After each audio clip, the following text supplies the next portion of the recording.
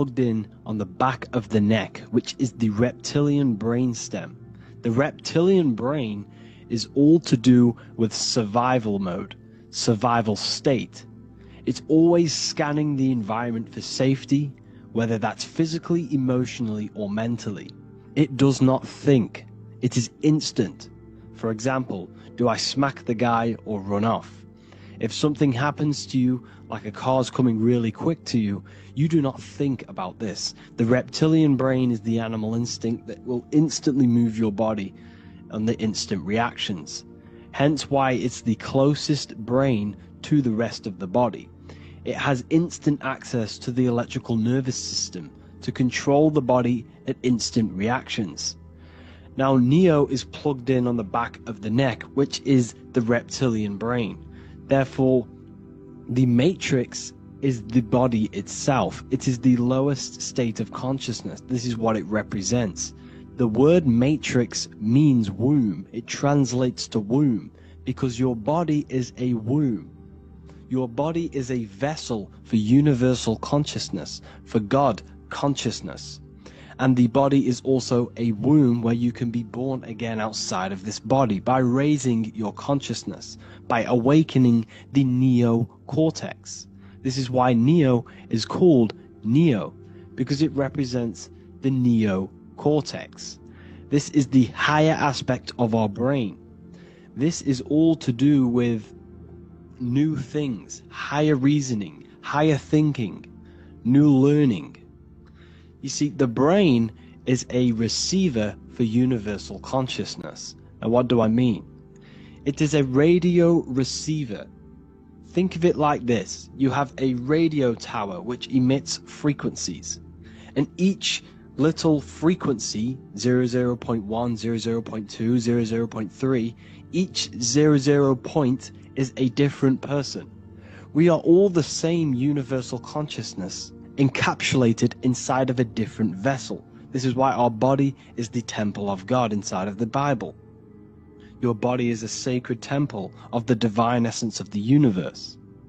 However, consciousness is controlling this physical body. And I'll show you this diagram here. Consciousness consists of imagination, emotions, thought, and memory. All of these things are not physical. They're not made out of atoms. You cannot think with atoms. If I split open your brain while you are thinking of a cheesecake, I would not see a cheesecake. It's because these things exist metaphysically within consciousness. They are not physical. The body is physical. It's part of matter. It's part of time. You see the Leonardo da Vinci, the circle and the square. The square represents limitation, beginning and end, because when you draw a square, there is a beginning and end. It represents the body, the mortal self, the ego, the echo. Then you have the spirit raised above, which represents spirit over matter, mind over matter. Invisible forces create physical forces. Everything physical exists in non-physical. This is also the Freemasonic square and compass, why the square is below the compass, because the compass creates the circle, which is spirit or mind. Then you have the square, which is matter. Mind and matter are the same substance. Mind creates matter through thought. Everything in this physical universe manifested through thought. Everything began as thought. So you are spirit and matter. You have a material body and a spiritual body. And you are right in the middle. This is why humans are very, very important. Because we have an animal nature, the reptilian brain, and a higher consciousness, the neocortex. And we must awaken out of the matrix, which means womb, which is the body. And Neo is waken up from the lower self, the reptilian brain, and moves into the neocortex. Because the brain is a radio receiver for consciousness. Now, what do I mean? I went over this before. Your consciousness is controlling the brain. The brain is a computer. And when our consciousness, our imagination, our emotion, our thoughts, and our memories are all contributing towards just survival things, food, safety, fear, all of these things, and our consciousness is locked into a survival state. We are using the reptilian brain. We're no longer thinking. You don't think with the brain, but the consciousness is thinking, which activates the different parts of the brain. When we think for higher reasoning, we use the neocortex. It stimulates the neocortex.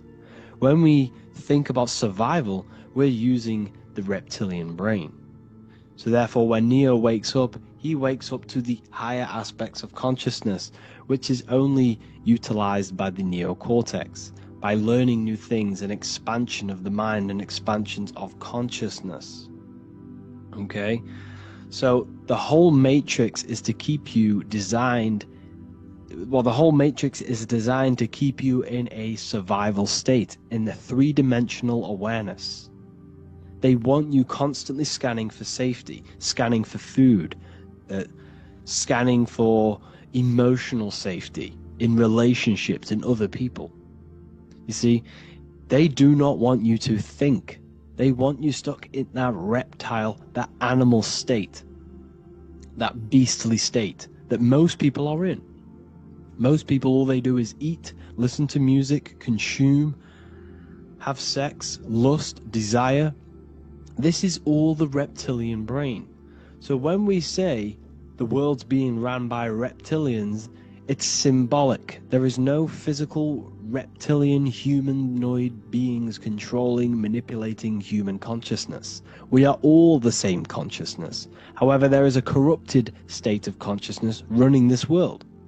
And this consciousness worships the physical plane, and they control the physical plane. So by doing that, they keep you stuck in a reptilian way of thinking, the animal state, to keep you stuck in the lowest state of consciousness. Now this is the god Osiris, which represents the reptilian brain. None of the Egyptian gods ever existed. They are all symbolic for the brain and anatomy of the human body. Osiris represents the reptilian brain. As you can see, this anatomy compare to the brain stem and Osiris statue found in Egypt. And we also see an ancient artwork of Osiris with green skin and two reptile crocodile alligators next to him, which also symbolizes the reptilian survival state of human consciousness and the activation of the reptilian brain. This is what it symbolizes. Now, this is what the Matrix is all talking about. It's talking about the awakening, the expansion of consciousness. The word divine is dive in, because you connect with the divine by diving inward. There is no man in the sky going to save you. You must connect with the self. Know thyself. Truth comes from within. All of these things I'm telling you comes from within you. I'm just pointing it out. All of this is self-realization. A lot of people say, well, what are my sources? My sources is knowing thyself, observing thyself, using the neocortex of critically thinking, sitting down and thinking about yourself and having deep realization of yourself. You can realize that your thoughts are not of this physical world. It's quite simple. The brain does not think. The brain does not imagine. The brain does not hold memory. All of these things exist in consciousness, the one consciousness, but we are all fractal, infinite parts of. This is the eye on the triangle, consciousness being given down to the rest. This is separate.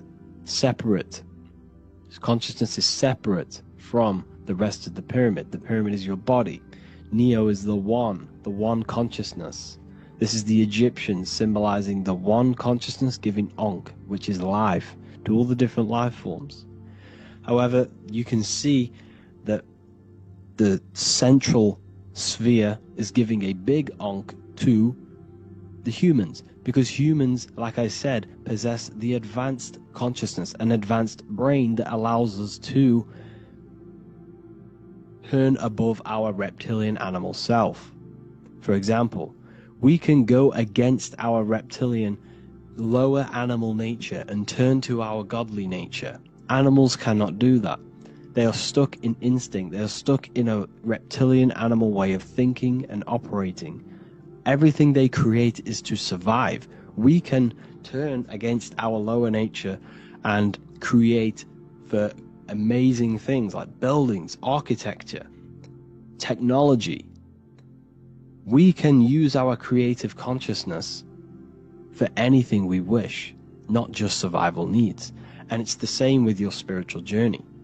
You can raise your consciousness beyond this animal state that they try to keep you in through fear, consumption, food, and the reptilian brain. We must awaken, start to think critically, and awaken to our divinity, because the mind, the consciousness within you has infinite potential to expand. There are infinite fields of knowledge that you can explore. The mind can never be filled.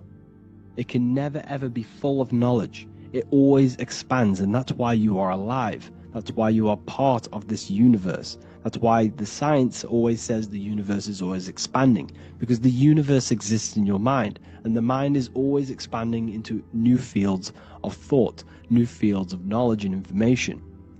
And that is your whole sole purpose, of expansion of mind and expansion of consciousness, and the exploration of the mind of God. We are living in the mind of God. You are a thought in the mind of God. You must awaken out of this body. This is why Jesus says you must be born again to see the kingdom of God. You must be born again. You must raise your consciousness beyond physical limitation and awaken to your divinity. And this is pretty much it for this video. I hope you all understand this, that this is all symbolic for consciousness.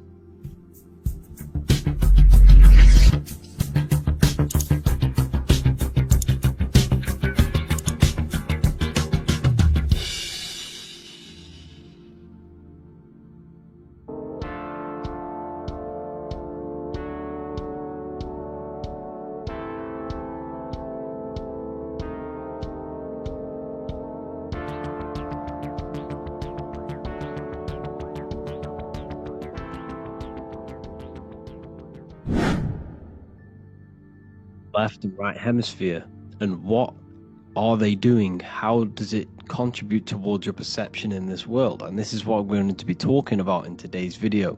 We're going to be breaking down the two hemispheres of the brain and how they function in your life. So first we have the left hemisphere. This is the logical hemisphere. This is the analytical, divided, scientific, or verbal hemisphere. The right hemisphere is creative, wholeness, artistic, symbolic, and metaphorical. The right hemisphere does with non-verbal things. It produces a holistic perception. It is more to do with creativity. Because what you must understand is that we are not in the external world. The world is produced by our brain. We see with our brain. Our eyes are a part of the brain.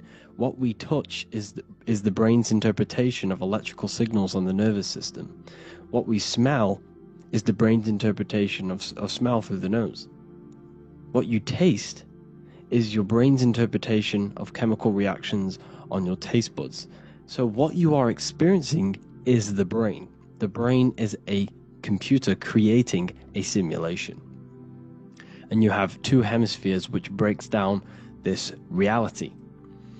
So essentially the brain is the perception creator. It creates perception. So if the brain is creating this, who is the one experiencing the brain? Well, that is you, the consciousness, the mind, the all-seeing eye. You are the all-seeing eye experiencing the brain, the observer behind the brain, behind reality, behind the emotions. So if you're walking through a woods, this left brain sees individual trees. The right brain sees the whole woods. It sees the biome. It sees the bigger picture. So when you are walking through this woods, the right brain picks up a holistic perception of reality. It creates the woods as one unified woods. The left brain's job is to break this down and analyze it so that we can see individual things. And this is also necessary for humans to have the ability to break things down and manipulate things in this world. So without this left hemisphere, we could not manipulate things and break things down. So this right hemisphere is important because it sees the whole woods. It sees humanity as one unified consciousness. However, the left hemisphere sees individual egos. So the left hemisphere is the place of the ego because it only understands it sees the world very divided. Okay, so for example, here's another example of the left and right hemisphere. If someone pulls out in front of you in traffic, your left brain's going to start going crazy and analyzing them, calling them names. The right hemisphere, however, sees the bigger picture. Maybe he didn't see you. Maybe it's just a mistake. Maybe he's in a rush. You see how the two brains are very different. They do the same thing, but they function in different ways. The right hemisphere is feminine, the left hemisphere is masculine. So, like I said, this person pulls out in front of you, you start to think with the left. If you start to perceive that in the left brain, you're going to start analyzing them, you're going to start going crazy and calling them names because you're analyzing it. You're not seeing the bigger picture behind it. You're not seeing it from his perspective. So there is a crossover. So the left hemisphere of the brain controls the right side of the body, the right ear, the right eye. Everything to do with the right side of the body is connected to the left hemisphere, and the right hemisphere controls everything on the left side of the body, including your eyes, your arms, your legs. So everything is crossed over, and even your visual field is crossed over. So this is your visual field, as you can see here, and even the left side of your visual field goes to the right brain. There's a crossover. No one really knows. There's not really a reason for this. However, this is how the human body is designed. As we all know, the human body is the most advanced piece of technology on the face of the earth. They cannot replicate the human body. And they tell you it has no creator. This is crazy. People are that brainwashed, they can't even understand that their body is the most advanced piece of technology. Your body is so advanced, the computers that you use are mimicked of the body. Everything they create is mimicking nature, but they don't show you how intelligent nature is because they don't want you to understand you're in an intelligent design. So anyways, let's get back on track. There is a crossover in the brain, and this is why they teach you to write with your right hand. And I was speaking to someone who's in a nunnery, or whatever you want to call it. They were a nun, or they knew someone who was a nun, and they forced these people, these nuns, to write with their right hand. You had to write with your right hand. This is why, I'd say at least 70% of the world, or 80%, is right-handed and right-legged, because they taught us this to activate the left hemisphere more because of this crossover that happens in the body. So when we are using this right side more, we are using that left hemisphere more. Why? Why are they doing this? Well, they also called it writing.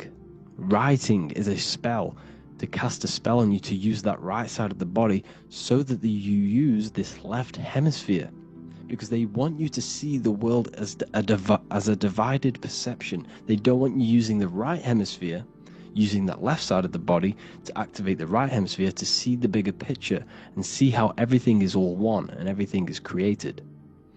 This left hemisphere domination keeps you from seeing the connections between everything, because that left hemisphere analyzes, it breaks things down. So when we are left hemisphere dominated by using the right side of the body, we are essentially seeing everything as divided. And this is why so many people will not understand my work, because my work connects dots and connects fields of knowledge, and makes you see the bigger picture. So people who are left hemisphere dominated will see my work and think this guy's crazy, but it's all about activating that right hemisphere. So they called it writing because every word you say is molding your mind in some sort of way. The things you see is molding your mind. Everything you take in through the five senses is molding your mind. And language is a massive spell, especially the English language. They called it writing. so that you use that right side. It's a spell because your subconscious mind picks up everything you say. And 90% of your daily basis behavior and thought patterns is produced by these subconscious programs within the subconscious mind. Essentially, your conscious mind is only the 10% of you. The conscious mind is just what you're aware of, what you're wearing, how you're feeling, what you're thinking. That's your conscious mind. The subconscious mind is controlling every system in your body. It's telling your heart to beat without you being conscious of it. So essentially, this is what they're programming. They're programming this system in the back of the mind, which is controlling everything through the words. And this is what spells are, because it's all about creating perception in the subconscious. So they want you to use that right side more.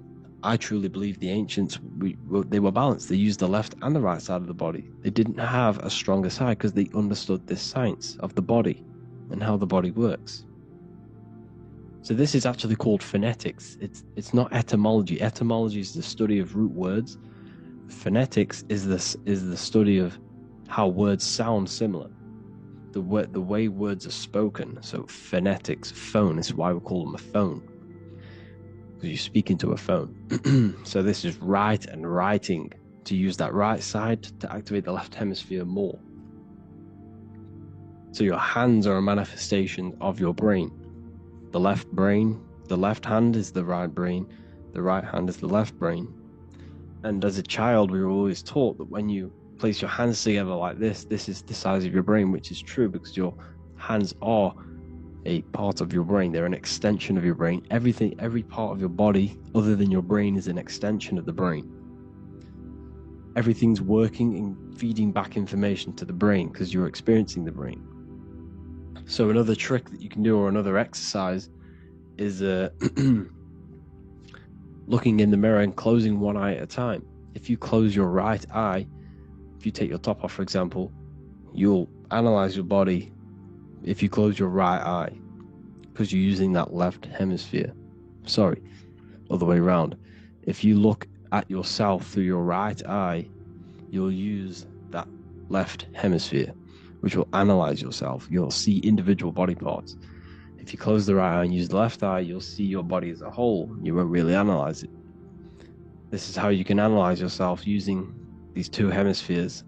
So this whole system is created to keep you thinking logically and to restrict you from creating and restrict you from understanding symbolism, allegories, metaphors, and teamwork. They want you stuck in a logical way of thinking and a logical way of seeing the world. This is why when you go to school, you are told exactly what to do. You're told to think this way and no other way. You're told to do orders, do this. It's a very left-brained system. Because if we all started to open up this right hemisphere, we'd all see, wow, everything is all one, everything is all connected. And this is what my work is doing. I'm showing you everything is one. The physical world is an illusion of duality, but everything comes from the one source, the one mind. The universe is a giant mind. I am mind, you express mind. We all possess mind. Behind the physical body is the same mind consciousness. And we are all expressions and fractals of this infinite consciousness called mind. And this is what they don't want us to figure out, is that we are all just one consciousness expressed. It's an infinite consciousness. It's even in the squirrel, it's in the dog. All of these different animals, they're just different bodies, but behind the bodies is the same consciousness, which is mind.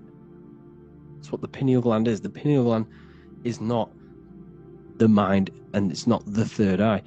The third eye is your mind. If you have a closed third eye, it just means you have a closed mind. If you have an open third eye, it just means your mind has expanded from beyond physical things through astral projection and mystical experiences. This is how you gain an open third eye. It's just an open mind. A mind that has astral travel, that has explored the realities within the mind. So everything they do is to keep us in a divided state. Divide and conquer, right? That's their motto.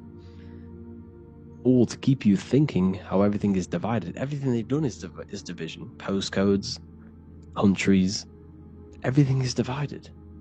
Like football teams and all this stuff.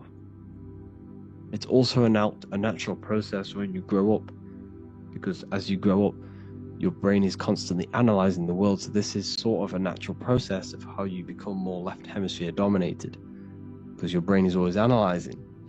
And unless something awakens you, you can awaken that right hemisphere where you can start to see the bigger picture.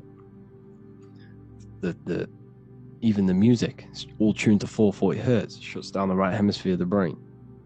440 hertz, Spotify, Apple Music, the radio, every time you turn on the radio, it's tuned to 440 hertz. This was specifically tuned. It never used to be tuned to this. It was in the 1950s. It was changed. The standard music tuning was changed to 440 hertz because it shuts down that right hemisphere of the brain. They don't want you thinking, seeing the world in this way and perceiving things as one. And I'm going to show you. It tells you this in the Bible. Cast the net onto the right-hand side of the boat and you will find the fish. What was Jesus saying? This is, you see, people read the Bible and they don't understand it. If the Bible is not talking about you, then it has no meaning. The Bible, everything you read in the Bible is about you and how it can better your life. It occurs to you. So if Jesus says, cast the net onto the right-hand side of the boat, this is an allegory. The boat is your body. Cast the net, it's the awareness, the perception, onto the right hemisphere of the brain, and you will find the fish. What's fish? What do fish do? They swim deep in the ocean. It represents the knowledge. Deep knowledge. Cast the net onto the right-hand side of the boat and you will find fish. You will find the wisdom. You will gain understanding when you cast that your awareness into that right hemisphere. You will see that I am you and you are me. We are all one consciousness. You will see everything. You'll see that the trees are the same patterns as the nerves in your body. You'll see everything is connected. Everything is a fractal of the one infinite consciousness. And how many fish did they catch? 153. That adds up to 9. This is now numerology. The Bible's filled with numerology. Adds up to 9. What's 9? Human consciousness. It represents consciousness. You're in the womb for 9 months. Feminine. It's all about consciousness. And in Revelation 14, and I looked and behold, the Lamb standing on Mount Zion, that's the spines, the mountain. With him, 144,000. 144 adds up to 9. It represents consciousness on top of the spine. You see? And he had his name the name of his Father written on the forehead. What's the Father? The higher mind, the higher consciousness within you. Where is that? In the forehead, the pineal gland. The pineal gland is the radio receiver for the higher consciousness. Because every body part of the body has consciousness. Your heart has consciousness. Your gut has consciousness. You are thinking with these different consciousnesses. You think with the gut. You think with your penis. You are thinking with all of these consciousness. And it's about raising your consciousness to the higher consciousness, which is the Father, the mind, in the head. Don't think with the lower parts of the body, because that is your animal nature. Think with the higher parts of the body. It's all representing consciousness. How to activate the right hemisphere of the brain? Well, it's all to do with non-verbal things. So music will activate the right hemisphere. Make sure it's tuned to the right frequency though. 432 hertz, 528 hertz. Any frequency that adds up to 3, 6, or 9 is good for you. Meditation, turning off the thoughts, and you raise yourself to the higher brain. Symbolism. Symbolism is all right hemisphered. Reading between lines, metaphors, determining the Bible, it's all right hemisphered. Seeing the bigger picture, it's reading between the lines. So tithing in the Bible. These people in the churches are giving 10% of their money to the church. It's nothing but a scam. What these people have done is they have externalized the Bible. They have taken the Bible and literalized it so that they can make a business out of it. So what they're doing is 1/10 of the produce of what it says in the Bible, 1/10 of the produce of the land, whether grain or fruit, is the Lord's and is holy. So what's that saying? the 10th of, it's basically saying give the 10% to the Lord, to God. What does that mean? Well, what's the land and the fruit? This represents physical things, the physical things that you have. The 10th of the physical things that you have, what's that? That's your ego. All the physical things that you have is all to do with your ego. That's the lower self. The ego, what is the ego? It's the mind's perception of the physical self. You had no ego when you were a child. Okay, when you were a child, you had no ego. As you grew older, you created the ego.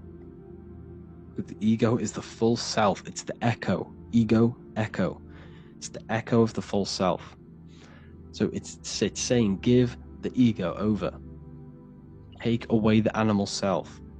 In that left hemisphere, that's all to do with the left hemisphere. That left hemisphere sees the ego. It sees individuality. It's divided. So it's saying give that 10%. Give that 10% of you over to the right hemisphere.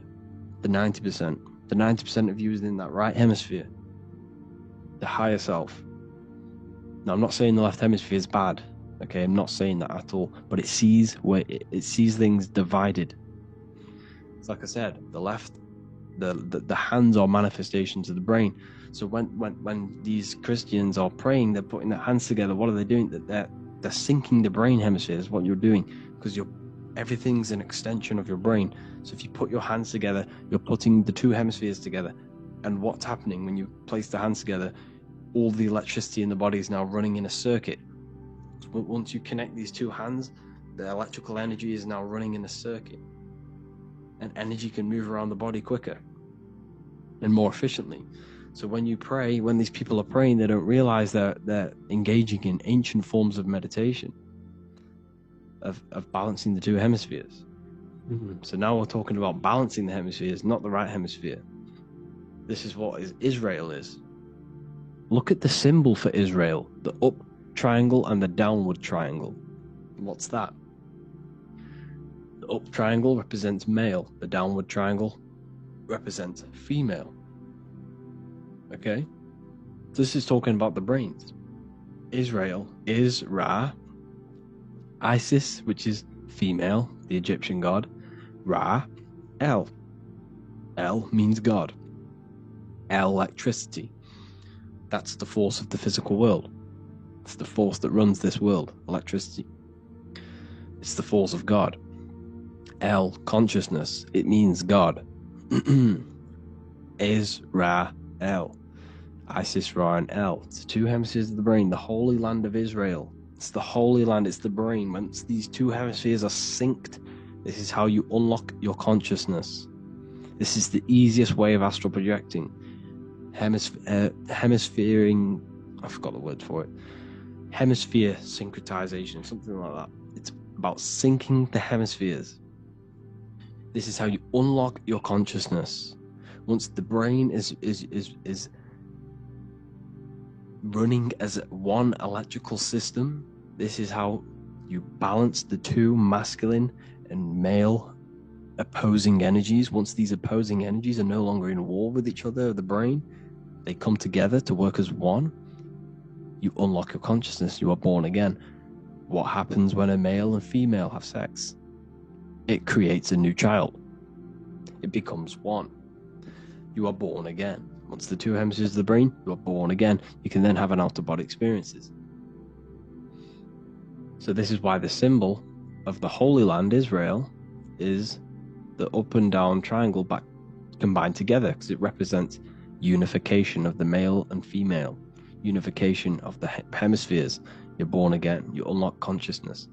And you can get this for free. It's called the Gateway Tapes on my website. Basically, it's a audio track from the government, and they did this in the Gateway Experience. It's a CIA document, and what they do is there are different forms of meditations you go through. I think there's about 5 waves of meditations you do, half an hour each one.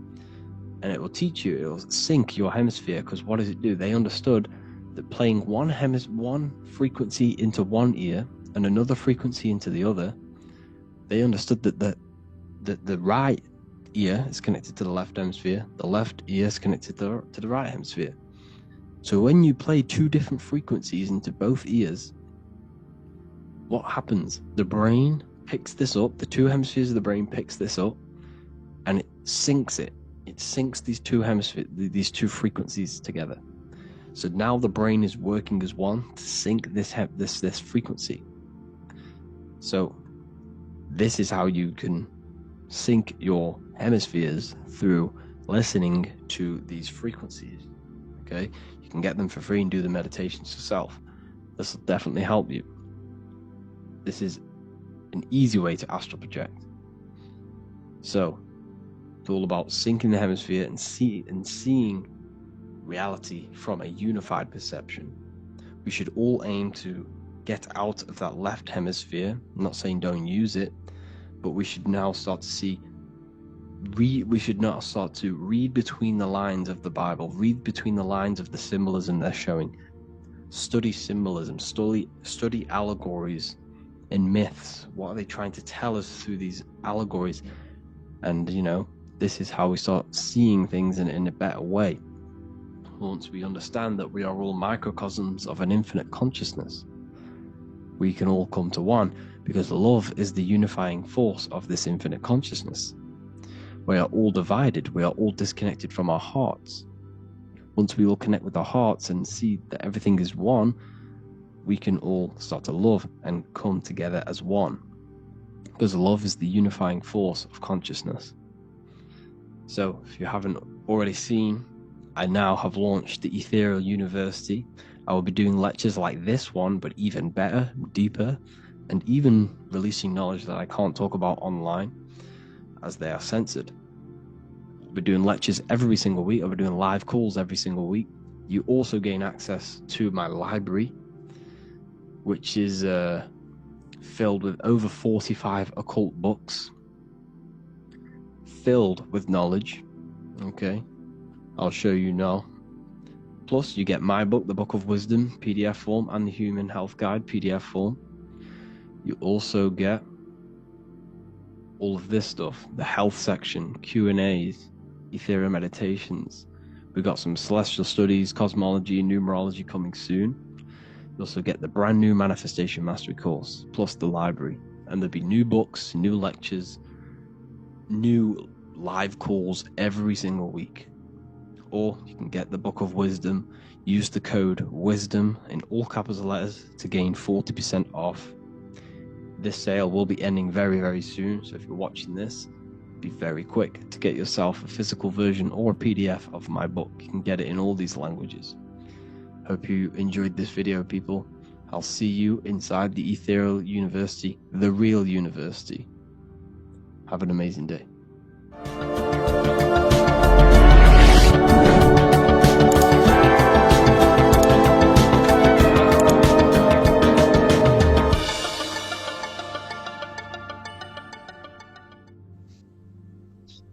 Matthew 21:1, Jesus went into the temple of God. Corinthians 3:16, do you not know that you are the temple of God? Now what is this telling you? That God is within you. Hence why in Luke 21:12 it tells you the kingdom of God is within you. And the side of your head region is called a temple for a reason. Because the brain encapsulates the mind. The brain is a physical manifestation of the mind. The heart is a physical manifestation of emotion. So we have these different layers of our consciousness. We have an intellectual, communicative aspect of our consciousness, which we would call the mind. We have an emotional aspect of our consciousness, which is the heart. And to communicate with the divine, it's all to do with the mind. Hence why the ancients always symbolize the mind being God. This is why Michelangelo always placed God inside of the brain on top of Sistine Chapel in the middle of the Vatican. He understood that God is in the brain. God is within you, not outside of you. The church tells you that God is in the sky because they are creating a externalization of the truth to create a business and a distraction, so that you don't find the divinity within you, so that you don't find your power. Now you have Adam, the physical man, the physical body, the ego, the lower self. And he is resting. He's not trying to reach to God, but God is reaching, because the higher consciousness within you is always trying to communicate with you. It's always trying to wake you up to your divinity. But the lower mind, the lower self, Adam, the physical self, is always in ignorance of truth, always in ignorance, and stays in a materialistic way of thinking, which is the lower animal self. And this is what we call a sleep, or an NPC. This is the lower mind of man. But all you have to do is to move your finger to touch God. You have to look within yourself, within the brain, meditate, and you can find God. This is why in the Bible we see many references to the human body and anatomy to truly connect with God. Kings 6:8, the door to the middle chamber was in the right side of the house, which is the right hemisphere of the brain. The middle chamber is the pineal gland, where the seat of your consciousness is, or the seat of your higher consciousness is, the mind. And they went up the winding stairs, which is your spinal column, into the middle chamber, and out of the middle chamber into the third. So they went up the winding stairs. This represents raising your consciousness up the winding stairs. Your spinal column acts as a stairway of consciousness.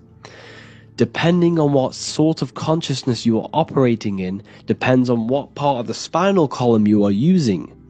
Because the spinal column ascends and descends consciousness. What do I mean?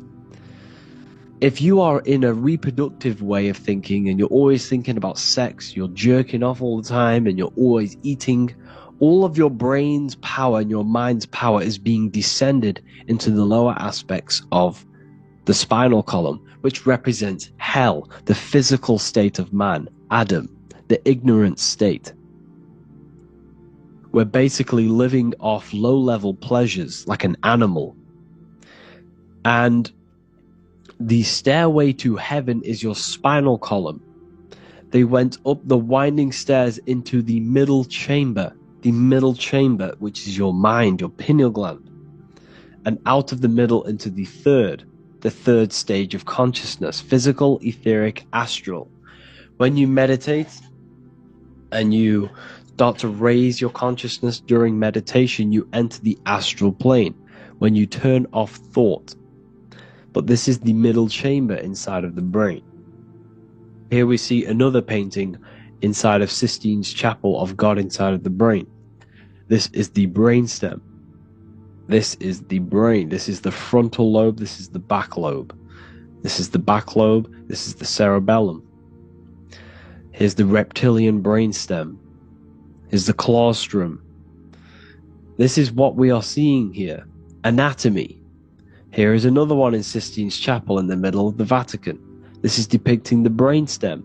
God's neck looks exactly like the brainstem. Here we see a real brain compared to God's neck, because the neck is just below the brainstem. And this is what they are symbolizing, because they knew that God is within you. God is a part of the human body. God is inside of the body, because the body is a vessel for consciousness, for universal consciousness. Inside of you, inside of me, is the same spark of consciousness. And this same consciousness is spread out into every living essence, because everything comes from the one source, the one God, the one consciousness. Matthew 6:22-23. The light of the body is the eye. If therefore thine eye be single, thy whole body shall be full of light. Practicing the single eye. What is this? This is meditation. This is entering within yourself. So the Bible's telling you to practice the single eye. But if thine eye be evil, thy whole body shall be full of darkness. What does this mean? If your consciousness is in an evil way of thinking, if your mind is filled with an evil, negative mind space, then your body shall be filled with darkness, with evil, with negativity. Because negative thoughts destruct the body. positive thoughts heal and regenerate the body. So he tells you to be, the light of the body is the eye, your consciousness, the inner eye of consciousness, the eye that lets you see. Now, what do I mean? You look with your two physical eyes, but you see with the inner eye. What you see is perception. You look with the two eyes, and what you see is perception. You are seeing, you are understanding, and that's what consciousness, the mind, gives you. Consciousness, or the mind, is the force that allows you to be a human being, that allows you to understand things and interact with things and make decisions. It's an infinite intelligence. See, the mind is not the brain. This is a big confusion with people. Hence why the eye on top of the pyramid is separate from the bottom half of the pyramid, because the consciousness is separate from the body, the eye, the all-seeing eye. It represents the observer, the eye that sees into this body, into this world, into this. You are the perceiver. You are the invisible spirit within the body. Theologians 4:17. After that, we are still alive, and our left will be caught up together with them in the clouds to meet the Lord in the air. You don't meet the Lord in the physical air. Okay? This symbolism of the ancient Christian artwork is showing you, this is symbolic. These things never happened. There's no man in the sky. Moses didn't go on a mountain to meet with God. The air represents the mind. This is why you say you're an airhead when someone's very stupid. Earth is your body. Water is your emotions. Fire is your spirit. Air is your mind, the invisible mind. So Anton Mengs, an ancient Christian art worker, is showing you anatomy of God in the clouds, but this is the anatomy of the human body. Raising yourself to the mind and turning the mind inwards on itself during meditation. And that's how you meet the Lord in the air. You meet the Lord in an elevated state of consciousness. The air represents an elevated state of consciousness because the air is up.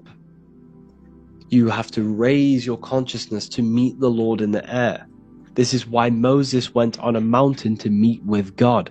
The mountain represents elevation of consciousness, raising the mind up the spinal column, taking all of the mind's attention away from the reproduction and the physical aspects of self and raising it to the brain and turning off the brain and going inward into the air. It's talking about raising consciousness. It's allegorical, it's a spiritual metaphorical text. The side of your head's called a temple because inside that where that temple is, right in the middle of where you call the temple, is the inner chamber, the open room, the holies of holies in the Bible, or the land flowing with milk and honey, or Mount Zion. There's so many different names for the brain, or the upper room where Jesus meets his 12 disciples, the 12 cranial nerves in your brain. This is the temple of God. Your body is a temple of consciousness. It encapsulates consciousness. It encapsulates the mind and soul. John 10:30, Jesus states, I and the Father are one. Psalms 46:10, be still and know that I am God.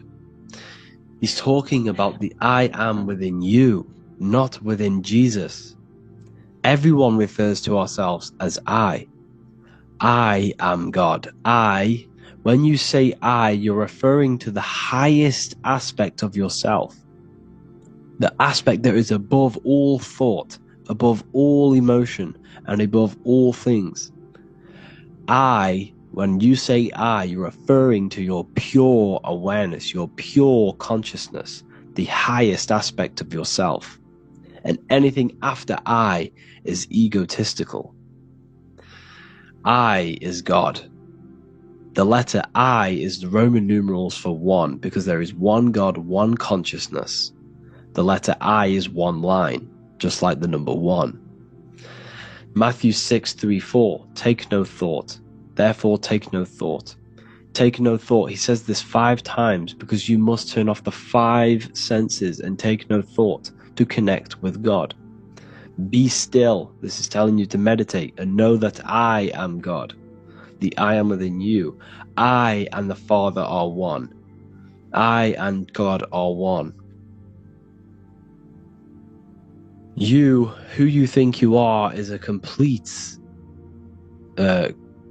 wrong. The body is matter. Your name isn't you. Your job isn't you. Your reputation, your trauma, your memories, your friends, family, worries, bills, interests, dislikes, goals, passions. Anything to do with the thinking mind is not you. Who you think you are is a part of your thinking aspect of consciousness. But once you remove thought, you are no longer your name, you are no longer your body, you're no longer your reputation. You are the I. You are pure awareness, pure consciousness. Pure consciousness. And this pure consciousness has latched on to this name, this job, the body, and your traumas. Your pure consciousness has attached itself to this character who you're playing in the physical world. And this is essentially who you think you are. But you are not. You are the I. You are the self. You are pure awareness. So, in order for you to detach from these things, you must learn how to detach from your name, your job, your reputation. And you do this through meditation, by turning off the thinking mind. Turning off the thinking mind allows other aspects of your consciousness to open up. What do I mean? Your whole life you've been thinking, and all of these thoughts has attached you to this physical body. You haven't allowed your consciousness to open up. And you can only do this by taking no thought. That's why Jesus tells you, take no thought. When you turn off the thinking mind, other aspects of your consciousness starts to open up. Other aspects of your being can open up. And this is how you astral project. This is how you do all these mystical things and things to do with consciousness. It's taking no thought. Imagination, emotions, thought, and memory are all to do with consciousness. These things are not physical. You can't touch thought. You can't touch emotions. You can't touch these things because they are not a physical thing. So you must turn off these things for other aspects of your consciousness to open up. Okay? So essentially, the Bible is a metaphorical, astrological, numerological, metaphysical, spiritual, encoded text that talks about human anatomy, spirituality, and the true nature of the human experience. Everything they would teach you in school is to make you think that you are this body. Everything they teach you in church is the externalization of the true teachings of Jesus. Jesus was telling you to meditate. Jesus was telling you to practice the single eye. Jesus was telling you to look within yourself and find God. He wasn't telling you to pray to him. Mark 16:19, he was taken up to heaven and sat at the right hand of God, the right hemisphere of your brain. John 21:6, cast the net onto the right hand side of the boat and ye shall find fish. Fish is understanding. The boat is your body, your brain. Cast your awareness into the right side of your brain and you will find understanding, because the right side of your brain is all to do with the creative aspect and the intuition and the spiritual sides of your consciousness. This is why God is here. This is why Michelangelo depicted God in the right hemisphere of your brain, because this is all human anatomy. And I speak about all of this in the brand new Book of Wisdom, Volume 2, which is now available. The start of the revolution has begun. This book is truly going to change the way people see the world. It's got so many more topics than the last one. It's truly a revolution. It's written in so much detail. It's very practical. I cannot wait to share this one with you. I just want to say thank you for the opportunity for me to create this book, because without you I couldn't have created this. And I just love sharing my work with you, and I thank every single one of you for the support, the watch, like the views and the likes, everything, especially the people who have joined the university and stuff like that. And for people who have joined the university, you do get a free Book of Wisdom paperback if you just go to the general chat and follow the description, follow what the instructions that I gave you in the chat, then you'll be able to order a free Book of Wisdom if you are inside of the university. Plus you get all of my other books, 2 books, and over 45 occult books on occult and esoteric things. You get lectures, live calls, a community, a manifestation mastery course, and a whole library and reoccurring updates every month, every week. So yeah, I hope you all enjoyed this video. Thank you all. Please leave a comment to help the algorithm, and leave a comment on what videos I should make. And yeah, I'll get to uploading on the YouTube a lot more now the second book is now released. I have a lot more time on my hands. No longer using my energy to create the book. I'm now going to redirect this mental energy into the YouTube. So there will be a lot more content coming, so I need some content ideas. So feel free to comment some ideas, some YouTube videos that I can create. Thank you all, people. Have an amazing day.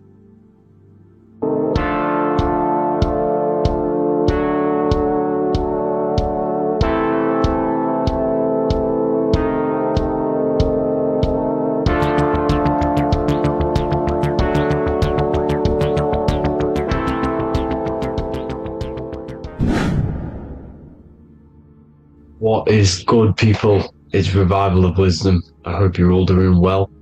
And this video is how to raise your holy oil or your kundalini. Let's get straight into this. So this is a monthly cycle. Every month, when the moon is in your zodiac sign, this oil is released. Now, the moon is in control of monthly cycles. For women, it's the menstrual cycle, and as well this holy oil cycle. The moon changes sign every 2.5 days and passes through the zodiac signs in 27 days. So the moon tells the day, the sun tells the time, the stars tell the month. This reality is a massive clock, if you like to say. It's a cycle. Okay, the moon controls the night, emotions, water, fluids, and the mind. Okay, so this oil is produced in the claustrum. It's produced in the claustrum, which is here, right? This is where you get Santa Claus from.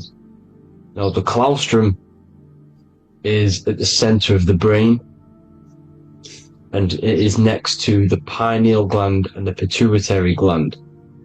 Once it starts in the claustrum, this is the holy present. This is the present that Santa gives to us, Santa Claus. And it goes to the pituitary gland and the pineal gland. And what's connected to the pituitary gland and the pineal gland is the Ida and the Pingala. The Pingala is the pineal gland's nerve, which is the honey, which is the positive charge, electric.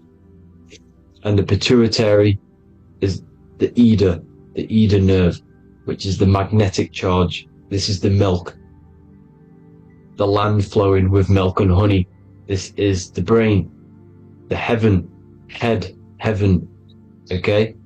And it travels down the spine using these 2 nerves, these electromagnetic charge. And this is what the ancients symbolized with the 2 serpents wrapped around the spinal cord, the Ida and the Pingala. And this travels down to the sacrum or the solar plexus.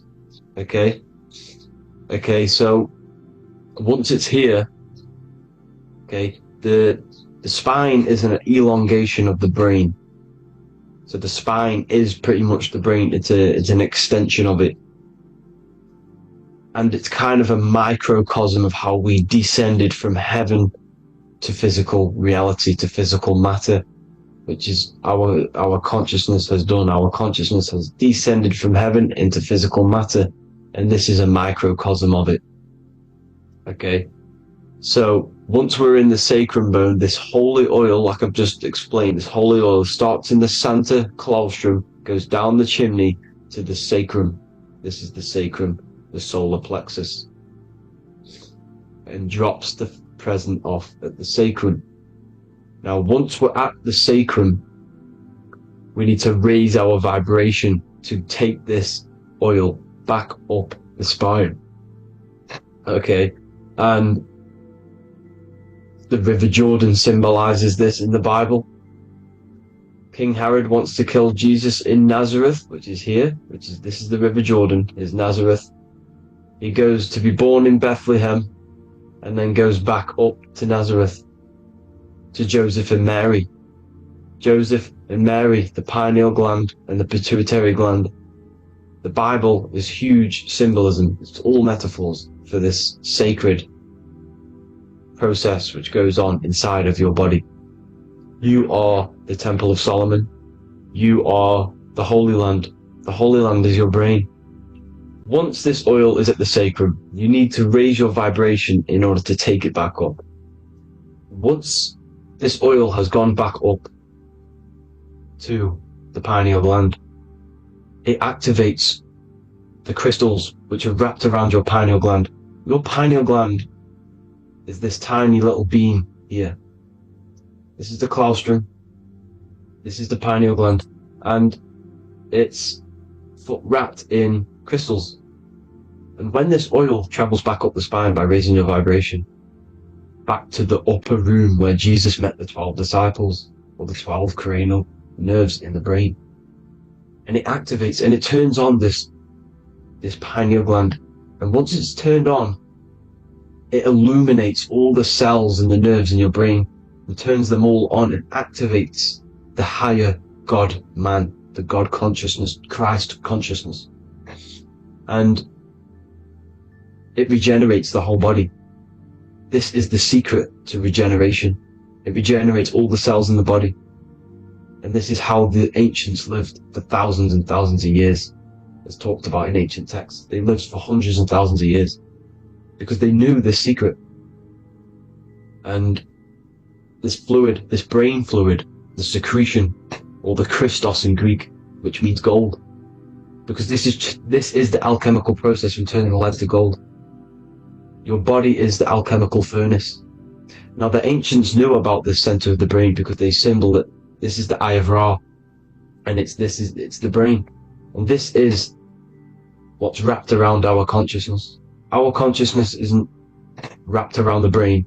The brain is built around the consciousness. We are the consciousness. You don't have a soul, you are the soul.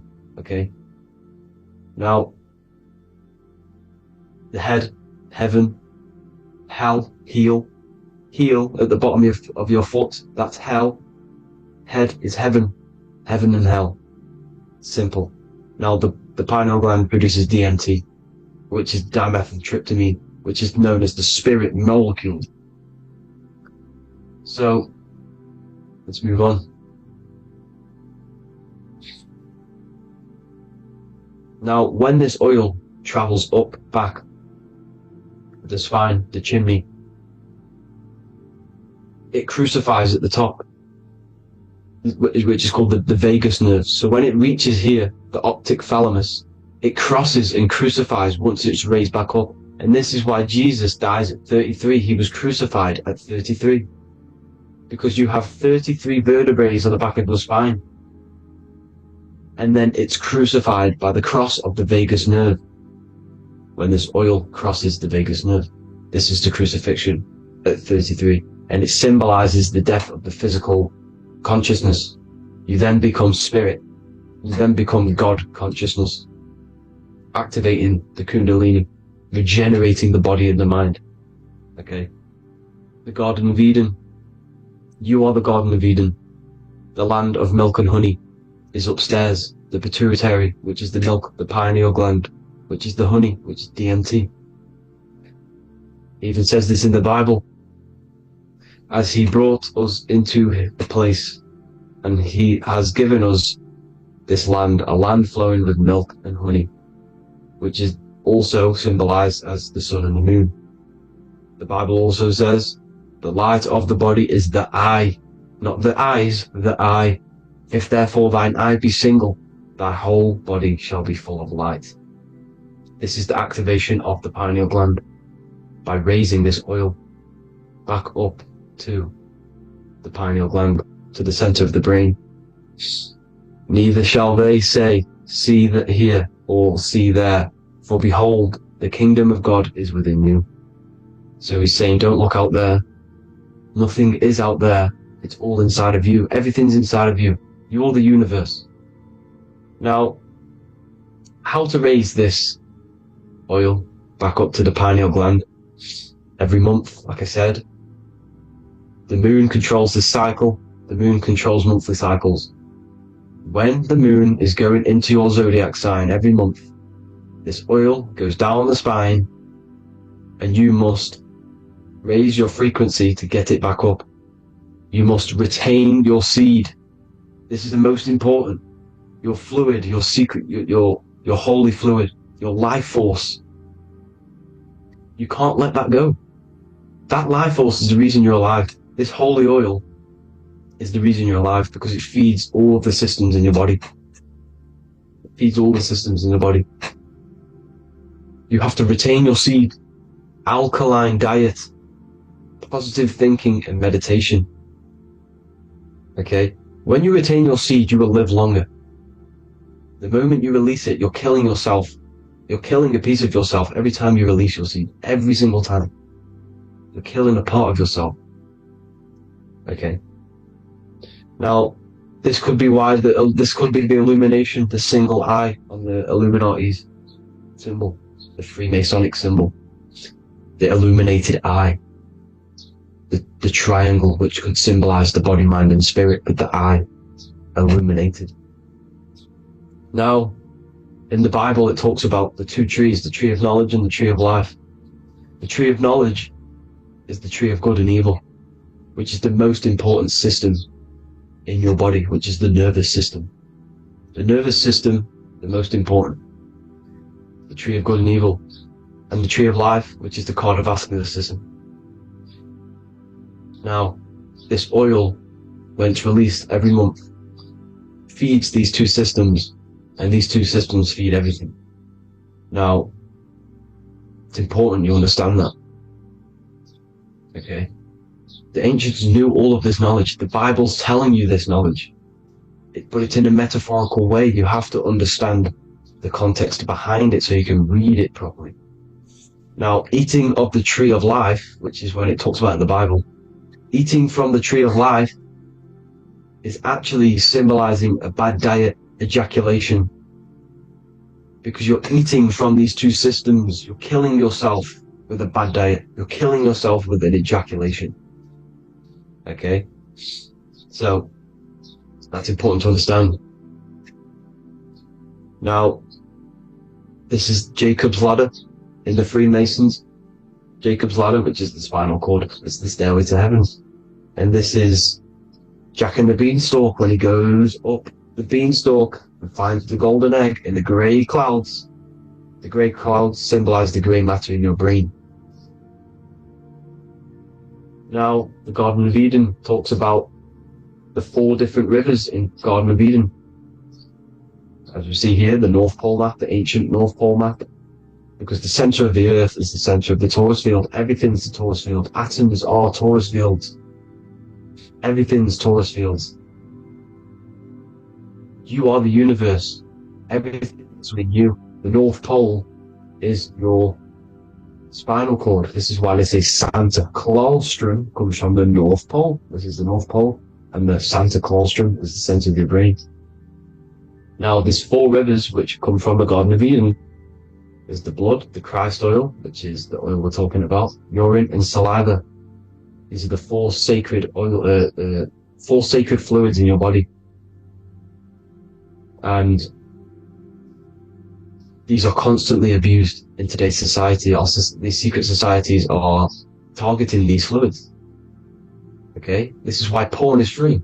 They sexualize society through Disney. Go and look at some of the Disney movies. There's so many subliminal messages which sexualize these children because they want you sexualized. So you release your seed, which is one of the holy fluids in your body, especially your semen, your sexual energy. So important you retain this. So important because it's your life force. It keeps you alive.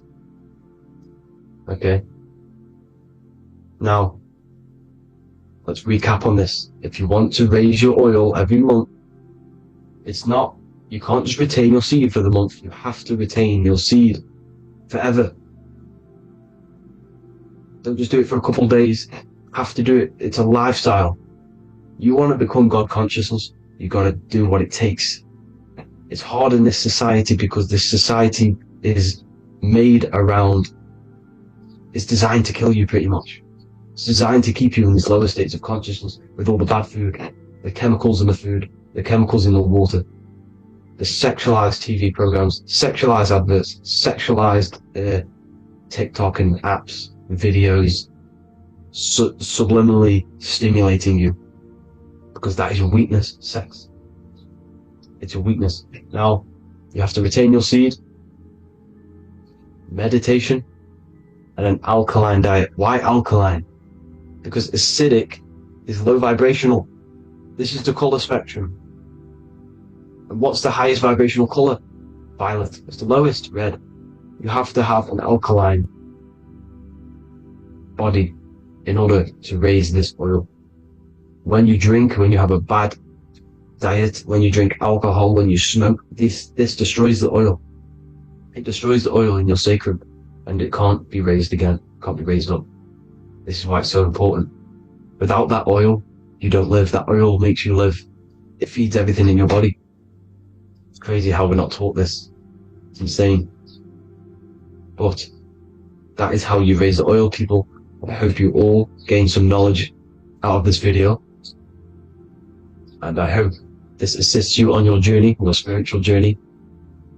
And please like and share this video. We need this knowledge out to the public to wake up humanity. Thank you all, people. God bless.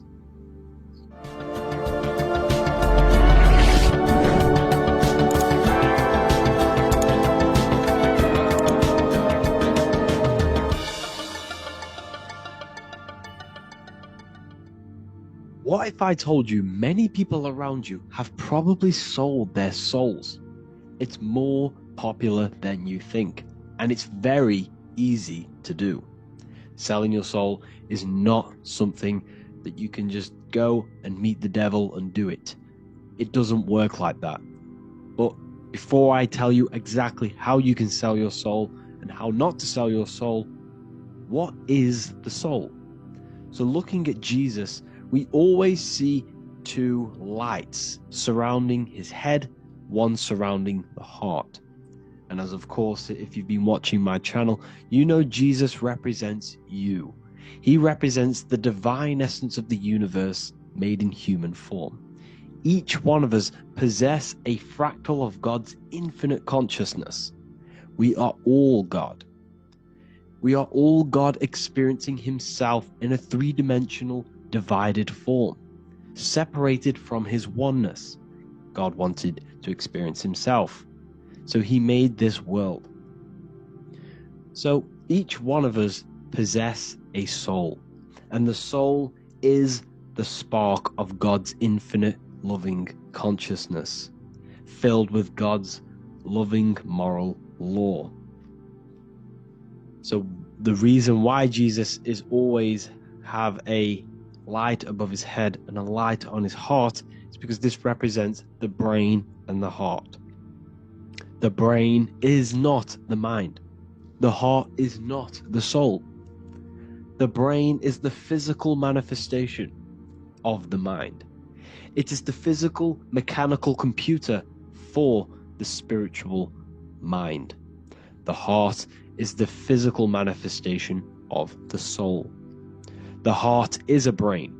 In fact, it contains 40,000 specialized cells, which are the exact same cells found in your cranial brain. Yes, your heart is an emotional brain. Your cranial brain is a thought brain. It's a computer. Okay? Everything that exists physically exists non-physically. This is what the ancients called spirit. Just means invisible force. The mind, the thoughts are not made of atoms. You can't touch, you can't find tangible thoughts, imaginations. These things exist spiritually in metaphysical counterspace. It's the same with your emotions. The emotions are spiritual. They are not physical. You can't touch them.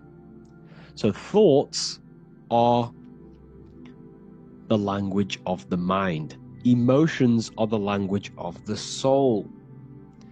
Sometimes we can become eluded by thought, and we can become eluded by emotion. If we are led purely by emotion, we can create illusions in our perception. The same if we rely only on thought. We must balance these two. Okay? So the mind is the creator. The soul is the operator. Every thought we think is being judged by our soul. The soul is the judge. The soul tells you what is right, what is wrong. And even the Freemasons depict this spirit and matter in their black and white checkerboards. White is spirit, black is matter. Matter is dead, spirit is life. This is what this represents. Physical reality is not just physical. For every physical object, for every physical manifestation, there is a spiritual force bringing it into existence. Consciousness brings everything into existence. Before you kick a football, there is a change in your inner consciousness before you take that action of kicking the football. Everything exists in spirit before matter. You existed in spirit before you were physical. We also see this in alchemical Freemasonic artwork. This represents the clouds. This is the mind. This is the heavens. And then coming down into the heart, which represents the earth. The light entering the mind into the heart, because every thought we think is being judged by the heart. The heart speaks to you through emotion. The soul speaks to you through emotion. Every thought you think, your heart is telling you that is right, or it's telling you that is wrong. Why? Why is this? Emotions can guide us, okay? Emotions are the language of our soul. Our soul guides us to our soul purpose. Each one of us contains a purpose in this physical life. There is a reason you are alive. There is a reason why you came from spirit into a material reality. Your jealousy reveals where you need to be in life. If you are jealous of someone, this is your soul saying you need to be there. That's where you need to be. Your fear reveals your greatest growth in order for you to reach your life's purpose. If you fear something, this is your soul telling you you need to overcome this in order to reach your life purpose. This is the next obstacle. The soul, your life purpose is not found in your passion. It's found on the other side of your greatest fear. The soul's always seeking, it's always seeking truth. It's always seeking to expand, to learn. The soul must go through pain in order to overcome, in order to grow. That's why we are here, to grow and expand and create.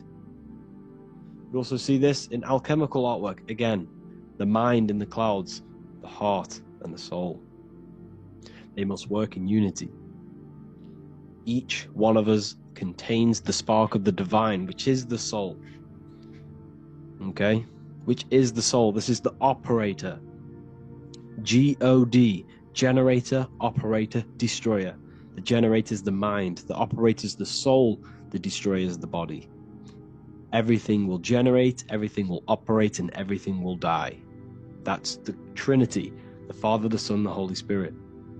There's always a Trinity, Brahma, Vishnu, Shiva. Okay? So each one of us contains God's law, and it's encoded within our consciousness, within our soul, within our heart. That is what's judging everything you do. Every time you hurt someone, you can feel it. If you've ever punched someone, you can feel it. You know it's wrong. If you've ever stole something from someone, it doesn't matter what you've learned in the past. If you steal something, you know deep down within your soul it's wrong.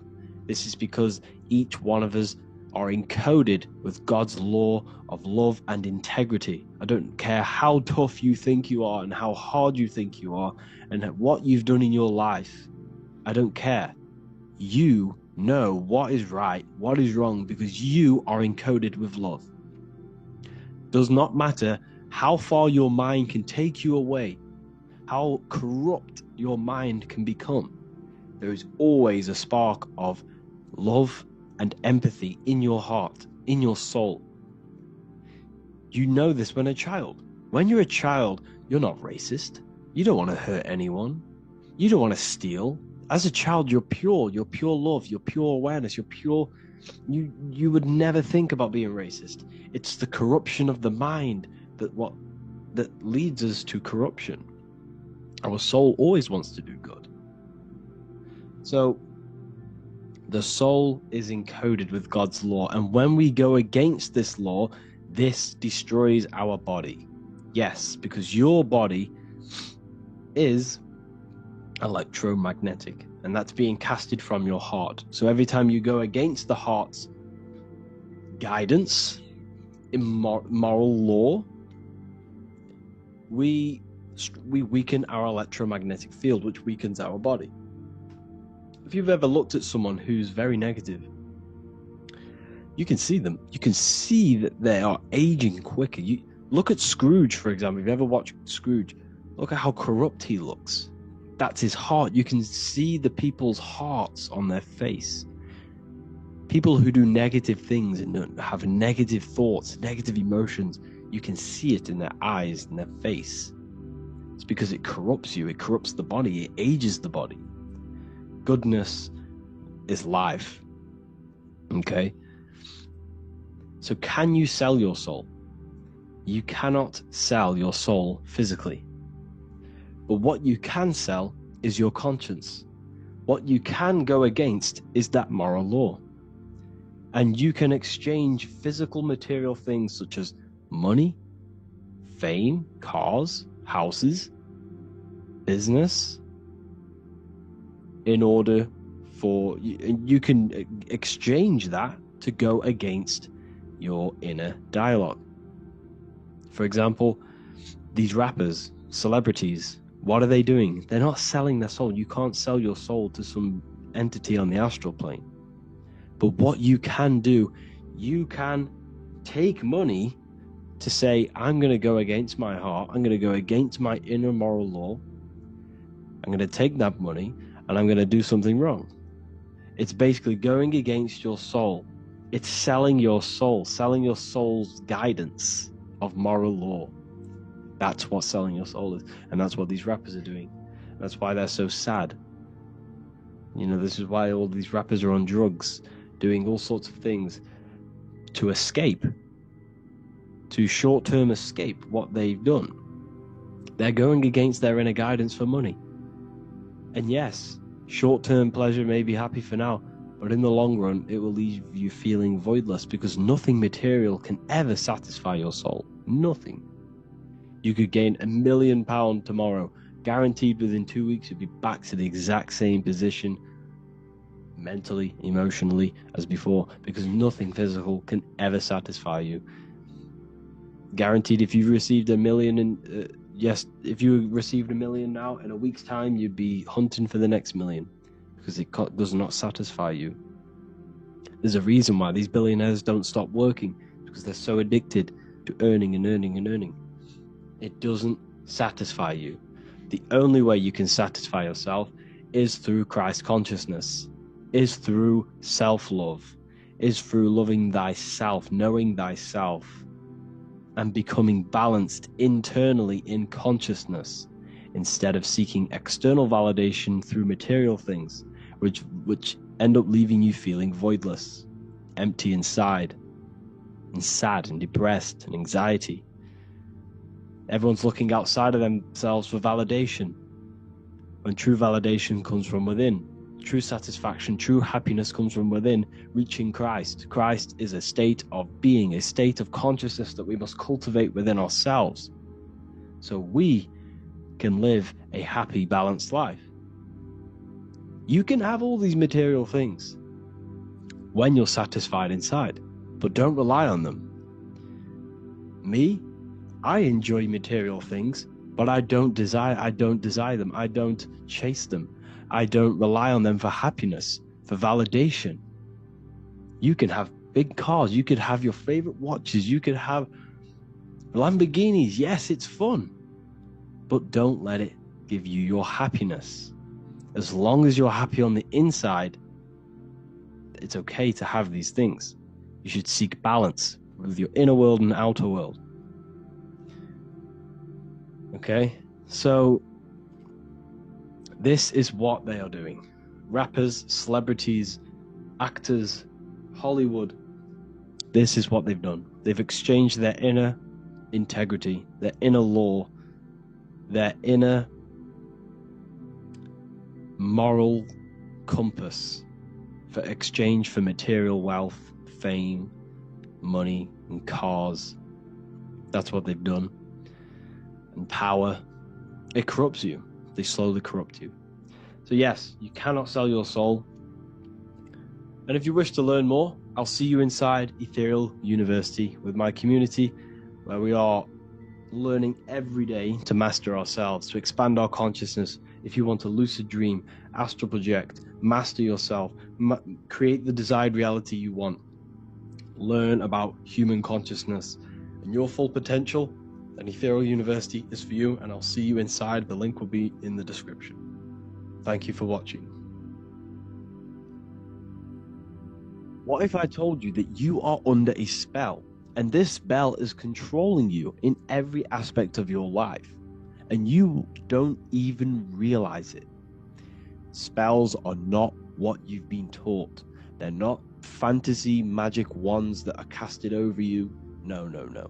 Spells are much, much deeper. A spell is a belief system that is installed into your subconscious mind, which holds power over you. Okay? If I install a belief into your mind and that belief holds power over you and controls you, that is you under my spell. A spell is a belief that someone has installed into you. Okay? You have a subconscious mind. This subconscious holds power over 90% of your daily basis behavior, thought patterns, and overall emotional state. Because the subconscious is the back end of our mind, the mind that we don't really have access to. It's the shadow self, where all of our programs, all of our memories, all of our traumas, all of our everything that we've ever experienced is recorded and kept in this vast database called the subconscious. Now, the subconscious is the 90% of our mind. We are only aware of 10% of our mind, which is the conscious mind, which is what you're using now, what you're consciously aware of. But there is a subconscious mind that holds power over your conscious decisions, and you don't even realize it. For example, as a child, you had a very, very traumatic event happen. Let's say as a child, you were not loved enough by your parents. And this feeling of you not being enough for your parents and feeling alone as a child implanted this seed. And this seed was planted by your emotions, a strong emotion. And over time, as you grew older into an adult, this seed grew and grew and grew. And what this seed grew into is you being very needy. You always seeking validation from others. Okay? But you taking this conscious decision 10 years down the line actually stems from this hidden cause within your subconscious mind, within this little feeling, this seed inside your subconscious where you don't feel like you are worthy. So this results in a conscious decision of you seeking validation from others, being very needy from others. Okay? This is what the subconscious is. The subconscious holds power over us. For example, Posting on social media. Why are you actually posting on social media? If you take a selfie with your new watch, new car, and you go and post that onto your social media, why are you actually doing that? On the deepest root cause, it's not because you just want to post a picture. No, it's much deeper. It comes from a subconscious belief or a subconscious emotion of you seeking external validation, whether you believe that or not. But that's what it is. If you're posting on social media, you're seeking attention, you're seeking validation from others on a deep level, on a subconscious level. You may not even realize this because it's subconscious. Now, this is what a spell is. Money is a type of spell. Remember, money doesn't actually exist. Money does not exist. Money is a physical object inside of the material plane. But the physical object has a belief in the mental plane. See, the mind is the highest plane. This is the root cause of reality, the mental plane. Okay? So our belief in our mind has given this piece of paper value and a meaning. But in reality, it's just a piece of paper with a belief behind it. But this subconscious belief behind this piece of paper is controlling your daily basis behavior. It's controlling your emotional state and controlling your life without you even realizing it. Without you even realizing that it's all an illusion. Money does not exist. It's the belief that gives the piece of paper a power.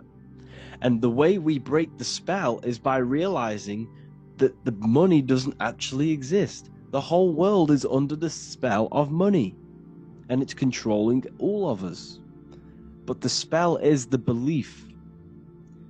Once we all wake up and realize money has no value, it doesn't actually exist, it's only a belief. There is no actual money. That's how we break the spell. The spell is broken when we figure out that we are under the spell, under the belief, under the illusion of this piece of paper having value, and it's controlling our lives. That's why the word money has Mon within it.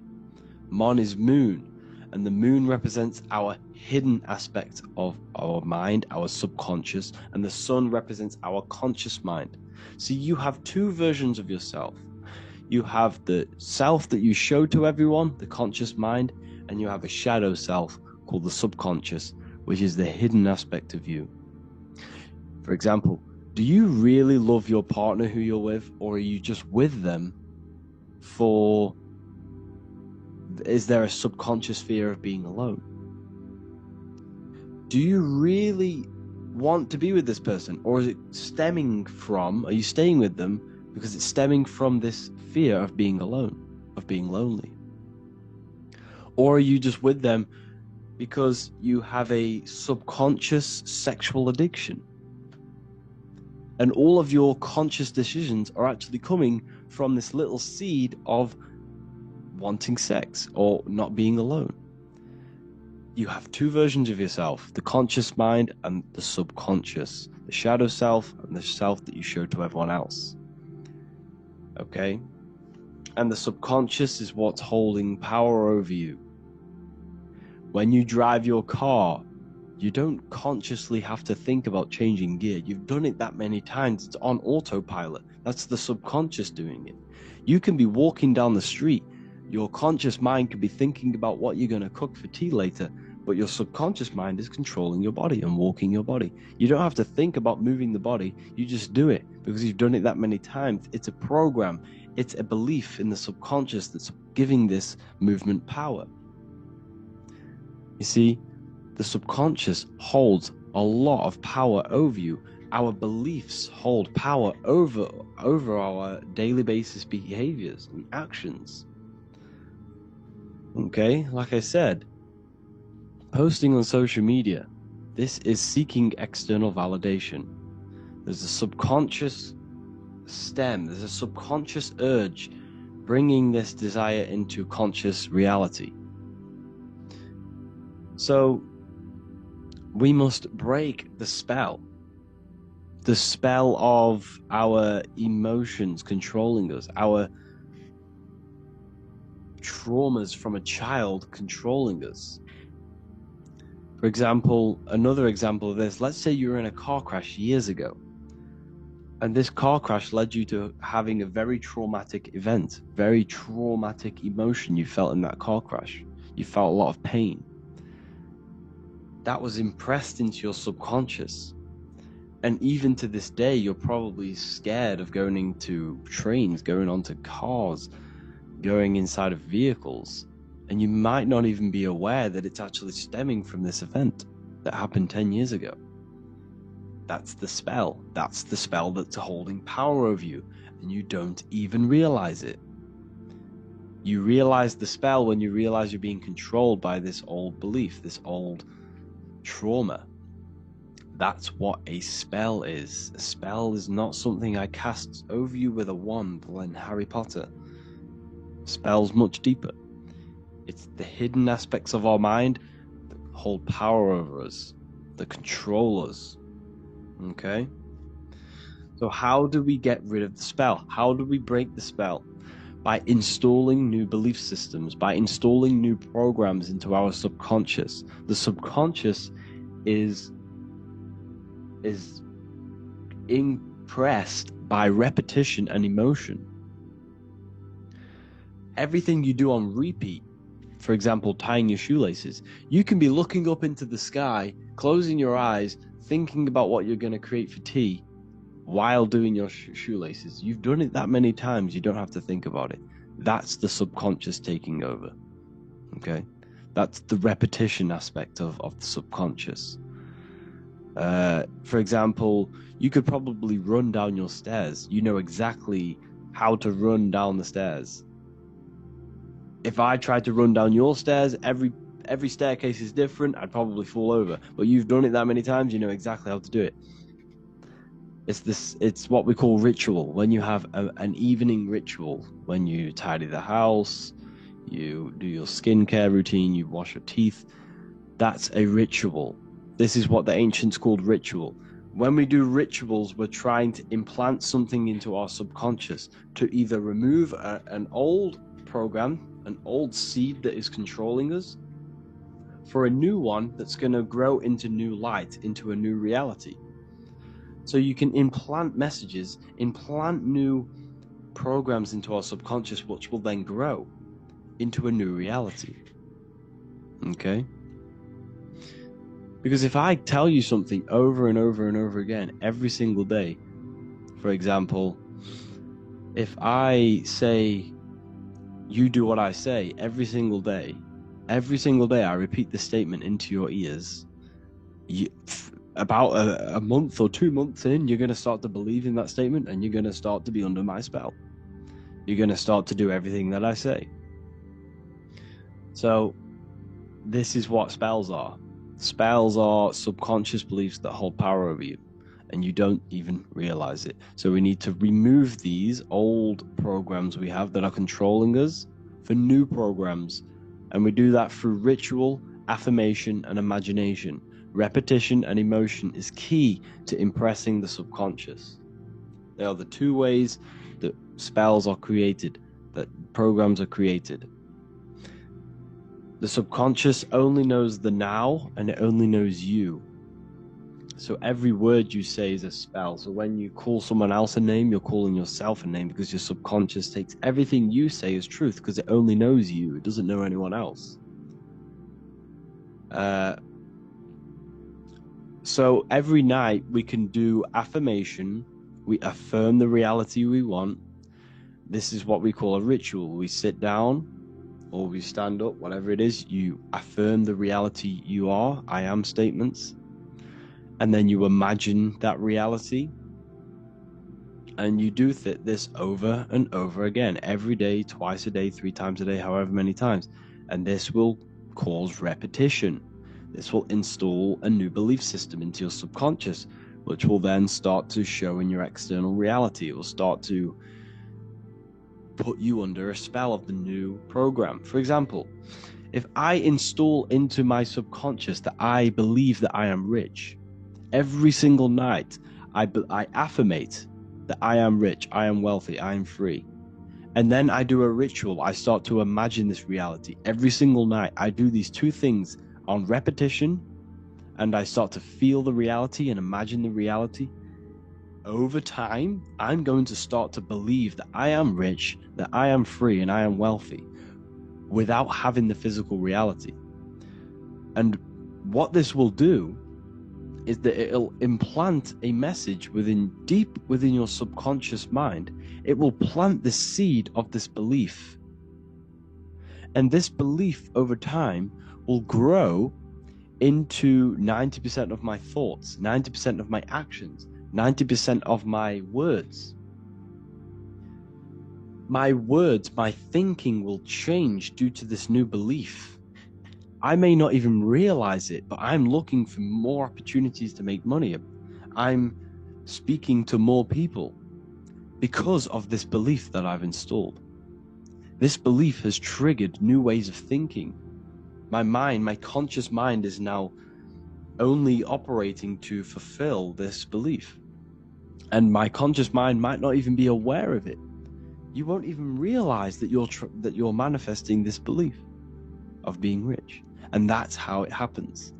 You implant the belief within your subconscious. You implant the spell into your subconscious, which will then gain control over you.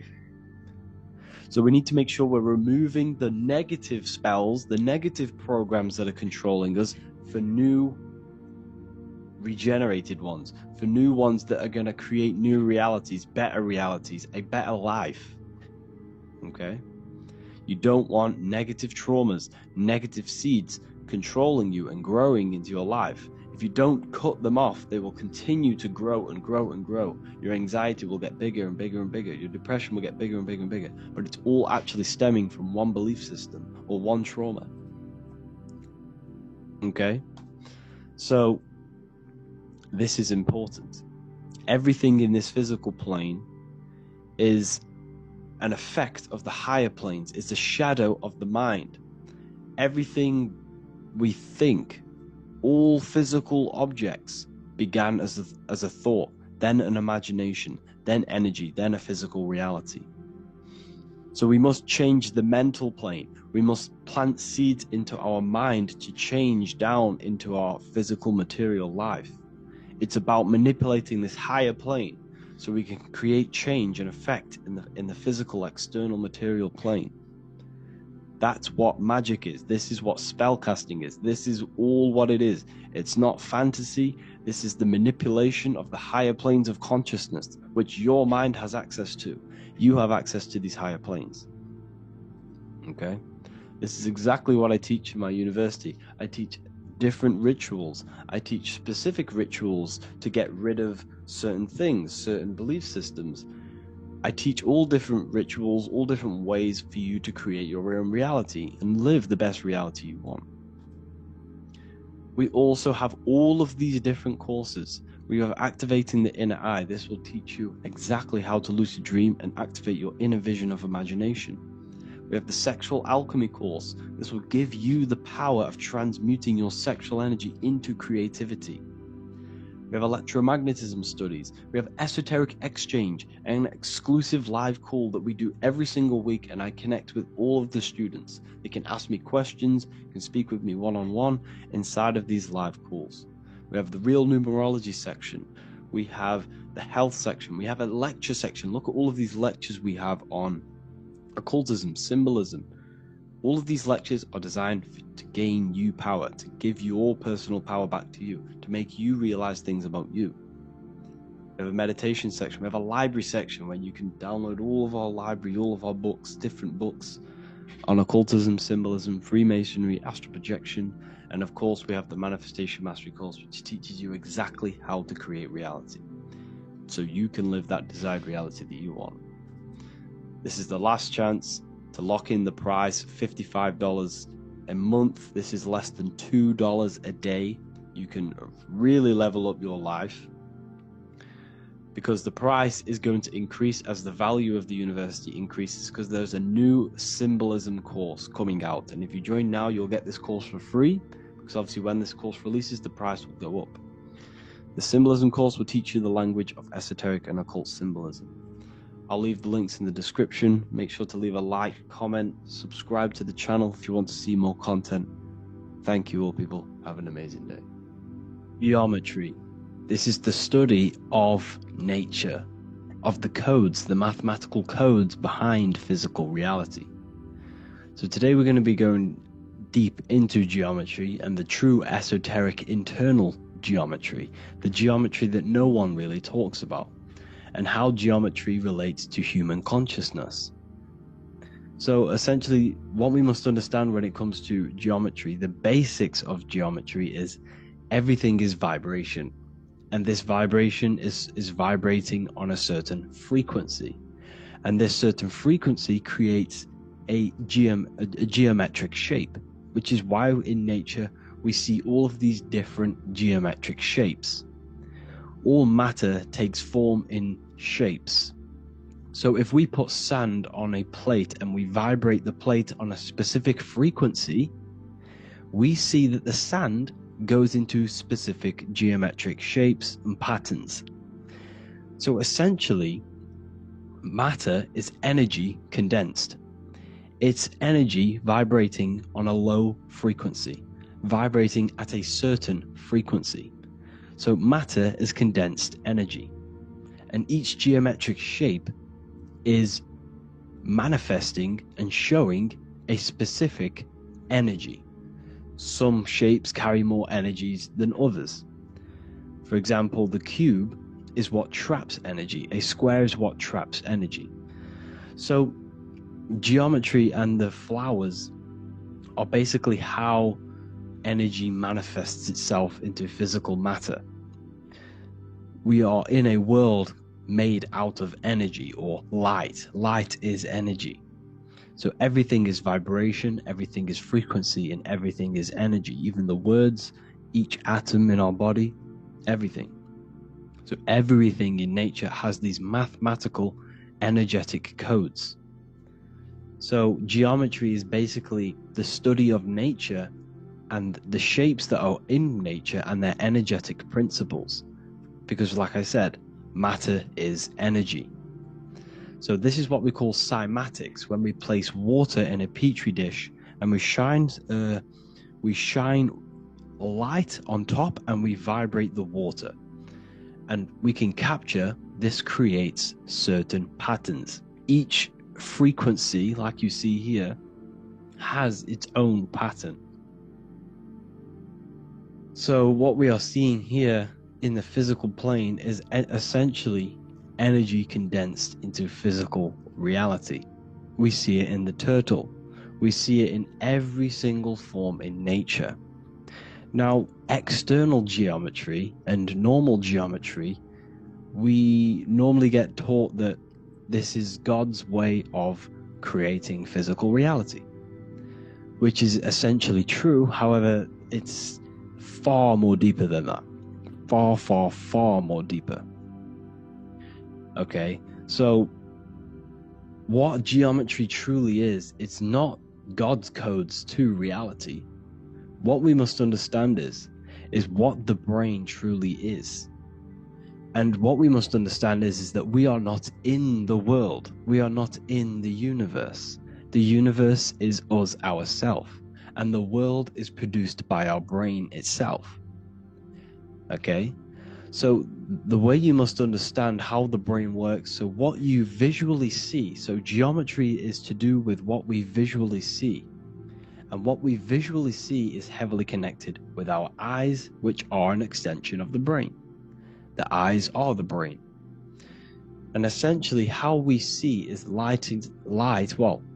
energy enters the eyes, and each eye goes to the optic nerve, and this energy is transferred into electricity, which travels to the back of the brain, to the visual cortex of our brain. And this is where the image is produced, what we see. Therefore, the world outside of us is truly inside of us. It's a projection from within the brain. The brain is an energy condenser, a decelerator, an energy decelerator. Everything outside of us is basically formless energy. It is formless energy vibrating at a certain frequency.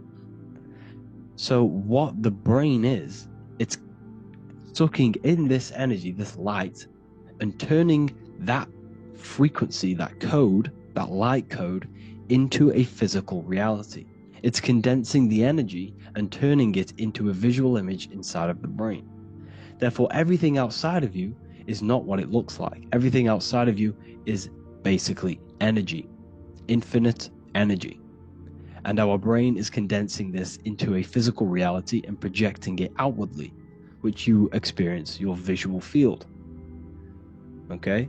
And the ancients knew this. So this is basically called the sigil of Lucifer. Lucifer is known as the light bringer. Lucifer in Latin means to bring the light. This is the sigil of Lucifer, which shows the visual field and the brain. We also see this in the Google Play symbol. It's a powerful symbol showing you the visual field, which is basically a symbol that tells you that reality is inside of the brain. The brain is what produces reality, but consciousness is not produced in the brain. The brain is essentially a consciousness downloader. It's a computer, and it's a reality simulator.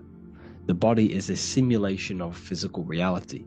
You are inside of the body experiencing the body simulation. The body produces this reality. It's a piece of technology. So Lucifer is to bring the light. Lucifer is the light being produced in our brains. Okay? So this is why they say Lucifer can tempt you. Lucifer can be the devil, because it represents physicality. It represents the false light. Lucifer can trick you because it represents the physical world can trick who you truly are. So now that you understand how the brain is basically an energy decelerator and it creates and simulates a reality to your consciousness, you are no longer a person in a universe, you are the universe itself experiencing itself. Therefore, geometry is heavily linked in with the brain. Geometry is essentially how your brain and how your eyes decode energy. So what you are seeing is the mathematical codes of your brain creating reality. So what they teach you is the external is that geometry is God's way of creating this world, and these are the mathematical codes God's created. But now I'm telling you the internal. This is the truth. Geometry is how your brain mathematically condenses energy and light into a physical reality. So therefore, your brain is a computer program. So now geometry is nothing outside of you. Geometry is not something created by something else. It's created by your brain. Your brain produces these patterns through mathematical codes by breaking down energy into physical reality. And this is why you see geometry in everything around you. This completely changes your view on geometry. It's in your ear, it's in your face, it's in everything. Geometry is everything. Okay? So now that you understand this, now, as we were talking about the visual field earlier, the ancients knew about this. The ancient Egyptians knew about this. We can see this symbolism inside of the casket, the Egyptian casket. See, this crossover represents the visual field. This represents the back of the brain. This is the left hemisphere, the right hemisphere. And now some of the most simplest teachings in geometry is that straight lines are masculine and curved lines are feminine. And we even see this in the human body. The feminine human body is curvy and the masculine human body is liney. And even with the genital reproductive area, we have a line and a curve, 0 and 1, the binary code of all creation, 0 and 1, because that's basically all that exists. Nothingness and 1. nothingness and God, nothingness and consciousness. That's all that exists. Now that I've told you that, the basics of geometry and the line and the curve and the feminine and the masculine, what do we have here? You see this stick here? This is a curve. And what's the right hemisphere? The right hemisphere is the feminine, the feminine energy, the feminine aspect of our brain. Then we have a straight line. This is straight lines. Now this represents the left brain. So the Egyptians are showing you the left masculine brain and the right feminine brain because of the curve and the straight line. And this is the visual field, the crossover. So there's a crossover in the brain. The left eye is connected to the right brain. The right eye is connected to the left brain. Okay, so the left eye is connected to the right brain. The right eye is connected to the left brain. The solar and the lunar.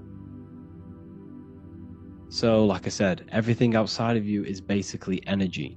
Your body is basically a holographic avatar, condensed energy produced by your brain. There's nothing actually outside of you. Your 5 senses are electrical threads of light. And when you touch something, this is basically electrical signals in your nervous system, which are reporting back to the brain. Therefore, what you touch is actually, you're not touching. The feeling that you feel when you touch something is not the true feeling. That's your nervous system you're feeling. You're feeling your nervous system in the brain. It's electrical signals to your brain. So the 5 senses do not decode, well, what you're experiencing as the 5 senses is not outside of you. This is your brain interpreting electrical signals. You don't experience the world, you experience your nervous system and your brain. The nervous system is an extension of the brain. So this is the truth. This is not woo-woo spirituality. This is true consciousness science that I'm teaching you here. Okay?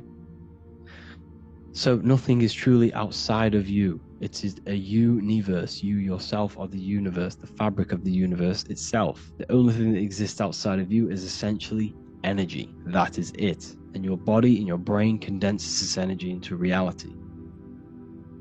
So when we look into architecture, why is architecture, the ancient architecture, so important? Because what did I tell you at the beginning?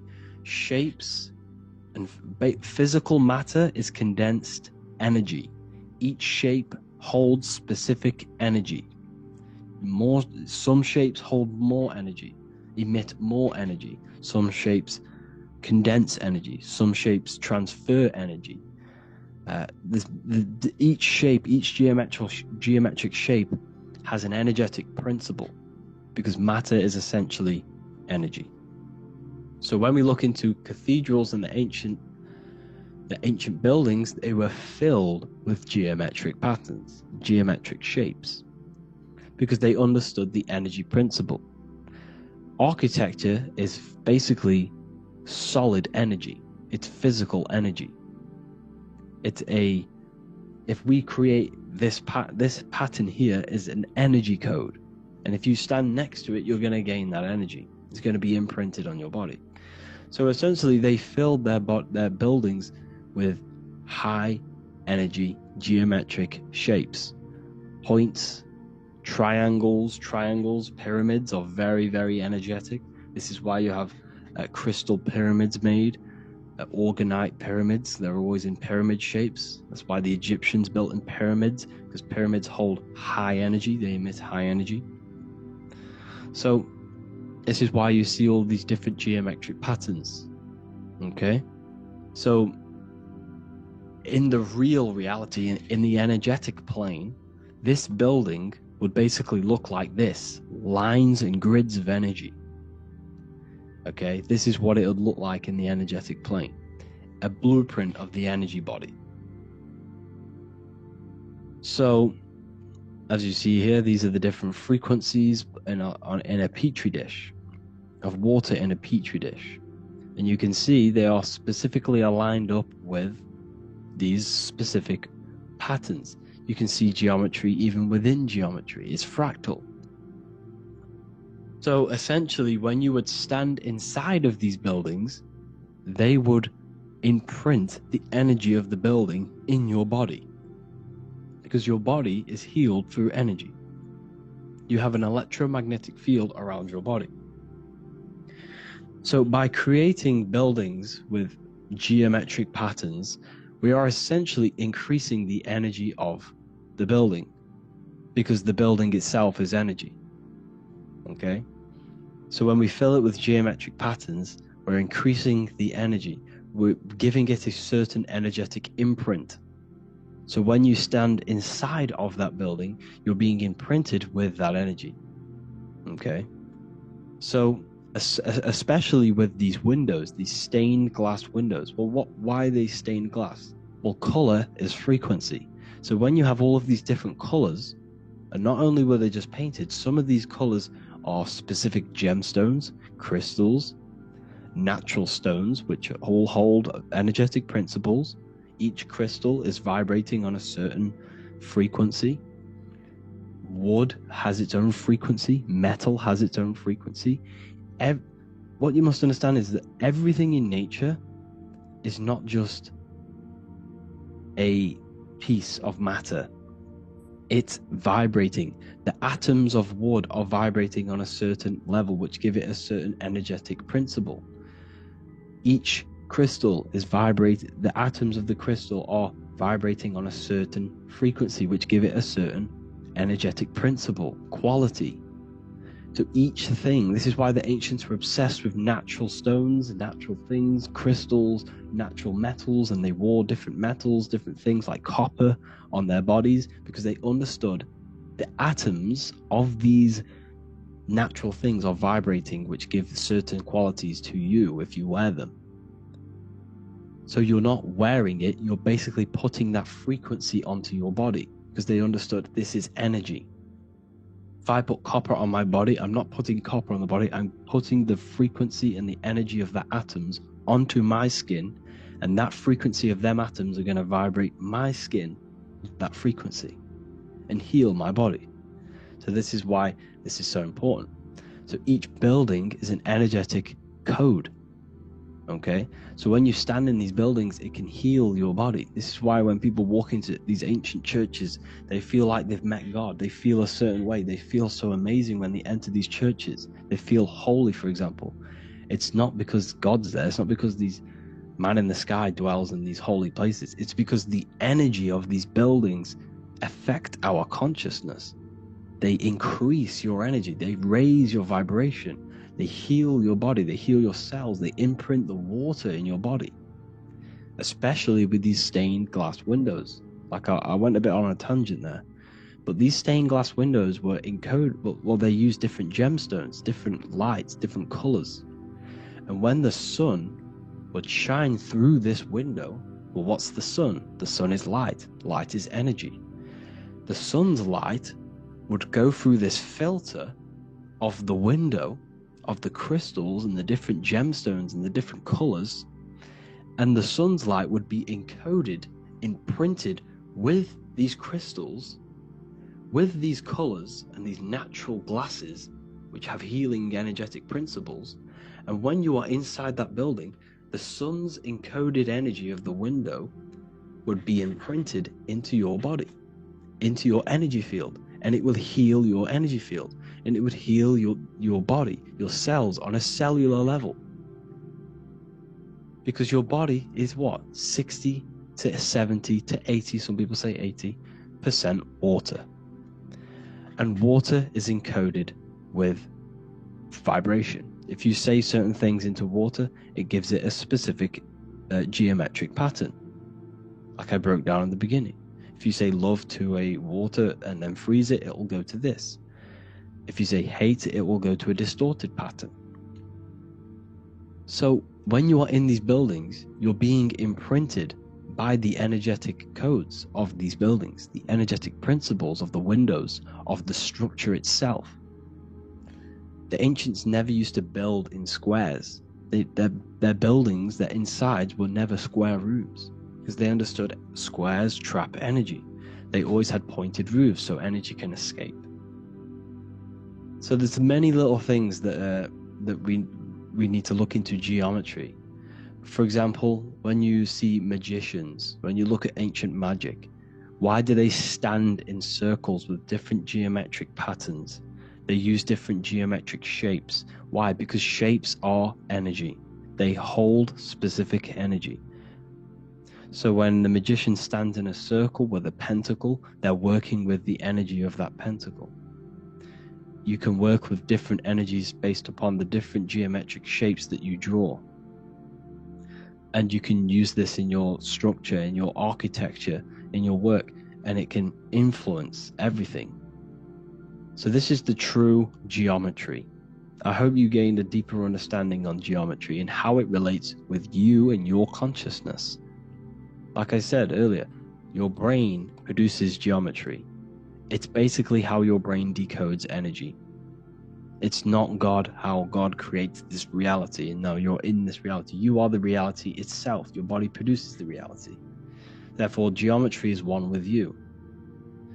So therefore, if I play with the geometry of the buildings, for example, like the government have, everything's in squares. If you look outside, everything's a square, everything's a rectangle. You go to a city, every window is a rectangle, every building is a rectangle. You live in a box room, everything is boxed and squared off in this reality, in this modern society. Why? Because they're trapping energy. The cube is the most simple geometric shape, which basically condenses energy and it traps energy. And if you subconsciously see squares all the time, your phone's a square, your TV screen, everything's a square, your keyboard, your desk. Go and look at the ancients. They never used to build in squares and cubes. And if you go into nature, you'll never see squares and cubes. Nature doesn't create squares and cubes. Everything in the modern society is squares and cubes to simple your consciousness down, to dumb your brain down.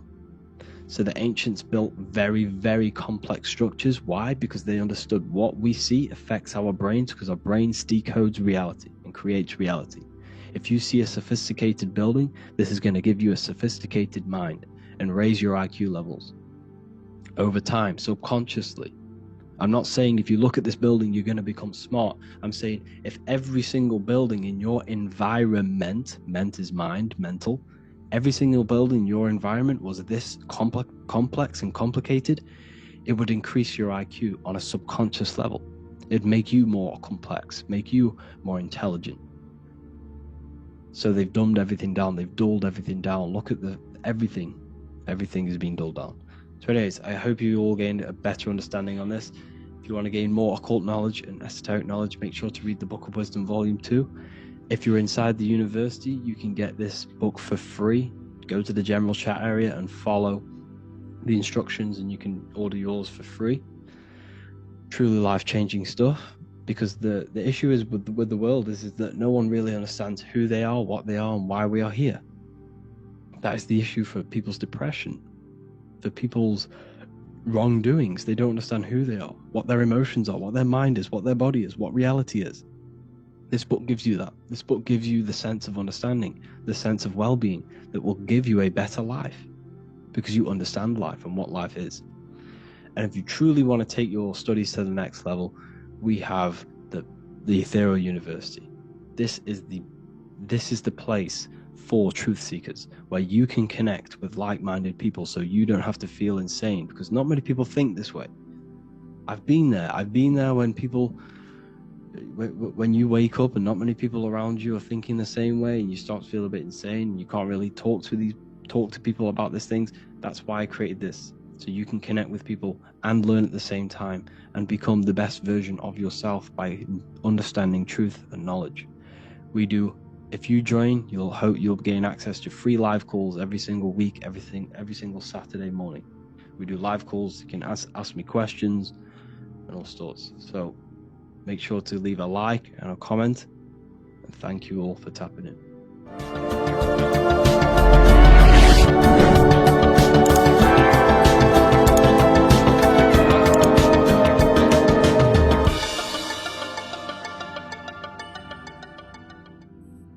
The Pope is supposedly opening 5 portals on Christmas Day. Now, I know this video is a bit late, but I'm going to be commenting on what I think this symbolism and this ritual truly means and what they are trying to do to society with this symbolic ritual. So the first thing we must understand is that everything these people do on a mass scale, all of these major events that they take place on, are all symbolic. They're all ritual. They all have purpose. Okay? So when we look at the locations of these 5 doors that are in Rome, we actually see the sigil of Lucifer when we connect the dots of all of the 5 door locations. This is the sigil of Lucifer. Lucifer is not what you think. Lucifer, sigil of Lucifer, represents the outline of the human brain and our visual perception field. Now, the human perception field is how our brain interacts with the external reality. Our external reality is not physical. The only thing that exists outside of you is pure energy, formless, vibrational energy and light. Your brain is an energy decelerator.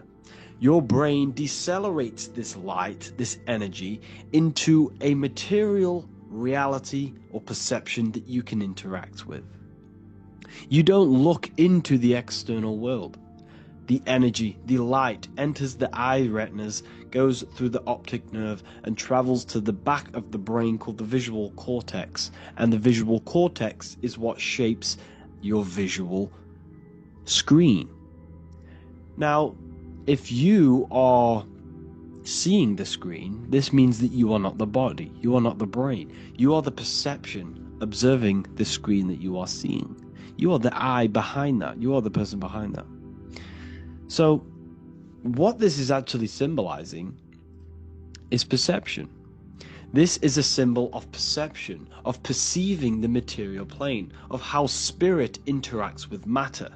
Now, what's Lucifer? Now, the word Lucifer means the light bearer. He's known as the light bearer. The word Lucifer originates in Latin. Luci means light, and fer means to bring. It's the light bringer. The eyes, the visual perception of the light bringer to your reality. You see, everything outside of you is light. You are made of light. The word hue, man, means light. Hue means color, which is a form of light. And man means manifest. We're light manifested into material form. Every single one of us is Lucifer. When we fall for the material world, the external world, is an illusion. It is the false world. It can elude you. It can make you fall in love with the material things, material pleasures, lust, money, fame. These things make you fall. This is the fall of Lucifer. This is the mythological story. This is the symbolism behind Lucifer. It's you. Are you falling for material pleasure because you are a divine spiritual being from the higher planes, not from this plane? Now, if you let your divine being fall for this material plane and fall for the evil that can take place in this plane, then you are Lucifer. It represents the false light, the false reality. This symbol, the sigil of Lucifer, it symbolizes the interplay between light, consciousness, and the perceptual experience of the physical reality. The external world is truly internal. What we visually perceive is essentially light waves carrying information, which then gets processed by our brain, the central computer of our nervous system. Okay? So, how many doors are open? 5 doors. So 5 is the number of perception as well.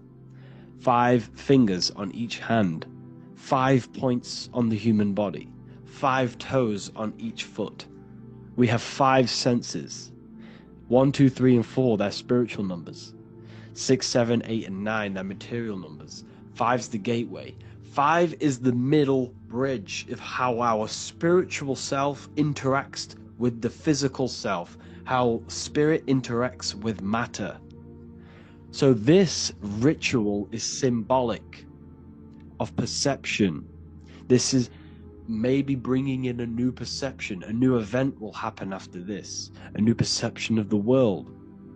Or, personally, I think this ritual was to obviously shape the collective consciousness. Because your reality is an externalization of your inner consciousness. It's simply just a mirror. Your material life, your material world outside of you is simply a mirror reflecting with mathematical and geometric precision of your internal consciousness. Your consciousness is creating and causing the effect called reality, physical reality. Your life is a result of every thought you thought in the past. Therefore, with that being said, everyone who perceives this ritual of the Pope's opening 5 spiritual portals, who's letting in demonic energy into the world, they're going to let demonic energies and demonic spirits all in the world. Well, what if I told you the only portal they're opening is a portal in your own mind for negativity? By you believing in negative forces coming into the world and going to possess everyone, that's opening up your own mind. The collective spiritual community has been brainwashed in thinking there's going to be demonic energy. Therefore, what will happen? There will be demonic energy. Not because the Pope opened up a portal to the demonic energy, it's because everyone opened up their own minds to the demonic energy. Therefore, we as a collective consciousness shape the external world on a macrocosm scale. For example, the microcosm is your personal life. Your personal life. You have created it through consciousness. Your belief system is just externalized in your world. But on a collective scale, we all believe in money, for example. And because we all believe in money, and we believe that this piece of paper holds value in our minds, okay, in the mental plane, this has an effect on the physical plane by shaping the physical plane by being ruled by this belief as on a macrocosm scale. Yes, I know that money doesn't exist, it's just a belief in my mind. But that doesn't have an effect because the collective consciousness believes that money has effect, has power, when it doesn't. It's just a piece of paper with the belief behind it. If the collective consciousness stopped believing in money, then the collective consciousness would have broke the spell and we would have no longer had a material plane ruled by money. You see, our beliefs is ruling and shaping our physical plane. This physical world outside of you is truly just an effect of the mind, an effect of our consciousness, our inner world. So I believe this ritual was done to change our perception, to make us think the Pope is bringing this spiritual energy and negative forces into the world, and it's just simply us creating the negativity in the world by believing in this, by thinking this. Remember, they have the power to send messages into millions of people's minds through media, and then messages are then believed, and that belief is shaping our world. What have I told you? That the New World Order is not manifested by the elite, it's manifested by you and us. We're all manifesting the New World Order. They can't manifest it, we can, because we are the ones believing it. We believe it, it is reality, it shapes our own prison. We're all shaping our own prison by believing in the prison, by believing in money. So this ritual was all to do with perception, creating a new perception, creating fear in our minds to, of course, distract us from what's really going on. This is all a ritual to implant messages in your own mind. So I hope you all understand this video, and I hope you all gain some insight, and I'll see you inside the university.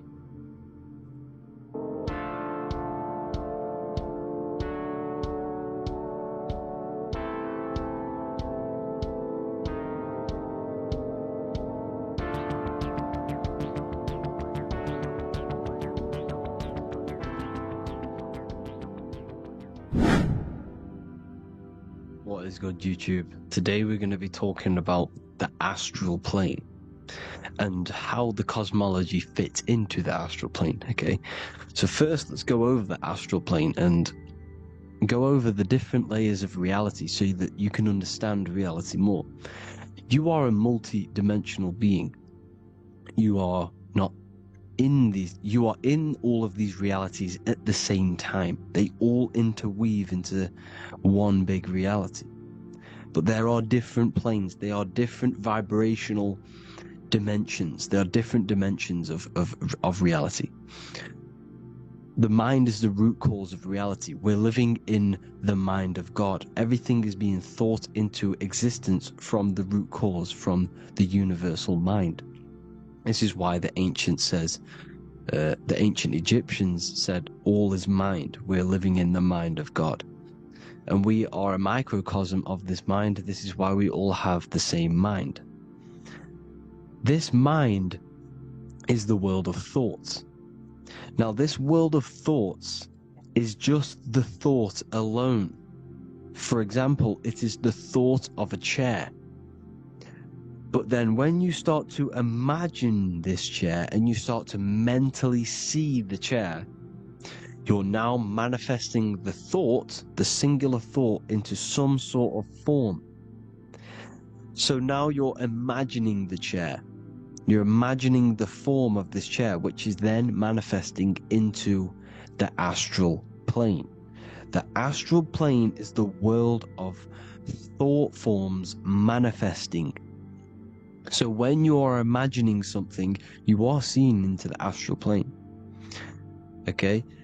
Your third eye, it is an eye because it sees the astral plane. It is seeing the other side through imagination, through dreaming. Well, we'll go over dreaming later. So, the thought of a chair is a singular thought. The imagination of the chair is the manifestation of the chair.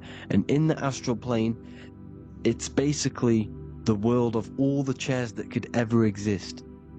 So you're thinking of the chair as a singular thought, which is the mental plane. The astral plane is the imagination of that chair, is the thought, the manifestation of it.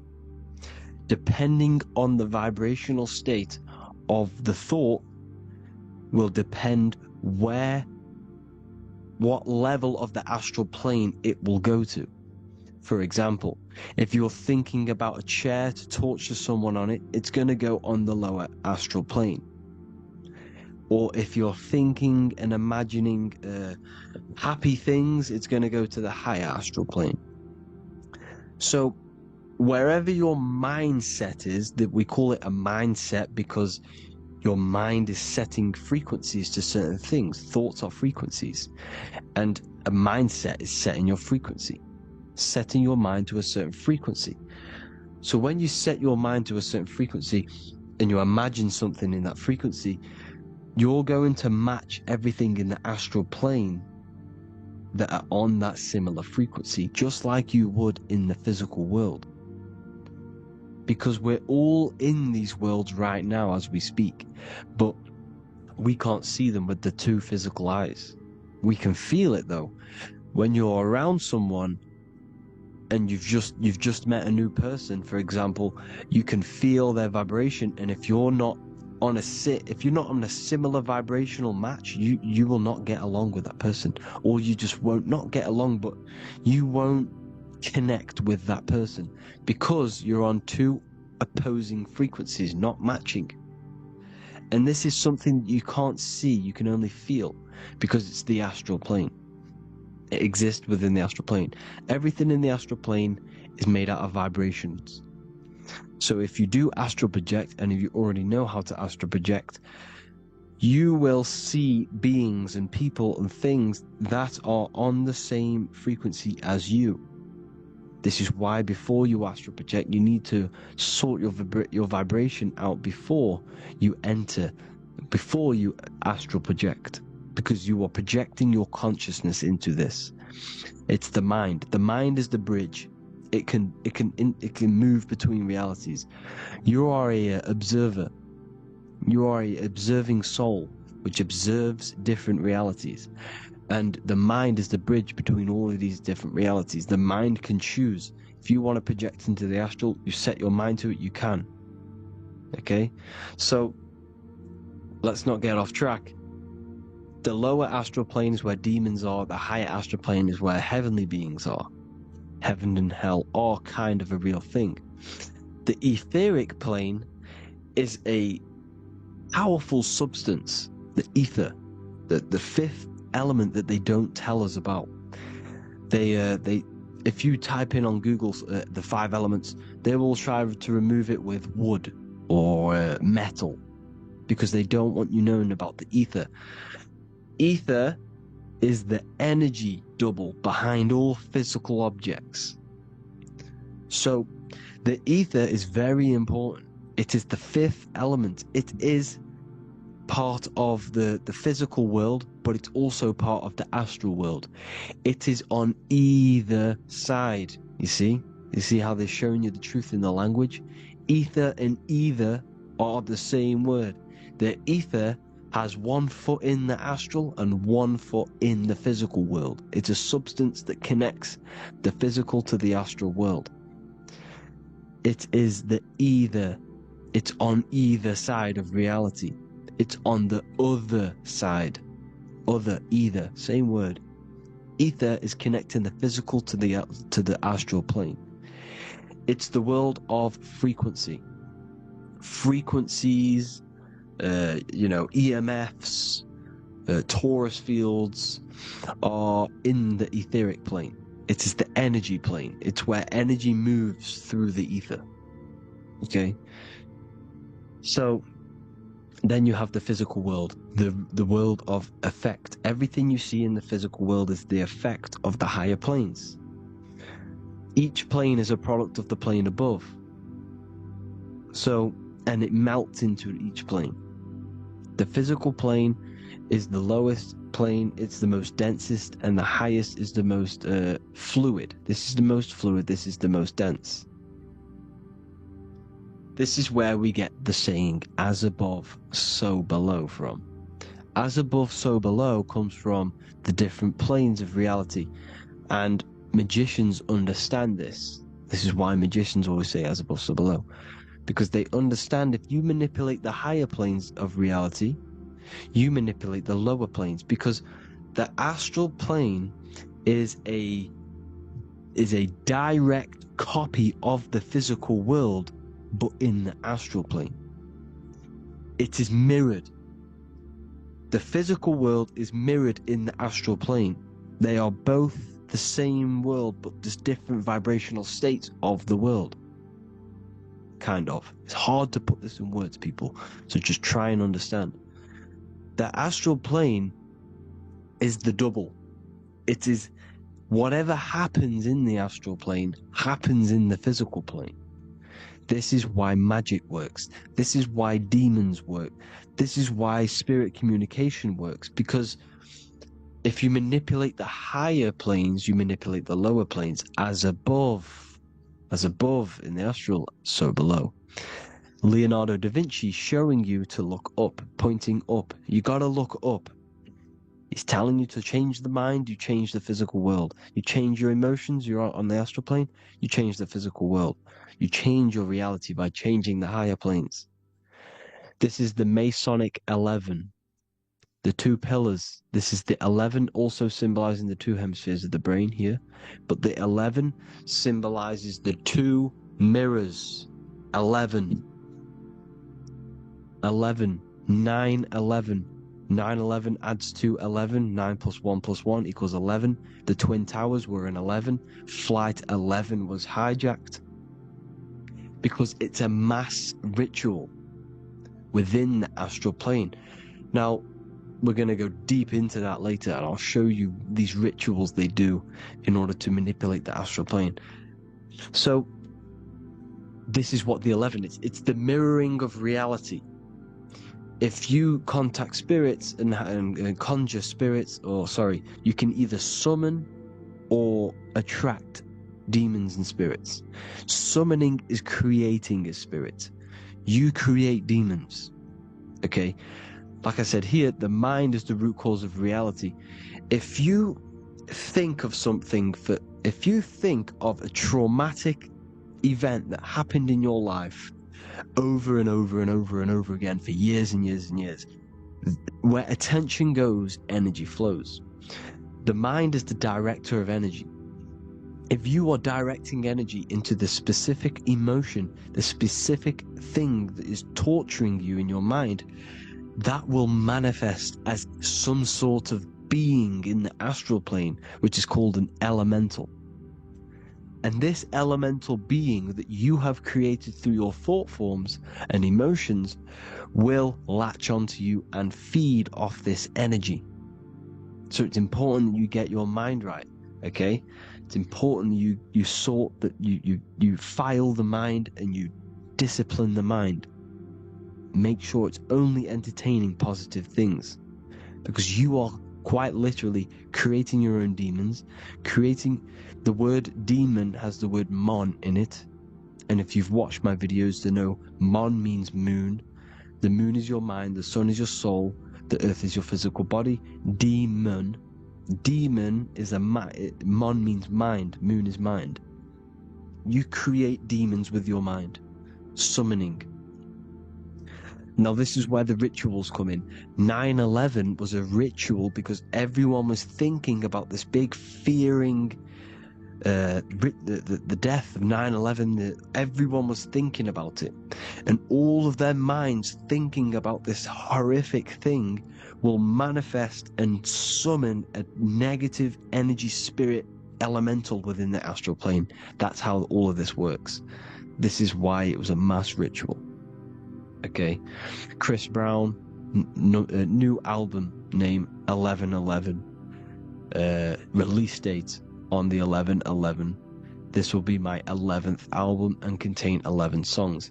All of these people know the occult. This is Hermes Trismegistus with the star of Saturn, the six-pointed star, as above, so below, the mirroring of reality, physical and astral, the two Masonic pillars. So as above, so below. What's above us? The stars. The stars are connected to the astral plane. This is why we call them stargates. When we dream, we are experiencing these different realities. And what are stars? They tell in the Bible, it says Genesis 1:14. And God said, "Let there be lights in the firmament of the heaven to divide the day from the night, and let them be for signs." Signs translates to things to come. Why things to come? The stars tell the future. Why? And why do we say as above, so below? As above us is the astral plane and the etheric plane. As above, so below. Whatever happens in the stars happens on Earth. The stars are connected to the astral plane. Above us is the astral plane. We are a star in a physical body. This is why we say Mr., Sister, stir equals star. The E and the A are interchangeable. We are stars, and the stars are the start of our incarnation. We start in the stars, same root word, and we descend through the 7 energies, which are our 7 chakras. Then we enter the heart of the soul system. Heart rearranged spells Earth, and this is the true cosmology. Here's the Masonic cosmology. This is Masonic now. Here's the firmament. Let there be a firmament in the midst of the waters to divide the waters from above from the waters that below. Genesis 1:6. The firmament, firmament comes from the word firma, Latin, I'm pretty sure.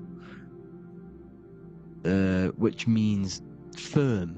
When something is firm, meaning it's stable, it does not move, it is firm. The firmament is firm. So is the firmament. Genesis 1:6. What does he say? Genesis 1:3, sorry. Let there be light. This is before the sun and the moon was created. Let there be light. Before the sun and the moon was created, light was appeared. So what's that tell you? This is a holographic projection from some sort of light being, some sort of projector. And that projector is the all-seeing eye you see in the Masonic cosmology. This is the all-seeing eye projecting the light beams. Let there be light. Everything is made out of light. The universe is created out of light waves. The torus field is one unit of light. The light projecting this reality is Polaris. Okay, the famous all-seeing eye. Now, what else? Then we have, after let there be light in Genesis 1:16, and God made the two great lights. This is the sun and the moon, electric, magnetic, male and female. Then we have the Masonic checkerboard, the black and white symbolizing dualities within the dualistic reality we're in, spirit and matter, light and matter, rest and motion, positive and negative, good and evil. Everything's dualistic here. Okay? And it's a dance. The universe is a dance between flickering of white and black light, which is the torus field. We're not going to go over that, but this is all connected to the astral plane. This is the true cosmology. The astral plane cannot work on a spinning monkey ball in the middle of space. Does not work. Cannot work. It's impossible. Okay? Impossible.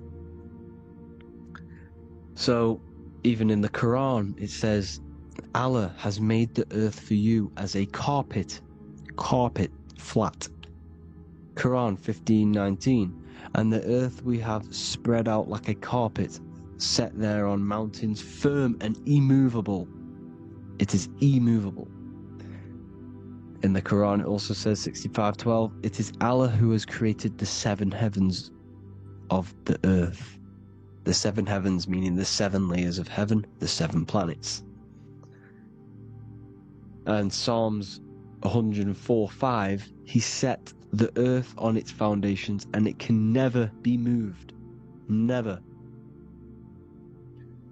So here you see in Isaiah 40:22, he sits enthroned above the circle of the earth, and its people are like grasshoppers. He stretches out the heavens like a canopy and spreads them out like a tent to live in. We live in a tent. This is the tent. The projection of light. Here you see an ancient picture here. Here you see the ethereal barrier, meaning the firmament, the etheric barrier, and here you see his head popping out. Why is his head popping out? Because your head is heaven, your heel is hell. Your head has access to the astral plane. This is why your head is heaven. The pineal gland, when stimulated, has access to project itself, project consciousness into the astral plane. Here you see another ancient picture here with the Masonic Royal Arch, with the zodiac here, the zodiac on the top, arching, because there's a firmament above us. Here's God in the brain. Consciousness is God. Here you see the Masonic Royal Arch, symbolizing the firmament. George Washington above the Masonic Royal Arch. These are the stars. This is Polaris projecting reality. Here's ancient churches with the dome. Polaris projecting reality with Jesus.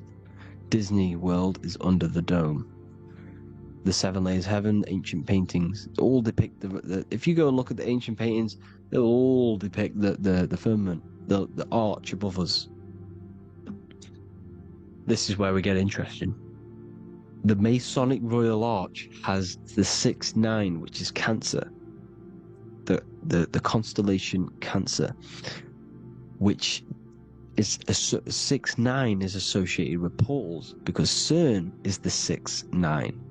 Okay, CERN is opening portals. They're trying to create a portal to the other side. Cancer has the word CERN within it, so there's a link between Cancer and the opening, the firmament opening above us to ascension. Here you see the Masonic Arch with the Royal Arch and the light and the opening. Here you see the light and the opening. This is the opening of the firmament. Here's the Hebrew cosmology with Sheol, the underworld, and the opening. So Cancer is definitely some sort of portal in and out of this reality. I'm just connecting dots here. Now, we're going to go change a bit now. These celebrities that you are seeing they have not sold their soul to Satan, okay? They have not sold their soul to Satan. Satan is a demonic, low vibrational energy that has been summoned over the thousands and thousands and thousands of years of evil occult arts. So since Babylon was summoning this demonic energy, and this demonic energy in the astral plane will grow and grow and grow. It has no form. It has no physical form. Okay? But you can see it in the rappers. If your third eye is open, you can see clearly that these people are demonic. You can sense the energy that they're manifesting. Selling your soul is not what you've been told. It is gaining, because your soul is pure love, okay? Your soul does not want to do anything bad. So when you sell your soul, you're gaining physical gain. You're gaining physical wealth, for example, like for these rappers. They will be given millions of pounds because the people in control of the music industry, which is the dark occultists trying to brainwash the masses, the people in charge, they're dark occultists. They understand Satan and the energy. They are satanic energy, which has been summoned in the astral plane. They see that they have influence over the masses, so they will go to them and say, I will give you this amount of money forever if you manifest this satanic, demonic energy through the music and through social media to blind the masses, to brainwash the masses into this demonic energy. Because when you listen to music is frequency. Whatever you listen to, you become that frequency. So if you're listening to these people, they're throwing energy, this demonic, satanic energy that they sold out to. Sold, soul, same word. When you sold something, you've got your soul involved. They have exchanged money, physical gain, so that they manifest this satanic energy within the astral plane and through the music, through the videos, through social media, to keep us in this vibrational frequency, in this low state of consciousness. This is what it actually is. It's not, you're not selling your soul to some sort of devil. This satanic energy has no physical form in it is formless in the astral plane. It's a summoned energy. Now, the root chakra is red. This is why the devil is red, because it symbolizes the animal nature of man. When you are operating off your root chakra, you will kill, you will fight, you will do anything to survive, because it's all about survival mode in the root chakra. They want you keeping in that fighting mode, that surviving mode, so that you are manifesting this low vibrational frequency, this satanic energy, this demonic red energy. This is why the devil is red. And the devil has a tail with the red arrow pointing down, because it symbolizes your light body. This is your Merkaba. Your Merkaba is your light body. Mer equals light, Ka equals spirit, Ba equals body. Merkaba, this is the devil's tail pointing down, the descension, your heel, up to your heel, hell. Ascension to heaven, head. You see? This is the all-seeing eye with the illumination coming off it. Your head, when you're illuminated. The Merkaba is your celestial sphere to portray different planes of reality. It is the vehicle of ascension. It's your light body. It's in the word Kabbalah. Kabbalah. Ka, spirit, Ba, body, La, light. Same thing. Kabbalah. Merkaba. Same thing. It's all about the light body. this light body sees different realities. So when you see the goat in the music industry, it's this satanic summoned energy that's been summoning for thousands of years within the astral plane. When it becomes to the physical plane, it will manifest through different things. A goat, an owl, Satan, Moloch, Baal, same deity, same demonic energy that's been summoning in the astral plane. And this is why the Baphomet has a goat head. Drake's new album is the goat. The Polo G, the Masonic G, with the goat. And here's Rylo Rodriguez in the mirror, with the goat in the mirror and him in his physical body. It symbolizes, the mirror symbolizes the astral plane, because he's manifesting the goat, the demonic energy. He's sold out to the demonic energy. And in the physical plane, he's his physical body. The mirroring, the Masonic 11, the mirroring of reality, the astral and the physical. And what do you call them when they're an amazing rapper, the best rapper? You call them the goat. Because the goat, you're the goat because you're manifesting the goat energy, the satanic, demonic energy within the astral plane. So Baal, Moloch, all the same thing. Because in the astral plane, if you want to gain spirits to come to you and communicate you, in the physical world, if you want to communicate with spirits, you have to gain their attention. You can either gain their attention or come together and agree to create some sort of being, which is Satan. Okay? You can, like I said earlier, you can create these beings, you can summon them or attract them. One way to attract them is sacrificing. In order for you to become God, man, to turn to God, you have to sacrifice your life. You have to sacrifice, not drinking, not doing things, not doing anything demonic, not doing anything bad, not eating meat. You have to sacrifice yourself to become the light. However, if you want quick, instant gains in the physical world, you can sacrifice something else to communicate with these spirits, because these demonic energies feed off demonic energy, your demonic energy. So these dark occultists will give away babies, they'll sacrifice, torture babies so that they gain, so that they can communicate with these spirits for physical exchange. Yes, you can do this. These powerful spirits, these powerful demons can give you powers. They can give you certain things. And this is what they are doing. They're summoning and attracting these demonic energy. This is why, trafficking is one of the most, Balenciaga. Baal is the demonic energy in the astral plane, which requires child sacrifice for his presence. Balenciaga, and they were trafficking children. They were trafficking, killing them, and offering them to the spirits. This is what they are doing. Balenciaga. It's in the name. Here you can see here a stick man with two horns. The goat, obviously, it's all the same deity. Baal, the goat. Moloch, is Moloch the owl, the Egyptian owl, because it comes from the owl of Moloch, which is Baal, which is Satan, all the same demonic energy. And it's on the dollar bill, a tiny dollar bill, on the $1 bill. All the same thing. Bohemian Grove, they worship the big owl, Moloch.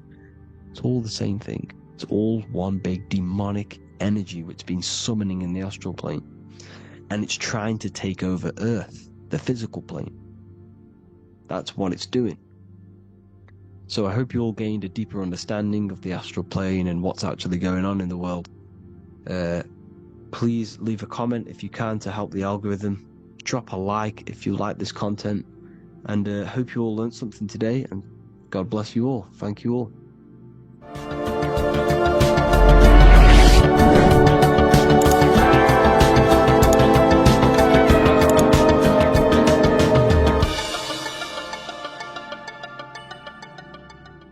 In this video, we're going to be talking about the evolution of consciousness.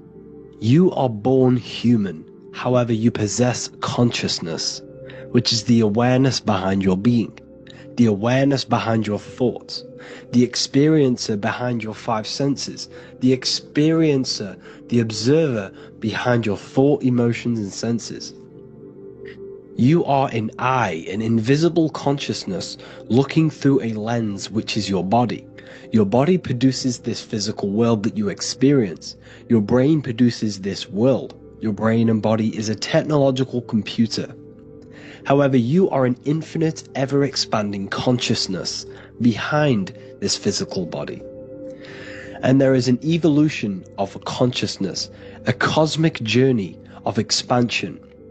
And this is why we see so much pyramid symbolism in the occult and esoteric world, and especially within Freemasonry. Because the pyramid represents climbing, an evolution, a raising state of consciousness, a journey. Steps symbolize a journey upwards. This is the raising and the evolution of consciousness, our inner world. The transmutation of our inner selves, of our souls and consciousness and our minds. So when we see this pyramid, we're seeing a evolution, a way up to source consciousness. And the eye in the pyramid represents your source consciousness. It represents illumination. It represents divine guidance through this evolution of consciousness. This is why we see the ladder. Consciousness is ever expanding on an infinite journey of evolution. Each individual is a part of this cosmic process, contributing towards the ongoing expansion of both mind and awareness. As we evolve, we collectively explore deeper levels of existence, expanding the boundaries of thought and consciousness.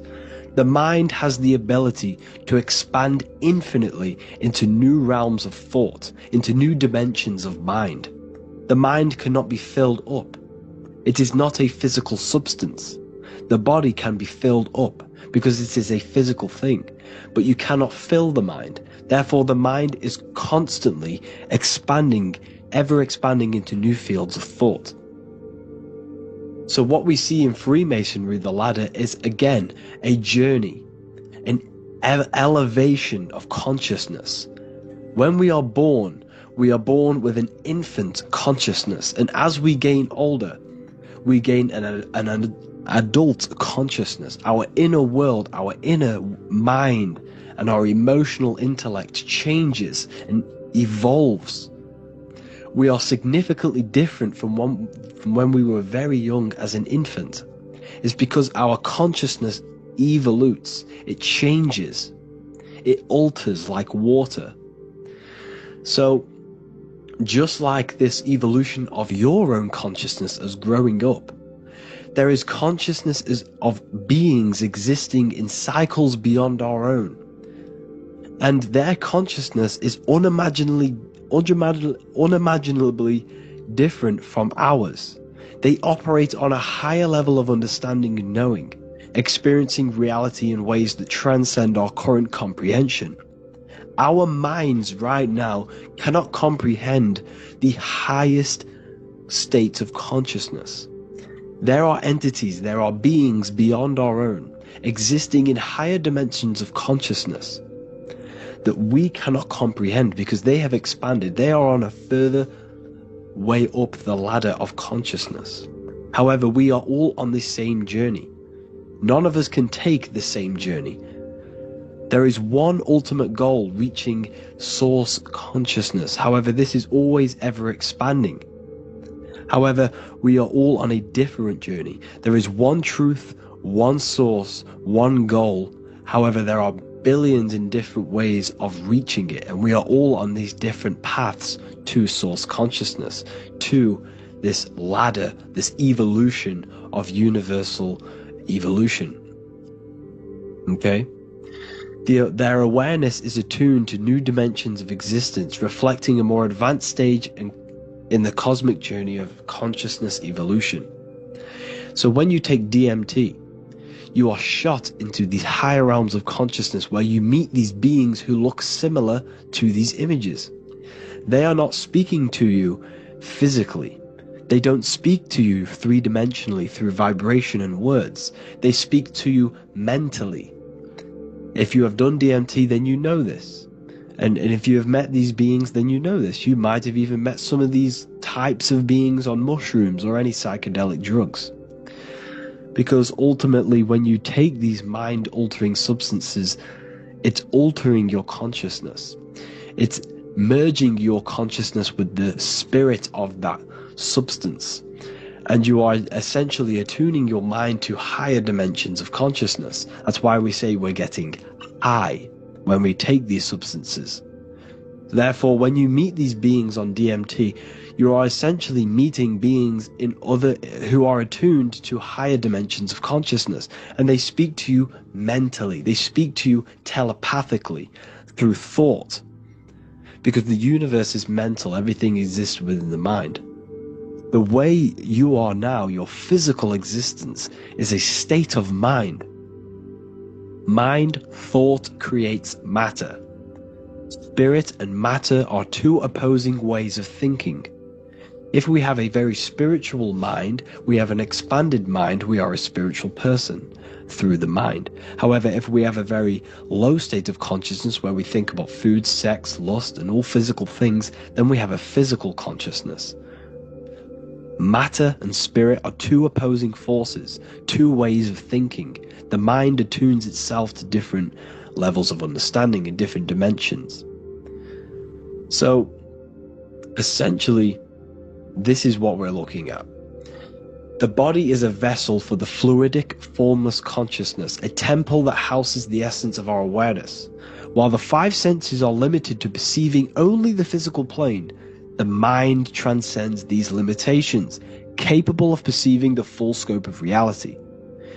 It is through the mind that we access deeper truths beyond the material, tapping into boundless nature of existence. Physical existence is a thin band, a thin layer of reality. It's like 0.001% of reality. And your five senses are only tuned into this layer of reality. But the five senses are, by design, only allowed to perceive physicality. But the mind has the power to expand beyond this physical five sense state. The mind has the power to expand and evolute. It is a conscious decision whether you want to take this path or not. You can stay in a three-dimensional way of thinking, or you can expand your consciousness from within. It's not an external journey. There is no God going to save you. You must save yourself. Therefore, behind every single one of these eyes is the same source consciousness. However, we are all different cells in a different journey. The organs in your body, the cells in your body are all alive. They all possess same consciousness, universal consciousness. However, we are all on a different journey of evolution.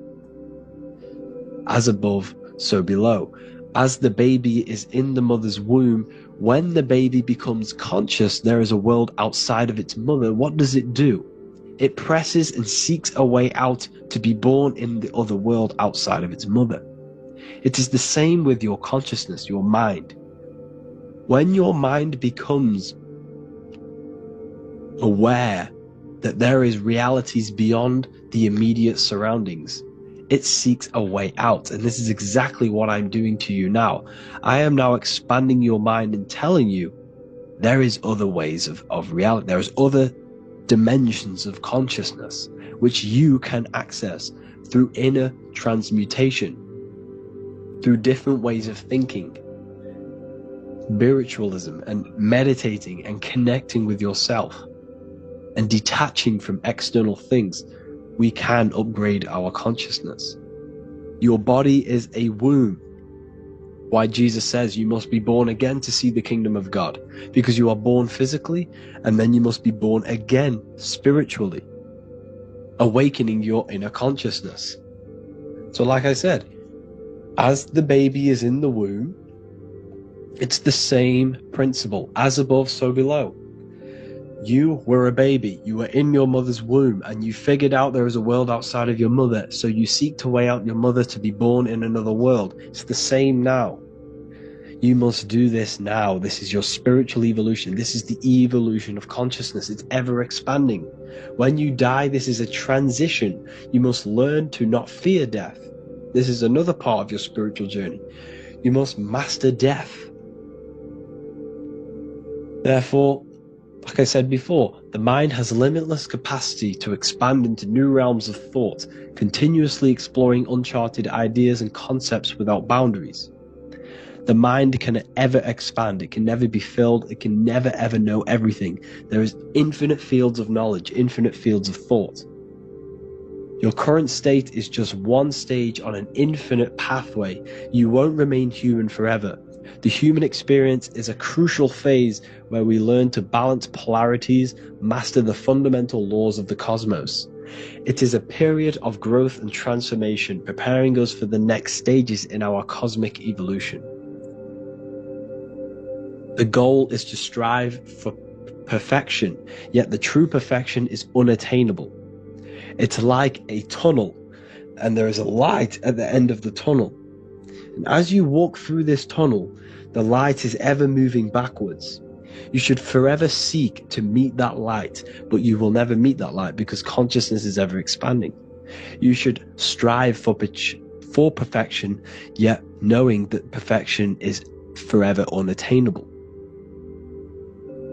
The journey is endless, with each step revealing deeper layers of understanding and experience. The pursuit of growth and expansion is itself the essence of our evolution. You can find all of this knowledge in the amazing book that I have read for years. I have read this book, The Emerald Tablets of Thoth, the Atlantean, by M. Dorial, translated by M. Dorial. I'm telling you now, this book, now that I've told you this, you have some context on the book. The whole book is about evolution of consciousness. He's talking about higher dimensions beings. He's talking about how you can transcend this physical plane. It is truly the most amazing book you will probably read. One of the best spiritual texts you'll see. It's hard to understand, so you must read it over and over again. And the more your mind progresses, like for me, I read this every couple months. And the more I learn about consciousness, the more I expand my own consciousness. And every time I read this book, I pick out something new that just completely blows my mind. Because you can only understand this book to your level of consciousness, to your level of understanding. So now that I've told you all this information, go and read this book and it will absolutely blow your mind. And so will the Book of Wisdom Volume 2, which is now available. I released it the other day. I'm just going to read a page out now. This page is called Spirit and Matter. The Earth is not merely a dense, lifeless rock drifting through space. It possesses spirit, a living essence that animates its form. But what do we mean by spirit? Spirit in esoteric terms refers to the energy, the life force, animating the principles infused in matter. So essentially, what this page is talking about is how everything has spirit, consciousness within it. You are the middle, you are spirit and matter. You have the ability to expand your mind to the God self and raise above our animal instinct, our material self, and know the divine and expand. Animals cannot do this. Animals are not self-aware. Humans possess self-awareness. We can observe our consciousness. We can say, why do I exist? We can look in the mirror and know that we need growth. And this is what Anunnaki means. Anu means above. Anu was the supreme god of the sky, which is a metaphor. He represents spirit above, heaven. Anu came down to earth and married Ki, the goddess of the earth, which represents matter. It's a myth, it's an allegory. Anu married Ki and gave birth to the Anunnaki. Spirit came down and infused with matter and gave birth to the human, which is you. You are spirit infused in matter, Anu and Ki, Anunnaki. You are the Anunnaki. And this is just one of the teachings in my book. Honestly, this book is absolutely amazing. if you truly, truly want to expand your consciousness, give this book a read. And obviously, if you're inside the university, I give you this book for free, a paperback version. If you join the university, follow the steps inside of the general chat, you'll be able to download this book, or sorry, not download it, order a paperback for free. All you have to do is pay for the shipping. You'll also gain amazing knowledge inside of my library, where your mind will just be overblown with the amount of esoteric books. There's over 45 rare occult books, plus you get a PDF of the Volume 1 and Human Health Guide. You get reoccurring updates where I expand on symbolism, occultism, where you will just feel absolutely amazing once you understand esotericism in yourself. You'll also learn how to create the dream reality that you want with the Manifestation Mastery course, where I teach you how your consciousness creates reality. You'll have a real lectures where I post lectures on symbolism, occultism, esotericism. There's a conscious community and live calls and Q&A where you can ask me questions and I'll answer your questions. I just want to say thank you to everyone who has joined the university. Thank you for even liking and watching this video. Any support I just appreciate every single one of you.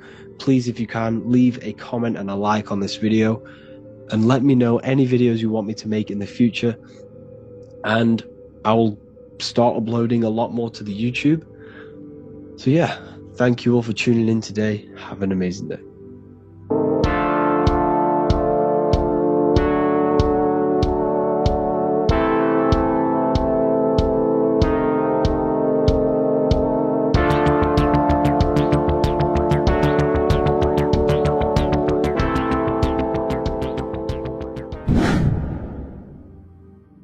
What is good, people? We're back with another video, and today we're talking about the chakras. Let's jump straight into this because I know there's been a lot of requests for this video. So let's jump straight into this. So you have 7 chakras, right? 7 chakras, and these chakras are feeding off your electromagnetic field, known as your aura. This is both positive and a negative pole, male and female, right? This electromagnetic field is made out of electric and magnetism, and together they come as electromagnetic. Now, your chakras, the word chakra just means wheel, spinning wheel, because that's what they are. They're spinning wheels of energy. They do not exist on this physical plane, they exist on the etheric plane. Okay? Now, these energy centers are known to regulate your emotions, and each energy center controls the organs and cells in that particular area of the body. So for example, your sacral chakra will control the cells and organs of your sexual reproduction area. Okay, the navel chakra or solar plexus will control the digestion in your body. Same with the heart, same with the throat, right? So they are like mini brains for each center of your body. They run along up the spine, but notice the crown chakra exists outside the body. It's just above the head. Now, this process of the chakras is obviously the 7 colors of the rainbow, starting from red, which is the lowest vibrational color, all the way to violet, which is the highest vibrational color. This, like I said, these energy centers are feeding off your electromagnetic field. So if these chakras are unbalanced, they are taking too much energy from your electromagnetic field, making it weaker. Now, this is the North Pole. As you all know, the Earth is flat, and we live inside of a giant torus field. And the North Pole is the Earth's heart chakra. And this is why the Aurora Borealis, or the Northern Lights, whatever you want to call them, that's why they are green, and they are being emitted from this center point of the Earth, because it's symbolizing the heart chakra, which is green, right? Now, you do work your way up to these. However, this is a torus field. You are a torus field. You have different layers of this torus field, right? And you need to balance all of these chakras, but you can't move up these chakras until you open the one below it. So it's like a stairway. You can't go to your solar plexus without going through your sacral. You see? So you have to work up these. However, you have to work up these and then live from the heart, because the heart is the center of the torus field. It's the balance between male and female poles, positive and negative poles. So you have to balance all of these chakras and then bring them all into one, which is the heart chakra. Now, they exist on the etheric plane. They exist on the etheric plane, and the etheric plane is a layer of the material plane. It's the one higher than the material plane, and then after the etheric plane, it melts into the astral plane. So they exist just between the physical and the astral aspect. Now this is the yin and yang, matter, which is the lowest, root chakra, physical matter, and then to spirit, because high vibrational matter turns into spirit, low vibrational spirit turns into matter. So they're interchangeable. This is the yin and yang. Now when you see ancient paintings with the halos, you see this is like a toroidal field coming out the top of his head, you see, with a halo. This was symbolizing in the old days, in the ancient days, that they've aligned their chakra, they've reached Christ consciousness, which is God consciousness, right? Now, this electromagnetic field is the apple that we bit out of in the Bible, because you see that apple is a torus field. So they were metaphorically or personifying the torus field. That's what the Bible is. It's a massive personification. It's all metaphors. You have to read it properly. It's got a greater meaning behind it. Now, when we bit from the apple, we ate from the tree of knowledge, which is good and evil. Our lower mind took over, so we materialized to feed our physical bodies. We materialized through Saturn. That's what Saturn does. Now, if you don't understand that, go and watch the video previous to this one called Occult Secrets of Saturn, and that will show you how Saturn is the materializer. Now, this is one of the secrets behind the Masonic compass, electric and magnetic, male and female, duality, positive and negative. Now, like I said, they teach you about the torus field, about a magnet in school, but they don't teach you about your electromagnetic field. Everything alive has a torus field. It is the building block of this creation. Absolutely everything has a torus field. There's not one thing without it. And as you can see here at the center of the apple, that's where the seed is. That's where the life is. The reproduction of that organism. As you see, this is where the most electromagnetic energy is stored, in the center, because this is where the two duality, this is where the field meets at the very center. This is why the seed is at the very center. Now, your spine is a elongation of the brain. The brain is heaven, and the bottom of the spine is hell. So this is Saturn, which is the root chakra. The 7 planets are associated with each chakra. Moon equals mind. Okay? Now Saturn is physical matter, as I've just explained. This is the lowest vibrational color. And they want you trapped down here, which is your hell state, your animal nature, your physical nature. They want you to identify as the physical body. They don't want you to reach these higher states of consciousness. Okay? Now, in the brain, you have 12 convolutions. Now, this is what they were symbolizing in the Bible with the 12 disciples. And obviously in the Bible, it says the upper room where Jesus met with his disciples. This is heaven, the brain, the higher states of consciousness. Now, this is your North Pole. This is Jacob's ladder. Okay? This is why you have 33 levels of Freemasonry, because it's symbolizing the 33 vertebrae, which are these little things here on the back of your spine. Because once the Kundalini energy from the bottom of your spine rises to the top, this is when you get enlightenment and opens your third eye. Spiritual enlightenment. As you can see here, this is Jacob's ladder. This is the Kundalini symbol, right? And they're even showing you this in the medical symbol. They're putting it in your face. But the serpents are wrapped around the spine.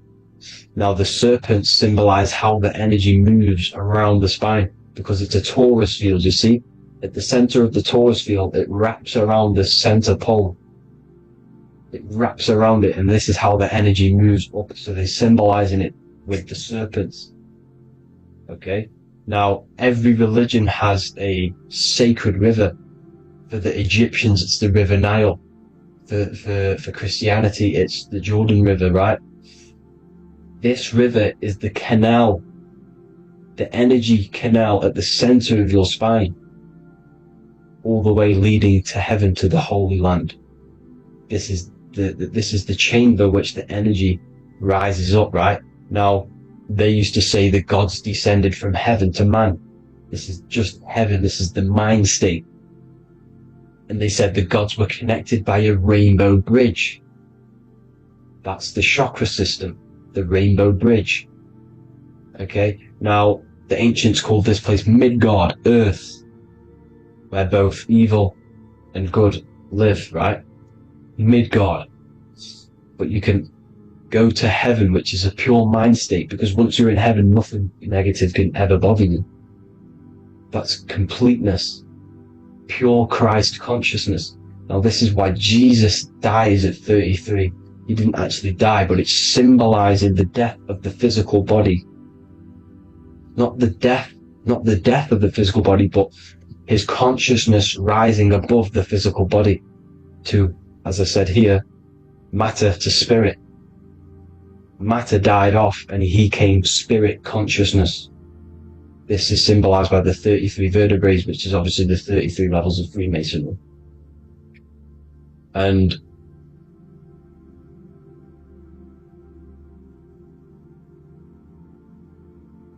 now the pineal gland, which is at the very top of this Jacob's ladder, or the River Jordan, the canal, your 33 vertebrae on your spine. This is where the pineal gland sits, right? At the very top, at the center of your brain. Now, there's multiple ways this was symbolized. The Eye of Ra, which is used by the Egyptians. Now, this pineal gland is the seat of consciousness. This is where your consciousness is stored, right? And the ancient Sumerians used the pine cone, hence why it's got the word pineal gland, the seat of the soul consciousness. It produces DMT, dimethyltryptamine, which is known as the spirit molecule. And the pineal gland is wrapped in microcrystals, and we all know crystals transfer frequency and energy. Now, radios use crystals. A radio is a frequency transmitter, turning a frequency into a frequency that we can hear with our ears, right?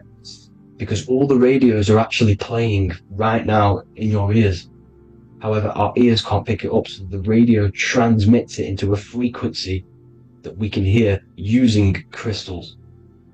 So this is the power of crystals, and this is what our third eye is wrapped in, crystals.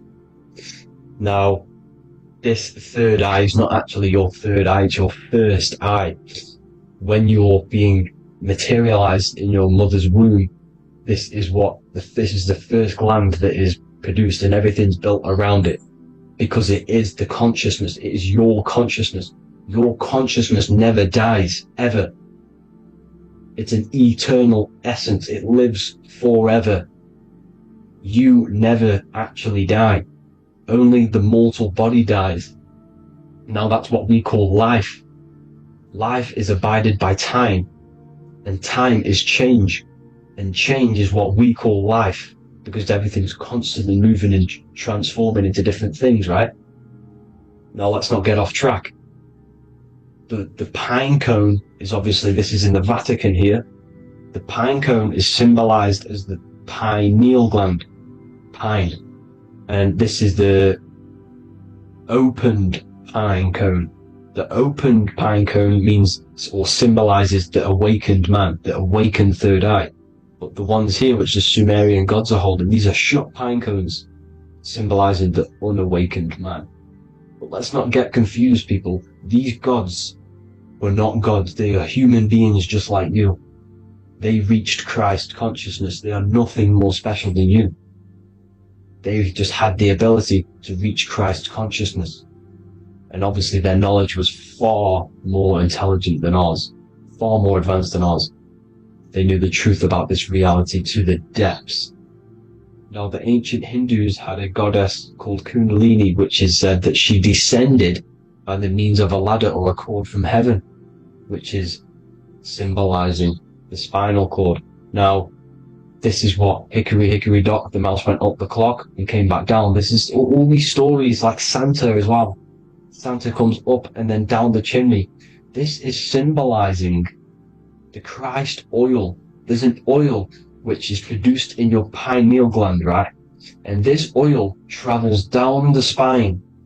And once it's down on the spine, you must have to raise your consciousness, just like I said with the chakras. You have to raise your consciousness, raise your vibration to heat up this oil and turn it into a gas.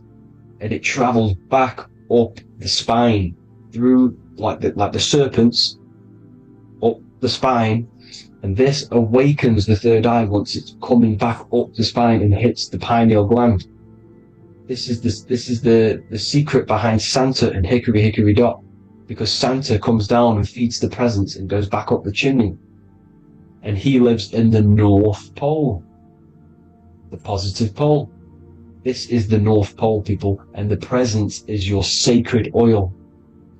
This oil, your physical body is the furnace. It's the spiritual furnace, which you have to heat up this oil by raising your frequency and turning it into a gas to rise up this chamber, the River Jordan, to your third eye, right? Now, this is an alchemical process. Your body is the alchemical furnace. It says in the Bible, if therefore thine eye be single, thy whole body shall be filled with light. I shouldn't have cut that out, but that's what it says. The light of the body is thine eye. If therefore thine eye be single, thy eye shall be filled, their body shall be filled with light. This is symbolizing the pineal gland, enlightening the body, the spiritual body, filled with light. Now, as I said, they want you kept down here, which is the root chakra, which is your animal nature, which is obviously mind, matter over mind. This is the symbol of Saturn, right? As you say, we're built of body, mind, and spirit, the Holy Trinity. That is the sun, moon, and earth. The sun's your soul, solar. Moon is your mind. Earth, which is the cross, which is your physical body, the 5 elements, right? So body, mind, and spirit. So the Saturn symbol is actually made out of the cross on top, which is the earth, and the moon on the bottom, which is symbolizing matter over mind, because earth is physical matter. You don't want to be matter over mind. You need to be mind over matter. See, they want you identifying as your physical body. They don't want you to realize you're an eternal consciousness. You're an eternal essence of consciousness which never dies. They want you trapped in your animal nature. And this is why the Baphomet has a goat head, because it's symbolizing your animal nature, which is evil. Not evil, but you're more likely to do evil things, right? Which brings bad karma. That's your animal side. This is why the Baphomet has an animal goat head. As you can see here, he's got the Kundalini energy here. So when you see the inverted cross, the cross is your body, as you can see here. The inverted cross means your chakras downwards, down here. Your head's down here. Your mind is down here. But your mind needs to be up here, which is the upwards cross, which is Christ consciousness. And as we all know, 7 colors of the rainbow, 7 planets, 7 chakras. Red light is low frequency and long range. This is why Saturn is the slowest moving celestial body. And it's the lowest chakra. Because it's low frequency, long range. The moon being the crown chakra, which is high frequency, this is why the moon moves around the quickest. The moon is your crown chakra. Which moon in mind. See, so there are multiple ways of your chakras becoming blocked. Now, each chakra has a specific intelligence. It has a specific thing that it's doing for the body, right? Now, this can be overused. It can be abused. For example, masturbation. That keeps you down here in your sacral chakra because you're abusing that energy center. You're abusing your sexual energy, which is then becoming unbalanced. So this is how energy, this is why these centers are pulling more energy out your electromagnetic field, because these centers are wheels. The chakras just mean spinning wheel of energy. So when you're abusing these certain centers, you're pulling energy out of your electromagnetic field, which is making your field weaker, which is making your frequency lower, which makes you prone to diseases, prone to lower negative energy, right? So you need to align these chakras. You need to unbalance them. And as you can see here, you can screenshot these to see how they're blocked. I'm not going to go over each one because it'll take me forever, but have a little read yourself. This is why they're blocked.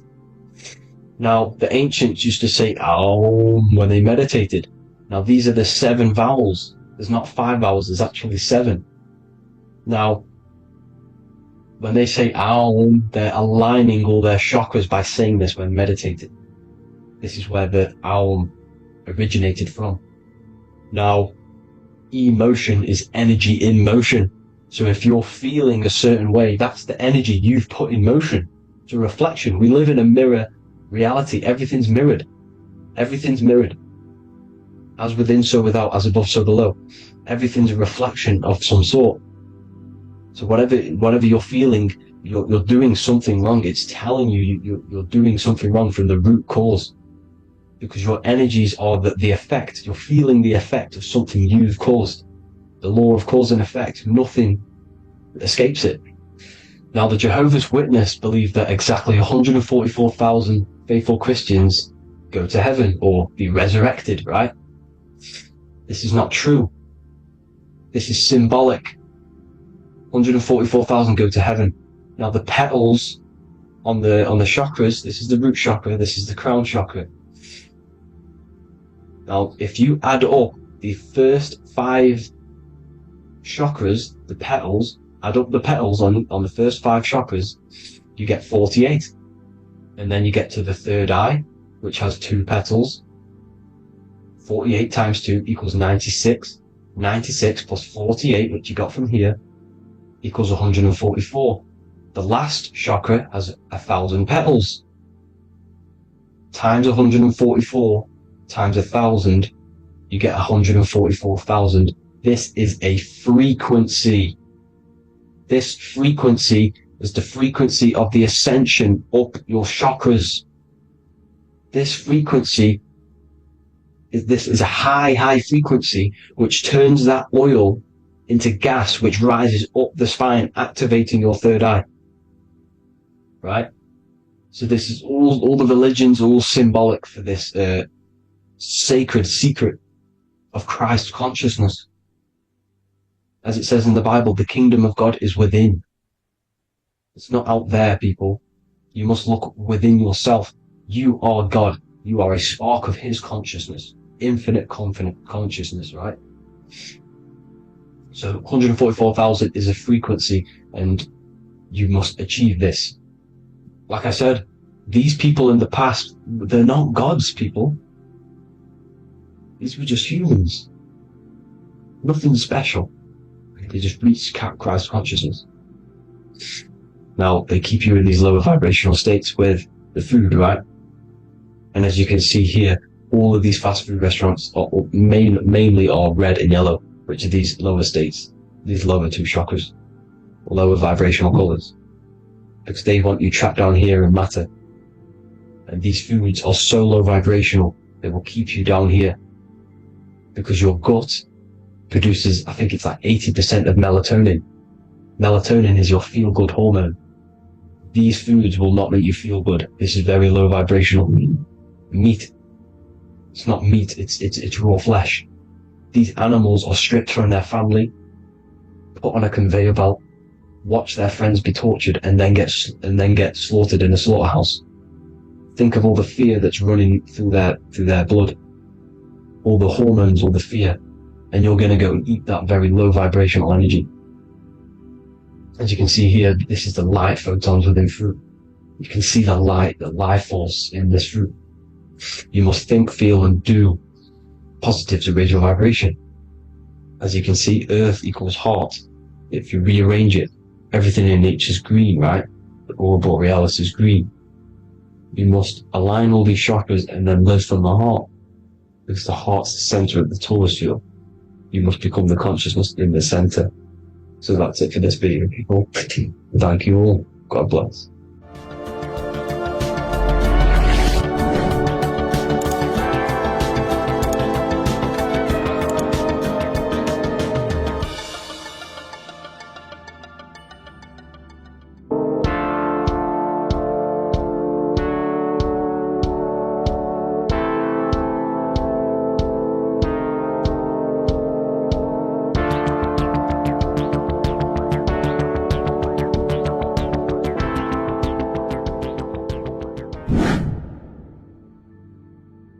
What's good, people? We're back with another video. This is going to just be a quick video. Manifestation, magic, bending reality. So let's jump straight into this. So you have a conscious and a subconscious part of your mind. The conscious is what you're conscious of, what you're actually doing, where you can choose or not. However, the subconscious is the part of your brain which is automatic.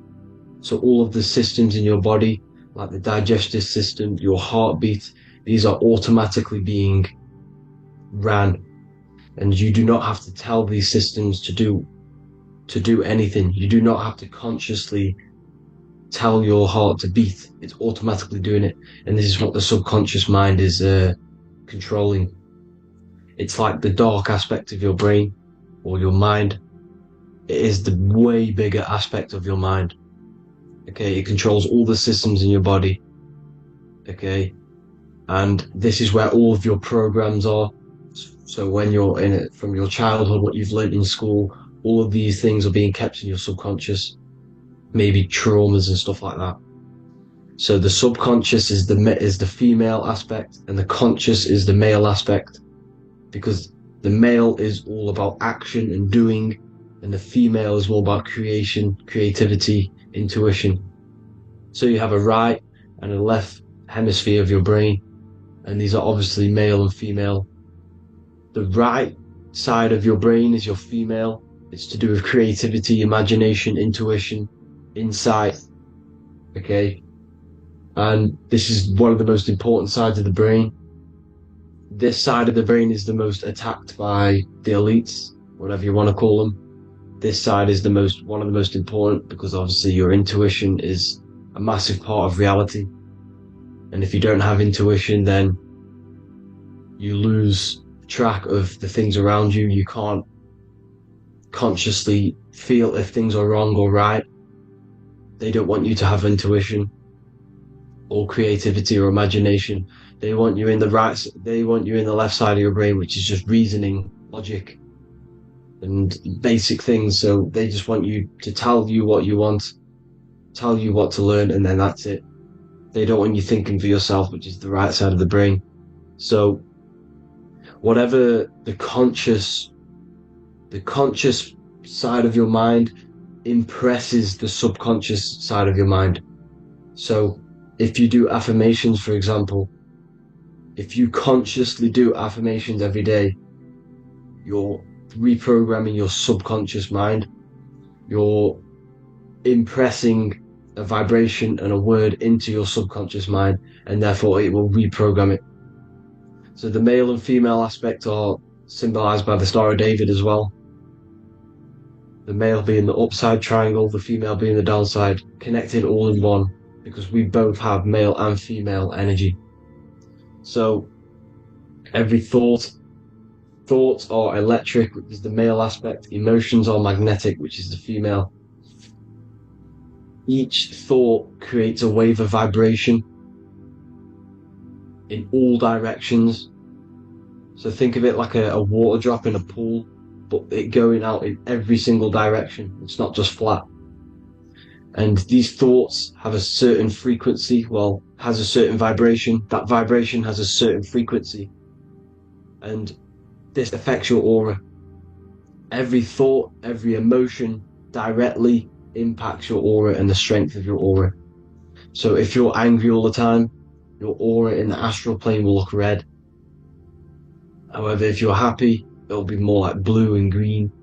So it's very important. Your electromagnetic field is created out of your emotions and thoughts, and that affects reality, because you're 60% water, and frequency and vibration create certain patterns and has a certain effect on water. We'll get into that after this slide. So each thought that people are thinking around you, you are actually subconsciously picking up these thoughts, because it's emitting this vibration in all directions. So this is why you can pick up thoughts of other people on the odd occasion. However, when you're more in tune with your intuition, your right side of your brain, you can start to pick up on vibrations, thoughts, and other people's auras. You can pick up on the energy once your third eye is open, and you know whether you should be in that environment or not. This is what we call an atmosphere. When we go into a room and you can feel the tension, if someone's been arguing, for example, this is the atmosphere, this is the vibrations, these are people's auras emitting these certain frequencies and vibrations. Okay, so our aura is contained of multiple layers. Obviously we have the physical body. This is the electromagnetic layer. However, you have the different planes of existence: the spirit, mental, astral, etheric, and then physical. The physical is the lowest plane of existence, and the physical plane is a product of all of the planes above. So the mental impresses on the astral impresses into the etheric, and then the etheric creates the physical object. So the mind is the root cause of reality. The mind is the cause of everything. Your consciousness is pure cause. There's no effect. Everything you see in this reality is the effect. Everything that you experience is the effect, because the root cause was the mind. The decisions you made you experience that certain experience, and that decision was created on the mental plane. And this is just pure thoughts. And thoughts are things. If it exists in your mind, it is a thing. It's a certain frequency. So if you have a certain level of thoughts, if you're thinking positive, for example, you're going to have a strong aura, you're going to have a higher vibration, and that attracts like. Like attracts like when it comes to thoughts and vibrations and electromagnetism. So if you're thinking positive all the time, speaking positive, doing positive, you're then creating a higher vibration, and that's going to attract people on that similar frequency to you. Everything is electromagnetism, frequency and vibration. Everything. You see, so this is why, for example, if I put my hand to a TV screen, if my finger was the same vibration as the TV screen, it would go straight through it. However, the particles in my hand and the particles on the TV screen are two separate vibrations, and this is what causes the friction to stop, and not my finger to go straight through it. So like I said, when you don't feel the vibe of someone, when you don't feel right, you don't really get along with someone, this is a vibration. Your vibrations are not matching, they're not similar, they're two complete different vibrations, and they're not aligning properly. So music has a massive part on this. Music is a massive, massive tool for the elites because music is frequency. And in 1975, the musical instrument are all tuned to 440 hertz. So Spotify, Apple Music, most of the music on YouTube is all set to 440 hertz. And 440 hertz is not divisible by 3, 6, or 9. And when you can't divide a frequency by 3, 6, or 9, it's not a natural frequency. As you can see here, this is 432 hertz. This makes a nice geometric pattern. However, 440 hertz is a distorted pattern. So when you listen to this actually shuts off the whole right side of your brain. Like I said at the start, this is the most attacked side of your brain. It's to do with creativity, imagination, intuition. When you listen to 440 hertz, it shuts off the whole right side of your brain. And obviously shutting off all of these forms of your brain. Music is a very, very powerful tool for the elites because it's the only thing which can enter your soul or your ears without consent, your body without consent. Everything else has to be through consent. You choose whether to eat something, you choose whether to drink something, but frequency, you're going to hear it no matter what. This is why it's so powerful, and music influences the body in many different ways. It's the most powerful imitator of everything. It directly affects all listeners. It directly affects intentions, gestures, movements, and actions. It stimulates your mind, and certain songs, certain catchy songs, can reprogram your subconscious mind, invoking certain emotions. This is why when you listen to slow beat songs, it makes you feel more sad. When you listen to upbeat songs, you feel more energetic. This is because these frequencies have a profound influence on reality and on how you feel. Because like I said, you are 60% water, and as you can see here, each frequency creates a different geometric pattern, and inside of you is 60% water. So like I said, 440 hertz is going to make a distorted pattern in your water, and this is going to have a profound effect on your emotions and your reality. So like I said, health is not just the body. You are made of body, mind, and spirit. You need to look after what you put in your body. You need to look after your spirit and look after your mind. It's very important to keep all these in balance, because once one of these are unbalanced, it affects the other two. So if you're eating wrong, it's going to affect your spirit and mind. If you're thinking wrong, it's going to affect your body and spirit. These are all interlocked. You have to look after them all. So it's very important you understand music. Stop listening to low vibrational music. To be honest, you want to listen to music without any sort of speaking inside of it. You just want pure frequencies, which are the solfeggio scale, like one of these, for example, 432, 528 hertz. These are all good frequencies. It's called the solfeggio scale. And these frequencies make you more in tune with nature. 528 hertz is what the earth vibrates at. So it's very important. And the Rockefellers are the one who changed this to 440 hertz. The Rockefellers, one of the elite families. So if you want to manipulate reality, it's very important to have your chakras aligned and having a high vibration, because the higher your vibration, the more powerful your words and your intentions are on reality. So the lower your vibration, the harder it is to affect reality, because you're on a lower state of consciousness. Like I said, you have the mental, astral, etheric, and physical. Everything is a product of the one above. As above, so below. This is what Hermes Trismegistus was saying in the Egyptian days. This is where it comes from. As above, so below. If you affect above, it directly affects below. So like I said, meditation helps on this, helps align your chakras. Think positive, feel positive. Like I said, your feelings are magnetic, your thoughts are electric. So once you combine these two together, you're then creating an electromagnetic frequency, and that will have profound effect on reality. So the law of cause and effect. The law of cause and effect. Every effect has the root cause. Like I said, your mind is the root cause of everything. Every decision you make is having a different effect on reality. Everything happens for a reason due to the root cause, which is your mind. You choose everything that happens in your life. Okay? So it's very important you understand this and you constantly make the right decisions, the good decisions to have good effects on your reality. You have to be very conscious of this law because nothing escapes this law. This is the law of all consciousness. So think about it. Imagine a massive ball of consciousness. However, off this ball are different sparks, and each one of these sparks are in each and everyone's body.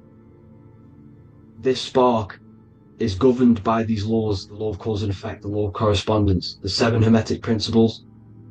It's very important you understand this because this mass ball of consciousness is what is obeying these laws, and everyone has this spark of consciousness inside their third eye. And like I said, everyone is the same consciousness. This is why if you do bad unto someone else, that will directly affect your reality. So if you hurt someone, it's going to come back to you in one way or another because you are that same consciousness. This is like a mirror reality. As within, so without. Whatever you feel on the inside, you're gonna see that on the outside. You're gonna experience that reality, whatever you've impressed. So there's different ways to bend reality to your will. This is kind of a sort of magic. So obviously you have black magic, which is manipulating reality to harm and influence others, or to be very selfish. And then you have white magic, which is manipulating reality for the good of humanity. So you do have to be very careful with your intentions, people, when you're trying to manipulate reality, because this is nothing to be played with. If you are manipulating reality for the wrong reason, it's going to come and bite you in the ass in some way or another. Because everything is balanced. Everything balances out in this reality. Nothing escapes the laws. Not one thing escapes the laws. So if you're stealing from yourself, because it's just going to come back in one way or another. Inside of everyone's heart, you know whether you're doing good or wrong. You know, you can feel it when you do something wrong. You can feel it when you do something good. The heart is the center of the torus field. It's balance. And this is why you say follow your heart, because it's the center of the torus field. It's very important to listen to this inner voice inside of you, because that is telling you the right things to do, the good decisions to make. And when you keep following that voice, that good voice inside of you, it takes you to your life path. Very important to follow that voice. However, don't let the ego get in the way of it. Don't care what your friends are going to say. It's very important to understand this. So, you have different ways of manipulating reality. You have sigil magic. This is where you create your own sigil or symbol.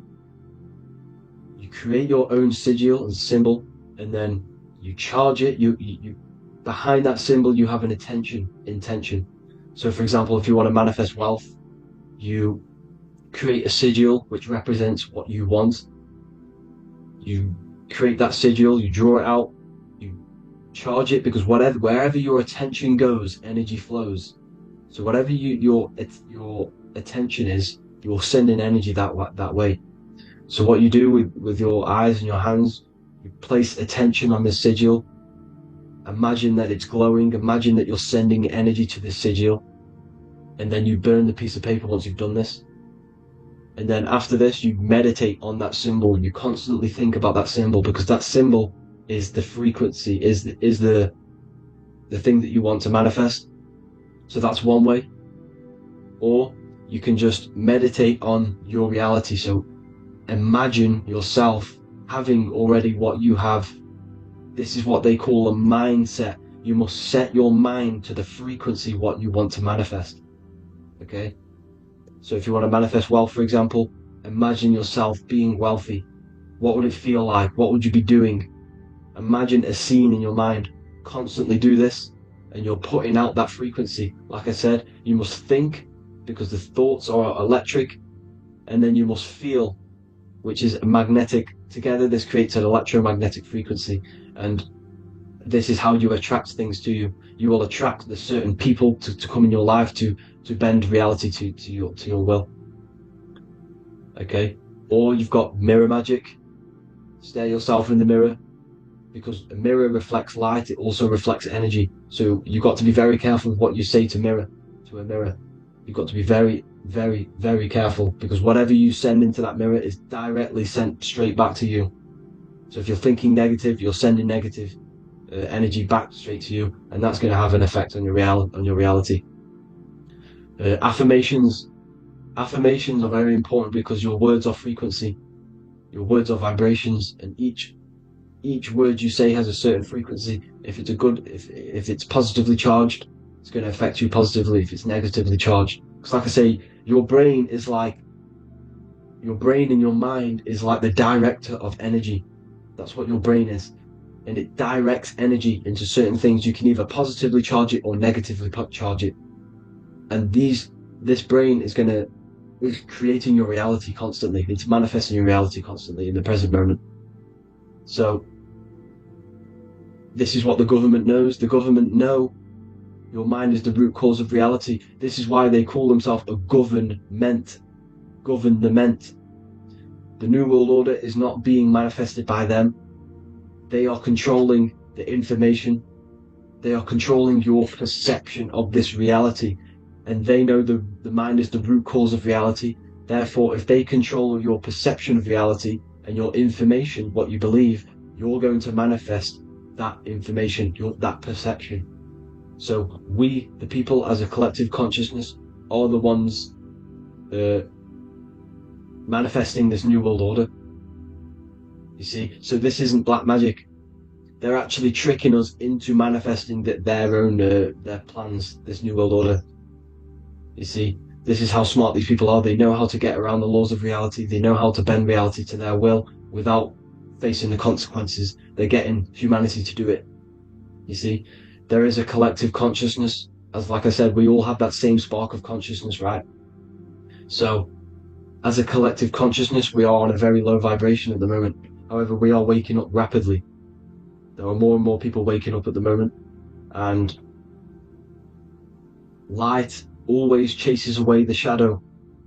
Light is a lot more powerful than darkness, you see. So one person waking up has a massive effect than one person being asleep. It has a profound effect. Because like I say, the light always chases away the darkness. It's more powerful. The light is always more powerful. High vibrations are more powerful than lower. So that's it for this, people. I hope you all enjoyed. This is a short, quick video. God bless you all.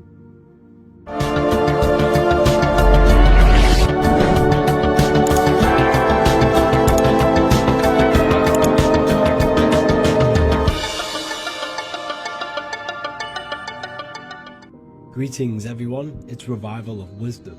I facilitate human enlightenment through occult and esoteric teachings. I hope this video expands your mind into a new field of thought. In this video we're going to be discovering the true esoteric meaning of the 7 planetary energies. So let's jump straight into this. In order to fully understand this, you must understand the esoteric teaching of as above, so below, and as within, so without. Our inner world is mirrored into our external material reality. We have a physical voice, which you are hearing right now, and I also have an inner voice, which no one else can hear. The inner world is invisible, and the external world is visible. In other words, the inner world is the spiritual world, and the outer world is the material world. The inner world of ourselves reflects and projects our outer world, which means everything in our external reality is somewhat reflection of our internal self. You are made in the image and likeness of God. You yourself are the universe experiencing itself in a 3-dimensional physical form. The Newtonian science has programmed you to believe that you are a physical being inside of a physical universe. They did this to limit your mind to only believing there is a physical universe and that you are separate from the universe or God. But you yourself are the divine essence of the universe, experiencing itself in a physical plane, which means everything you see is inside of you, including the stars, the planets, and the elements. As above, so below. As within, so without. An example of this is the 4 physical elements: fire, earth, water, and air. In the external world, these are physical elements. In our internal world, they represent the 4 bodies of consciousness. We have 4 different bodies. We have a material body, we have a spiritual body, an emotional body, and a mental body. The mind is not made out of the same substance as the body. The emotions is not made out of the same substance of the mind and the body. These bodies exist in 4 different dimensions, 4 layers of consciousness. With that being said, the 4 physical elements are inside of us. The earth is our material physical body. Fire represents our spiritual astral light body.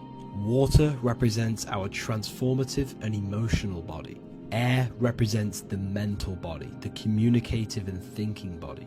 This is the teaching as above, so below. If that resonates with you and you can comprehend it, please leave a like and a subscribe to this channel to see more content. And feel free to leave a comment on any video suggestions. Okay, so now we've gone over the 4 physical elements and how they correspond with your inner world of consciousness. This is going to make it easier for you to understand what the planets actually are. The planets are a bit more in-depth and more detailed aspects of our consciousness. The 4 physical elements are generic, but the 7 planets go deeper. They are deeper aspects of ourselves. On a macrocosmic scale, the 7 planets rule the material realm.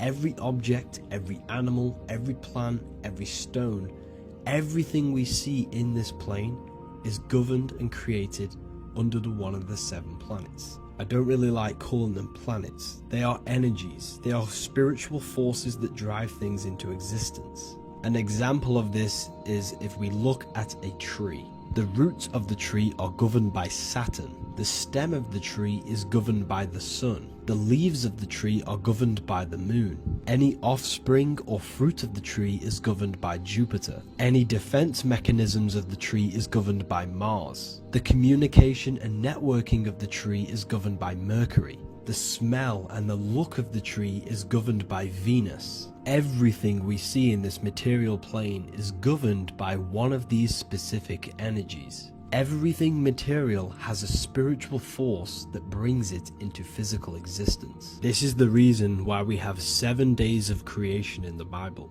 The 7 days of the week, all governed by the planetary energies. Monday is moon day for the moon. Mars governs Tuesday. Mercury is Wednesday. Jupiter is Thursday. Venus is Friday. Saturn is Saturn day. And Sunday is for the sun. This is the reason why there are so many 7s in this physical plane. 7 days of the week, the 7 colors, the 7 chakras, the 7 diatonic musical notes, the 7 lamps on the Jewish candlestick, the G inside of the Masonic square and compass. G is the 7th letter.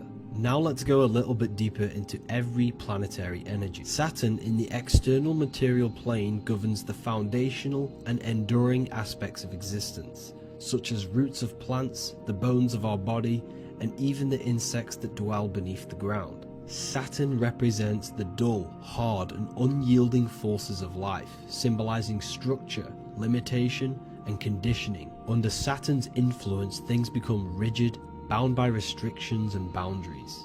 This is the reason why Saturn is known as Father Time, because Saturn rules anything that is a restriction and a limitation, which is time. The whole of this material plane is governed by time.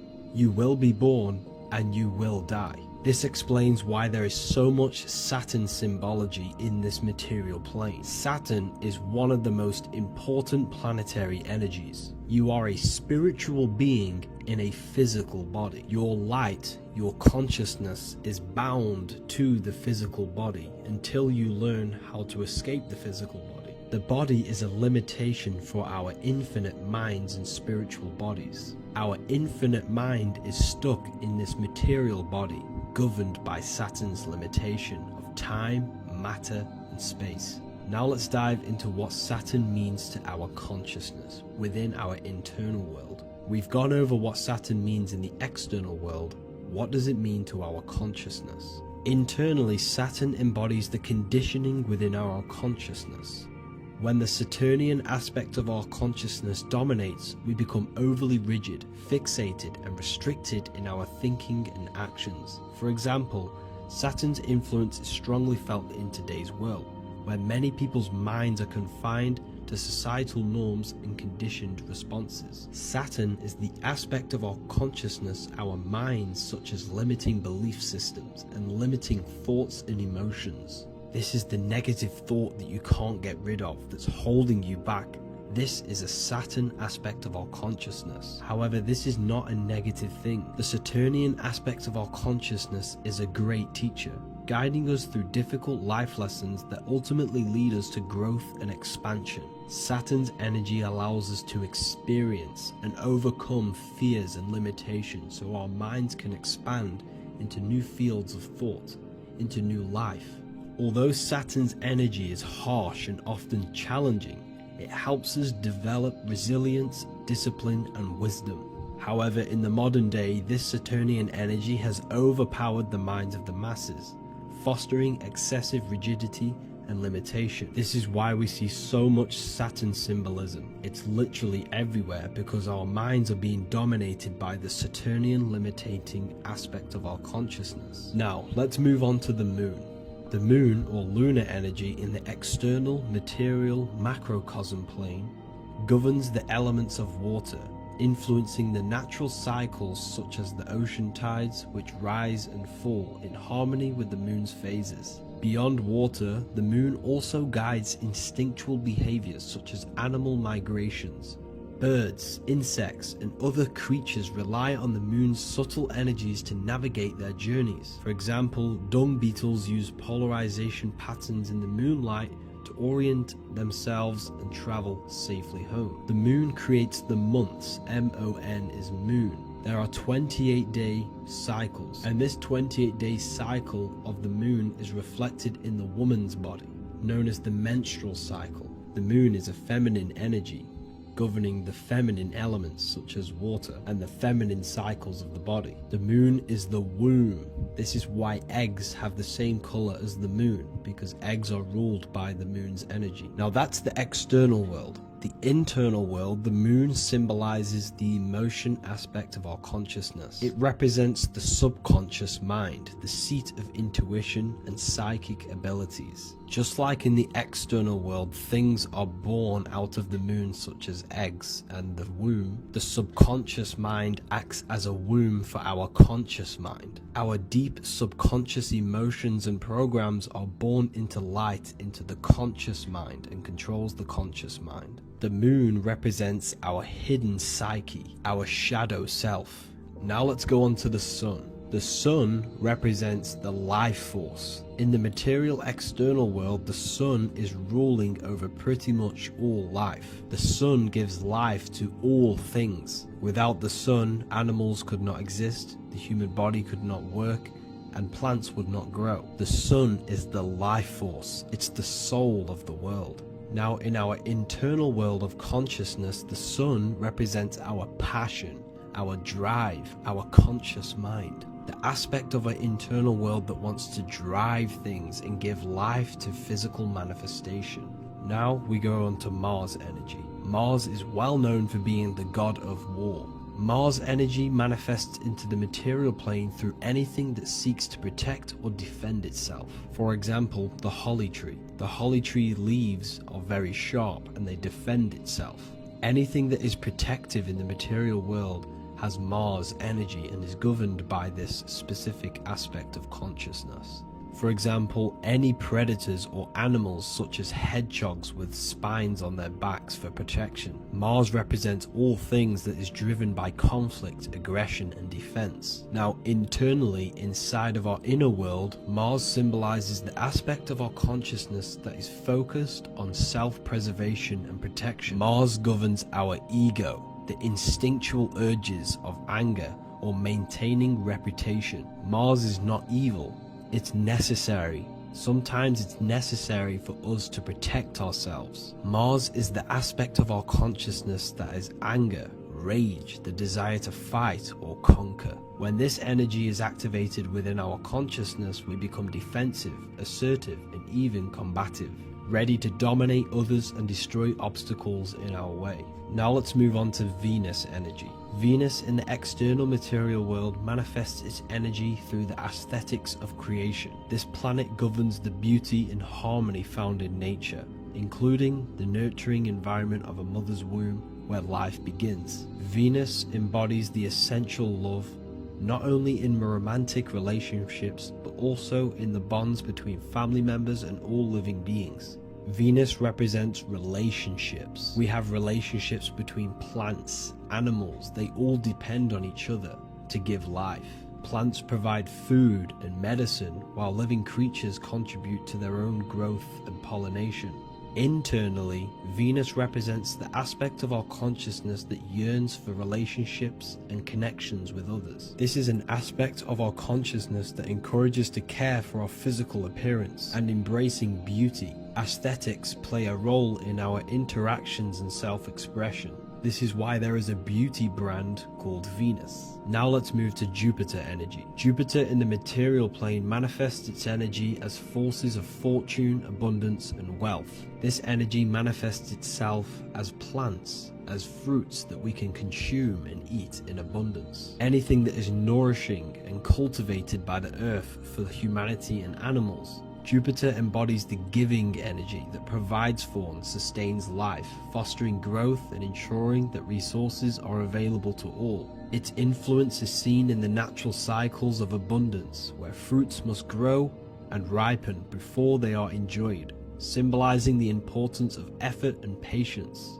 Internally, in our spiritual world, Jupiter represents the aspect of our consciousness that yearns for abundance and seeks growth in various aspects of our lives, including wealth, knowledge, and personal development of the mind, spirit, and the soul. This is the aspect of our consciousness that wants to gain wealth, that wants to gain expansion and abundance in our lives. However, when Jupiter's energy dominates our consciousness excessively, it can lead to feelings of stinginess and greed. It represents material possession. The last planet is Mercury. Mercury in the external world governs the vital elements such as seeds, air, communication, education, and electricity. Known as the messenger of the gods, Mercury rules over intellect, communication, and the transmission of knowledge. Mercury's state of consciousness manifests itself in the material plane as the network between trees and plants, how they all communicate together. It represents the intelligence behind all physical things. It's the intelligence behind the seed that allows it to grow into a plant. Mercury's creative energy is manifested in the nervous system of the human body and all living animals. The intricate messenger that transmits signals from the body to the brain and then to the mind.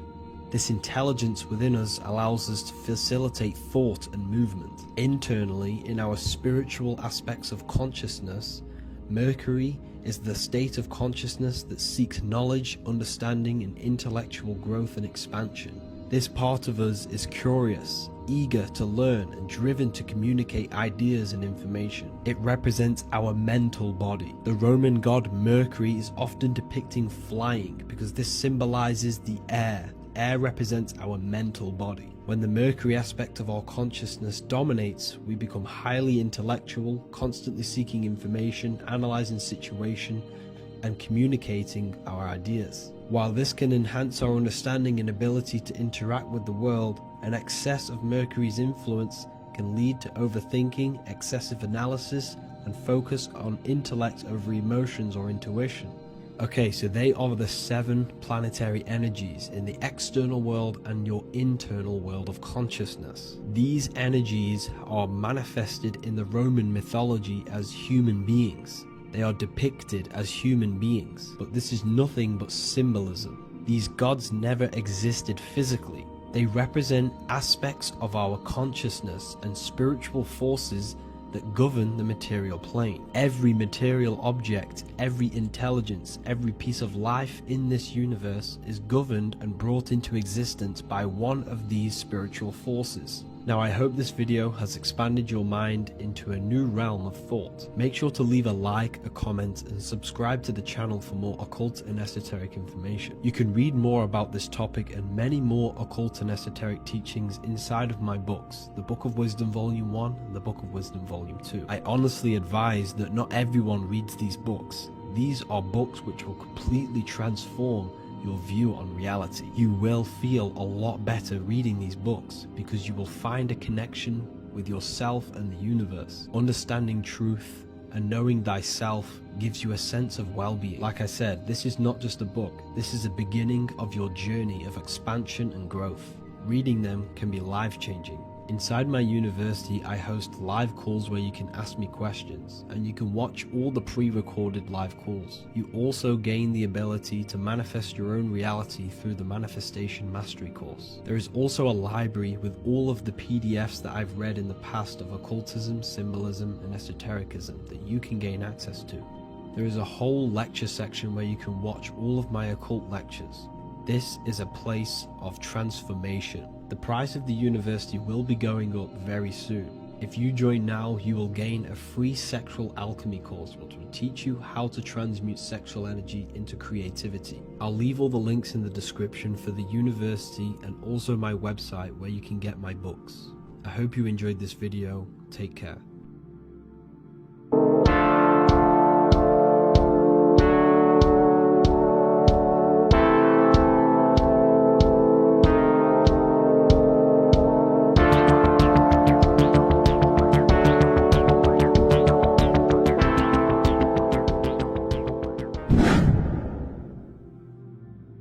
Welcome back, people. We're back with another video. Let's jump straight into this. Make sure to tune in till the end because this has got so much information in this video. So sit back and enjoy. So everything's Taurus fields. The Earth's a Taurus field. Everything's Taurus, which is electromagnetic field, electric and magnetic. The center of the Taurus field is where the two opposing forces meet in the center. And this is what creates the plane of inertia, the dielectric plane of inertia. Okay? You got red shift, blue shift, positive, negative, south and north pole, right? This is what the ancients were showing with the tree of life. As you can see here, this is the plane of inertia and this is the Taurus field. Everything consists of this. Everything is a Taurus field. A atom is a Taurus field. Okay, now the inertia is the 0 point. So this plane is a 0 point. It's the balance between two poles. Okay, now this creates matter because matter is two opposing forces in motion equalized. So these two forces coming together is what creates matter on this physical plane. And this is why we can't see the electromagnetic field, because it consists of one of the elements, which is either electric or magnetic, but when they combine together, it's what creates this physical plane, which is physical matter, which is light in motion. Now, everything is one. Don't get confused by duality. Duality is two opposing forces, but them two opposing forces are created by the same substance. It's two aspects of the same substance.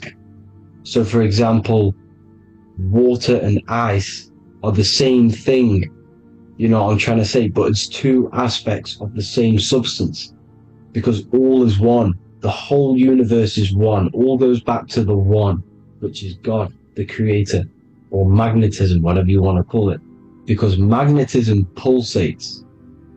Electricity has two poles, red shift, blue shift.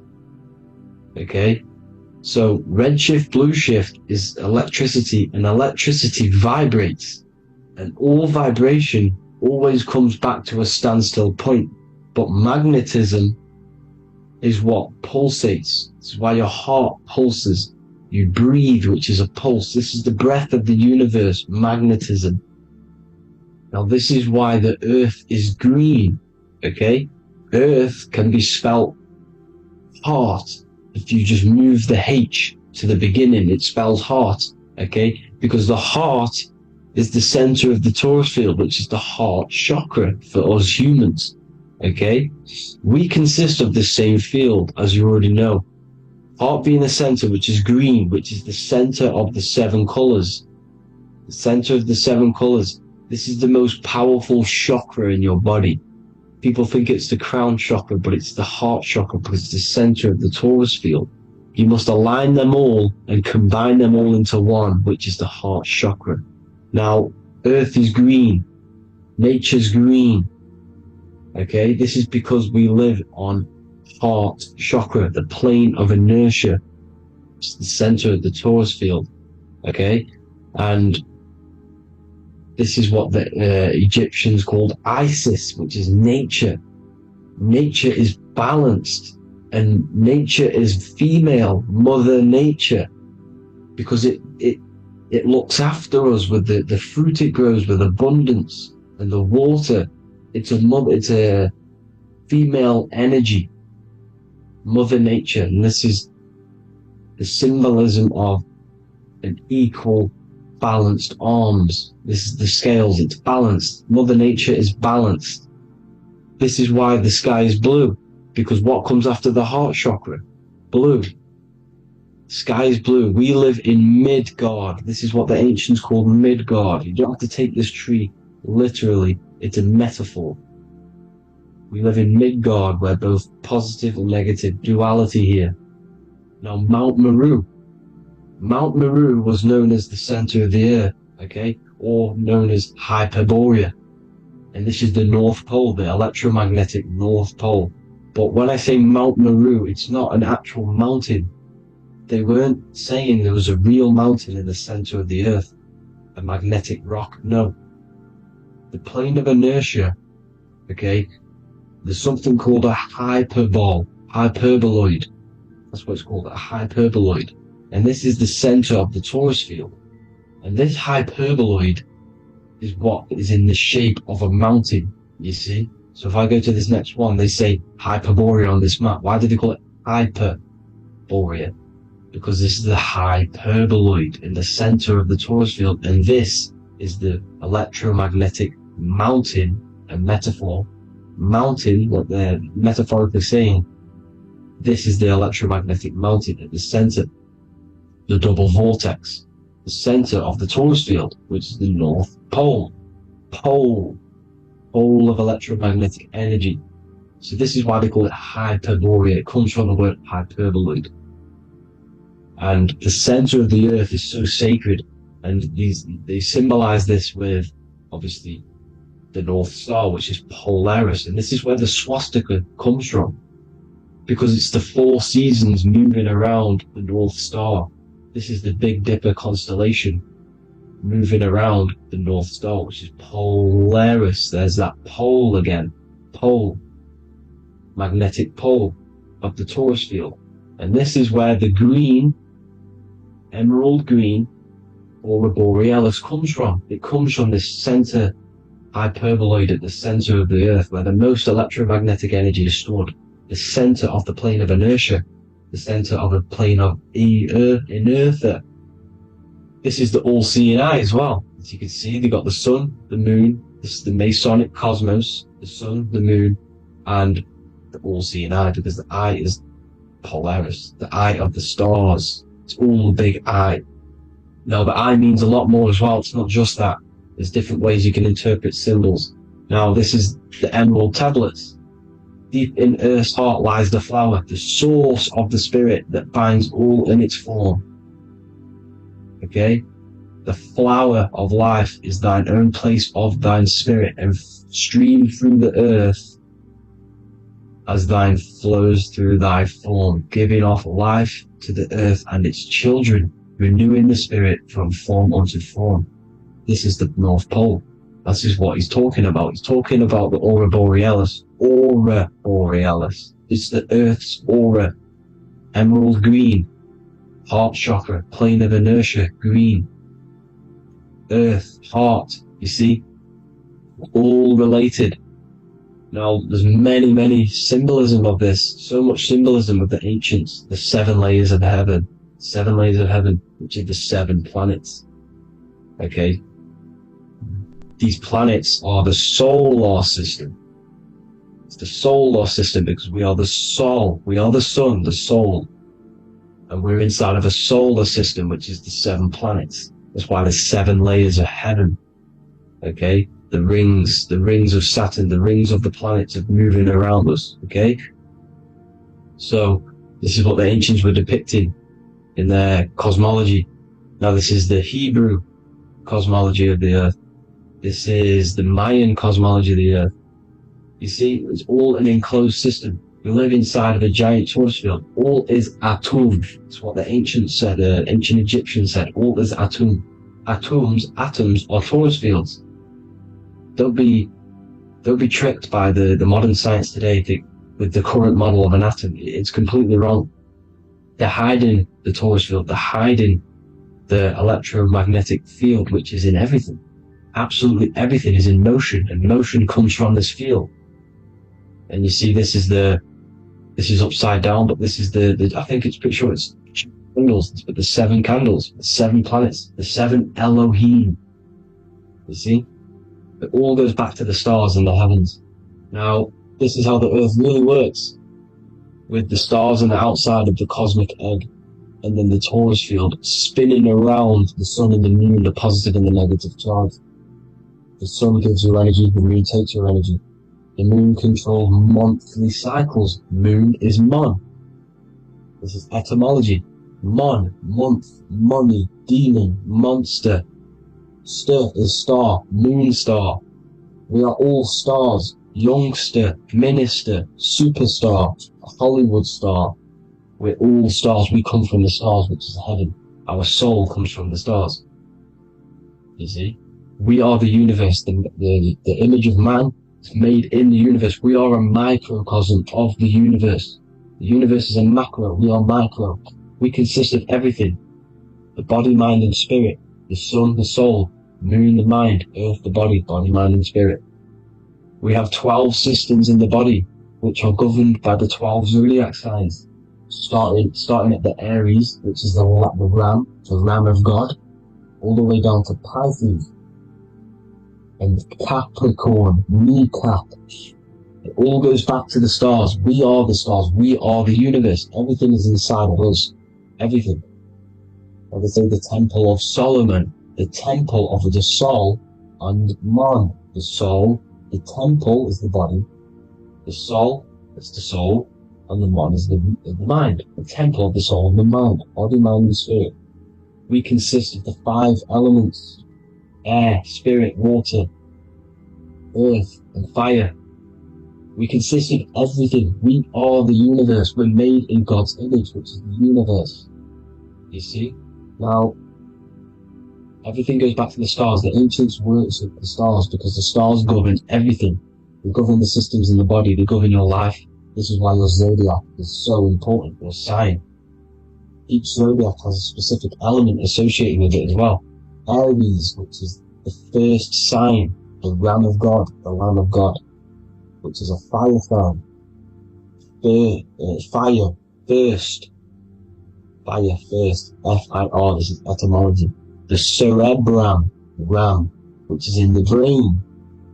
Aries, the ram, controls the head, the face, and the nose upwards. So it controls the cerebrum. The Torah, which is, I'm pretty sure it's the Hebrew Bible, which is the Taurus. Tornado comes from the Taurus field. You see? Everything's inside of you. It all goes back to the Taurus field, and the Taurus field is everything. Now, like I said, 12 zodiac signs, 12 systems, 12 cranial nerves in the brain, the 12 disciples of the Bible. All symbolic. Have to read the Bible properly. Now, this center, at the center of the earth, right? This is what's stirring the ether. And the ether consists of the 4 elements. Because there's 5 elements. Spirit can be called ether. People call it spirit or ether. Ether is pure potential, pure energy. It's what connects the astral to the physical. it's the dimension between the physical realm which we're on and the astral. So it has pure potential, it's pure energy. This is why we say I either want to go there or there. It's connecting two scenarios. That's what the ether is. It's connecting the two worlds, the astral and the physical. The center is like the cosmic womb. There's a black hole in the center. This is the center of the torus field. This is the womb of creation. This is the womb of creation. And inside of this black womb with the 5 elements, and everything's being stirred around. Everything's in motion. Light is motion. Everything's motion.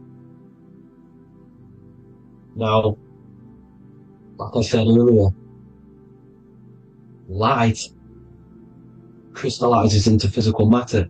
They are the same substance. Spirit and matter are the same substance, but different variations, different aspects of the same substance.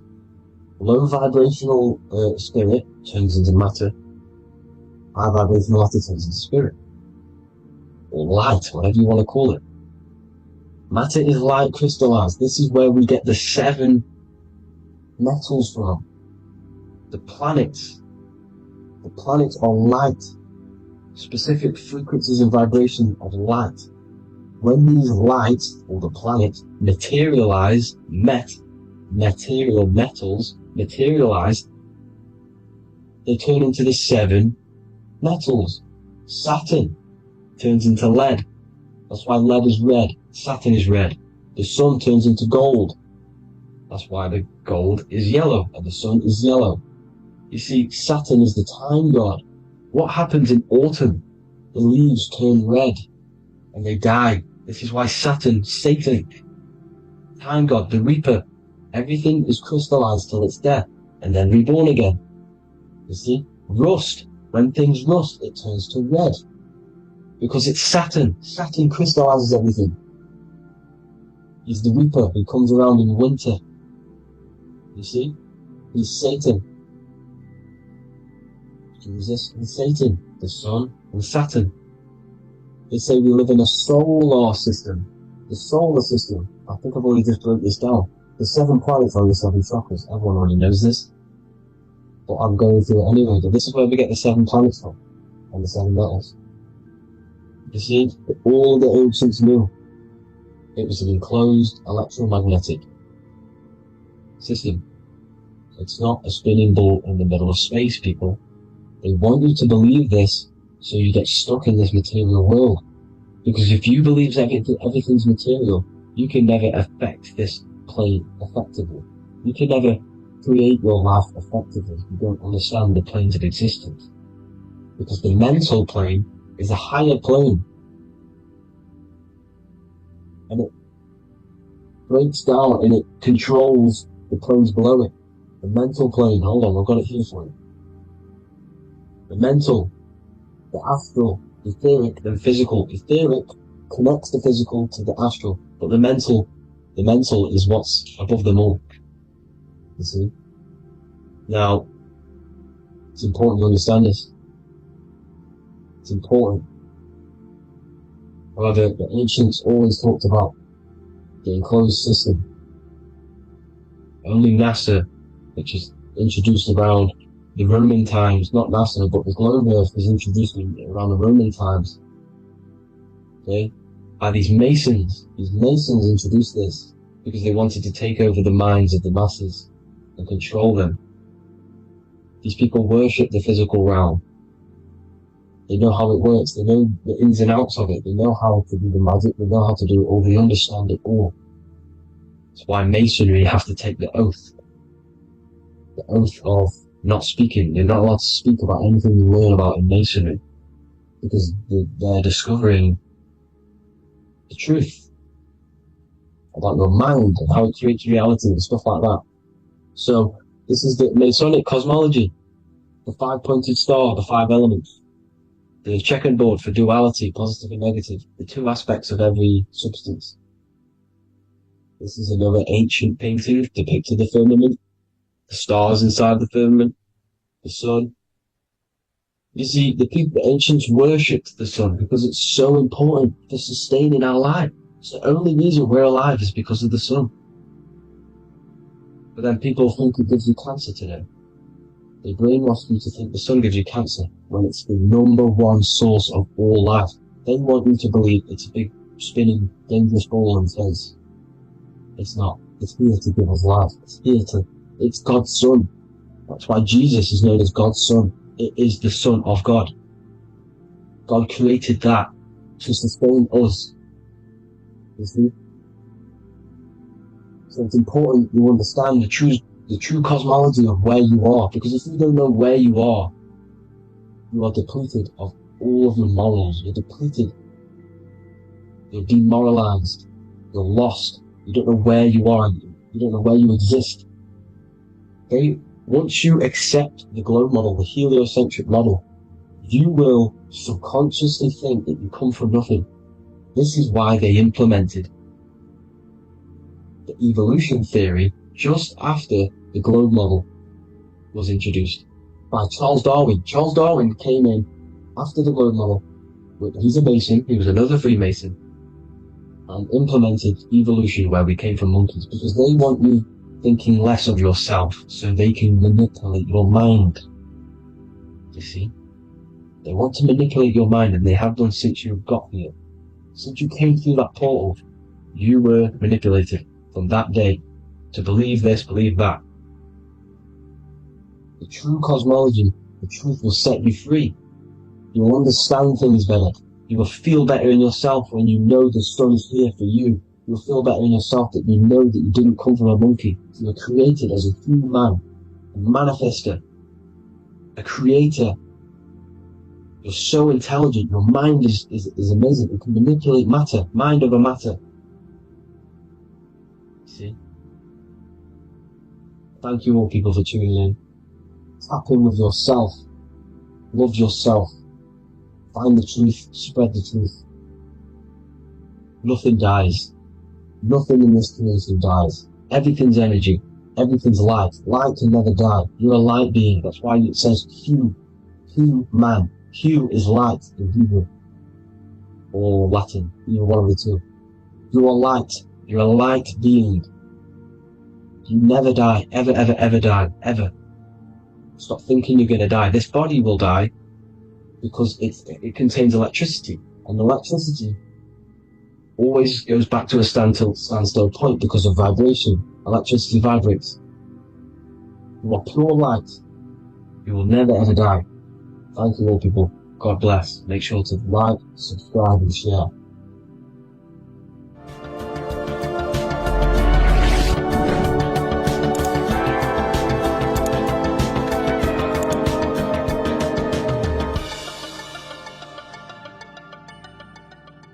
Welcome to Revival of Wisdom. What is good, people? Is Revival of Wisdom. We're back with another video. Today we're going to be talking about the importance of Saturn and the occult. Let's jump straight into this. So Saturn is the god of the earth, right? It's the time of God, change, destruction, physical matter. He creates and destroys, because the energy of Saturn is the key to crystallization. It wraps things in physical matter, right? He creates everything, all life forms, and he takes things back, because the day that you're born, that's the day that your expiry date is coming. The time is ticking until Saturn takes your life. This is why he's known as the Reaper. Okay? As he's personified as eating his child here in this ancient Roman painting. As you can see, he's eating the child. We are all children of Saturn, right? He creates physical matter, our physical bodies, right? He's the god of time because he's the slowest moving celestial body. He's the Lord of the Rings, as you can see here. He's the last one on the ring. He's the slowest one moving, okay? So, he is the Lord of time. of destruction and creation. Okay? This is why his name is Satan. He's the devil. Okay, but I'm not saying Saturn's evil, guys. It's a part of life. Everything lives and dies, right? He's the key to crystallization. Now, as we have the clock here, our god Saturn, or Chronos in Greek, just means time. He's also the god of time, as I've already said. 60 seconds in a minute, 60 minutes in an hour, 24 hours in a day. Add 2 plus 4 equals 6. 60 seconds, 60 minutes, 2 plus 4 equals 6. That's 666. Okay? And as you see on the clock, 6 take away 12 equals 6. 7 take away 1 equals 6. 9 take away 3 equals 6. 6 is the number of Saturn. It's associated with Saturn, right? He's the god of time, of justice. Everything goes back to the Reaper in the end. Everything lives and dies. Now, the artwork of him, he's always got the Reaper staff. You see, it's personifying death. Now, when you see this, the Romans were not saying Saturn was a real person, a real god in human form. No, this is personification. This is what the ancients always did. They personified, just like the Bible. It's all personification. So the personifying Saturn eating its children because it eats, it's the Reaper. No one can escape the Reaper. No one can escape death. Now, Saturn is 666, which is in the Bible, the number of the beast, right? The number of the beast, Satan, 666, right? So on the North Pole of Saturn, you have a hexagon which makes a cube, right? Now this hexagon, when you join up all the corners, creates the 6-pointed star known as the Star of David, right? In the Jewish religion. Now, as you can see, the 6-pointed star has 6 points, 6 mini triangles, and a 6-sided hexagon. That makes 666. And also, your Saturday is named after Saturn, the 6th planet, the 6th day of the week, and has a 6-sided polygon in its north pole. That's also 666. Now, this Star of David, this symbol goes back thousands of years, and it originates from Saturn. It's not the Star of David, right? It originates from Saturn. It symbolizes the physical and spiritual aspect combined into one, which makes us humans, right? Also symbolizes the male and female combined into one. These two sacred energies create the human. We consist of both male and female energy, also known as the Seal of Solomon. And we all know if Solomon was a real person, he talks about communicating with 72 demons. He could apparently in the text, he could communicate with 72 demons, and this is sorcery. This is black magic. Now, this symbol is associated with hexing people. When you place a hex on someone, that is a form of witchcraft, which a hex is just a curse. When you're cursing someone, this is black magic. Now, the black magician would stand in the middle of the symbol and cast his spells onto other people. Now, this symbol is obviously on the $1 bill, twice on the $1 bill. And it's very, very ancient symbol, and it originates from Saturn. And let's keep going. So the cube. So I've just said how you see the cube on the North Pole of Saturn, right? The cube is limited. It's a 3D shape. It symbolizes limitations to the physical 3D dimension, the third dimension, the physical realm which we are in. Now, as you can see, the color associated with Saturn is black, right? Black is infinite potential. Black is the creation of all things. Before there was light. Light is born out of blackness, darkness, okay? Now, black is physical matter. And as you can see, the black cube,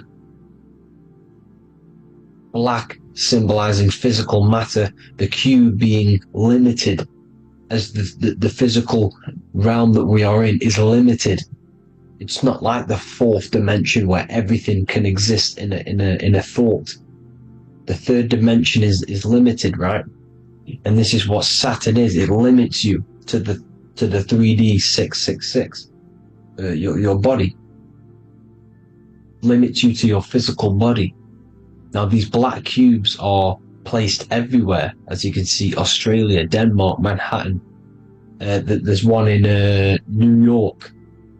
As you can see, the Apple have a cube.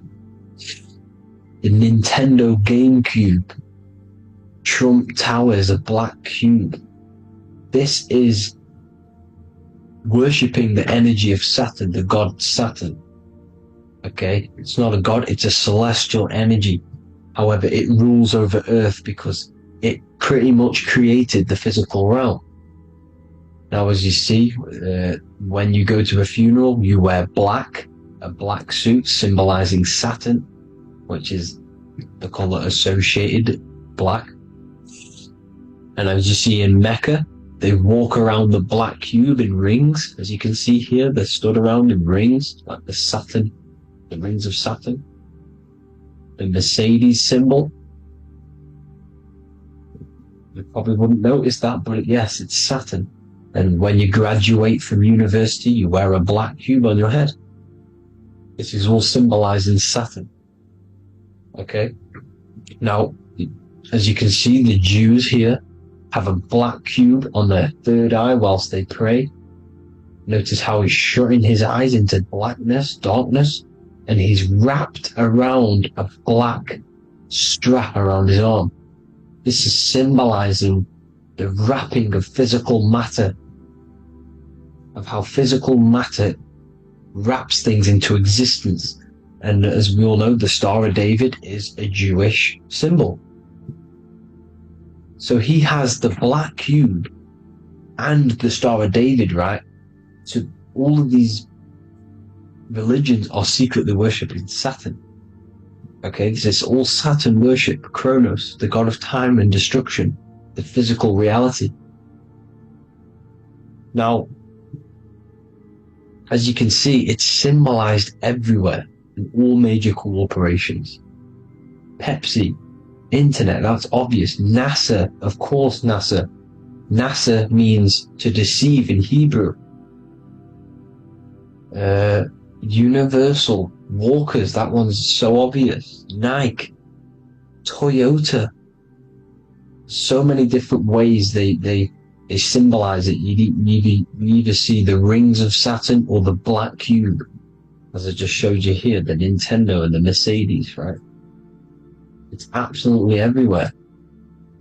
Now, they also use 666 to symbolize it, as I've just broken it down to you. 666, the World Economic Forum. We all know how they're trying to enslave us into this new world agenda. Google Chrome, CERN, Disney, Coca-Cola, Cadbury's, all of these have 666. Now every UPS barcode has 666. And even www. is Hebrew for 666, as you can see here. Monster. It's the same Hebrew letter that means 666. Drake, 6 God. That's his God, Saturn. Why? Because they love physical realm. They love the physical dimension, the third dimension. Because they can rule here through riches. They can build an empire here. It's not like the fourth dimension. They don't want to ascend. They want to stay down here in the physical realm. Okay? Now this is why they're cloning. They can move their consciousness into other clones to live forever. this technology exists. This is why they love the third dimension. As you can see, all of these sellouts here, Drake, Leonardo DiCaprio, you know, all of these people doing 666 because this is their God. This is their God. They love the physical realm. They sold their souls for wealth and fame in this physical realm. So why would they leave? You see? Now, this isn't all just evil, okay? So you have 7 chakras, right? You have 7 days of the week, 7 solfeggio scale notes. These are frequencies, the solfeggio scale. Now, it's called the Saturn Moon Matrix because the moon symbolizes your mind, because you're created out of the Holy Trinity, which is body, mind, and spirit, right? That's the triangle, the equal triangle, body, mind, and spirit. Now, the 3 main celestial bodies are Earth, Moon, and Sun. The Earth being your physical body, the Moon being your mind, and the Sun is your soul, hence why it's called solar. It's a solar soul. Now, these symbols are alchemical symbols, so when you're doing alchemy, you use these symbols to obviously symbolize what we're talking about. Now, as you can see, these are all the symbols of the planets. Of Saturn is created out of the moon on top, the moon on the bottom and the earth on top, as you can see here. You see? And this creates the number 5. Now, with the moon being your mind and the earth being your physical body, this is mind over matter, because the earth is your body's matter. This is matter over mind. You don't want to be matter over mind. This is low states of consciousness. You won't be mind over matter. You see, to manipulate matter, to create your own reality. Now, obviously, we all know Saturn is associated with the lowest chakra, which is the root chakra. This is to deal with your animal instincts. When you're down here, you identify as the physical body. You don't know anything spiritual. You're pure physical. You have a pure physical mind. You don't believe in anything spiritual. This is survival mode, consumption. They want you trapped down here, which is matter over mind. They don't want you to create your own reality, which is mind over matter. You see? Now, that's what Jupiter is. Saturn is the moon on the bottom and the earth on top. But Jupiter is the moon on top with the earth on the bottom. That's mind over matter, you see? So, these chakras are an ascension process from spiritual, from matter, physical matter to spiritual. This is the ascension. This is the stairway to heaven. This is Jacob's ladder. You see? Now, the number 5, which is obviously associated with Saturn as well, which create the symbol for Saturn, created the number 5. You have 5 senses, 5 elements, 5 physical elements. As we all know, Saturn crystallizes everything into physical matter out of the 4 elements.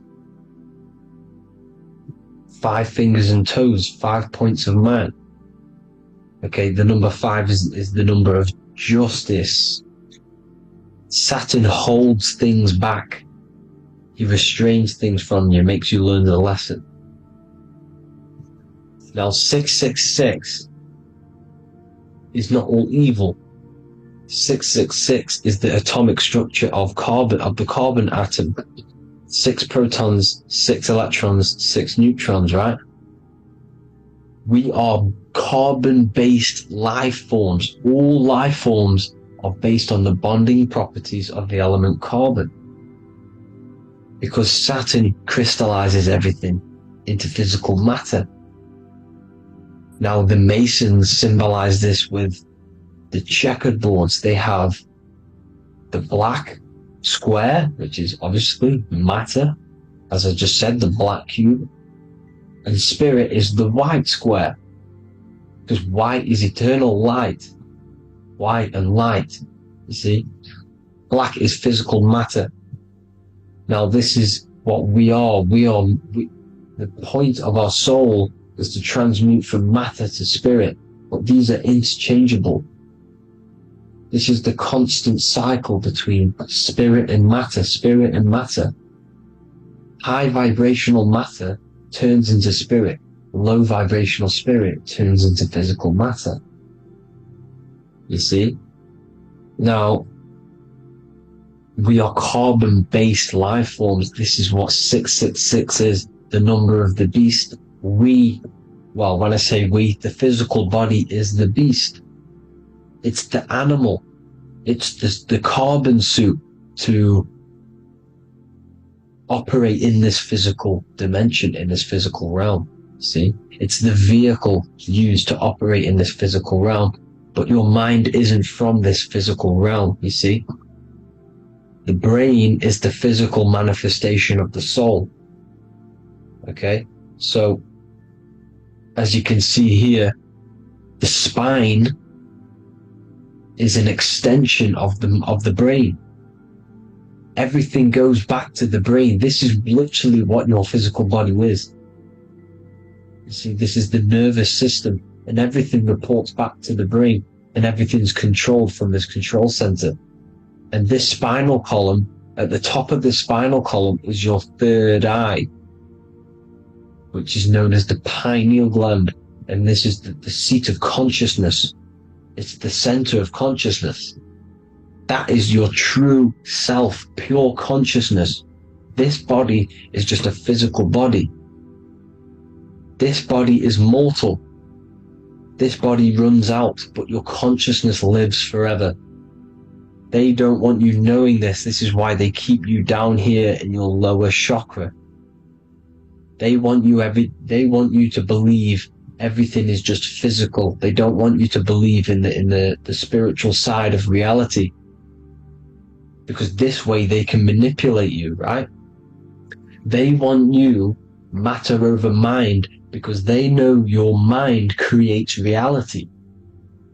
They know your mind is the root cause of reality. You manifest your own reality from the inside out. So this is why they control your perception of reality. They control your information in order to manifest their new world order.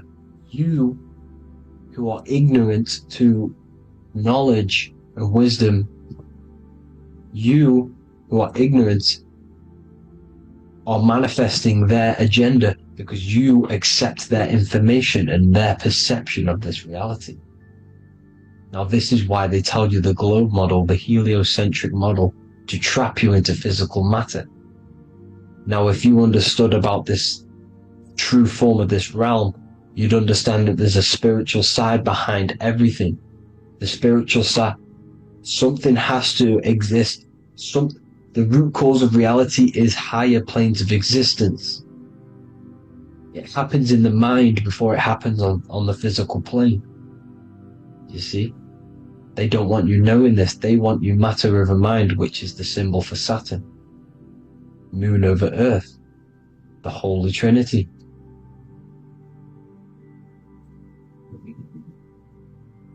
Now, as you can see, the cube also makes IXXI. This is Roman numerals. This is Roman numerals, and when it's translated from 9/11. Yes, 9/11. This is the secret code of the One World Order. The two twin towers, when the two become one. Okay, when the two become one, this is how you reach the higher states of consciousness, the physical and spiritual. Now, as you can see, the 9/11 memorial are two black cubes. It's two black cubes. This is all Saturn worship. Now, I'm not saying that Saturn is an evil celestial body, right? No, everything has a good side and a bad side, right? It's duality. The spirits of Saturn on the dark side are the most evil demonic spirits. Now these are the spirits that these are invoking through these rituals, right? Yes, 9/11 was a massive ritual. It's a satanic ritual, okay?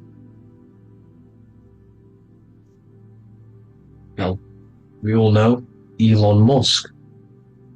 Elon Musk is coming with the mark of the beast. In English gematria, this equals 666, right? 666, as I said, is the number of the beast. You are the beast, your physical body. You see how the Bible twisted things up to make things more confusing, right?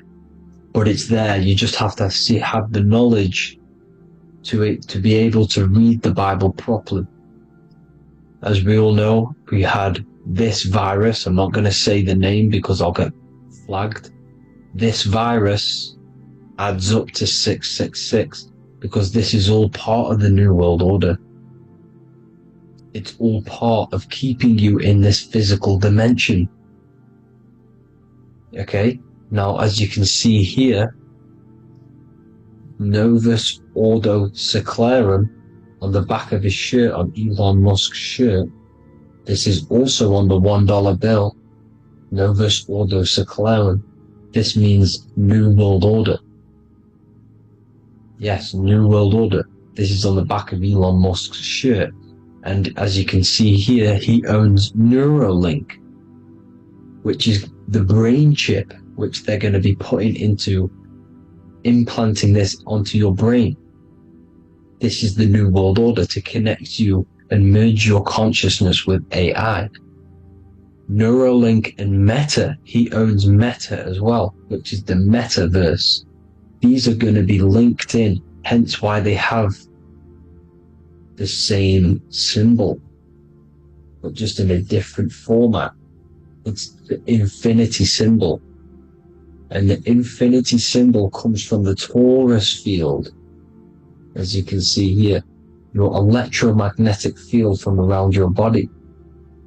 Now the end goal is, for this New World Order, is to trap your consciousness inside of an alternative reality being projected from the metaverse. Because the metaverse will be the reality, Neuralink will be the brain chip inside of your brain, projecting your consciousness into an alternative reality while they harness your energy of your physical 666 body. Now this stuff gets real deep, people. Now this is the end goal of the New World Order, is to connect you with AI.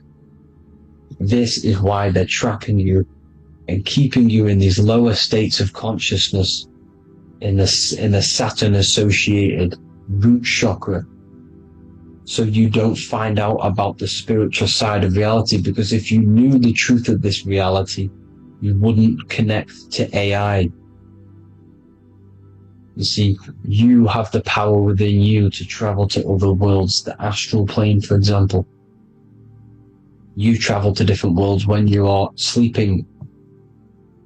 Okay?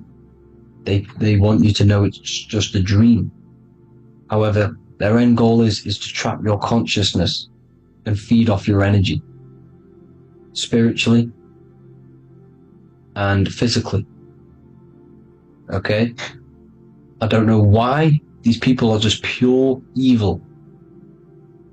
As I said, evil love bondage. They love the physical dimension. They don't want to ascend to other realms. These evil love the third dimension. This is why evil spirits will inhabit bodies, exorcisms, because they miss being in the physical realm. They miss it. Evil love bondage. So this is why they're cloning and putting their consciousness in clones to stay in this third dimension, to stay as further away from the source as possible. Okay? This is why they're doing it, and this is how it's all linked in. So I hope you all enjoyed this video. Hope you gained some wisdom. Please feel free to join the Telegram. And please leave a like and a subscribe. Thank you all, people. God bless.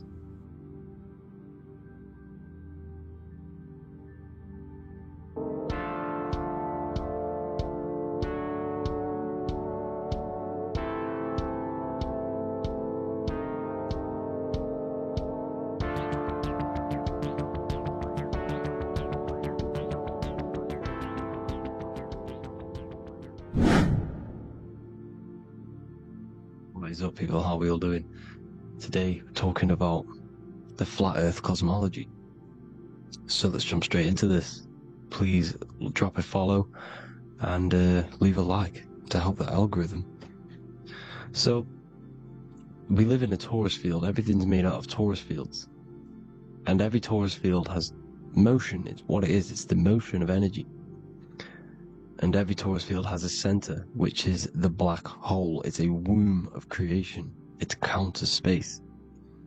Now, this is why the North Pole is magnetic, because the center of this torus field is the most magnetic part, the strongest part of the field. So this is why all compasses will point you to the center. And the Earth's magnetic field is spread across the whole of the Earth. And it's spinning, as you can see here. It's like a tornado at the center. And this tornado is the force which is spinning the sun and the moon around us. You got the sun, the moon, Polaris, just like in the Masonic cosmos here. The sun, the moon, Polaris, the all-seeing eye. Now we'll get into Polaris a bit later, but the sun is the magnetic force, is the electric force. Because every field is electromagnetic. Now, the sun is electric, it's positively charged, it's gonna give you energy. It's feeding energy. The moon is more magnetic energy, which is taking your energy away from you. And this is why you become sleepy when the moon comes out. Because it's taking away your energy. So, these two forces is the balance, it's the yin and yang. It's the balance, everything in this creation is balanced. Because the torus field is the Earth is the plane of inertia, the 0 point within the field. Because physical matter is a result of two opposing forces equalized on the plane of inertia. And that is where matter crystallizes into physical results. And this physical plane is the plane of inertia, planet Earth. And at the center of this plane is the black hole, the womb of creation. And outside of this black hole gives birth to light. So the torus field is constantly rotating, going into counter space, the black hole, and then out of counter space gives birth to the white hole, white light. You see? So it's going around, black hole, birth again, black hole, birth again. And it just keeps going around. It's an infinite cycle of energy. And this is where the infinity sign comes from. This is the motion, this is the force which is creating everything to spin inside of this circle. Okay? And it's making the stars spin. It's making the sun and moon spin around us, around this center point. Now here you see Horus and Set. Horus and Set putting their feet inside of this dome. This is the royal arch, the arch of the dome above us, which is like you see in the Masonic cosmos, the royal arch of Freemasonry. This is the dome above us, the firmament that the Bible talks about. You see, they're putting their feet in because Set symbolizes the moon and Horus is the sun. Horizon, Horus. Horus is rising, the sun. So they're both putting their feet around this center magnetic pole, which is the pole, North Pole. And above the North Pole you have Polaris, the pole of electromagnetic energy. You see? And this is how we get the sun and the seasons. Because the sun, for us, when it becomes summer, it's on the Tropic of Cancer. Then it spirals outwards, going out and out and out, then goes to the Tropic of Capricorn. That's winter for us. Then it comes back in and creates summer again. So it's constantly spiraling around this center magnetic North Pole. You see? So this roof above our heads is the firmament, and this is what they've taken off of us. They haven't physically taken it, but mentally they have taken this away from you. It's a female energy, and this is what the Egyptians called Nut, the sky god Nut. And this is the womb. We are inside God's creation, God's womb, and the woman's womb when she has a baby is a microcosm of this, because everything inside of this creation is micro, macro. It's a reflection of the bigger things, as above, so below. So the dome above our heads is the dome we are in when we are a baby. And you can see the sacred geometry of it is the exact same. It's the dome. And when we are inside of the womb, the woman, the sacred maker, which is the M, the Masonic M, this is the G male symbol. The Masonic M is maker, mason, matter, male. She delivers the male, you see? She delivers the male because it's the maker, the female, the magnetic. The woman is magnetic in nature, the male is electric in nature. So when we are in this womb, the female, we are being fed by the center umbilical cord, by the center of the mother's stomach. We're connected to the center of the woman's stomach, just like we are when we are in the earth. The center is where the aurora borealis is being emitted from, the electromagnetic aurora borealis, the northern lights. This is our spiritual umbilical cord, connecting us to counter space, connecting us to the realms beyond this world. Because at the center of every torus field is counter space. And at the center of the earth is our spiritual umbilical cord, and this is the earth's belly button, as you see. As above, so below. We had a physical umbilical cord, we have a spiritual umbilical cord, and this gets cut when we die, when we're cut away from the physical reality.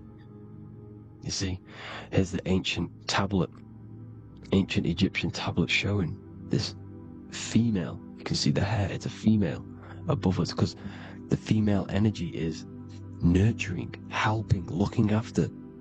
And that's exactly what the dome is. It's protecting us. It's the Ark of the Covenant, the Ark covering us, you see? And this is what they've taken away from us. By you believing in space, it completely destroys the idea of this being a sacred creation. They've taken the roof off your head, whether if you believe in space, you believe that there's chaos, there's planets, there's asteroids about that could kill us at any moment. But this isn't true. They've made you fear your own creation that you're inside of. They've made you fear what's above you. You see, and it's to hide the power of astrology, the power of the lights in the firmament, which are constantly flowing through the ether. These powers which are above us are sending rays down to the earth, which are influencing our psychology, how we behave. And this is what astrology is. It affects human consciousness. It interacts with our consciousness. And there's a different energy every day because the planets are in different houses, different alignments. And this is, we'll go into this a bit deeper later on. So the world tree, this magnetic north pole, the pole of electromagnetic energy, was symbolized as a tree. The great tree at the center of the earth. You see? And this tree is symbolized everywhere. You can see here how the center person, this Egyptian person, is holding up the sky. This is the North Pole, the hyperboloid, at the center of every torus field. And this tree was in the Mayan cosmology. This is an ancient depiction. This is the torus field. There's the plane of inertia. Here's the center tree. Here's the tree in the center, the magnetic North Pole, the woman holding the stars. Is the Hindu, with the two birds symbolizing the sun and the moon revolving around this center tree. The Mayan tree, his Horus and Set around the North Pole. They all knew this flat Earth cosmology. They knew these secrets. It's so sacred you understand the creation that you're inside of. Because if you don't, you'll be led astray. You don't know where you are. You're lost. See? And here's the Masonic art, with the rays of the stars coming down, with the tree in the center. So it was personified as a tree. And we are in Asgard, Midgard, the middle garden. where there's good and evil. So the 7 layers of heaven, which is talked about in the Quran, each planet has a different layer of the firmament, and this is the 7 layers of heaven, and these are our 7 layers of the energy centers in our body. So we start in the stars, so we are stars in a physical body. And this is why we say Mr., sister, fraudster, sinister. Stir is star, and we are in the stars, and our star descends into the soul system, not solar system. And as we descend into the soul system, we enter Satan's kingdom, Satan's world. As it says in the Bible, Satan is the god of this world. Well, if you've been into my research for a while, you know Satan is Saturn. Saturn's world, because Saturn's the outermost ring. He's the Lord of the Rings. And you enter his kingdom, the kingdom of time, and this is why Saturn's the time god. As soon as you go past the rings of Saturn, you're now in the soul system, you're now in time, you're now bound by space and time. And you're bound to the earth plane, the heart. Earth is heart. It's a rearrangement, it's an anagram for heart. And the heart of the electromagnetic color spectrum is green, and that's why the earth is green. And above green is blue, and this is why the sky is blue. In order to go to heaven on the macro scale, you have to go through the blue sky, through the 7 layers of heaven. In order to reach heaven in your body, whilst you're here, you have to go through the blue chakra to your head, which is heaven. It's micro, macro. Everything is micro, macro inside of this creation. There's an ancient, I think this is a French image, piece of art from the ancient French, with obviously the 7 layers of heaven, which they all depict. And notice how it's like a dome. We'll go into this dome symbolization, the Royal Arch of Masonry, which is next. But these 7 layers of heaven give us the 7 metals, the 7 days of the week, the 7 diatonic tones, the 7 chakras, the 7 everything. It's God's favorite number. And this is why the Masons use the G inside of the compass, because the G is the 7th letter, and God starts with G. You see?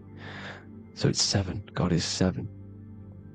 Here's another depiction of the heart, the soul system, the 7 layers of heaven. La Fermete. You see? La Firmament. But the stars on the outermost layer. Here are the 7 planets. Jupiter, Mars. La Sophie, the sun. La Luna, the moon. So, Saturn. So we are in the heart of this soul system. In order to ascend, we need to ascend up our chakra system, reach 144,000 hertz, God consciousness, the God man. You have to unfold God man, master of the mind, mastery of the mind. So, what are the stars? The stars make everything unique. The stars are constantly rotating around the center, magnetic North Pole, the tornado at the center, which is stirring everything. It's stirring the ether. The center is the ether, and the 4 elements are born out of this ether. There's 5 elements: ether, spirit, water, air, and earth. The ether gives birth to the 4 other physical elements, which the whole of creation are made out of. About them 4 elements. 4 is the number of stability. You know, a chair, a table has 4 legs. It stables things. It's a foundation, and these 4 elements are the foundation of this creation. You see, and this magnetic North Pole is stirring this, and the 4 vibrational states of the ether are the 4 elements. Now let me get back to the stars. I just wanted to give you that. The stars are being stirred around this center point. Center. It's stirring everything. And they're always in different alignments. Every millisecond they're moving in different placements of the stars. And the planets are called the 7 wanderers because they're not fixed. The stars are fixed. But the planets are called the 7 wanderers, the 7 layers of heaven, because they move faster and slower than each other. Each planet is slower and faster. Has a different rate of speed it's moving. So these alignments are mixing in with the energies of the different 12 constellations.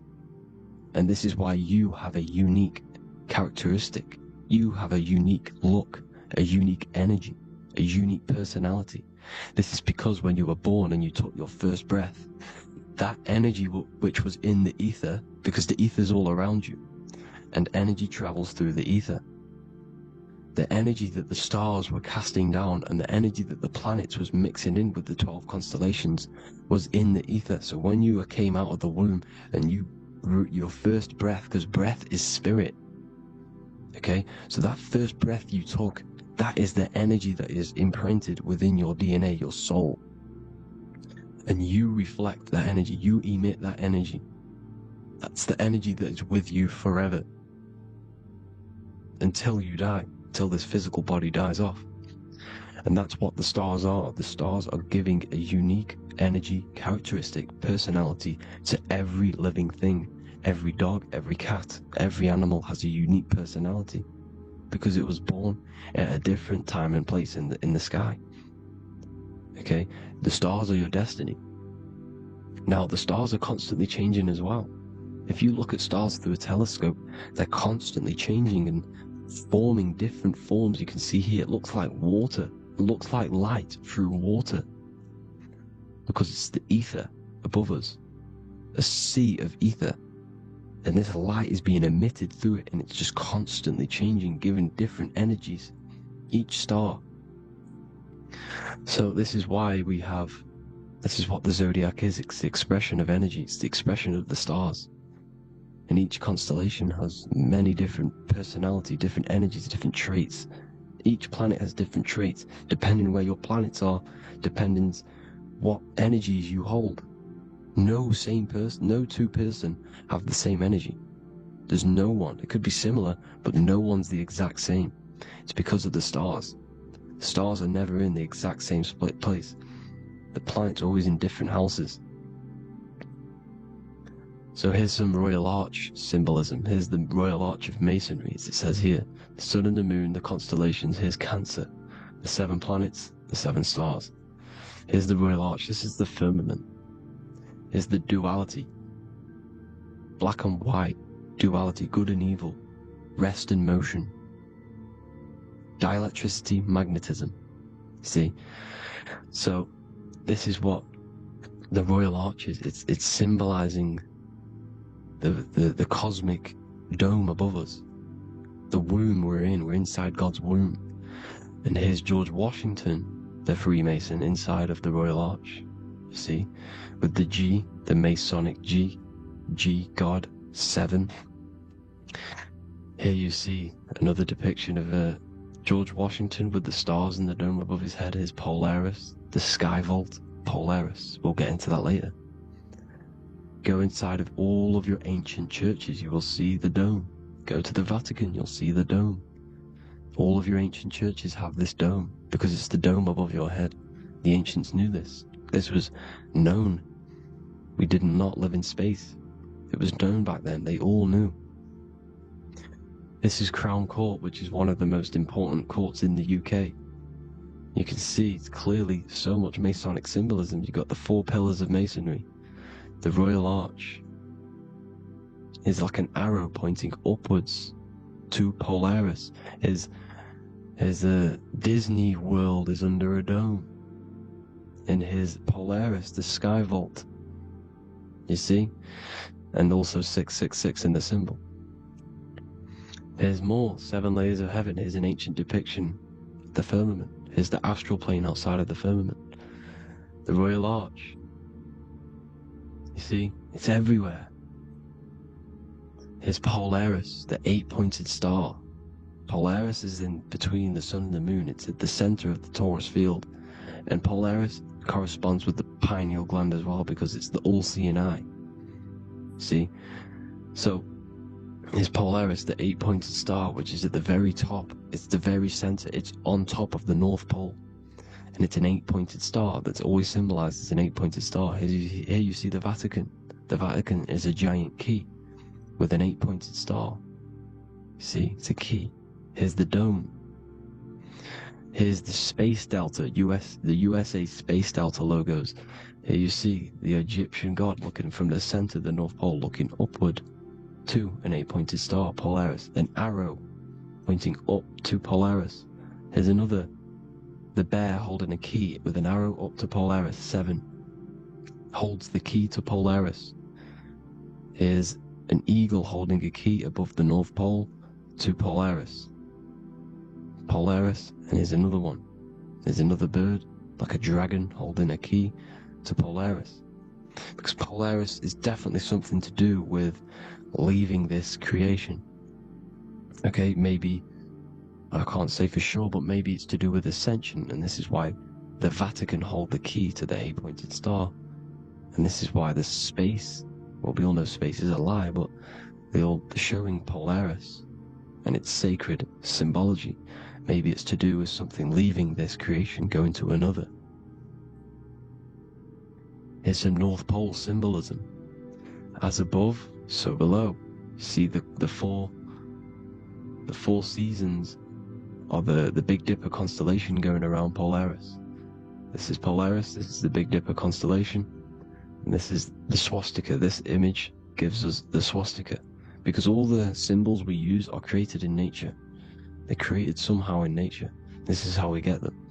As above, so below. This is the map of the North Pole with the 4 rivers, looking like the Big Dipper constellation. It's the Masonic, here's the ancient cosmology with the 4, you see the 4 islands, Mayan cosmology, 4 islands. This is the alchemical symbol for Earth, 4 sections. The windows, because the center of the North Pole is a window to another dimension. The 4 lucky 4-leaf clover, which is supposed to be lucky, it's truth in plain sight. And here's Hitler looking at 2 flat Earth maps. So this swastika has been used for thousands of years, thousands and thousands of years, and it's symbolic for the most sacred land on this plane, the North Pole. Shambhala. Do some research on Shambhala, people. It's a it's a Hindu mythology about the sacred lands at the center of the earth, and it's known to be full of enlightened beings, and it's all symbolized at the center. You can see their paintings of Shambhala. It's all at the center, the North Pole, and it's known to be the most godly place ever, because it takes you to a portal to the higher places. And maybe this is something to do with Polaris, connecting you to this sacred land at the very center.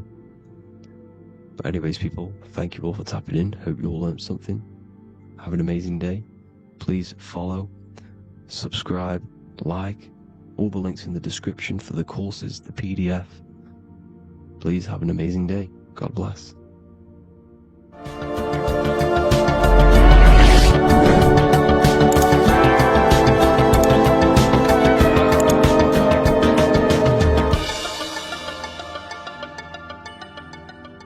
Welcome to Revival of Wisdom. This video is going to be about the flat Earth and the breakdown of the whole cosmology. I'm going to be digging very deep. I've got a lot of pictures and images to show you, and a lot of dots to connect. So let's start with the Freemasonry art. So this artwork we have here is the Freemasonic cosmology as they know and believe. So what is it symbolizing? Obviously you have to start off with the 4 pillars representing the 4 corners of the earth. The 4 corners with duality. You see, there's everything on earth. There's good and evil. Good, evil, positive, negative. Good, bad. This is the checkerboard. This is what it symbolizes. Okay, obviously we have the sun, the moon. The sun gives you energy. It's the anode. The moon is the cathode. It's the opposite. It takes your energy. So therefore you become sleepy when the moon comes out. You see, everything on earth, everything in the universe is balanced. There's complete balance, symbolized by duality. There's always 2 opposites. We have the all-seeing eye, and obviously 7 stars representing the 7 planets, but not planets as in we know planets. They're not physical spinning balls of gas. They are energies, they are lights emitting from the realm above this realm.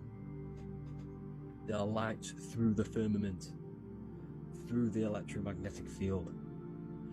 So, let's go through that again. The 4 corners, duality, positive and negative, cold, dry. Everyone on Earth has an opposite. Everyone, there's 2. Okay? And then we have the sun, the moon, the 7 planets, with a 5-pointed star. What's the 5-pointed star? Of course, it's the 5 elements: spirit, water, earth, fire, and air. Okay? That's what the 5-pointed star is symbolizing, the 5 elements of earth. And then, most importantly, we have the compass. The compass is very, very important, hence why it's in the center. The compass is symbolizing many, many things, and one of the most important things, but we'll get into that after. We have a boat with water outside of the earth. So we have a boat on water, symbolizing the waters separated by the firmament, the waters above, separated by the firmament from the waters within the firmament, the earth. So this is what it's symbolizing. So the compass, what's the compass? This is where the compass comes from. The Polaris, the most important star there is, because it's in the center of Earth, the sun, the moon, and the black hole, black sun. Because all creation comes from center, the seed center. Okay, but we'll get into this after. But also, this is a very important Masonic symbol because they use this symbol a lot. This is one of their main symbols, hence why Neil Armstrong has the Masonic ring with the compass on it. The people who supposedly went to the moon, which obviously they faked to push this globe model, because the globe model is based upon fear. Because the globe model, if they can sell you the globe model, they can sell you anything then. You don't know where you actually are. The globe model is to push fear upon the masses, because the globe model means there's not enough resources. There's also risks of asteroids hitting the planet. There's also risks of space extraterrestrial invasions, global warming, asteroids. You see, this is all the fear that they can gain of selling you the globe model. Okay, because they don't want you to know that this is an intelligent design. And also, they're hiding God, the creator, the source. This is why they are satanic. They are opposites. They are lefty, Lucifer, right, righteous, godly. Hence why they do the symbolism on their eyes. 666. This is another famous, famous astrologer, astronaut. This is another famous astronaut doing 666, showing that he's in the alliance of the occult. But even look at their 10th anniversary stamps. They have a Masonic compass on there. Also the Order Out of Chaos. Order Out of Chaos, double-headed eagle. Okay, the Order Out of Chaos ring, which they wear. So all of these astronauts are in the occult. They are lying to you. They are in with this order, this Masonic New World Order, whatever you want to call it. So let's break this compass down a lot more. Because as I showed you here, the center, okay, this is what the compass is symbolizing. Let's go into the North Pole map. This is from 1595. This is a rough estimate of where this map came from. It's from around the 1500s to the 1600s, maybe 1400s. There's not an actual set date on this map because obviously our history has been tampered with. But let's break down this map and the symbolism that they use towards this map, because this map is the map of the North Pole. Okay, so in the center we have the black rock symbolizing the tower, the pole, North Pole. And what's on top of the North Pole? Obviously it's Polaris. North Pole and Polaris.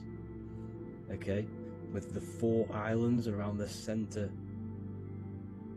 Okay, 4 islands around the center. And this is what blew my mind, right? They say that Santa sounds similar. And if you look at this pole that's pointing to the North Pole, you see this line here. So this is obviously from the 1600s. What color is Santa? He's red and white. Just like this map pointing to the center is red and white, and Santa comes from the North Pole. So it's not a coincidence that they used red and white. They're mocking this map because obviously they took over after the 1500s, 1600s. They took over around the 1800s. So they're mocking this map with Santa coming from the North Pole with this red and white line to the North Pole. Notice the 4 islands, okay, like windows, their symbol. They obviously, in the occult, they're part of the New World Order, is symbolizing these 4 islands with the blue behind it for the water. Okay, so this is another occult logo. They're symbolizing this center because the center is so important. Okay, we'll get into that. Also, we have the Mayan cosmology. This is the Mayan cosmology. This is what they created. This is their artwork, with also 4 major lands around the center. You see this 4 with green in between them all. 4 major lands with the underworld. You see this underworld is also symbolized by the Masons with the coffin of the skull and bones, the deceased, the dead. Okay, so this is also mentioned in the Book of Enoch. Okay, and it's called Sheol. Sheol, the underworld. Okay, and in the Book of Enoch, it says all spirits of the dead go to these hollow places, that they will wait until their appointed time of judgment. And it also says in the Book of Enoch, there are 4 hollow places underneath. 4 as above, so below, representing the 4 islands. As above, so below. That's where that could link in. Okay. The Book of Enoch is very important because it was found in a cave thousands of years ago. And there's a lot of truths about this realm and about this world we live in. So let's go back to the Mayan cosmology. So the ancient cosmology, they all must have had some sort of communication. They must all be at peace with each other, because all of their cosmologies link together. You see the Greek, Babylonian, Indian, Celtic. Okay, they're all linked in together. They all knew that they were in an enclosed system with an underworld and obviously a firmament. Okay, so this is what they all knew. They all must have had some sort of communication. They were a lot more advanced than us. They knew the center of the realm. Okay, and obviously the United Nations flag also symbolizes their center. You see how it has like a grid with a circle around the center. It's symbolizing that center of the realm, because that center of Earth is so important. The United Nations flag, all have it. See, some different ones will have that circle around the center. Because the center is the seed. All things come from a center. So the torus field is so important because it is the spark of life. It's the building blocks of the universe, this creation. Because all things have a torus field. Just like an apple with what's in the center of an apple, a seed. Because the center is where the energies hold, is where the energies meet, and it creates that spark of life. Just like your heart is the center of your body, and it has an electromagnetic field. Because the center, all things come from the center. So this is why the North Pole is so important, because this is why it's so important, because this is where the creation sparked from, the center. This is where the most electromagnetic energy is stored. So this is why the northern lights come from the center. It's electromagnetic energy. This is what the northern lights are. It's being emitted from this black hole in the center. Okay? And obviously what else is on the center? Polaris. Polaris is the center star. Okay? So the center star is what sits on top of this North Pole, Polaris, because it's a pole of electromagnetic energy, symbolized as a black rock, a black hole, pole. You see, because all creation comes from void. Light is born from darkness. Without light, darkness can't be born from light. You see, but light can be born from darkness. This is why darkness is so important. And this is why there's a black hole in the center of our realm, like the black sun. The black sun, the Polaris star, the North Star. You see, so this is this North Pole, Polaris. This is what they're talking about. And this is why compasses are an 8-pointed star, because Polaris is symbolized as an 8-pointed star. This is where a compass will point you to. It will point you to that center. So notice how a compass has this black hole in the middle, you see, and it will point you to this meeting point, the north, because in the center is the center of the torus field of the earth. This is where the most electromagnetic energy is. You see, everything gets sucked into the black hole. Okay, this whole reality is being projected from that center point, just like your eyes suck in light.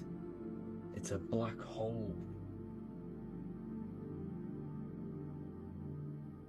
Your eyes suck in the light of this light being emitted from this center place, this electromagnetic energy at the center, which is the seed of everything, of everyone. You see, just like an apple has the seed in the center in darkness, because in the center of the apple it's dark, it's black, it's pitch black, but that's where the seeds are, that's where the life is. But Polaris is so important because it's that center star which lines up. It is the pole, it's the top of the pole of the torus field. So Polaris would be here at the very, very top. And this is where the compasses point you to. And this is why the Star of Ishtar, the 8-pointed star of the Sumerians, also talked about this 8-pointed star and it's called the Star of Ishtar. Okay, and who is Ishtar? Ishtar is the goddess. Okay, so she's not a male, she's a female, because every creation is brought through a female, a womb. Every single human on earth is brought through the womb, the sacred feminine energy, and the womb is pure darkness. There's no light in a womb, just like the center of our realm. It's a black hole. Okay, and guess what? She's the god of fertility and sexuality. She is responsible for all life. Okay, so the Star of Ishtar is the Star of Polaris, which is symbolizing the responsibility for all life, the center of our realm, the black sun, the black hole. Okay, so this is what that god of Ishtar of the Sumerians is talking about, the goddess, the womb, the seed of creation. So this would be the portal, more than likely the portal in and out of our realm, because it's the top of the Taurus field. And what's above this realm is the heavens. So this is where you get sucked in from the heavens. Your soul gets sucked in and brought onto this plane of existence called Earth. These are some space NASA symbols. Look how much Polaris symbolism there is, and notice how it's at the center.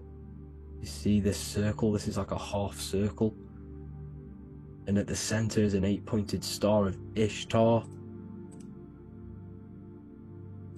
It's the same thing, it's Polaris, it's at the center. And notice on some of these, look, this one is a bear holding the key and an arrow pointing to the Polaris star, so that they hold the key to Polaris. Another one with like a demon holding a key to the what? Polaris on top of him. Also an eagle, which is a Masonic symbol, the eagle holding a key. On top of the center, you see, and notice how there's an arrow going up to the Polaris and an arrow down, as above, so below, to Earth. So you can go out of Earth and into Earth through Polaris, and the eagle holds the key. You see?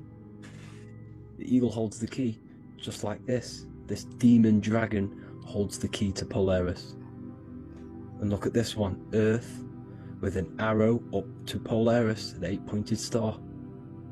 So Polaris is more than likely that portal which the Anunnaki used, the Sumerian gods used, because the Anunnaki symbol is also an 8-pointed star. Okay, and like I said, that center is the seed of creation. The center is the black hole. Okay, just like your pineal gland is at the center of your brain. The pineal gland is at the center of your brain, and that's what connects you to that spirit realm, to the source. That's it for this video, guys. Thank you all for tuning in. I hope you all learned something today. Please leave a like, a comment, and please subscribe to the channel for more content. God bless you all. Welcome to Revival of Wisdom. Welcome people. We're back with another video. Please make sure to hit that like button, subscribe, and turn on notifications to never miss a video. The Earth is a giant torus field consisting of a positive and a negative pole. The Sun being the cathode with positive charge and the moon being the anode with a negative charge. This is why the sun rules over the day, giving you lots of energy, and the moon taking your energy from you, making you go to sleep. Now, the plane that we live on is called the plane of inertia, and at the center of this plane of inertia is the North Pole. This is where the two electromagnetical energies meet. Now, this is where the most electromagnetic energy is stored. This is why all compasses will point north, because it's the most magnetic place in this reality. So the sun and the moon is spinning around this center point, which is stirring the ether of this reality and making everything move in circles, meaning this is a cycle. Everything's recycling itself. It's an organic simulation. The ancients also knew about this sacred land at the center of this reality, known as the North Pole. As you can see on this map from the 1500s of the North Pole, you can see 4 islands around this center black rock. Ancient civilizations like the Mayans, the Buddhists, and ancient Chinese also depict these 4 islands. The endless symbology of these sacred lands at the center has been going on for thousands of years. These sort of secrets are now kept by the elites, but as always they have to show the truth in plain sight, and this is what they are doing with the Windows symbol and also the Wizard of Oz. Now in the Wizard of Oz, as you can see, there's something called Munchkin Land. Munchkins are these unusually short people. Then on the ancient 1500s map it says Pygmy, and then the Pygmy people in mythology are also these unusually short people. Just like Santa and his elves, they come from the North Pole, and elves are these unusually short people. These stories that we are told about Santa and Munchkins are putting truth in plain sight about this sacred land. This sacred land at the center of the earth is where the Aurora Borealis comes from and is being emitted from this black hole in the center, also known as the Black Sun. The Aurora Borealis is the Earth's aura, hence why it has the word aura inside of it. It is the life-giving essence to all life within this realm. As this dualistic reality we live in consists of both physical and spiritual, the Black Sun is like our sun for the spirit.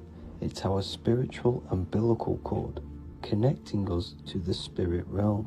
And the rising sun is the opposite. It's our sun for our physical 666 carbon suits, known as our human body, our physical aspect.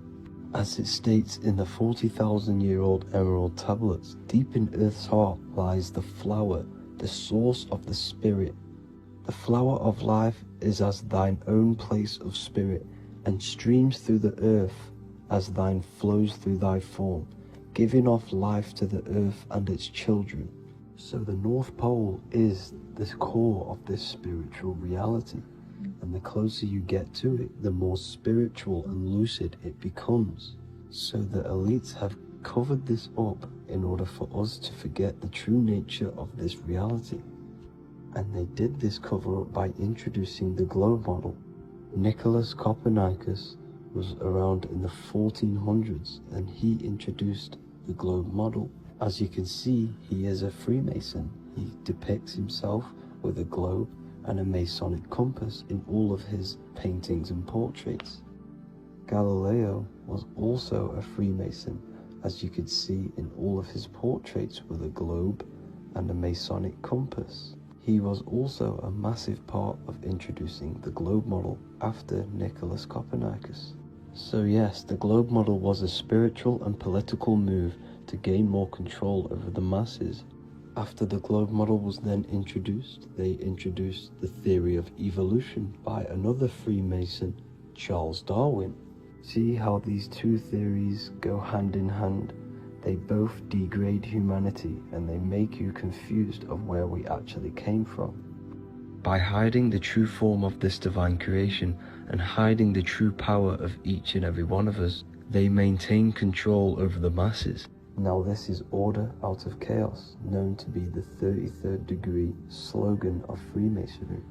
Now this is the Masonic cosmology, and as you can see, you have the checkered board for the duality, the 5-pointed star for the 5 elements, the 4 corners for the 4 pillars, the all-seeing eye, which is Polaris, the sun, the moon, and the 7 stars.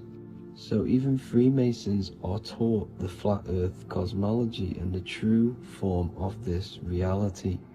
Now the true nature of the sun, the moon, and the earth is shown and reflected through the Masonic compass. The Masonic compass is the sun, the moon, Polaris at the top, and the black sun at the bottom. It makes sense why all the scientists who introduced the globe model all used the compass and the globe together, because it's truth in plain sight. As I explained in my other video, all Freemasons have to take the oath, so it goes to show, why are we all learning these theories from Freemasons who can't talk about certain topics that they learn about? Why should we believe their theories when they're holding back the real truth about this reality? Now going on to NASA. NASA means to deceive in Hebrew, and they are also funded by the government. They are not a private company. The old owner of NASA, Wernher von Braun, on his grave has the Bible verse Psalms 91. The heavens declare the glory of God, and the firmament showeth his handiwork. Now why would the owner of NASA put this on his grave? Seems a bit suspicious to me, alongside with the NASA astronauts are all Freemasons. And not to mention the countless mistakes they've made on their live videos in space stations, the moon landing, and the CGI footage of the Earth, which is obviously photoshopped. Just by tricking the masses that they live on a spinning ball, the elites gain the perception of the masses. Not only does it hide the divine creation we're inside of, it hides the divine spark within you. It hides the creator, the source. And by believing in space and we live on a spinning ball, it makes people come to the interpretation of that we are a coincidence and we do not have any purpose. And of course this is false. When you come to realization that we are all a divine creation and we can create our own divine life in this reality, life becomes more sacred and you start to enjoy little things. The elites want you to believe everything exists only in the 5 senses. They want you constantly looking outside of yourself because they know that will keep you on lower states of consciousness. Now this brings me to our next point. By tricking the masses into the heliocentric model, the elites started to advertise aliens in the movies, in cartoons and magazines in the late 1940s. Now this is subconsciously programming us about aliens and extraterrestrial threats, which then they can use to their advantage. And this is something called Project Bluebeam. They are more than likely going to fake an alien invasion to push this 2040 agenda, which is for one government and one ruling currency. That's it for this video, guys and girls. Hope you all enjoyed. Please make sure to leave a like and a comment. God bless you all.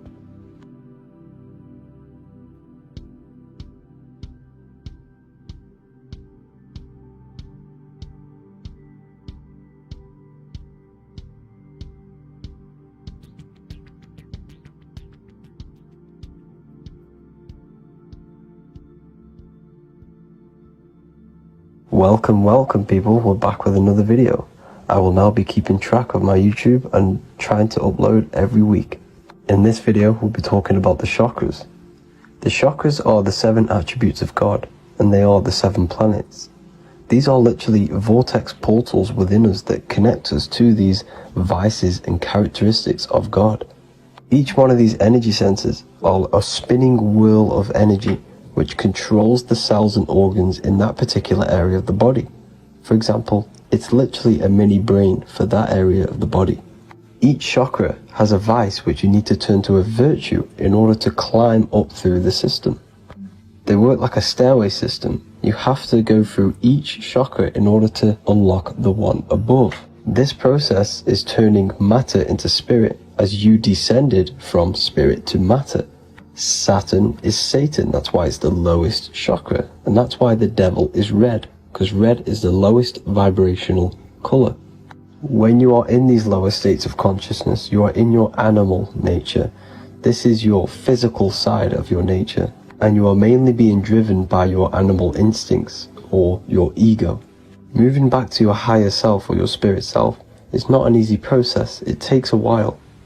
However, with discipline, consistency, and motivation, you can achieve this, and this is what the ancients called Christ consciousness. Once you have achieved this, it is basically a state of mastery of the mind.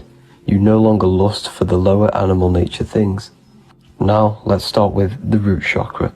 This is located at the base of your spine, and you can feel this chakra by tensing your anus. This energy center is in control of your survival needs, your vitality, your stability, and security. Now, if this chakra is unbalanced, you will feel insecure, fear, anxiety, unstable, low self-esteem, anemia, over or underweight, and constipation. In order to balance this chakra, you need to feel grounded, embodied, stable, calm, centered, a sense of safety, and trust in yourself and the world around you. The next chakra is the sacral chakra, which is located around the belly button area. You can feel this chakra just by sucking in your belly. This chakra is to do with relationships, self-worth, creativity, empathy, and most importantly, sexuality. This is the most important one in order to start to raise your vibration overall, is giving up the over-sexualized nature. In order to balance this chakra, you need to come into harmony with all the toxic relationships that you have. Get rid of the fear, the anxiety, the isolation, and 100% get rid of the over-sexualized nature. Lust is one of the most lowest vibrations you could possibly feel. It is literally manifesting hell. In order to work on this chakra, you need to feel self-worth. You need to do creative things, empathy, healthy relationships, and 100% being confident. The next chakra is the solar plexus. This is to do with personal power, will, metabolism, eating, happiness, and your self-esteem and self-identification. You can feel this chakra just above your belly, below your ribs, and you can suck in this area. If this chakra is blocked, you will feel lack of confidence, difficulty in manifesting your desires, low self-esteem, misuse of power, misuse of dominance, weak will, and shame in yourself. Biggest one for this chakra is overeating, as it's to do with metabolism. If you are overeating, you are literally unbalancing a lot of your lower chakras, not just the solar plexus. In order to work on this chakra and balance it, you want to have a positive self-identification. You want to feel happy, a happy self-esteem, effectiveness to people, not overeating, and a strong willpower. Now for the heart chakra, one of the most important chakras. Chakra is to do with love, understanding, trust, hope, openness, compassion, balance, and forgiveness. The most important because your heart is the tree of life in the body. It is the center of the toroidal field. It is the most powerful chakra. Your heart is 5,000 times stronger magnetically than your brain. Once you have hit the heart chakra and you start surpassing the heart chakra, you are now turning matter into spirit, as the lower three chakras are dense and physical, and the above the heart chakra are turning to spirit. As you can see already, this is a hard and long process of working on yourself physically and internally. The symptoms of a blocked heart chakra would be lack of love or too much love, difficulty to accepting or giving love, lack of compassion, loneliness, and lack of emotional fulfillment. Finally, a lack of connection with a divine or to nature. In order to balance this chakra, the most important thing and the most powerful thing you can do is loving people, accepting and giving lots of love. Second most important thing to balance the heart chakra is balance. You need a balanced life. You need balance in all aspects of your life. Now for the throat chakra. This is a very important chakra as it's to do with communication. A symptom of this being unbalanced is a lack of self-expression and putting on a front all the time, acting with the ego. In order to balance this chakra, you need to constantly self-express yourself. You can't be putting on a front. That voice inside your head, you have to let it come outward. Don't just block it off with a wall. Self-expression will lead to you gaining friends who actually like you for being you and not these fake friends that you have to put on an ego for. In order to balance this chakra, you need to express yourself. Express the word that's within you. Don't be lying to people. Don't deceive or be deceptive. The next chakra is the third eye chakra. This is starting to get very advanced and you are coming very close to spirit. Just before we head on, I want to announce the PDF is now available, containing all the presentations I've ever made, all into a condensed 38-page PDF. The link will be below this video for you to access. And if you want to learn how to create reality using your mind, how to attract your desires, how to get out of the situation you are in, the link will also be there for the Manifestation Mastery course. Now for the third eye chakra. The third eye chakra controls the pineal gland, which is your first eye. It's to do with your psychic abilities, channeling, telepathy, astral travel, visions, and connection to the higher self. You need all of the chakras aligned to get the full potential out of your third eye or pineal gland chakra. For example, if you're astral traveling and you fear something, you will be instantly shot back to your body.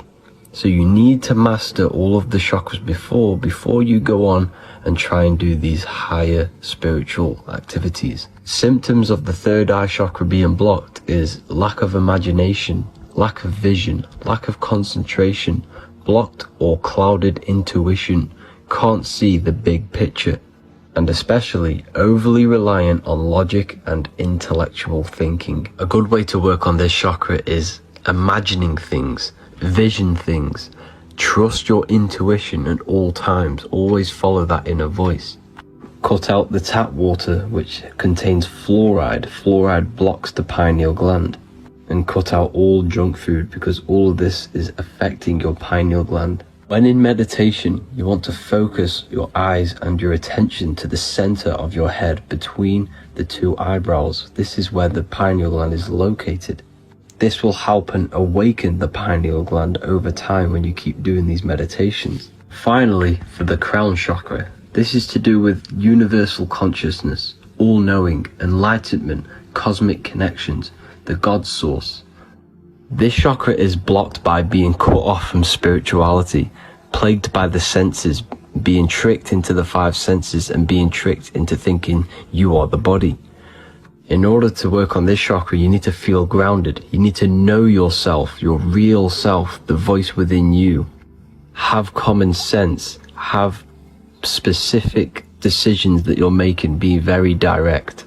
Now we've got out of the way all of the chakras, I can now introduce methods and meditations which will help you unblock them spiritually. When meditating, you want to get into the present moment in a nice, comfortable position.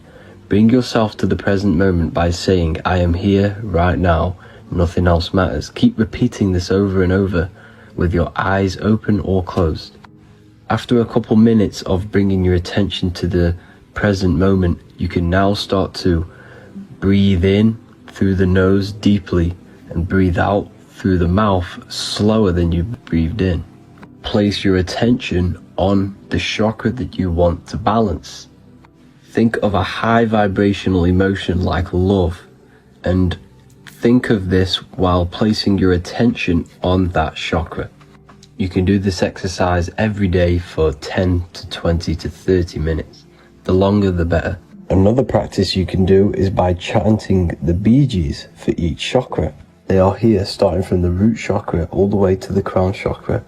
Or you can chant the 7 vowels. There are not 5, there are actually 7. A, E, A, O, U, M.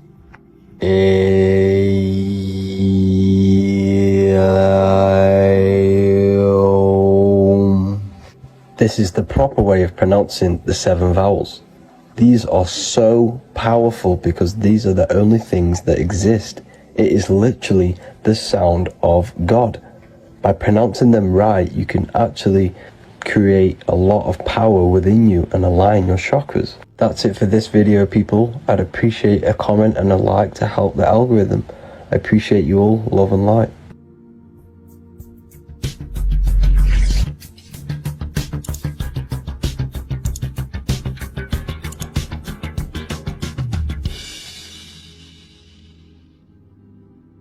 Welcome to Revival of Wisdom. Welcome people. We're back with another video. Please make sure to hit the like, the subscribe button, and turn on notifications to never miss a video. The Vatican is a giant key from a bird's eye view, and it also contains an 8-pointed star. The Anunnaki Sumerian gods also depicted this 8-pointed star. The sky god Anu from the Anunnaki also uses the 8-pointed star for his symbol. And even Freemasons depict an 8-pointed luminary with a ladder and a key. This is symbolizing the key to ascension up to the 8-pointed star, which is Polaris. Polaris is always depicted as an 8-pointed star. Polaris is the standstill star at the very center of our realm, which is perfectly aligned with the North Pole. The Earth is a giant torus field, and at the center is where the most electromagnetic energy is stored. This is why all compasses point to the north. Hence why a compass is an 8-pointed star, because it points you to Polaris, which is the North Pole, the center of this realm. The 8 points of the 8-pointed star symbolize the 8 points in space and time. So yes, Polaris is the portal which you ascend through if you outgrow this consciousness by aligning your chakras. Our earthly realm is a macrocosmic reflection of us, and we as humans are the micro reflection, with the earth containing its 7 chakras as well as us. The North Pole is the 7th chakra, which is the crown chakra. So the key to ascension is held by the Vatican, hence why it's a giant key, because they mislead the masses through their religions, which teaches the masses to look outside of themselves. As stated in the 20,000-year-old emerald tablets written by the Egyptian god Thoth. On Earth, man is in bondage, bound by space and time to the Earth plane. Encircling each planet, a wave of vibration binds him to his plane of unfoldment. Yet within man is the key to releasement. Within man may freedom be found. So the 7 planets are associated with each 7 chakras. The lowest chakra being the root chakra, which is associated with Saturn. This is why the elites love Saturn and reflect it in all of their symbols, because the chakras are an ascension of spiritual principles, starting from the material and ascending up to the spiritual, the crown chakra. However, evil love bondage, and they are trapping souls in the physical realm by stopping and provoking the ascension process. They do this by abusing the energy of Saturn, and Saturn is associated with the lowest chakra. The lower 3 chakras are associated with survival mode, which keeps the consciousness in a constant state of fear and only aware of its surroundings. Once you start to ascend up your chakras, you become more consciously aware of spiritual deeds. And this is the process of returning back to your true spiritual form. Going back to Polaris and its connection to ascension, Kanye West symbolizes this on his music video 24. As you see him rise up into the sky, you see an 8-pointed shape around him, which symbolizes the 8-pointed star, as you see the beam of light. And even NASA symbolized this in their Space Delta logos, a bear holding a key with an arrow up to Polaris, the 8-pointed star. Here's another NASA logo of an arrow from the Earth to Polaris. The series Lock and Key on Netflix is all about portals and doorways, and they have the Kundalini energy as one of their keys. Kundalini energy is the energy which rises up the spine, the 33 vertebrae, and activates the third eye. The third eye is the spiritual gland which connects humans to other spiritual realms. We are not the body. Our spirit, our soul inhabits the body. We exist physically, spiritually, and mentally. Therefore, we are multidimensional. The intellectual and spiritual inhabit the body. Therefore, this is just an avatar within this timeline. However, within each and every one of us, we all have the key to releasement, as says in the Emerald Tablets. This releasement is ascension, up until higher states of consciousness. As stated in the Emerald Tablets, man is in process of changing to forms that are not of this world. Grows he in time to the formless, a plane on a cycle above. And another one saying, man is a flame bound to a mountain, but we in our cycle shall ever be free. Know ye, O man, that when ye have progressed into the cycle that lengthen above, life itself will pass to the darkness, and only the essence of the soul shall remain. That's it for this video. I hope you all enjoyed. Please feel free to leave a like, subscribe, and comment any subjects you want me to talk about. God bless you all.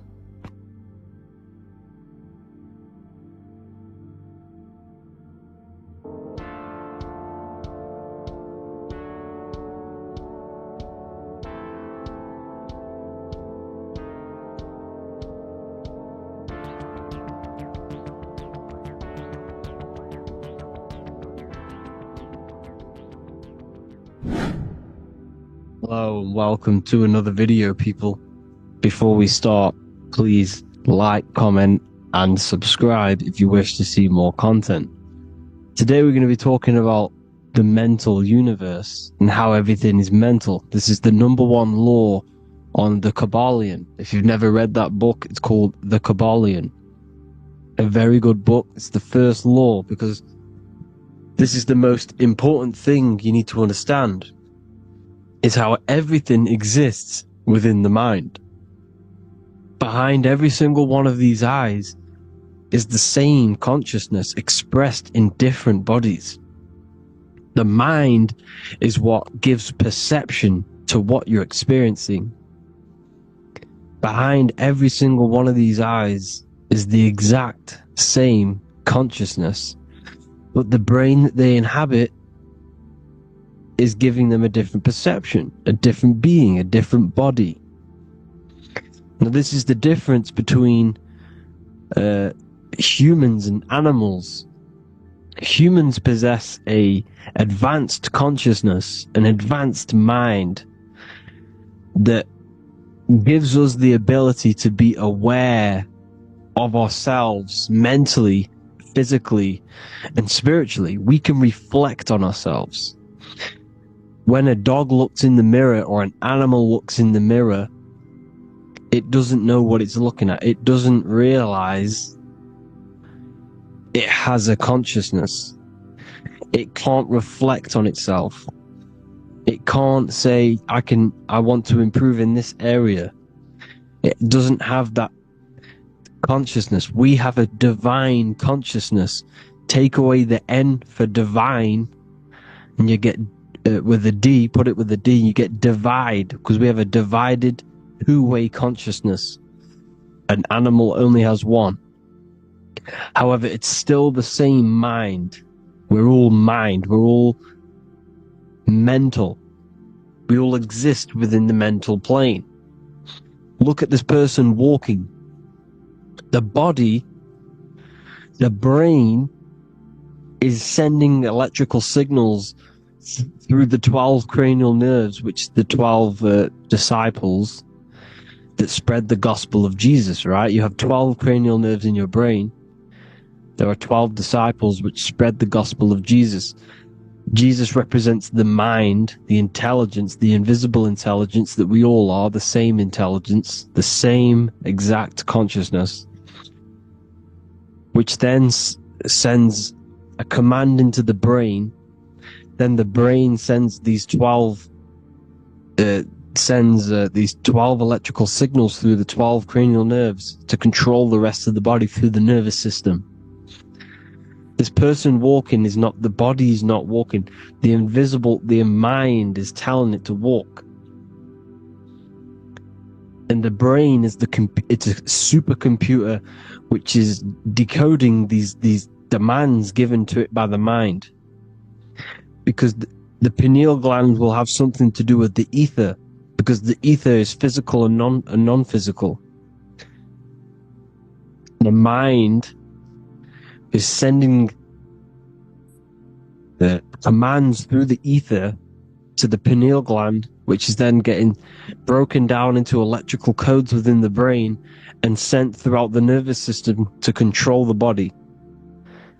And this is why in the Sims simulation, because the body's the simulation, it's a false reality, it's the fake reality, it's not the real you.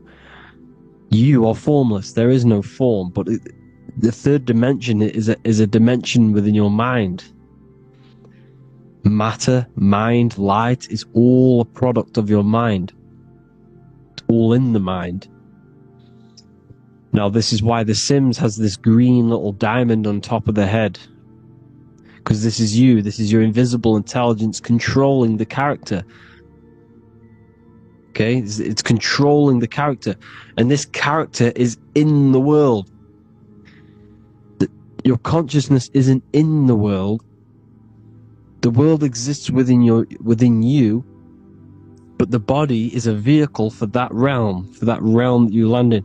When you have a dream, your mind transcends this body into another body, duplicates your body into another universe, unite. Unite is one. We're all one. It's all one universe, expressed in many different ways, infinitely. And the vehicle that you land in is the body to operate in that realm. This is the all-seeing eye, as you see here. The eye, this is all the intelligence. This is the ball of consciousness, God, expressed in different bodies. We're all this same one in different bodies, as you can see here. And this intelligence is expressing infinitely throughout the universe. An infinite universe. There's no beginning, no end. There was no beginning of the universe. There is no end. It's infinite. Always has and always will. But the mind is what gives you the ability to explore the universe, to make perception of it. We are God in disguise. We are God in disguise. We are God in flesh.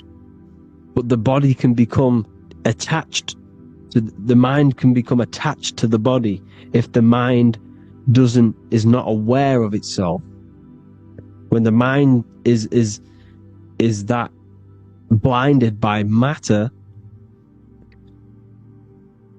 and we lack knowledge and understanding of what we truly are, a formless, infinite being, a traveler. This is why Freemasons are called Freemasons. Mason means traveler. Free. You're a free traveler because your consciousness is a traveler of the universe. When we lack understanding, our mind bounds to the body because we don't separate the body with our different layers of consciousness. When we separate them and identify that we are mind, body, emotion, you then can apply this knowledge to when you want to astral travel and explore the different realms of your mind, because the mind is the universe. People, this is what we need to understand. The mind is the universe. I am you and you are me. This is the Egyptians showing you this. The Ankh is the symbol of life. This is the one ball of consciousness, mind, giving it the Ankh life to all the different life forms. The cows, the birds, the snakes, and the big Ankh given to the humans, because the humans are the most intelligent. We have the most advanced consciousness. We have the most advanced consciousness. This is why the one is giving a big Ankh to the humans here. Here you see again, this is not the sun. This is also showing Ankh giving out its life to all things infinitely. And this is the Most High. We are the Most High in disguise. When we strip off the body, we strip off the desires for the physical world, we strip off all of these fake identities that the mind gets attached to. That is God. The universe. You are the universe experiencing itself. I and I. The letter I and the number 1 is just one line. The letter I is the number 1. Because your I am, when you refer to yourself as I, every single one of you who's watching this video refers to yourself as I, which is the one. We are all the one. We are all intelligence. We are all invisible. We are all the one. 1 is the only number. 1, 2, 3. Everything goes up in ones because there is only one. Doesn't matter how far you go down the line with numbers, all of their numbers are created by 1 because there is only one. So me and you are the exact same consciousness expressed in different bodies. Mind. Cause. There is only one cause. There is only one mind. There is only one being. But because we lack understanding of this, we think we are the bodies. And this causes division, because the physical world is the most illusionary world. It's an illusion. It's all an illusion. Now you see with the two, you look with the two eyes, but you see with the inner eye, the mind. Okay? The mind is the mental plane is a shared plane. And it gives perception to what you're looking at. The mind. I'm affecting you when I speak. Because the mental plane is shared. We all share mind. We all express mind. When I'm speaking to you, I'm affecting you because we are mind. So the words that I'm saying, which are being manifested from my mind, are being manifested through my body into vibration, is affecting you. I'm affecting you with what I'm saying. And these words are having an effect on your mind, because we're all mind. This is why you need to be careful what you're listening to, music and all sorts. Because music can also create thought loops within your mind. Because the chorus, we shouldn't be listening to choruses. Choruses are loops. And what they're saying in the chorus is being looped. And this can create thought loops within your mind.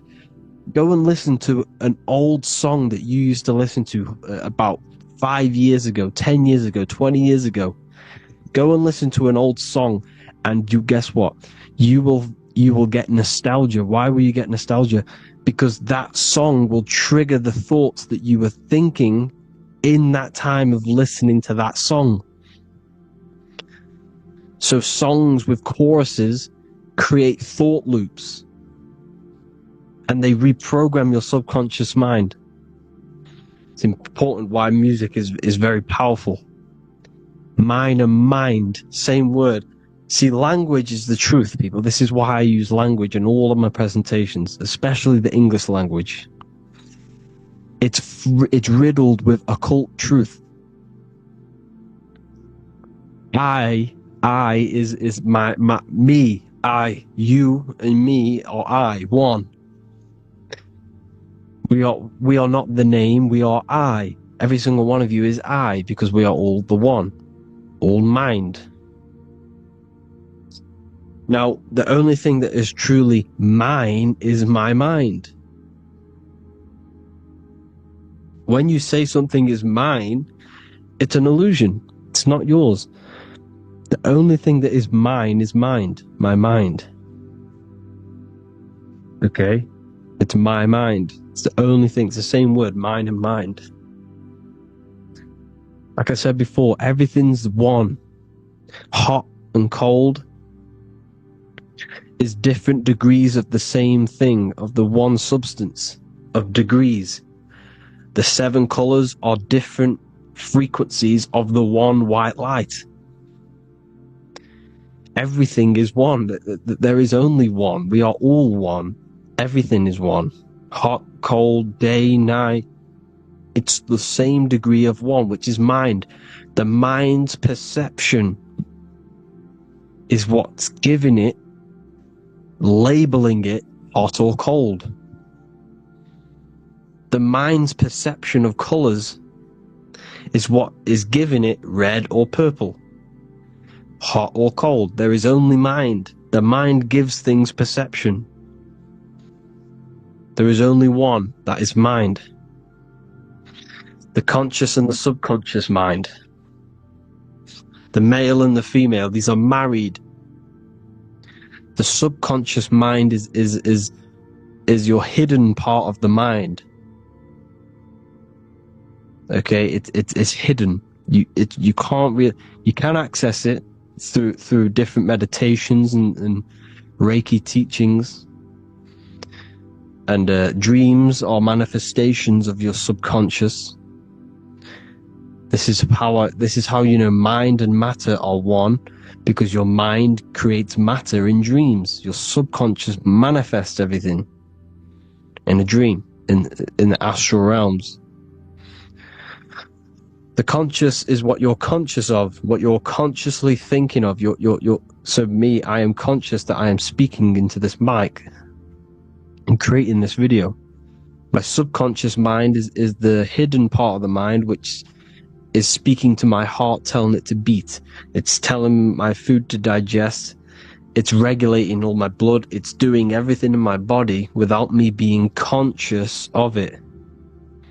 Without me being conscious. The subconscious is the feminine, the conscious is the male. The Bible, of course, Proverbs 12:4, helpful not, helpful, an excellent wife is the crown of her husband, but she who brings shame is like rottenness in his bones. In the same way, husbands should love their wives as their own bodies. He who loves his wife loves himself. You can take that physically, you can take that literally, or you can take it metaphysically. See, the Bible's written in such a way where you can take it as your level of realization. He who loves his wife loves himself. If you love your subconscious, if you love yourself, you speak good about yourself, because your subconscious takes everything literally. If you say, I hate you to someone, your subconscious does not know the difference between me and someone else. It only thinks me, me, me. Why? Because mind is the only thing that exists. You are mind, I am mind. If I say, I hate you, you're saying that to yourself. Your subconscious picks that up and says, I hate myself. And that's telling your subconscious that's what you want. Because your subconscious manifests 90% of your behavior. The programs within your subconscious. Tying your shoelace is a program. You don't need to be conscious of it. You can just do it. Because it's a program. It's deeply interwoven in the subconscious. Driving your car. Texting on your phone. You don't have to think about what letter. You just do it because you know where the letters are. It's a program. Therefore, if you look after your subconscious, they are a married couple. It's your wife. Your subconscious is your wife. And it manifests 90% of your daily basis thought patterns, actions, behaviors, emotions, all the things that you all the trauma that you've experienced is stored within your subconscious, which is affecting you. So let's say you were in a car crash 10 years ago and you had a really traumatic event, you really hurt yourself, and you had a very, very, very strong emotion that you felt of pain. That will still affect you today. And why? Because it will manifest into your behavior. How? Well, you'll be cautious of what cars to go in and who. You'll be cautious because of that event that stored within your subconscious, because of that feeling you felt was so painful and so strong. It's still manifesting into your behavior today. For example, you won't go in certain cars, you won't go with certain drivers. The subconscious stores everything, all your memories, the programs and everything. So if you trick your subconscious, that's how you manifest your life. If you trick the subconscious, you already have something. And therefore it will manifest into your life, into your behavior, thoughts and actions. This is why the golden rule is to treat others like you want to be treated. Because I am you and you are me. We are all subconscious. We all have subconscious. Whatever I do to you, I do to me. Because my subconscious picks that up and thinks I'm speaking to me. Mind is very powerful. Whatever I do to you, I do to me. Treat others like you want to be treated. The golden rule. That is the only rule we need in this realm, in the universe.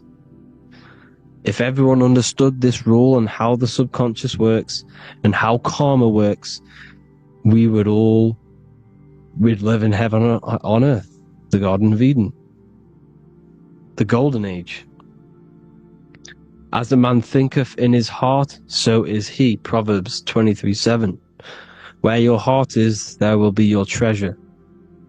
Your heart's the emotions. This is the storehouse of emotions. It is where you feel emotions.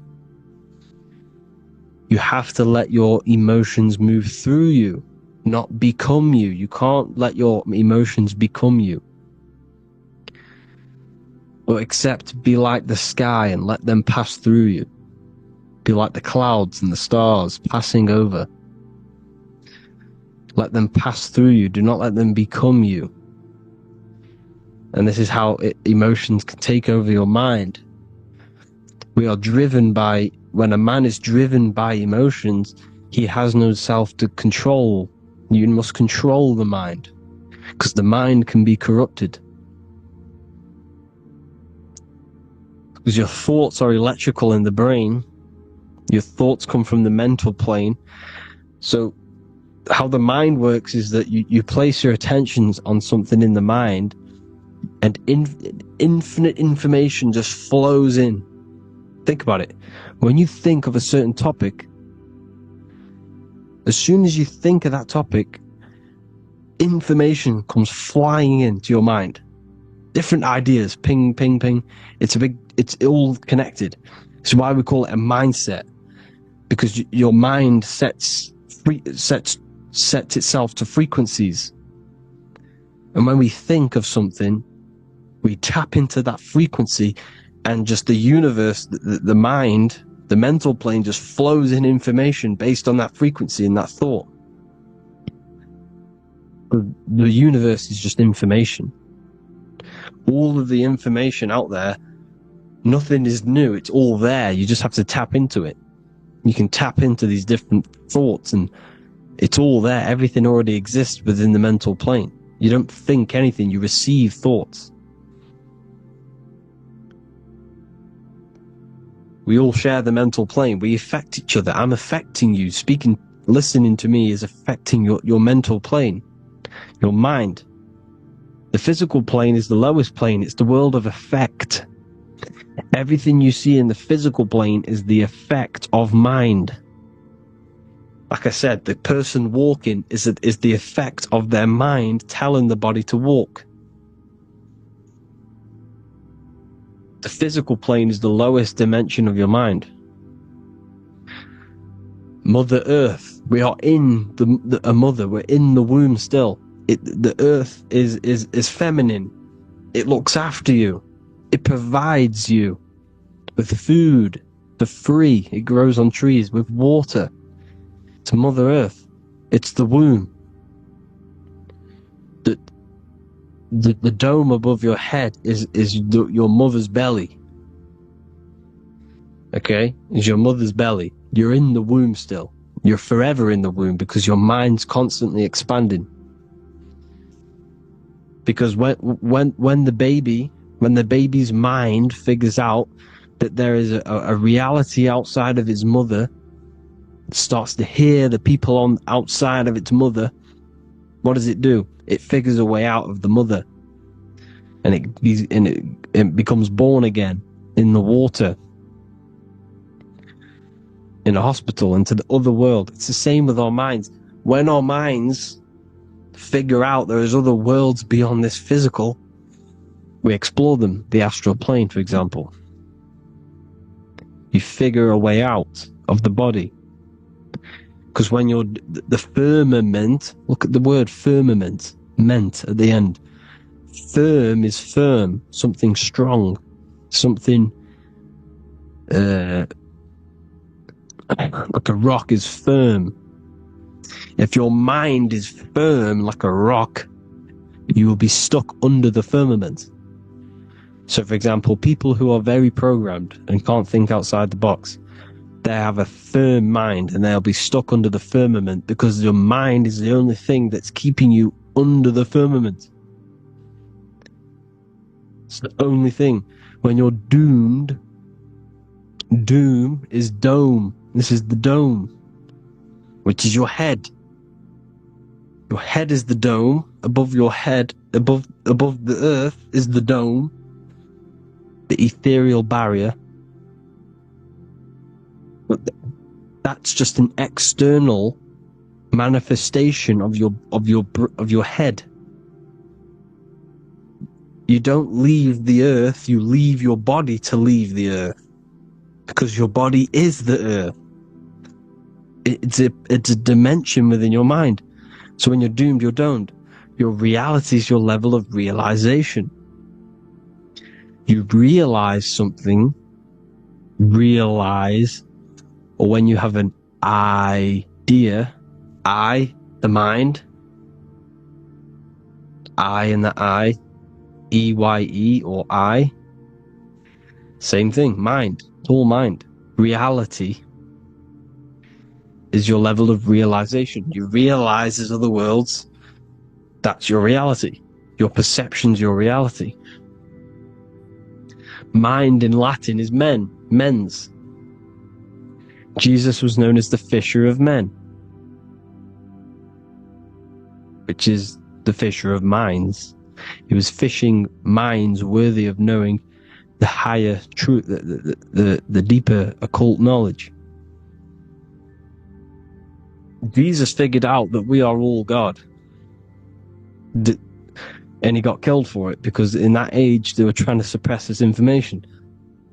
Jesus figured out he was God, because we are all God, every single one of you, and they killed him.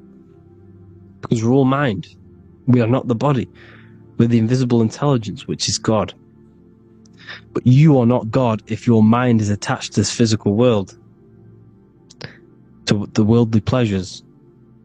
If you master your mind and travel the depths of your mind, that is God. Mental and men. Look at the word mental. It has men in it. Men in the Bible means mind. Here you see Masonic. The Masonic symbol with the eye, the mind. Looking over, everything is the one. Everything comes from the one. All the lines coming off it. Giving its life to all of the life forms. Down here, on the bottom, you have duality, black and white. Up here, you have singularity. One and the two. Unification and division. The lower self is divided into the left and the right. So the Bible even says, I forgot what verse it is, but it says, it's better to go through life with one eye than to have two and be cast into the fiery abyss of hell. I'm not sure what verse it is, but you can research it yourself. It's better to go through life with one eye, to be unified. Unified consciousness. Dimension. No brainer. No brainer. The language tells you the truth, people. Dimension. The dimensions are in your mind. Entertainment. Entertain the mind. Disappointment. It's all in the mind. Environment. The environment that you are in is a product of your mind. Within, rearranged spells high twin. Within is your mind, and your external world is mirrored from the decisions you make in your mind. Advertisement, commitment, it's all meant, it's all mind, everything is mind. Everything. So, this is important. The collective thoughts and collective beliefs. The collective, because we all share the mental plane. And because of this is why we are in a weakened state of consciousness at the moment. Because the collective thoughts and the collective minds overall are asleep. And they don't believe in anything. You see, everything is true within the mind. You think of something, it is there instantly. You think of a chair, it's there in your mind. You think of anything, it's there instantly. So, everything's true within the mind. Anything can happen in the mind. Anything can happen on the physical plane if the collective consciousness, the collective minds, believe it to be true. This is why back in the days, in the ancient days, you look at all the old world stuff, you see all this crazy technology, and it's because as a collective, as humanity back then, they believed that they had much more open minds. Therefore, the things manifested in the physical world were a lot more out of the box, so to say, compared to today. For example, magic is not as powerful today because the masses don't believe in it. It's still powerful, don't get me wrong, but if the masses believed, or if everyone knew magic could be real, because it is, anything's real in the mind, it would be a lot more powerful. You see? So and what they're trying to do is create a hive mind worldwide. They're trying to make one religion, an external God, What happens when you worship something external? You give energy to it, because where attention goes, energy flows. Where your mind gives attention to, energy goes there. And when we all believe in external gods and give our worship and our power to these external things, we all give energy to it, which will manifest as a demon in the astral planes. It's a hive mind. They're trying to make a hive mind to summon our energy. Trying to summon our energy. And it through mind, through collective thoughts. The hive mind. They want one religion, one government, one currency, one belief system. And that will create a hive mind, which will limit our consciousness, which will limit what we can do in the physical world. Because if everyone doesn't believe in certain things, it cannot happen, because it's all in mind. Mind is so powerful. I am you and you are me. I hope you all enjoyed this video, people. If you haven't already, join the Wisdom Academy. The Wisdom Academy, we have many occult lectures just like this one. Also, we have just launched Mindwave Hub. If you want genuine frequencies, genuine binaural beats, because the ones on YouTube, the ones on Spotify, Apple Music, they're all tuned to A440 Hertz, which shuts down the right hemisphere of the brain.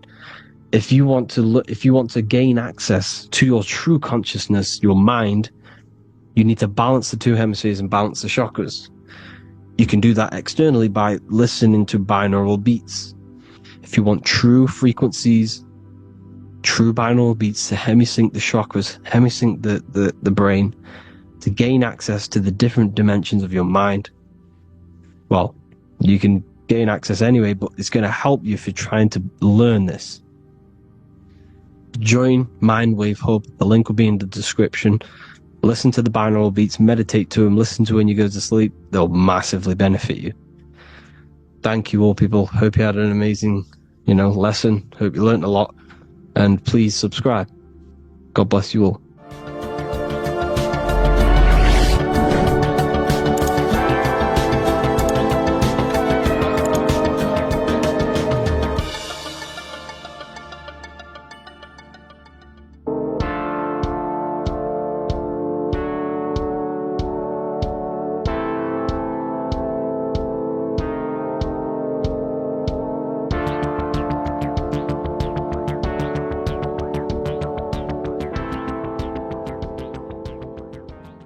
Welcome back everyone to another video. Today we're going to cover everything that you need to know about the mind, starting with the two aspects of the mind, the conscious and the subconscious. The male aspect of your mind is the conscious. This is the 10% of your mind.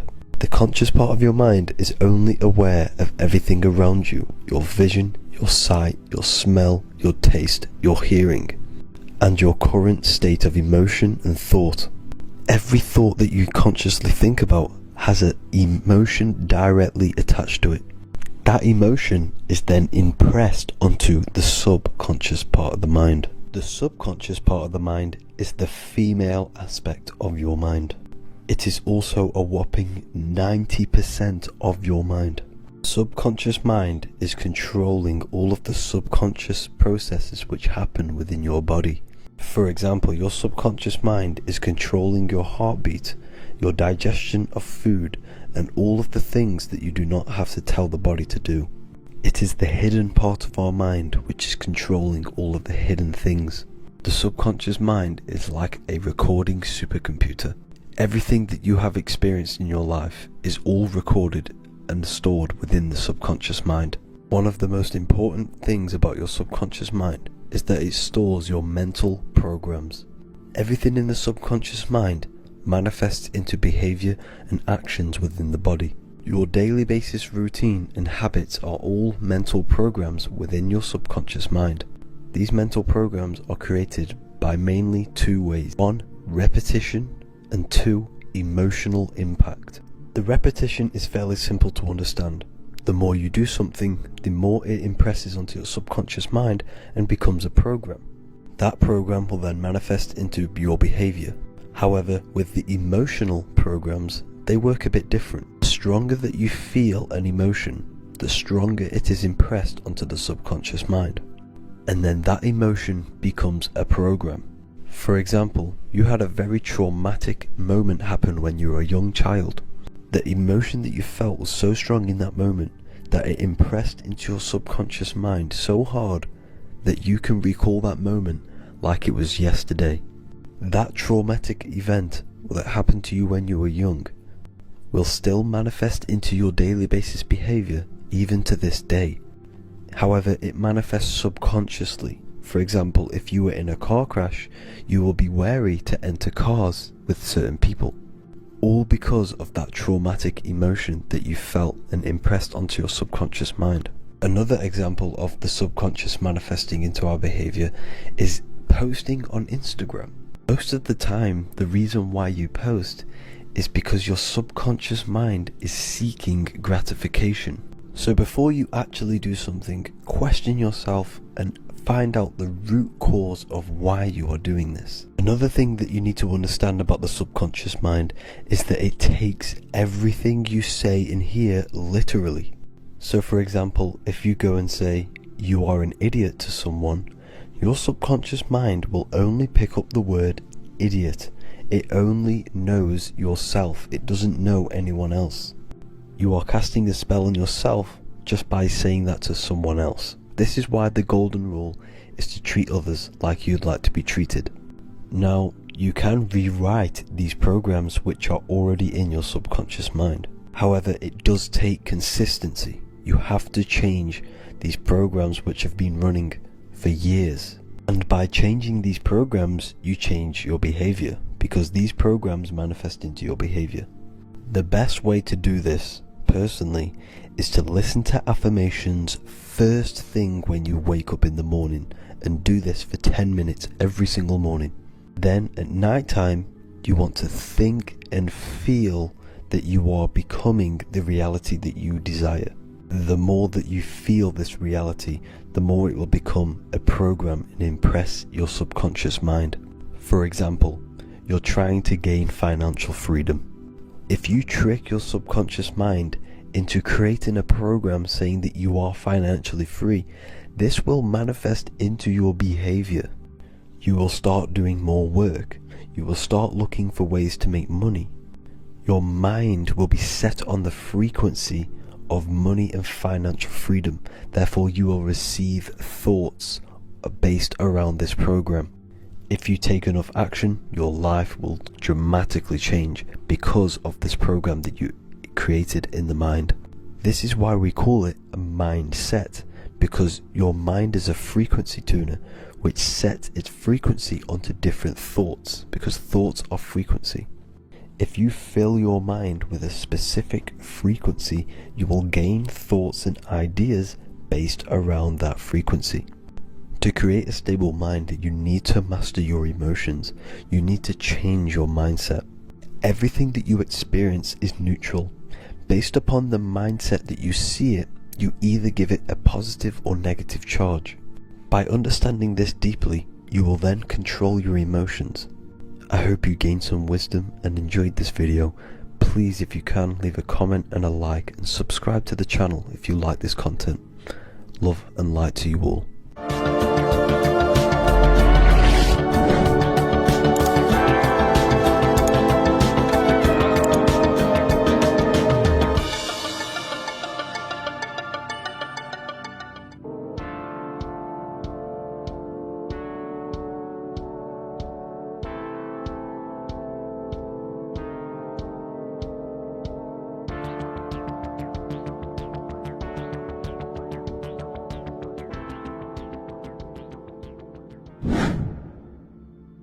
The earth has become a realm in order to trap souls within, so that they can harness our electricity, our energy. Even the Bible is talking about how this realm is controlled by the wicked one in John 5:19. We know that we are the children of God and that the whole world is under the control of the evil one.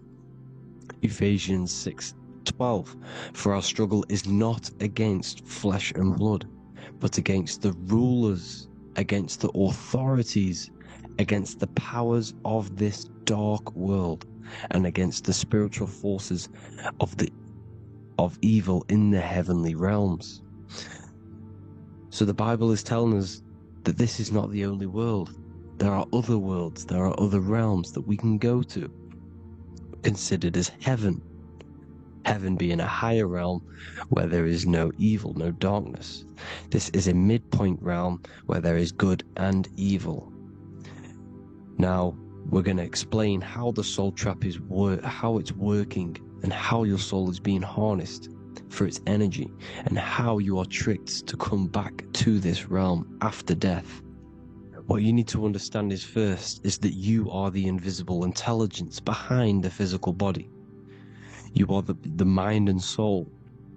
The soul is the true you, the good you. It is pure love, pure bliss, eternal, never dies. The mind can be corrupted though. The mind is the intelligence of the soul. It is invisible. It has no true form. The intelligence inhabits the brain. The brain is the computer to control the electrical machine called the nervous system, which is choice, program, and action. You are the invisible intelligence behind the body, and this will prove it even more. You do not even see into the external world. You are seeing an image produced by the brain, because the light is being sucked through the retinas of the eyes. The image is produced in the visual cortex at the back of the brain. What does this mean? This means that we are the consciousness in the center of the brain, in the pineal gland, that is experiencing the program being ran by the central nervous system in the brain. This is the sigil of Lucifer. Lucifer in Latin is Lucy. Lucy is light in Latin. Lucifer is known as the light bearer. This is how the eyes work, people. It's not a demon or a devil. The sigil for Lucifer is how the eyes work, and how the left eye is controlled by the right brain. The right eye is controlled by the left brain. There is a crossover. It's the same with the body. The left side of the body is controlled by the right brain. The right side of the body is controlled by the left brain. There's a crossover with our hemispheres in the brain.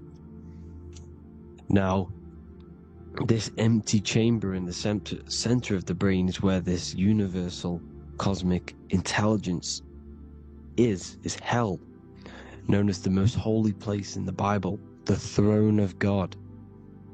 Okay, this is above the 33 vertebrae on the spine. As you can see here, you are the being in the center of this point. All of the nerves are being sent back to this one particular point, which is the seat of our invisible intelligence. You can see it's an empty chamber. Our consciousness, our intelligence is not a physical thing. This intelligence is the true voice inside of your head. This is why your head is heaven, your heart is earth, your heel is hell. Your head is heaven because this is the seat, the throne of God. God is in heaven because the consciousness, this divine intelligence that's controlling the body, is sat in the center of the brain. The brain is taking commands of this invisible intelligence. When you close your eyes, you can feel your awareness, your consciousness, your intelligence is all in the brain. Your awareness is not in the feet, the heart, the legs, the arms. It's all in the center of the brain. Now, if you meditate deeply, you will find that you are beyond the mind. You are the being observing the thoughts. You are the soul observing the thoughts. Now, with this being said, You are the consciousness experiencing the program being ran by the central nervous system in the brain, because you're not seeing into the external world. It's an image, it's a simulated image produced by the brain and the central nervous system. You do not experience the external world, you do not feel the external world, you feel electrical impulses on your nervous system. Your nervous system is decoding what you are feeling.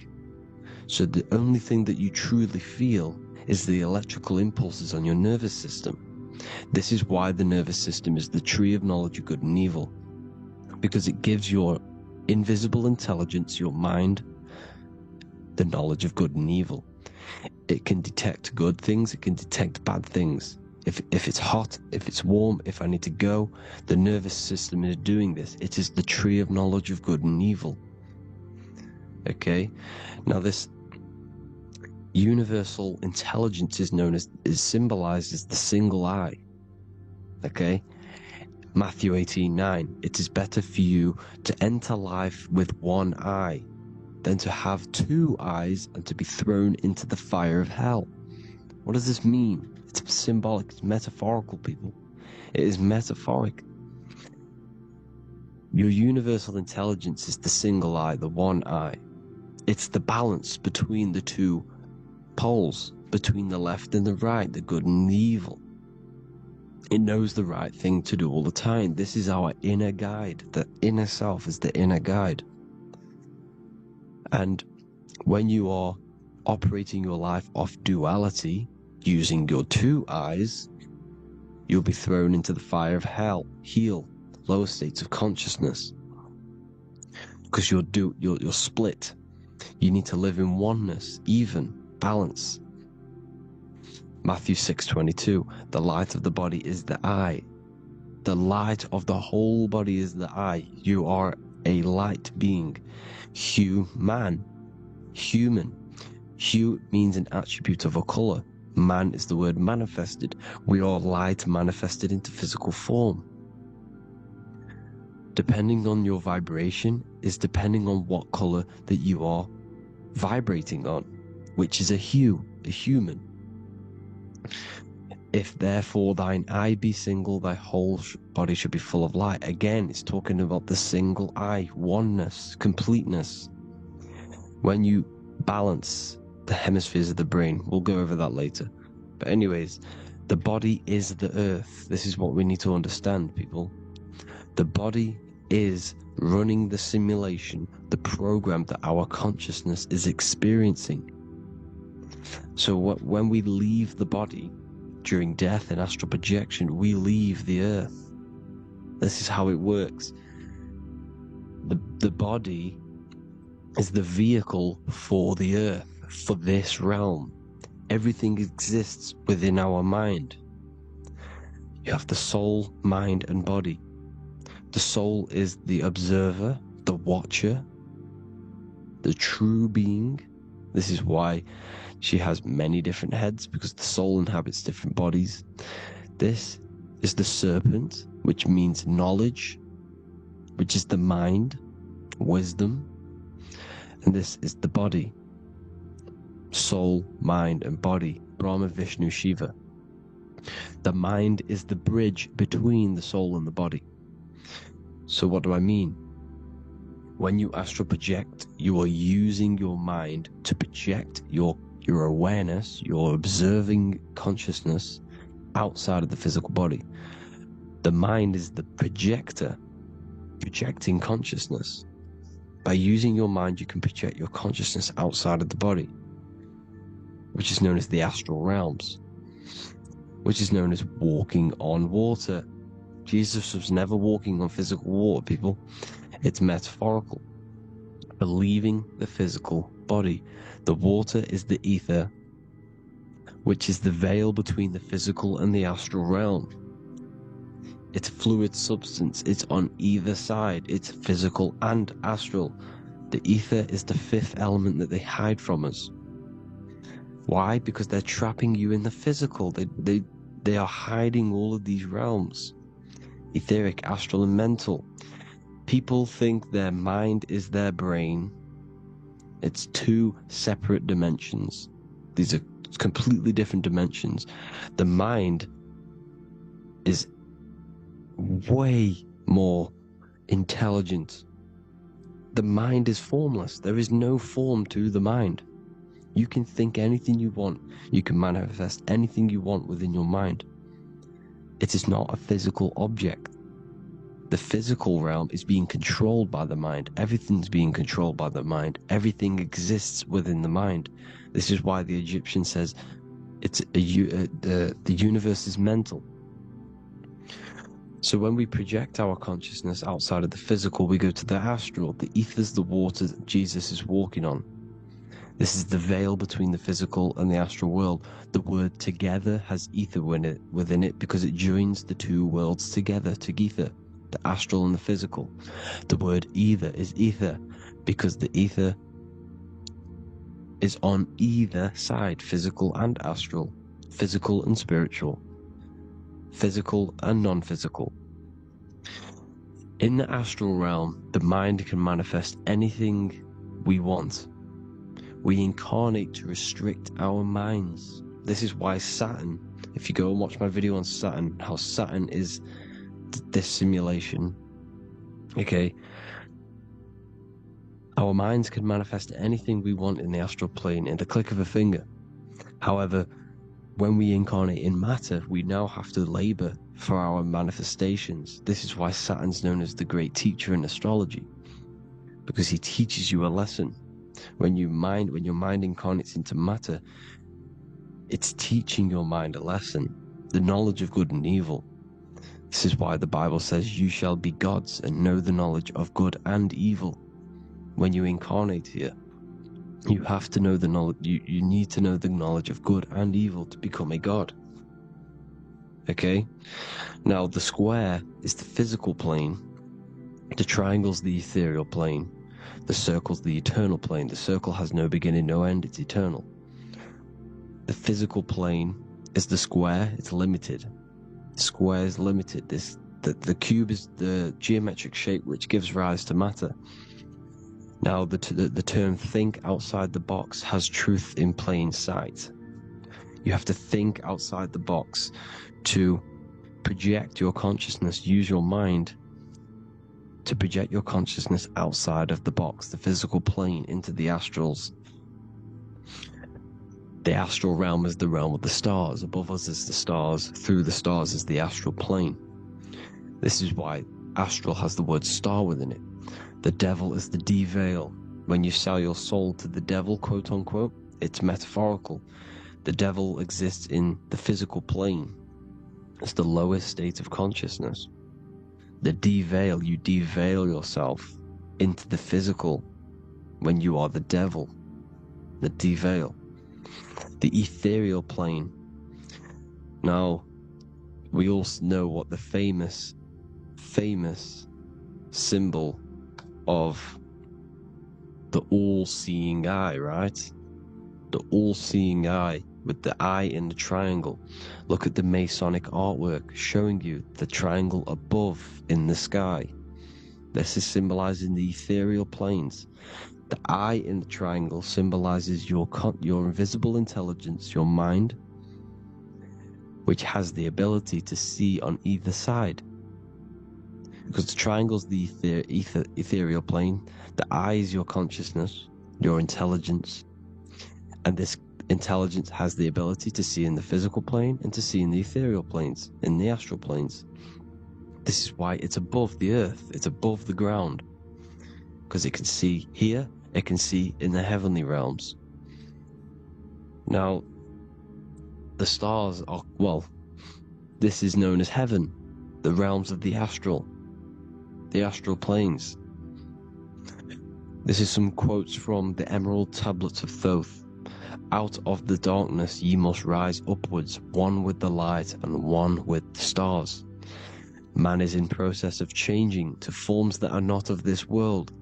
Grows he in time to the formless, a plane on the cycle above.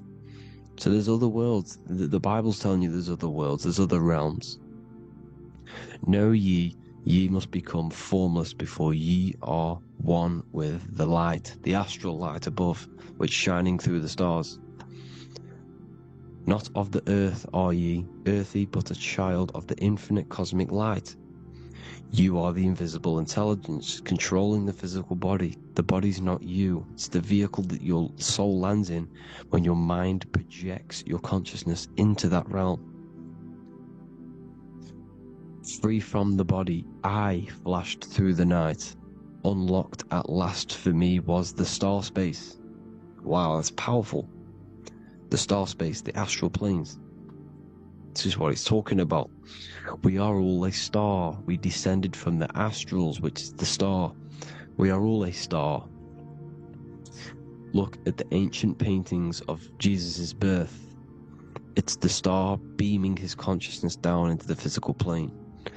Here's another one. Here's some Freemasonic artwork showing you, again, the ether, that invisible intelligence, the I, manifesting itself inside of here, in the physical realm, where the people are.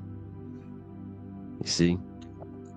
It's the same here. This is Jesus. Here's the bird symbolizes the Holy Spirit, your invisible intelligence, descending into the waters, the ether, the ethereal, everything. The ether's the base of all physical matter. Here's Truth in Plain Sight. Mr. Bean, the famous TV program in England, in the UK. He begins the program like we all begin the program for falling from the stars. He falls down with a beam of light. And this is Truth in Plain Sight. This is false. The aliens don't exist. They're a lie, alien. But this symbolizes the star beaming our consciousness. And when we die, this star will suck us back up. Just like this UFO is doing. It's Truth in Plain Sight. So, this is some more Freemasonic artwork. Going from duality to singularity. Sun, moon, masculine, feminine. Right hemisphere, feminine, left hemisphere, masculine. The consciousness in the center, the balance point. Here's another more Freemasonic artwork. The two pillars, left and right hemispheres, and the invisible intelligence between the left and right hemispheres, the light of the body. This is why light's coming off it. Because it's light, it's pure light. The blazing star. The stairs go from the checkered board, the duality, up to oneness, in between the sun and the moon, the masculine and the feminine. This is symbolizing going into oneness. What did the Emerald Tablet say? You've got to become one with the stars, one with the one with the self. Balancing the two hemispheres so that you can gain, because when the two hemispheres are balanced, you can gain a more deeper connection with your invisible intelligence. Same with the chakras. When the chakras, the 7 seals in the Bible, these are 7 seals because when you conquer the 7 chakras, when you balance the 7 chakras, you then gain a more deeper connection with your internal self. Because your mind is not filled, it's not being ran, it's not being dominated by these 7 deadly sins, the 7 seals, the 7 chakras. These are 7 energy centers which are concealing our true form. Balance makes us have a stronger connection with our true cosmic intelligence. Heaven is even. This is why Jesus is pointing at the heart. The even point is the heart. You got to balance the chakras and live from the heart, because the heart is the earth. You're in good and evil. The body manifests the lower and the higher self. The higher self is in the higher parts of the body. Wisdom, intuition, expression. The lower self is in the lower parts of the body. Sex, food, and power. This is how they are trapping your soul, people. Like I said, the mind is the bridge between the soul and the body.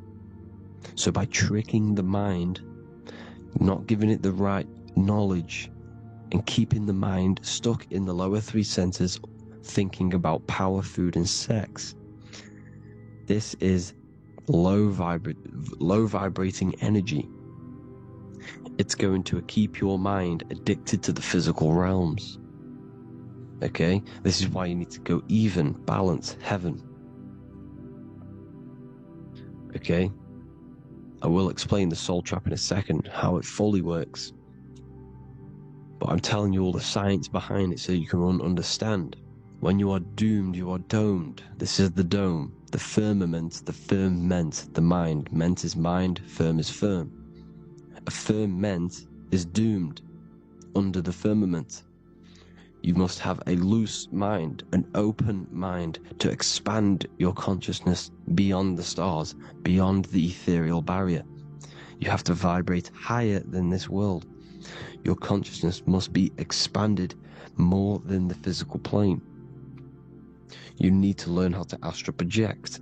You need to learn how to leave the body, how to operate outside of the body, so that you, when you do leave the body, you will have recognition. You'll have knowledge. You'll have practice. But this is as above, so below. The woman's belly is the earth. It's as above, so below. It's a microcosm of the macrocosm. We are the children in the womb. We are the people in the earth being ready to be born into the heavenly realms. As above, so below. It's a microcosm, macrocosm. Everything is in everything on a bigger and a smaller and a larger scale. Now, when the baby figures out that there is a world beyond its mother, what happens? The baby starts to move around and tries to get out of the mother. Because once it starts to hear the external world, starts to hear people, it's going to wonder, what's outside of why am I in here? What's outside? So the baby will force its way out of the mother. It's the same with our minds, as above, so below. When our minds figure out that there are other realms beyond this world, we will seek a way out. This is the womb, the Mother Earth, Mother Nature. It's the mother. We're in the womb. We can be born out of this world, which is being born again in the Bible. When you are doomed, you are domed under the dome, under the firmament, the firm mind. The firm mind will keep you under the firmament. Due to the law of polarity, there has to be other realms. There has to be. Because the law of polarity works in this world, and it will work on every scale possible. It's universal laws. These are universal laws. The law of polarity means that there are other realms polarizing this realm. There is a hell, there is a heaven. There is a midpoint, which is Midgard, which is the one we are in now. Earth, heart. Earth is the heart. Heart is the center, good and bad. The balance between good and bad. Your reality is your level of realization. Your mind realizes other worlds, you will seek a way to them worlds. It's that simple. The soul trap is to keep you stuck in this physical body, which is the earth. This body is the earth. It's running the program, like I said at the beginning. It's running the simulation that your consciousness is experiencing. You are an electromagnetic being, and you're hidden in a cage, your rib cage, and you're stuck in cells, a prison cells. Look, you're in cells. We produce electromagnetic energy. Your soul produces this energy. And by trapping your consciousness inside of this physical realm, they harness this energy within the astral realms. They're using you to manifest demons, because your mind creates demons through emotions and mental thought energy, which is a whole nother video. I could make a video on that. You're manifesting everything for them because they're trying to create a hive mind. This is why they want everyone to believe in one belief system, one government, one belief system, one religion, because they're creating a hive mind. This hive mind will manifest and be summoned within the astral planes, because the mind manifests the astral plane. The astral plane is the realm of imagination. The mental plane is the realm of just thought alone. The etheric plane is the energy. The physical plane is the matter. So all of our minds together are manifesting these demons within these subconscious realms, the astral. Now, how are they keeping you stuck to this realm? Well, when you die and you're stuck in your lower 3 chakras, okay, when your mind and soul detaches from the body, which is the earth, when you leave the earth, you're still going to have these mental addictions to the food, the sex, the materialism, the phone, the cigarettes, everything. This is why they get you addicted to everything possible. The TikTok, the YouTube, they get you addicted to as many things possible. Because when your mind is addicted to these things, and when this mind leaves the physical body, you're still gonna have these addictions. Okay? You're still gonna have these thoughts. And you will be manifested into the lower astral realms because you're thinking materialistic, you're thinking negative, because your level of realization was your reality. You were manifesting hell on the earth. When you leave the body, you're going to manifest hell in the astral planes, which means you'll be vibrating on the very low, which will put you in the lower astral realms. So guess what? You're going to come back. You're going to come back into materialism. You're going to reincarnate. Because you haven't prepared for life after death. You must detach from the external world. Okay? Moon is mind. The sun is the soul, the earth is the body, the moon is the mind. This is why we say lunatic. In your mind, you have a specific mood. Moon. Money, M-O-N, is the moon. Money exists in the mind. They get you addicted to the money. The Bible's telling you this. Do not conform to the pattern of this world, but be transformed by the renewing of your mind. It's telling you. Of this world, but be transformed by the renewing of your mind. Who knew that the Bible was this deep?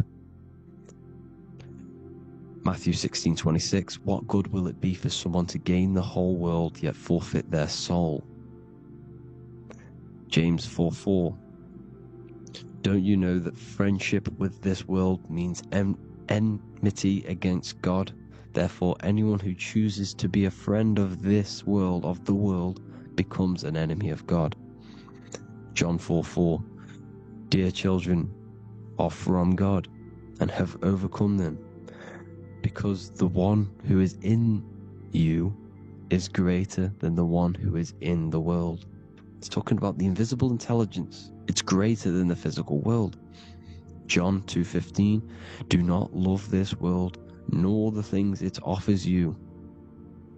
Because this world will create you to, if your mind has attachments to what this world offers, sex, money, and power, pretty much,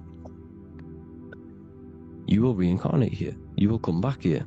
Because when you leave the body, your mind will still have these addictions. Do not love the world, nor the things it has to offer you. All of this is in my newly published book. The paperback versions are now available. Finally, for all the people who have been waiting, the Book of Wisdom. All of this knowledge is inside of the Book of Wisdom. The paperbacks are available. There's worldwide shipping. You can get it anywhere, pretty much, any country. My new website, it's amazing. There's going to be some amazing products coming on the new website. But I thank you all for the support. Before I leave, I need to explain what is going on with the soul trap. Like I said at the beginning, the mind's the bridge between the soul and the body. The body's the realm. By tricking your mind with false knowledge, they are keeping your soul stuck to this realm. They get you addicted to all the physical things, and that is it. As soon as you're addicted and you die, you're going to come back. So by tricking your mind, which is the bridge between the realms, they keep your mind stuck within this body. They keep you in physicality. They deveil you, the devil, the deveil. Thank you all for the support, people. If you do want to join the Academy, all the links will be posted below this video for the book, The Academy. Thank you all for the support, and have an amazing day.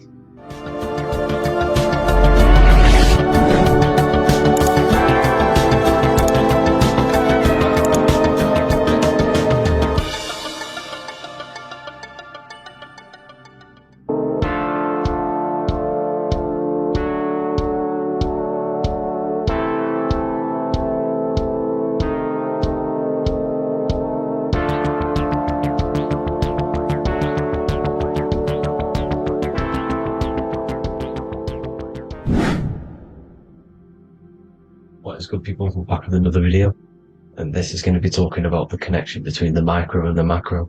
You know, you are the universe, everything is inside of you. So the first thing you need to understand is that the law of mentalism, we are a thought in the creator's mind, everything's being thought into existence.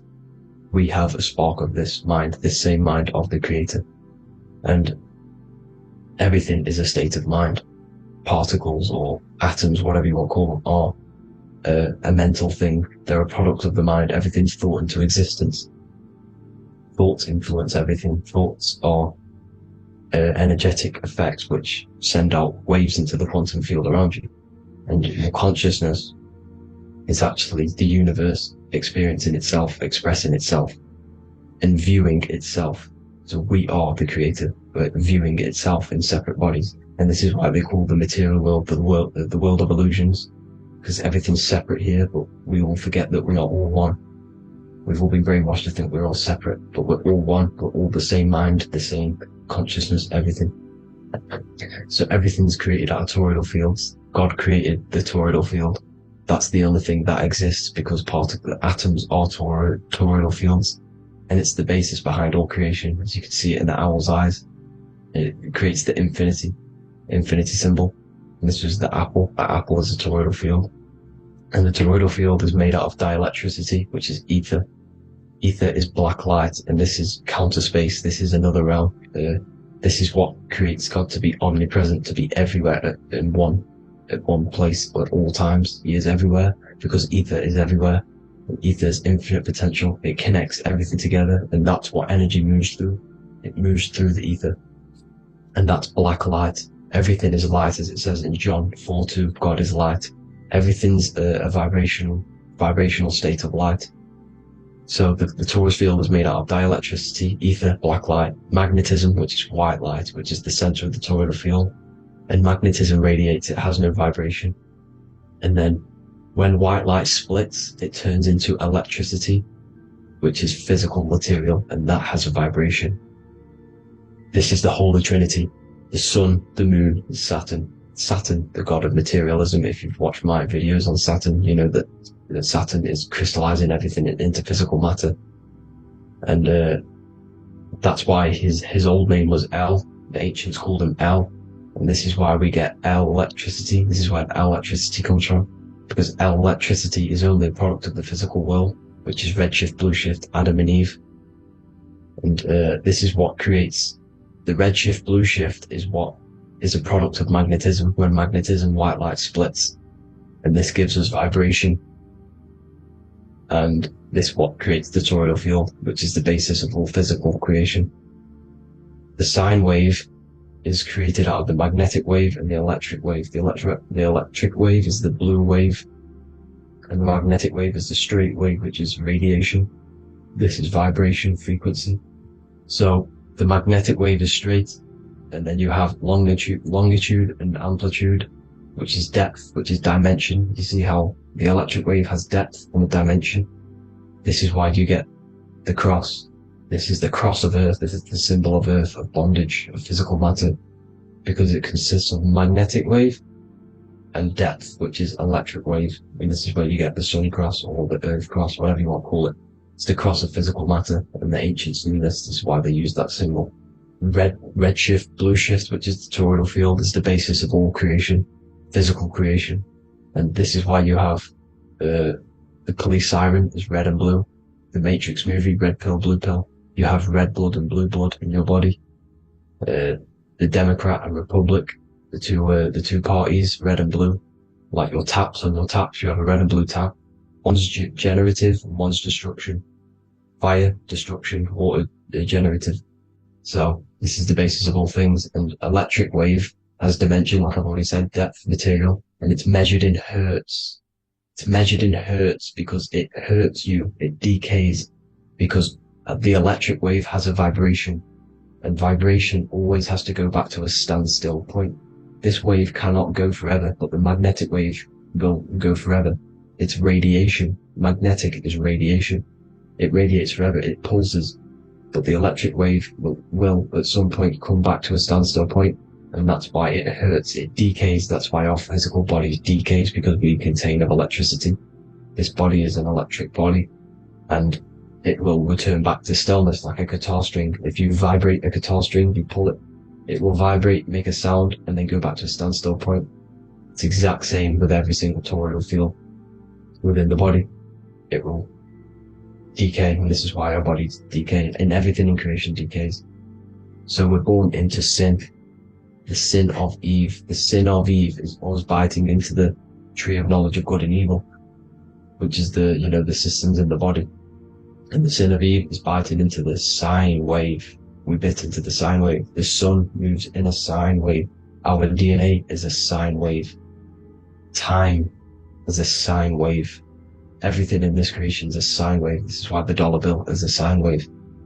Magnetism and electric waves in one.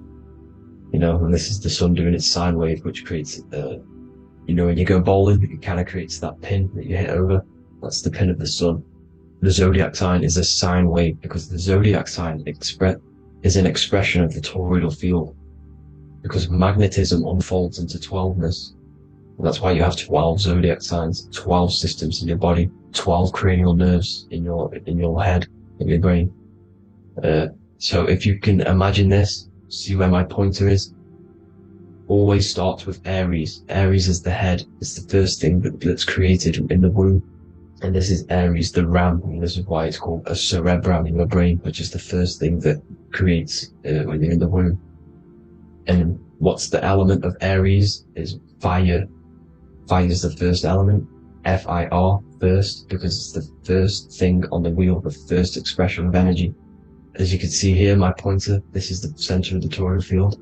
It would go Aries, Virgo, Capricorn, Pisces, Scorpio, Cancer.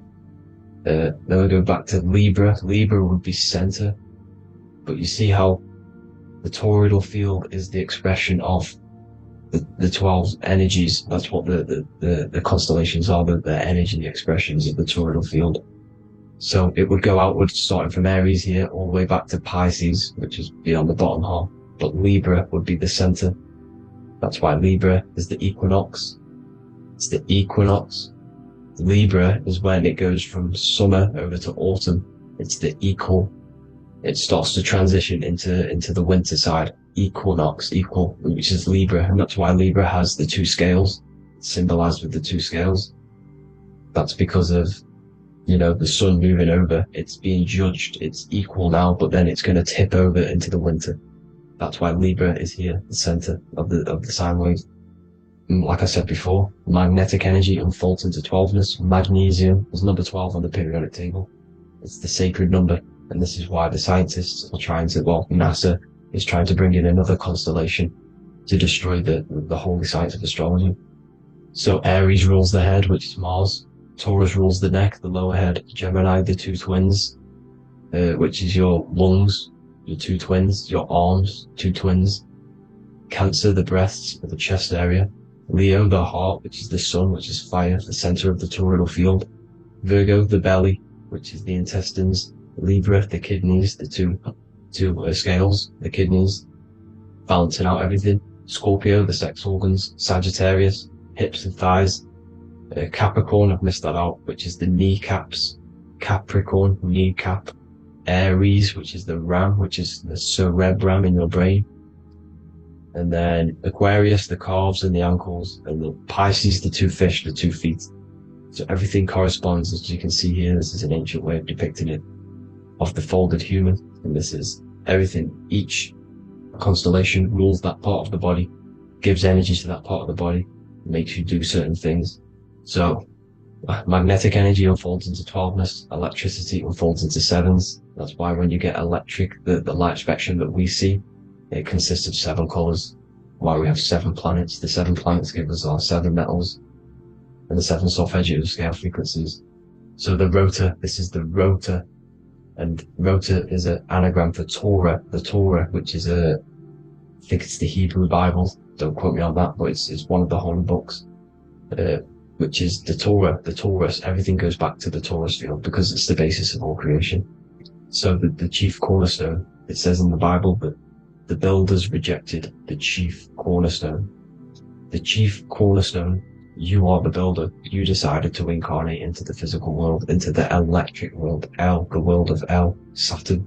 When you are created in the womb, it takes you 9 months for you to be created. So for example, if your parents, if you went into the womb here, it'd take you 9 months. So let's say you're born in Scorpio, so you'd go back 9 months, 1, 2, 3, 4, 5, 6, 7, 8, 9. You consist of all of these 9 energies because it takes 9 months or however long you took to be born. Some people are born earlier. You'd have to find out how many months you were in the womb for. But you consist of these 9 energies, and each constellation has a cell salt associated with it. And these cell salts are vital for your health, and your cells and the optimal health of your body. So the chief cornerstone that you rejected is these 3 cell salts, these 3 constellations. So you're mineral deficient in these 3 constellations. For example, fluoride, magnesium, phosphate, and potassium sulfate. So that's the chief cornerstone. And a cornerstone, people always get it rejected with the cornerstone. The cornerstone is not, it doesn't say the cornerstone in the Bible, it says the chief cornerstone. The cornerstone is a cornerstone of a building, but a chief cornerstone is the top of the pyramid. This is where we get the pyramid of the wheel. So you're mineral deficient in whatever 3 zodiac signs you're not. You were not in the womb for. This is the chief cornerstone you rejected. So the human body is the micro. It is the universe in a physical form. It consists of everything in the universe. Just like your consciousness is the universe watching itself, experiencing itself. Your body is the whole universe. 12 systems in the body, 12 zodiac signs, 7 chakras are the 7 planets. The Holy Trinity of you is your Temple of Solomon, the soul and the mind, the sun and the moon. You know, everything is in you. You consist of everything, all the energies, everything. Heaven and hell. Heaven and hell is a mind state. It's a state of the mind. Head, H-E-A, which is heaven, and the heel, the bottom of your foot, is hell. And the bottom of your foot is the soul. So they're basically saying, well, it's wordplay. They're saying that your soul is in hell because, you know, with the elites being in control. So they call the bottom of your foot the soul, trying to say that you're in hell. The Christ is in you. And this Christ is Greek for what? Christos. And Christos is Greek for the oil. And this oil is produced in the cerebrum, the Aries, the ram, the cerebrum, pineal. It goes down the pineal, well, the pineal and the pituitary are underneath the cerebrum. It goes down the pingala and the ida. The pingala being the positive charge connected to the pineal gland, pin, and the ida connected to the pituitary. And this is the 2 serpents going down the spinal column. And this is why Jesus goes from Nazareth to Bethlehem, and then Joseph and Mary are waiting for Jesus in Nazareth. Joseph and Mary are the pineal and the pituitary gland waiting for Jesus to come back up the River Jordan, your spinal column. So this is the oil. This is the story of Santa as well. Santa comes from the North Pole. Why? Because the North Pole of the Earth is the center of the toroidal field, and the North Pole of you is your spinal column, which is the North Pole of the toroidal field. the North Pole. He comes from the North Pole. This is the North Pole. This is the South Pole of the toroidal field. Comes from the North Pole, which is your mind. And he goes down the chimney and then back up the chimney. This is the chimney. And he drops off the present, which is the Christos, the oil. And this is why Jesus is crucified at 33, because he crosses over the vagus nerve at the top of your spine. When this oil comes back up the 33 vertebrae, these are your vertebrae here. When it goes up the 33 vertebrae, it gets crucified at 33 because it crosses the vagus nerve, and he's crucified on a cross at 33. This is the story behind Jesus and Santa. The Ark of the Covenant in the Bible is the two hemispheres which cover the vital parts of your mind, the brain side, which is the cerebrum, the pineal, the pituitary, etc. So the two hemispheres are the two angels, the Ark of the Covenant. This is the Ark of the Covenant, covering the two vital parts of your brain. So these are the optic thalamus is another part, and it protects the Christ oil, which is inside at the center of the brain. See, the Bible is all a massive metaphor about yourself, because you are the universe. You are a microcosm of the universe. Your consciousness is experiencing itself, and the universe experiencing, and your body is the whole universe. Your head's heaven. So Moses crosses the Red Sea. These are the two hemispheres of your brain. This is the corpus callosum, the Red Sea. So he's pretty much saying that he's uniting the two hemispheres of your brain, because most people in this generation are stuck in the left brain, which is just logic, reasoning, science and maths, writing. This is what school teaches you to do. It keeps you stuck in your left brain. And you want to cross over to you want to cross the Red Sea, which is the corpus callosum, to the right brain, which is awareness, art awareness, creativity, imagination, intuition, insight. Using the higher mind, creativity, imagination. If you don't have intuition, then you can't read energy, you can't pick up on bad things. This is what Moses is symbolizing by crossing the Red Sea. And it's also the upper room where Jesus met the 12 disciples. 12 disciples are the 12 cranial nerves in your brain. It doesn't just represent the 12 zodiac signs. The 12 disciples symbolizes many different things. It's like I said, energy the universe consists of 12ness. So you have 12 cranial nerves in your brain, and that's the 12 disciples as well. And they want you stuck in your left brain, which is the five senses, materialism. So they say in the Bible that Satan blinds the mind. Satan is Saturn. If you've watched my videos, Satan is Saturn. And you consist of the Holy Trinity, which is the sun, moon, and earth. The soul, moon, the soul being your sun, the solar, the moon being your mind, the earth, the physical body. And Satan blinds the mind. Why? Because we enter a soul system. This is a soul system, not a solar system. And Saturn is the Lord of the Rings, which is the outer ring. When your soul enters the soul system, your soul starts to materialize. It hits Saturn. Why? Because Saturn starts to materialize you. You take on the 7 virtues, which are the 7 planets, which are your 7 chakras. And to get out of this soul system, you must get out of your lower nature, your animal nature, which is lust, desire, greed. The number of the beast, 666, which is Saturn, Satan. So you enter the soul system, you take on the 7 energies, which you turn into physical matter. And this is your descension from heaven, to all who say hell. And then you must raise back up from matter to spirit. They say Satan blinds the mind. Why? Because your mind gets materialized. Your soul and mind get materialized. And when you get materialized, it's an intense experience. You lose the divinity within you. You forget the divinity. So Satan, which is the first planet, the first energy you take on, the material body, he blinds the mind. He makes you forget everything, your divinity. Then you must ascend up Jacob's ladder, the 33 vertebrae, to heaven. And this is a microcosm of the macro, because you will ascend back up to heaven if you do this, when you leave your physical body, when your body decays. So when it talks about in the Bible, completely destroy them, the Hittites, the Amorites, the Canaanites, all the ites, this is what God says to the Israelites. It says completely destroy them. It's basically symbolizing saying destroy your lower nature. The Canaanites, cannibals. We're under a Canaanite system now, which is cannibalism. And this is flesh eating, lust, greed, all the demonic stuff, all the lower vibrational stuff, the lower nature, eating, sex, and survival, the lower three chakras. You must get out of these lower three chakras and return back to spirit, which is heaven, which is spirit, love, being holy, being truthful, being passionate, going back to Satan blinding the mind. All of the planets are made out of these three symbols. Satan blinds the mind, and that's why Satan's symbol, this is the symbol for Saturn, Satan, this symbol for Saturn is the cross, which is physical matter, the earth, over the moon is your mind. So the Saturn symbol saying matter over mind, he blinds the mind, Satan blinds the mind once you enter the soul system.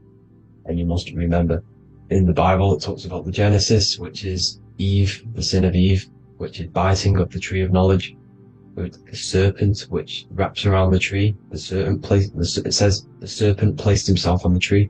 Well, the serpent is the spinal column. It's the serpent telling you eat from the tree of knowledge of good and evil, which is your nervous system.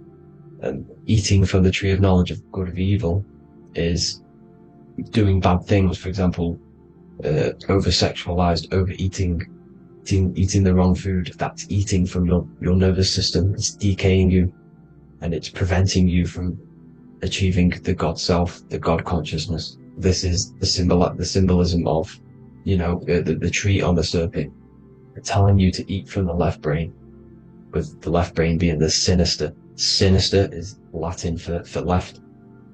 That's sin. Sin is left. And left is lefty Lucy, Lucifer, right, righteousness, right, God, godly. The tree of knowledge of good and evil, which is your nervous system, because it determines good or bad. And, that's the only thing you experience in this world is your nervous system. And then the tree of life is the cardiovascular system, and the Garden of Eden is your body. So that's it for this video, people. Hope you've got a greater understanding of how you are the universe and everything is inside of you. Just keep in mind you are the universe experience in itself, and your body is a reflection of everything. The 12 constellations, the 7 planets, everything's inside of you. This world is an expression from the inside outwards. You can't affect the outside world to manipulate reality. Everything's inside of you. I hope you got a greater understanding of this. God bless.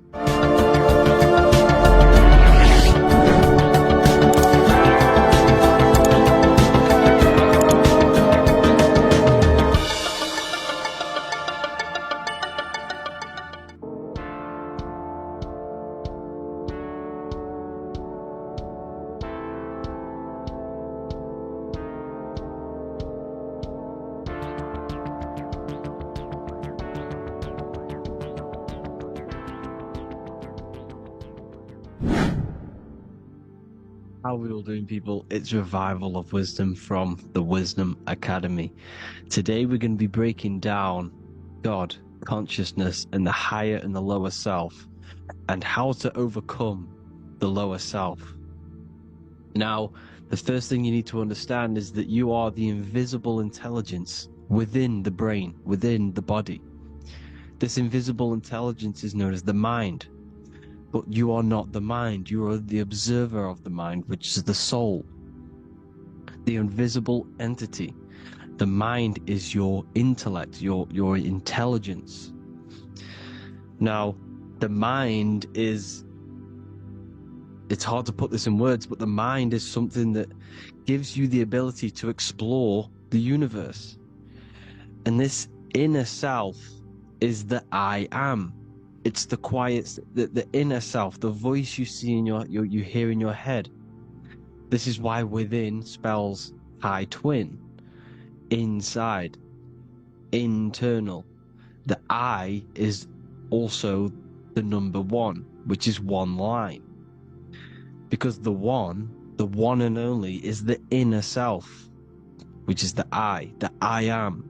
This is why you say, my name is Harry. You are not Harry, you are the I, the inner self, the intelligence.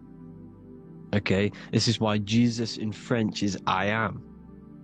You look with the two eyes and you see with the inner eye and eye, the same thing. Okay? Because the eye inside is what gives you the perception of what you're looking at. So when someone's trying to explain something and then you catch on saying, I see now, it's because you're seeing with your inner eye, the one that gives you perception, gives you intelligence, gives you the ability to understand things. This is the internal eye, the invisible self, which the physical body is nowhere near as complicated as this inner self. It's in infinite potential. God, G-O-D, generator, operator, destroyer, soul, mind, and body. Brahma, Vishnu, Shiva, the Father, the Holy Spirit, and the Son. They're all... the reason why you see God is always a triad is because it represents yourself. Your invisible intelligence is God. Me and you are the same invisible intelligence. We are the invisible intelligence experiencing the program being run by the central nervous system and the brain. I always say this in my videos, but I have to, in order for you to understand the things that I'm going to say later on in the video, you need to understand this concept, is that you are the consciousness experiencing the nervous system, the tree of knowledge of good and evil, which is you here. You would be in this invisible intelligence right here in the center of the brain. Now, this is why the ancient Christians show God is in the brain. This is the brain stem. This is the brain. This is also the brain stem and the brain. The brain stem and the brain. It's all depictions of the brain, because the brain's the computer, the electromagnetic computer, which decodes the demands created by the invisible intelligence, the I, the inner self, you, your true self.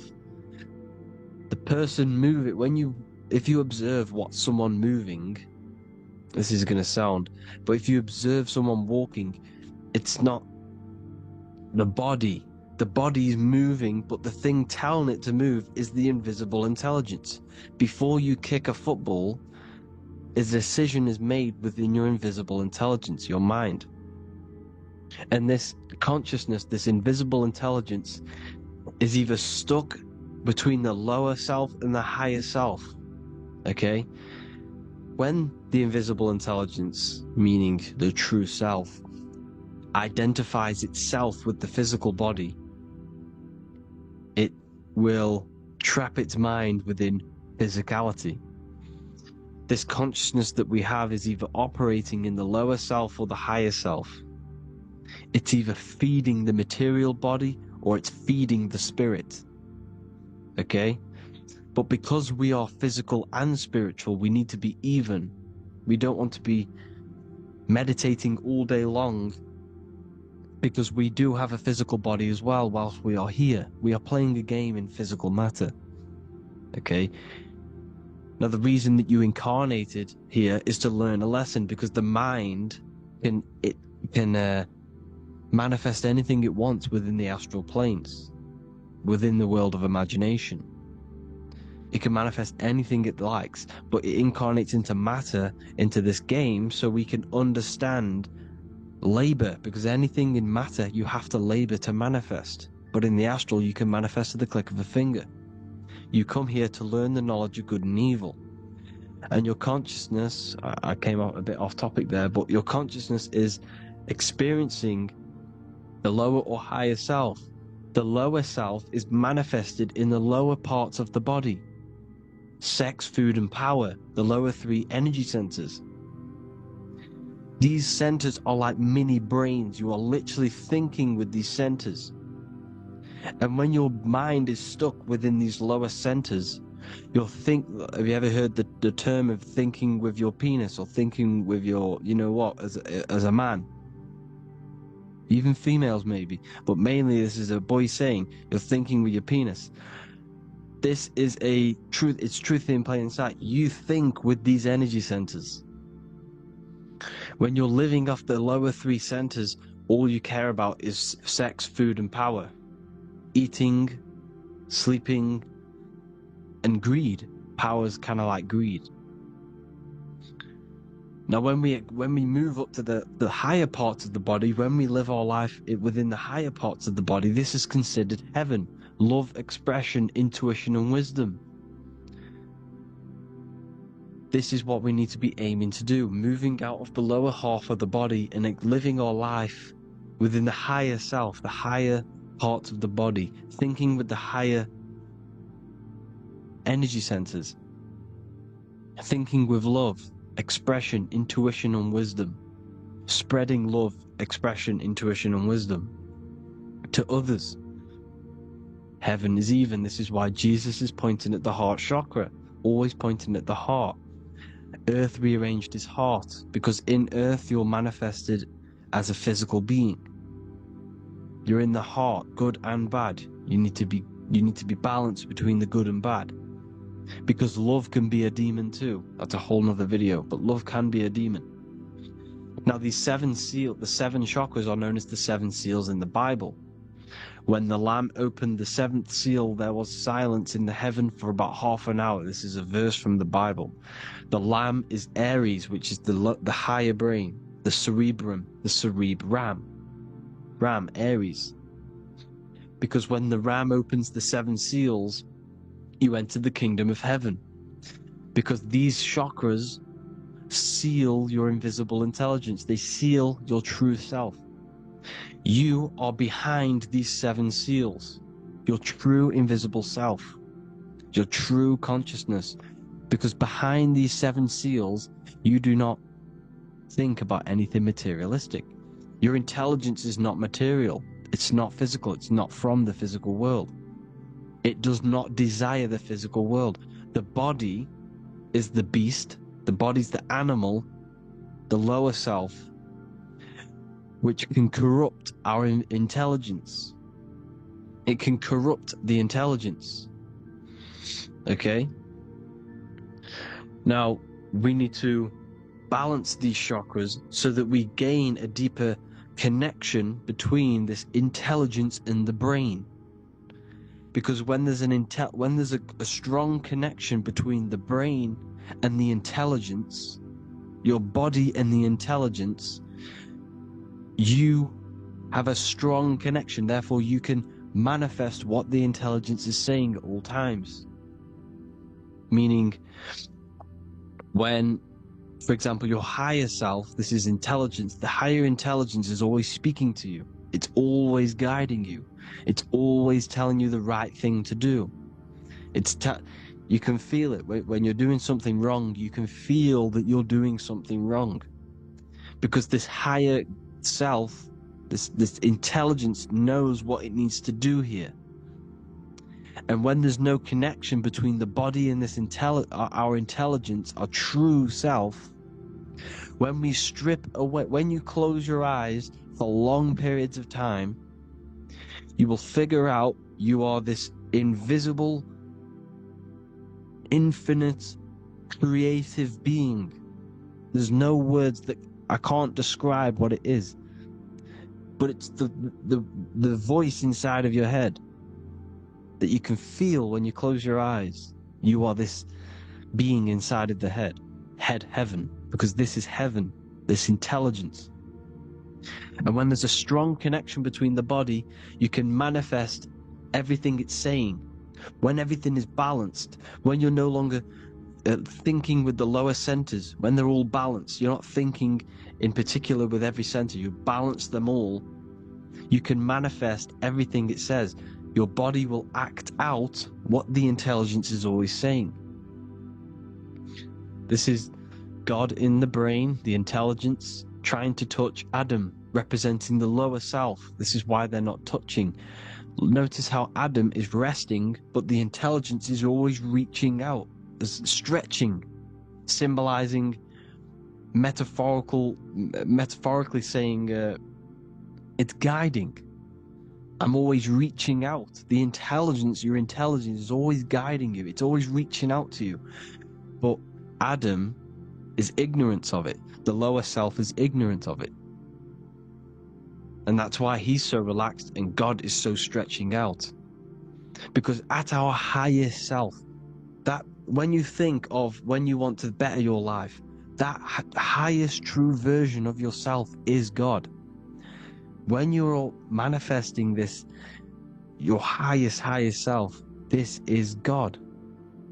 Your truest form, your most perfect form, that is God. Your highest version of yourself, that is God. Emotions are not what you've been taught. Emotions are not something that should be reactive, okay? You should not let the emotion be you, except that you should experience them instead of letting them become you. You need to understand there's a separation in our consciousness. You have the soul, which is the person who is observing your thoughts. When you think a thought, who's the one observing that thought? The soul, you, the I am, the I, the inner self, the one and only. And inside of every single body, inside of me, inside of you watching this video, there is this same intelligence that is inside of me, inside of you. And it's the exact same intelligence, experiencing a different body. And this is what we mean by the universe is mental. We are all sharing the same ball of consciousness in a different body. The animals, the fish, the cells, all expressing this one consciousness.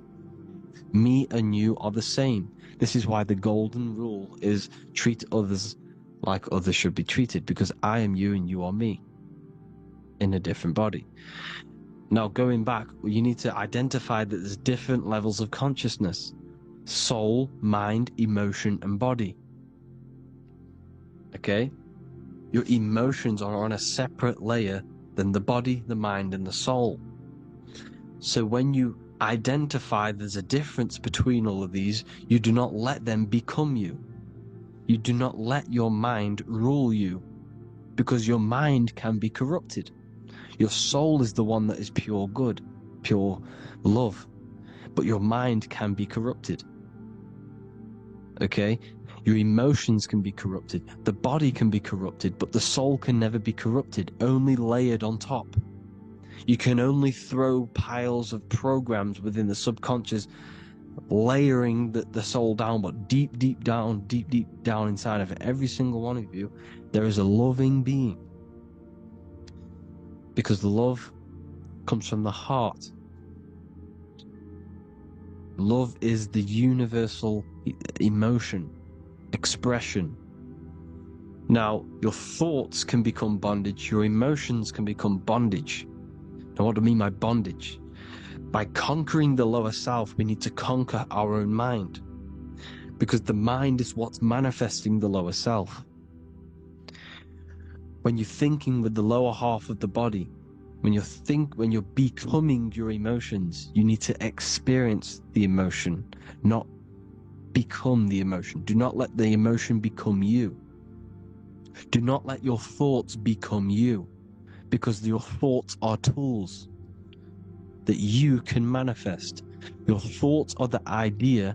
Your emotion is the energy that you can use to manifest that thought. Your emotion is energy in motion, emotion. You use emotion to manifest, to feel as if you already have the thought. Therefore, you become that vibration. Therefore, your emotions are actually a creational force that is given to you to manifest things, because you're a human, a manifester. You're here to manifest things. You're a creator. You are a god.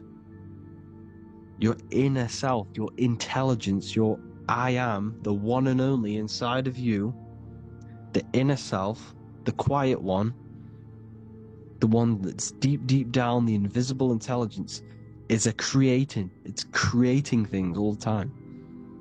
All the time. Speak no evil, see no evil, hear no evil. This is the astronauts, they're Freemasons, but they understand this because thinking, seeing, and hearing can corrupt your mind. And when you have a corrupted mind, you'll have a corrupted subconscious. The subconscious will manifest into the body because 90% of your behavior comes from the subconscious mind. So you got to speak, see, and hear no evil. A sin, what is a sin? To overcome our lower self, to overcome our lower self, the 7 deadly sins are not something that goes against an external God. A sin is something that goes against your inner guide, your inner conscience, the inner self that is always speaking to you. It's always telling you the right thing to do. A sin is something that goes against this inner guide. And this is why you can feel something where you can feel you're doing something wrong. Because the inner guide is speaking constantly. And when you commit these 7 deadly sins, which are 7 internal states which keep your invisible intelligence bound to your physical body. Because evil, right? Evil love bondage. This is why they stay in this realm and they control this realm, because they love the bondage of the body. They like matter. They want to stay in matter for eternal life. They don't want to ascend back into the heavenly realms where you do not have a physical body. You can explore the universe within the astral planes. They stay bounded to the body, bounded to the 3D construct of the physical world. They have greed, lust, envy, gluttony, wrath, sloth, pride. They want all of this. And if you want that, that's okay. But deep, deep down, you don't want that because your soul is always telling you the right thing to do. Your soul knows what to do to get out of here. It needs to detach from the external world. Detach from all of these 7 internal states which bound you to your lower self, your lower centers. That's what a sin is. You know, you have a left and right brain. The left brain is always analytic. The right brain is metaphorical. So the right brain is producing a holistic view of reality. Now, what do I mean? And not view, perception. When you see, because your eyes are parts of the brain, when you look at something and you look, that image is produced in the back of the brain in the visual cortex. And then the right brain produces a perception, a holistic, it breaks down what you're seeing into a holistic image, a holistic perception. So for example, if you're in a woods, the right brain sees the whole woods as one big woods. The left brain is breaking that perception down into individual trees, branches, and leaves. So the left brain's to do with duality, the right brain's to do with wholeness, unified. The left brain's dualistic, analytic. This is necessary so that we can pick things up and manipulate them and break things down. We need the left brain, we need the right brain. I'm not saying any of them's bad, but the left brain, sinister in Latin, means left. Because when you're left-brained, you see everything in dualistic. You see everything is dual, when everything's actually one. We need to be focusing and strengthening our right hemisphere. I'm not saying sit in the right hemisphere all the time, but we need to be strengthening our right hemisphere. And this is why left is sin and right is right. Because when you focus on the right hemisphere, you see the holistic perception of creation. The right hemisphere sees humanity as one unified consciousness. The left hemisphere sees everyone as individual persons and egos. Because the left hemisphere is dualistic. And this is why the Bible says, cast the net onto the right side of the ship and ye shall find. John 21:6. What does that mean? Cast your energy, cast your perception into the right hemisphere of the brain, and ye shall find unified consciousness. You shall find your higher self, the one and only. If then you have been raised with Christ, seek the things that are above, where Christ is seated at the right hand of God. Wow. Powerful. What does this mean? Seek the things that are above, where the Christ is seated at the right hand of God. God is your consciousness, your invisible intelligence between the two hemispheres. The right hand of God is the right hemisphere. Seek the things that are above the heart. Love, intuition, expression, and wisdom. Seek the things that are above the heart, the higher self, the higher part of the body. Because when you seek the things of love, expression, intuition, and wisdom, you create a strong aura. You attract the same frequency. And this frequency is heaven, God. This is the Sumerian artwork showing the Lamb. This is a step symbolizing stepping upwards, raising up. He's stepping over the Lamb up to the bird. His hand is going to the bird. The Lamb symbolizes the lower self. Okay? The bird with the wings is in the sky. It represents the higher self. This is why angels always have wings, because it represents the higher self in the sky. The lamb is a ground animal, symbolizing the lower self. He's stepping over the lamb to the bird, his higher self, his invisible intelligence. Horus and Set, Jesus and Satan. Look, Horus has an evil brother, Set, just like Jesus and Satan. Horus is a bird, higher self. Set is a ground animal, lower self, which is the devil and the angel on your shoulder. You see? The right and the left hemisphere. The two wings. So, the devil and angels always speaking to you. The higher and the lower self. It's the battle between the higher and the lower self. Between the invisible intelligence and the physical body, because the body's the one that wants the sugar, it wants the pleasure, it wants the sex, it wants the porn, it wants all of the materialistic things, it wants the 7 deadly things. Okay, it wants this. There's a battle between the higher and the lower self, your intelligence and the body. This is why you need to become balanced, so that there's a deep connection between the body and the invisible intelligence, the I am. You need to master your mind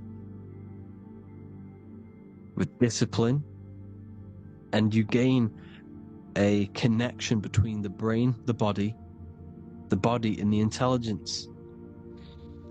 Resurrection, transmuting sexual energy. Okay, this is important. Res is Resh, which is Hebrew. The early Hebrew Resh symbol is the head. This is the head. Resh, erection. Erection is a sexual stimulation.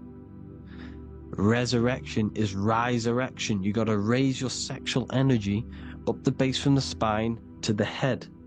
This is the Christ, the Christos. Because there's a psychophysical germ, psychophysical oil produced in the brain every month. Go and watch my other video on raising the chrism. Okay? And every month there's this fluid produced in the brain, which takes 2 trips, because one's produced by the pituitary, one's produced by the pineal, magnetic female, magnetic and electric charge. And it takes 2 trips down the spine to the solar plexus, the bread of life in the Bible, or Bethlehem in the Bible, because the River Jordan's your spine. It goes down to Bethlehem. It gets born in Bethlehem, just like Jesus. because when this oil travels to the solar plexus, it creates the seed of life, and it feeds the body, all the central nervous system, all the cells. It regulates the blood, does all sorts of good things for the body, this oil. Now when you save your sexual energy and you raise your resurrection, you awake the Christ, you raise it from the solar plexus or the sacrum bone up to the brain, you activate 100% of the brain, and this is the true resurrection of Christ. Instead of wasting the energy and giving away your sexual fluids, because behind the fluids is the energy. So when you release that fluid, the energy is out there. You've released the energy. Your sexual energy is the most potent emotional force a human could possibly feel. Same with any animal or anything. The sexual urge, the sexual emotion is the most powerful, potent emotion that you can feel. It takes over the whole body. When you feel sexually aroused, it takes over everything because it's so potent. And when you fight the serpent, when you fight the sexual energy, which is shown here in the Egyptians, the cat cutting off the head of the serpent, or Hercules fighting the serpent, or in the Greek mythology fighting the seven-headed dragon, the seven chakras. The serpent is your sexual energy because it symbolizes your kundalini. When you fight it and you transmute this energy, instead of releasing it, instead of acting sexually on it, you can transmute the energy, transfer it from the solar plexus up to the brain. You can also do this with other tasks. Instead of releasing it, instead of raising it from the solar plexus to the brain, you can use it for other things. So for example, you want to think critically. You can use it for critical thinking. You can use it for going to do exercise. You can transmute sexual energy into anything. But you can do this, you can raise the sexual energy, and you can use this energy to push the cerebrospinal fluid from the solar plexus up through the spine, up the 33 vertebrae to the brain, and it'll activate 100% of the brain. And this is the resurrection of Christ. Jesus was never dead. Jesus was never rose from the dead. It symbolizes the Christ, Jesus Christ. Christ is Christos, which means oil in Greek.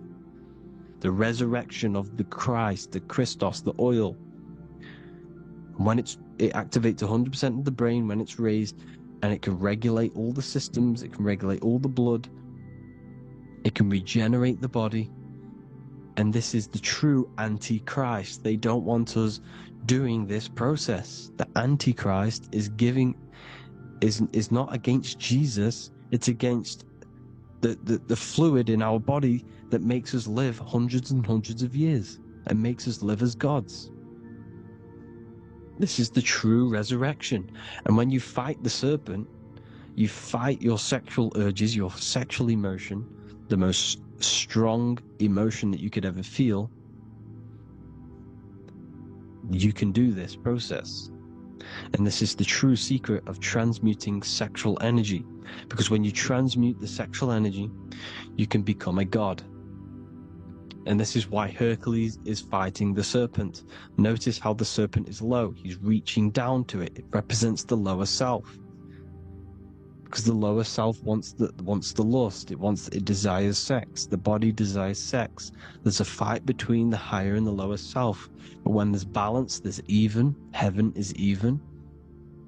When there's evenness between these, this is the kingdom of heaven. This is when heaven is on earth. So at our highest levels of ourselves, the highest level of our intelligence, this is God. God is something that we manifest. We need to achieve Christ consciousness by battling the body. There is no battle outside of the physical body.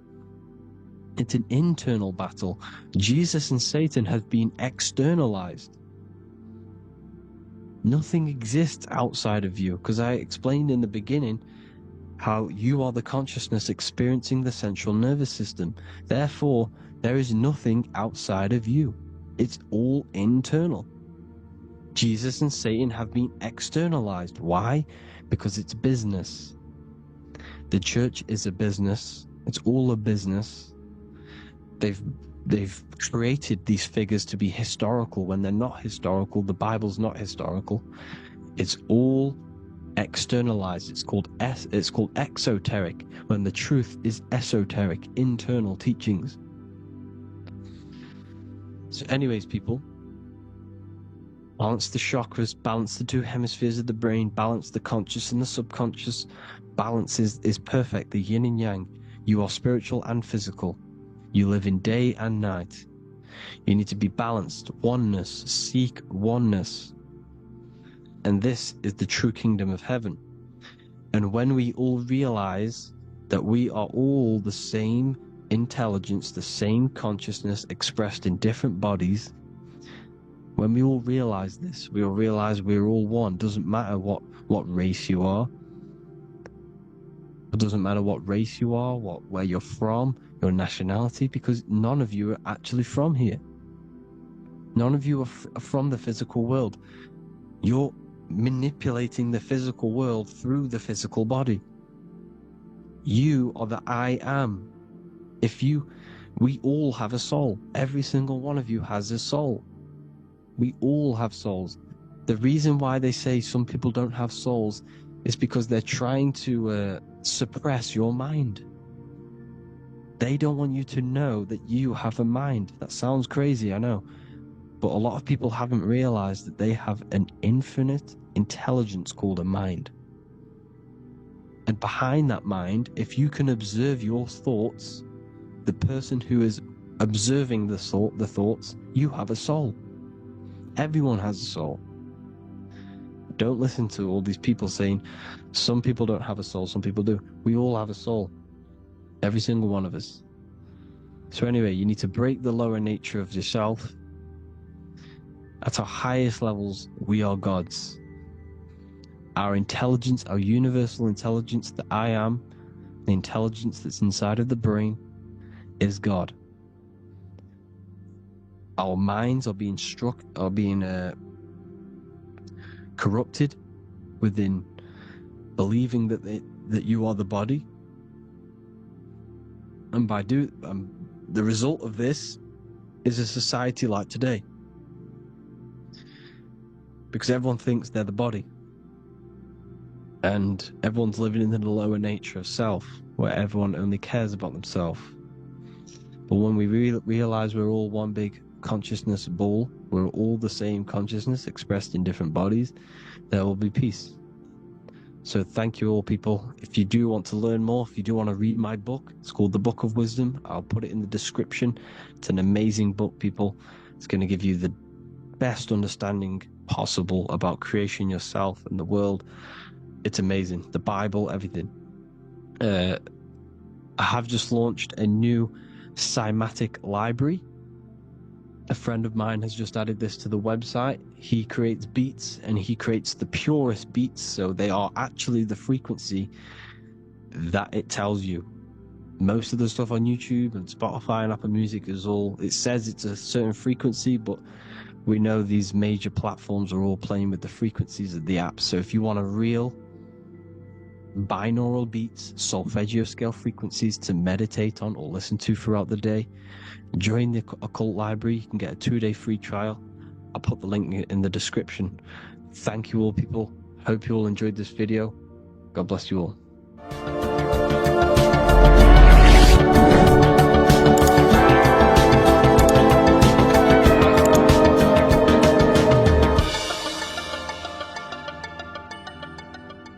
Welcome to Revival of Wisdom. Welcome people, we're back with another video, and this video is about Freemasonry and their connection to the Illuminati. Please, as always, to make sure to hit that like and the subscribe button and turn on the notifications to never miss a video. On May the 1st, 1776, the founder of the Illuminati, Adam Weishaupt founded this secret organization, and this date can be found in Roman numerals underneath the all-seeing eye pyramid on the $1 bill. This $1 bill also says Anno Coptus Novus Ordo Secularum. This is Latin for announcing the birth of the New World Order. This New World Order will be headed by Lucifer, the all-seeing eye, and followed by the 13 layers of bricks for the 13 elite bloodlines. So your Orsini's, Rockefellers, Rothschilds, Soroses, and the other 9 elite families. So when Adam Weishaupt created the Illuminati, he made it consisting of high-level degree Masons, French and Latin philosophers, and many more powerful people to all become one society. So this is why you see Masons using this same symbol of the all-seeing eye inside the pyramid. But not all Freemasons are part of this Illuminati secret society. As the 33rd degree Freemason Manly P. Hall said in his book The Secret Teachings of All Ages, Freemasonry is a fraternity within a fraternity, an outer organization concealing an inner brotherhood of the elect. So what he's saying here is that Freemasons have to go up the degrees of Freemasonry, and once they hit the top, they either get elected or not into these secret societies like the Illuminati, Skull and Bones, and Knights Templar. So when you see celebrities doing this one-eye symbolism, either covering one eye, doing the triangle, or doing 666 over one eye, this is showing and reflecting the symbolism of Freemasonry. They have taken the oath to never speak on anything they learn about Freemasonry. Duncan's Ritual of Freemasonry book states the oath they have to take, quote, I ... of my own free will and accord, that I will hail, ever conceal, or never reveal any of the secrets, arts, points of Master Mason's degree to any person whomsoever. All this most solemnly, sincerely promise and swear. Now, this is what happens when they break the oath, stated in this book, quote, myself severed in two, my bowels taken from thence, and burnt to ashes. So this states that Freemasonry comes first, before any law of the land. It has the right to kill you if you break your oath. This is the hand gesture they have to do every time they enter the ritual room inside the Masonic lodge. This is the cutthroat symbol, showing you and reminding you of the oath and what will happen if you break it. Now in this book, Richardson's Monitor of Freemasonry, it states, if you break your oath, binding myself under no less penalty than to have my throat cut across, my tongue torn out by the roots, and my body buried in the rough sands of the sea. If they do not decide to kill you, this book states this by pointing him out to the world as an unworthy vagabond, by opposing his interest, by dearranging his business.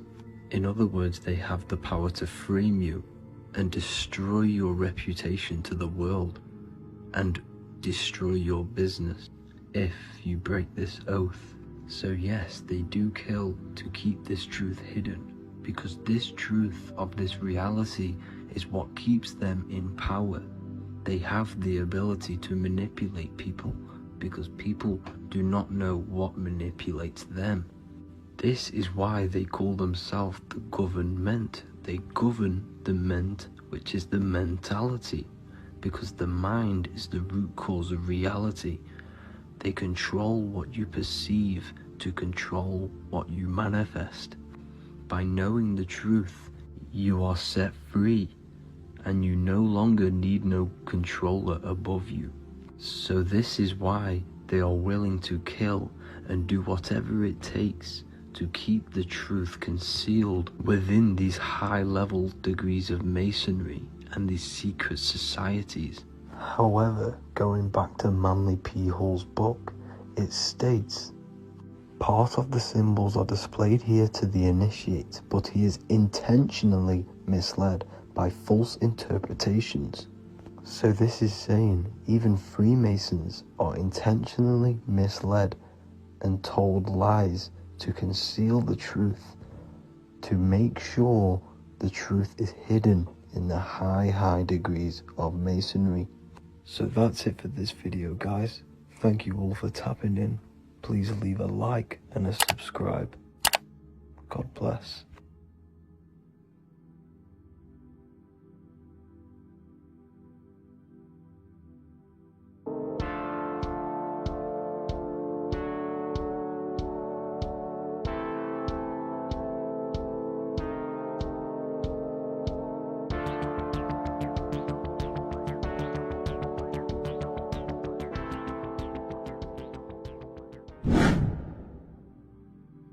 What is good, people? It's Revival of Wisdom. Today we're going to be talking about Saturn. I've done this video in the past, however, this video is going to contain a lot more in-depth explanation of Saturn. So the 33rd degree Mason, Manly P. Hall, said, Saturn is the key to crystallization, physical matter. Light is matter, matter is light. They are interchangeable. Low vibrating light turns into matter, high vibrating matter turns into light. And Saturn is the god of this world, this physical world. He crystallizes light into matter. This is symbolized as the Masonic checkerboard, matter and spirit, matter and light, light and matter. He's also the god of time, destruction, justice. He creates and destroys, because all things in time die. He creates and destroys you. So, because we live in this physical world, which is the electric world, this is why we say electricity, because it comes from the root word of El, Saturn. They used to call Saturn El, E-L. This is why we used to say Elohim is God. The real god of this world is Saturn, but it's being hid. This is being hid. Jesus is Saturn. All of this is Saturn. It's all Saturn worship. It's the real god of this world, So, physical matter is a result of two opposing forces equalized on the plane of inertia, because everything is created out of electromagnetic toroidal fields. And these two poles equalize on the plane of inertia, which gives you planet Earth, plane of inertia. The plane of inertia is what Saturn is. It's the ring around the center of the plane of inertia.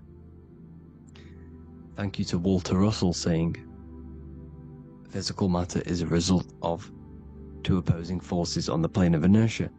This is what Walter Russell says, so please check out his work. He's got many books, many books on light and electromagnetism and stuff like that, so I advise you to check him out. So the torus field gives you the binary code 0 and 1, the female vagina and the male phallus. This is the code for this world. Saturn crystallizes physical matter. Now Saturn is the most outermost layer of the 7 layers of heaven, where it says in the Quran, it says, Allah, it is He who created the 7 layers of heaven. Saturn is the outermost layer. He's the top. He's the most high. So when we say the most high, we're referring to Saturn. He's the most high before the firmament, before the stars. So Saturn is the god of this world. He's the Lord of the Rings. He wears the crown. The crown is the rings. Crown, Kronos. So, the planets are luminaries, they are lights, they are beings, they are energy, conscious energy. And we're in the heart of the solar system. Saturn is the outermost layer. He is the one of this world. He's the god of this world. Now, On the North Pole of Saturn, you have the hexagon. Add up all the sides, it creates the six-pointed star. Or it can be created as a cube. The cube is very important. The six-pointed star is very important. 6 points, 6 triangles, 6 side, 6, 6, 6. Black cube adds up to 6 in gematria. Now, what did I say in the beginning? Saturn crystallizes the physical world. He creates physical things out of light. You are a light being. This is why we say human. Hue means the light spectrum. Hue, man, we are light manifested into physical forms. Human. And we are incarnated through Saturn. Satan, same thing. The number of the beast is 666, and the 666 comes from the 6.6 triangle, 6 sides of Saturn, 666. We are all known as carbon-based life forms. Carbon, the atomic structure of carbon, is 666, 6 protons, 6 electrons, 6 neutrons. We are materialized into our physical bodies through Saturn, through the number of the beast. These bodies are the beast, it's the animal. The divine, the Christ, is the consciousness within, because you are a physical, spiritual being combined into one, hexed into one. Hexagram. This is a hexagram. You're hexed into physical matter, spirit and matter, light and dark, combined into one. Now you contain of the mark of the beast, the mark of your body. Your body's the beast. It says in the Bible, Satan, who is the god of this world. This world. There are many different worlds, but this world is run by Saturn, and it says that in the Bible. Saturn is Satan. It's the same thing. And look at the crown of thorns are wrapped around the heart. The soul is in the heart, the mind is in the brain. The soul is wrapped around the rings of Saturn. You're wrapped in physical matter. This is what it's showing you. This is symbolizing the rings of Saturn wrapping you. And the cross on top is the cross of the cube. The cube, the black cube of Saturn, unfolds into a cross. So Satan, who is the god of this world, Corinthians 4:4 in the Bible, Satan, who is the god of this world, has blinded the minds of those who don't believe. Saturn blinds your mind, because the god of this world materializes you, and he blinds your mind when you incarnate into physical matter. When you enter this soul system, not the solar system, you hit Saturn first. He materializes you. And look at the symbol for Saturn. This is the symbol for Saturn. All of the planet symbols are created out of the Holy Trinity. The Earth, Moon, and Sun. Body, mind, and soul. The sun is your soul, the moon is your mind, the earth is your body. Your body's made out of the 5 elements.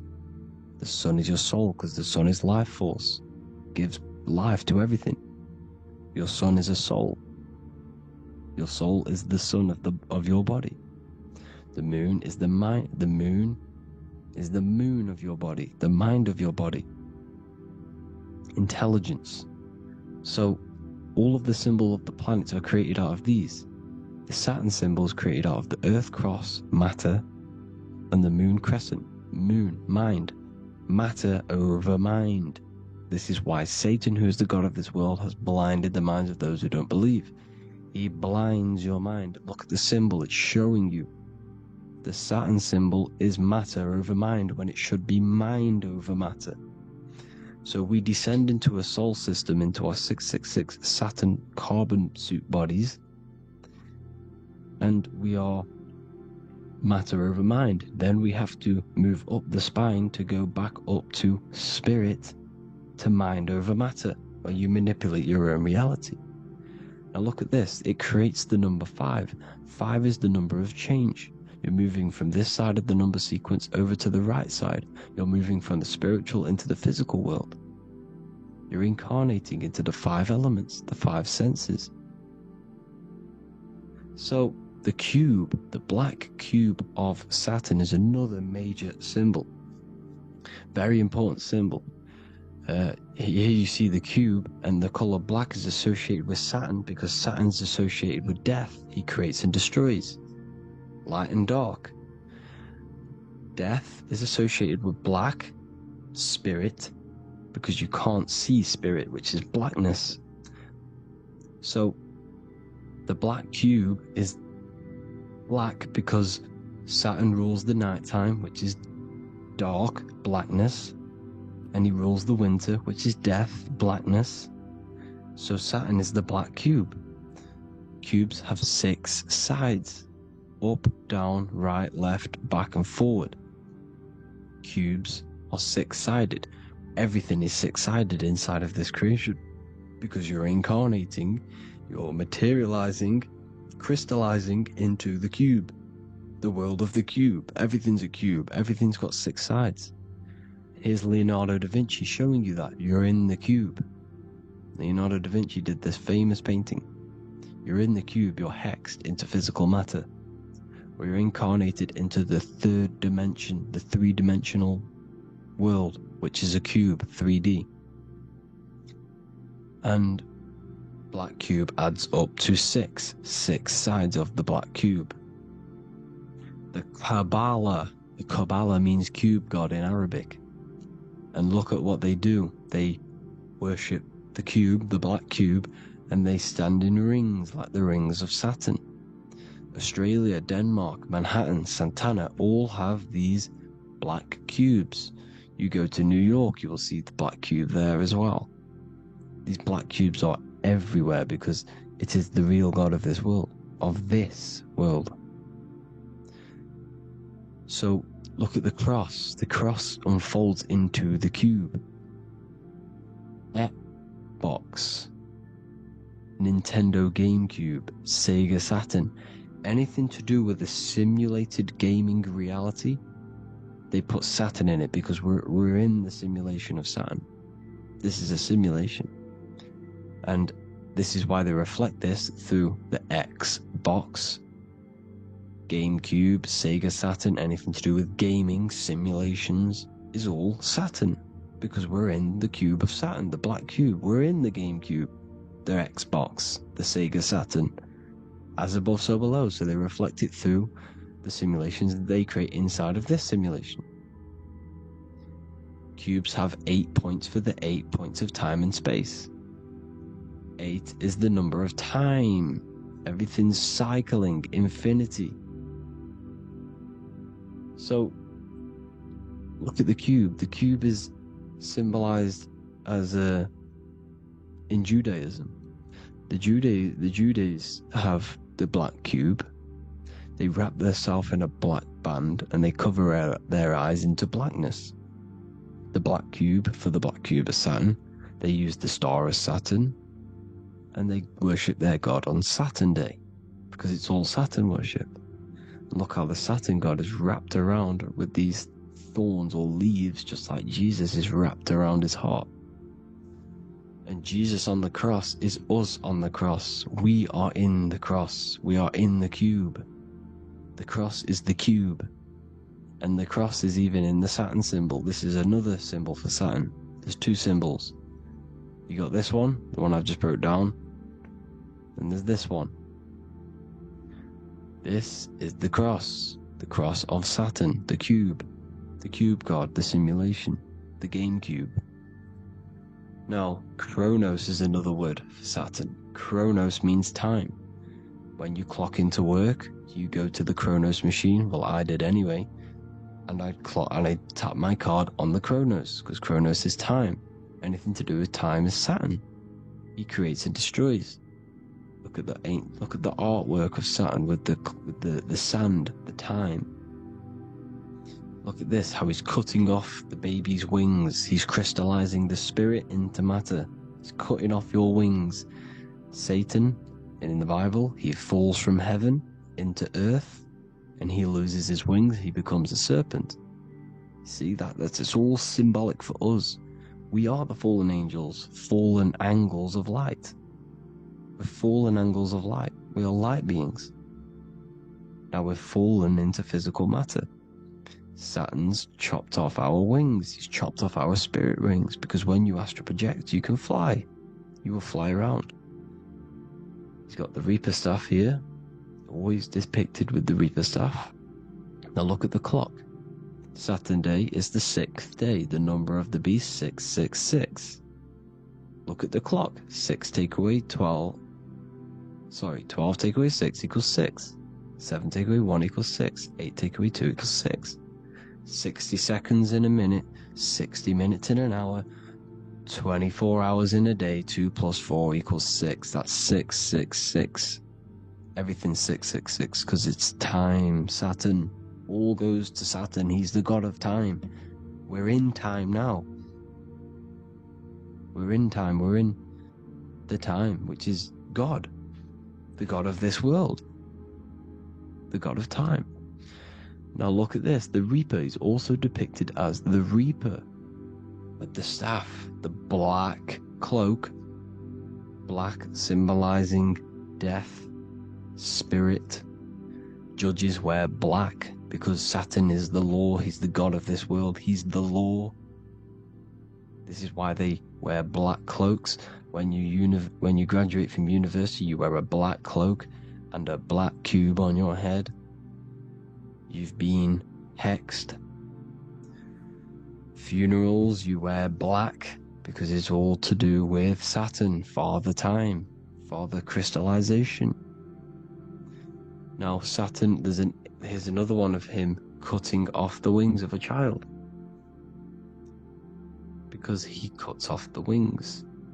He creates and destroys your body. We're in the electrical world. Everything that is electrical vibrates. All vibrations have to come back to a standstill point, which is death. This is why your body dies. Your atoms stop vibrating. Herona. Look at the crown.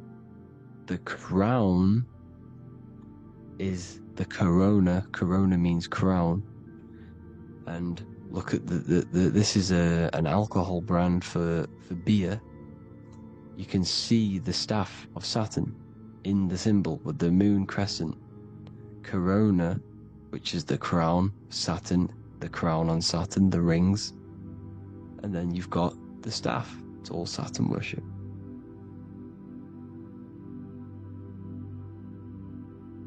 Is the black cubes of 9/11. 2 black cubes. This was a ritual for Saturn. It's all ritualistic. And look at the Star of David, the Star of Saturn. It's not the Star of David. It creates IXXI, the sigil of Saturn. IXXI means 9/11 in Roman numerals. 9/11. It's all a ritual for Saturn, and they have the 2 black cubes of Saturn. Now look at XX. There's more symbolism of Saturn now. We're going deeper. XX is more symbolism for Saturn. The sigil of Saturn is XX. As above, so below. Same with the Star of David. You split it in the middle. As above, so below. As above, so below. XX. This is a Knights Templar Cross of Lorraine. XX. Knights Templar. High Order of Masonry. They all worship Saturn. Well, Saturn's the real god of this world. X Eon with the XX. XXL magazines, which is all to do with famous rappers and stuff like that. When you die, you put XX on the eyes because it's Saturn. He's the Reaper. Is Jesus with the XX crown with the thorns around his heart, around his soul, with the cube on the top, the cross cube. Lucifer with the XX Cross of Lorraine. Jay-Z with his alcohol brand, XX Cross of Lorraine. The X Factor with the rings of Saturn. All Saturn worship. The seal of Melchizedek is also Saturn. This is the cube. This symbolizes the cube with the 8 points for the 8 points of space and time. And this is the cube.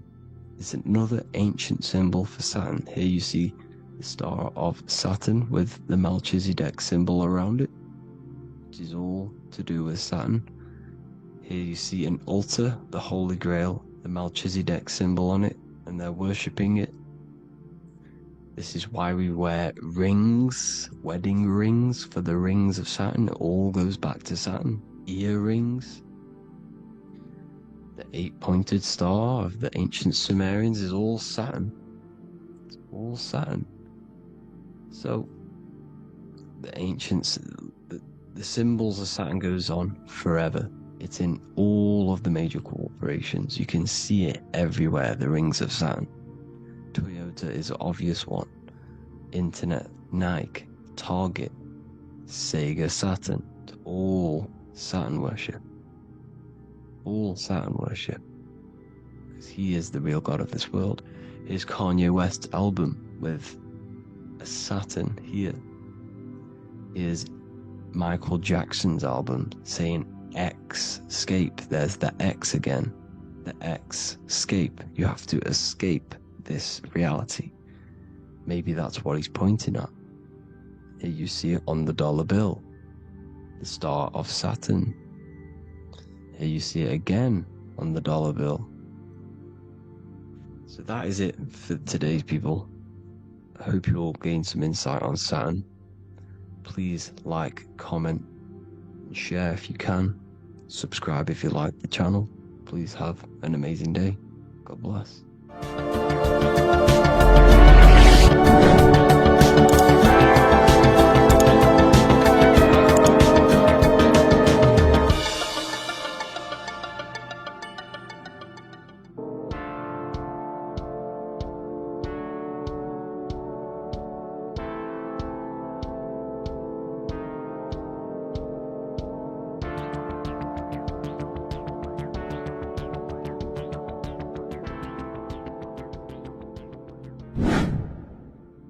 Welcome back, people, to another occult lecture by Revival of Wisdom. Today we're going to be talking about magic and how it's being used on us for the New World Order. Magic has the word mag within it, which is magnetism. Magnetism is the force. Magic is influencing forces, natural or supernatural forces, and using it for a certain agenda to gain something out of it. Now, magic is not what everyone's being thought. It's not some sort of fantasy thing. It's actually very common, and we all do it, whether you believe it or not. Magic is all to do with the mind. As I said, always say in my lectures, your mind is what creates matter. Your mind is what creates your external world. So it's all about manipulating and planting seeds within the mind, because your mind is a garden, and thoughts and words are seeds which are being planted in that garden. Your life, your physical life, the people you have in your life, your friends, your car you own, the job you have, is all a reflection of the thoughts that you've been thinking in the past. You are where you are in life because of the thoughts that you've been thinking. Therefore, your life is a direct reflection and manifestation of your mind. The Garden of Eden. Okay? The mind is what they are targeting. What you see, say, and hear has a direct effect on your mind. Me talking to you is influencing you. The words I'm saying is planting seeds within your mind. Now it's up to you to consciously act on these thoughts or these words, or to maintain these words. As above, so below. As within, so without. What's inside of me is outside of me. What comes into the storehouse comes out of the storehouse. You have the left, you have the right, you have the up and you have the down. As above, so below. Whatever is in your mind will be expressed in some sort of way, consciously or subconsciously, spiritually or physically. mind is what manifests everything. And this is what we need to understand. We need to understand is that the mind is not physical. All things spiritual manifest physical. All things seen come from the unseen. The words you're thinking, that everything you have is coming from the unseen. The actions that you do come from the unseen mind. Another expression for as above, so below is you are the universe itself. You are a universe, a mini universe. But just because you are mini does not mean you are the whole thing. If I take a little piece of infinite, let's say there's an infinite light source. Let's say I take a little chunk of that infinite light source. That little chunk I took is still infinite because it's been taken from infinite. You are the universe. Your awareness, your mind is the universe. It's information. You are the universe experiencing itself. This is why we say we are all God. As above, so below. What is in me is outside of me. The sun, the physical manifestation of the sun, is your soul. The 12 constellations are manifested in the physical body. The 5 elements are manifested in the physical body. They're manifested in the 5 fingers you have. As above, so below. This is manifested, well, this is a symbolized in Freemasonry and secret societies as the 2 pillars. The mirroring reflection, the reflection of reality, the mirror. As above, so below. What happens in the mind, what happens in the astral, happens in the physical. This is Aleister Crowley. This is all symbolism. This is the 2 pillars with the all-seeing eye and the triangle at the top. Aleister Crowley was a master magician, very powerful dark magician, black magician. There's 2 types of magic. You have white and black, just like the checkered board. The Masonic checkerboard, you have white and black, you have good and evil. White magic is influencing natural forces to gain something that will help the collective consciousness, help the collective, help the earth, help other people. Black magic is something, you manipulate something so you can get something personal out of it. Doesn't matter if it's good or bad. It's still considered as black magic because you're being selfish. Everything you do should be contributing towards the collective consciousness and helping others. And this is why the ancients lived in a system where everything was in unity.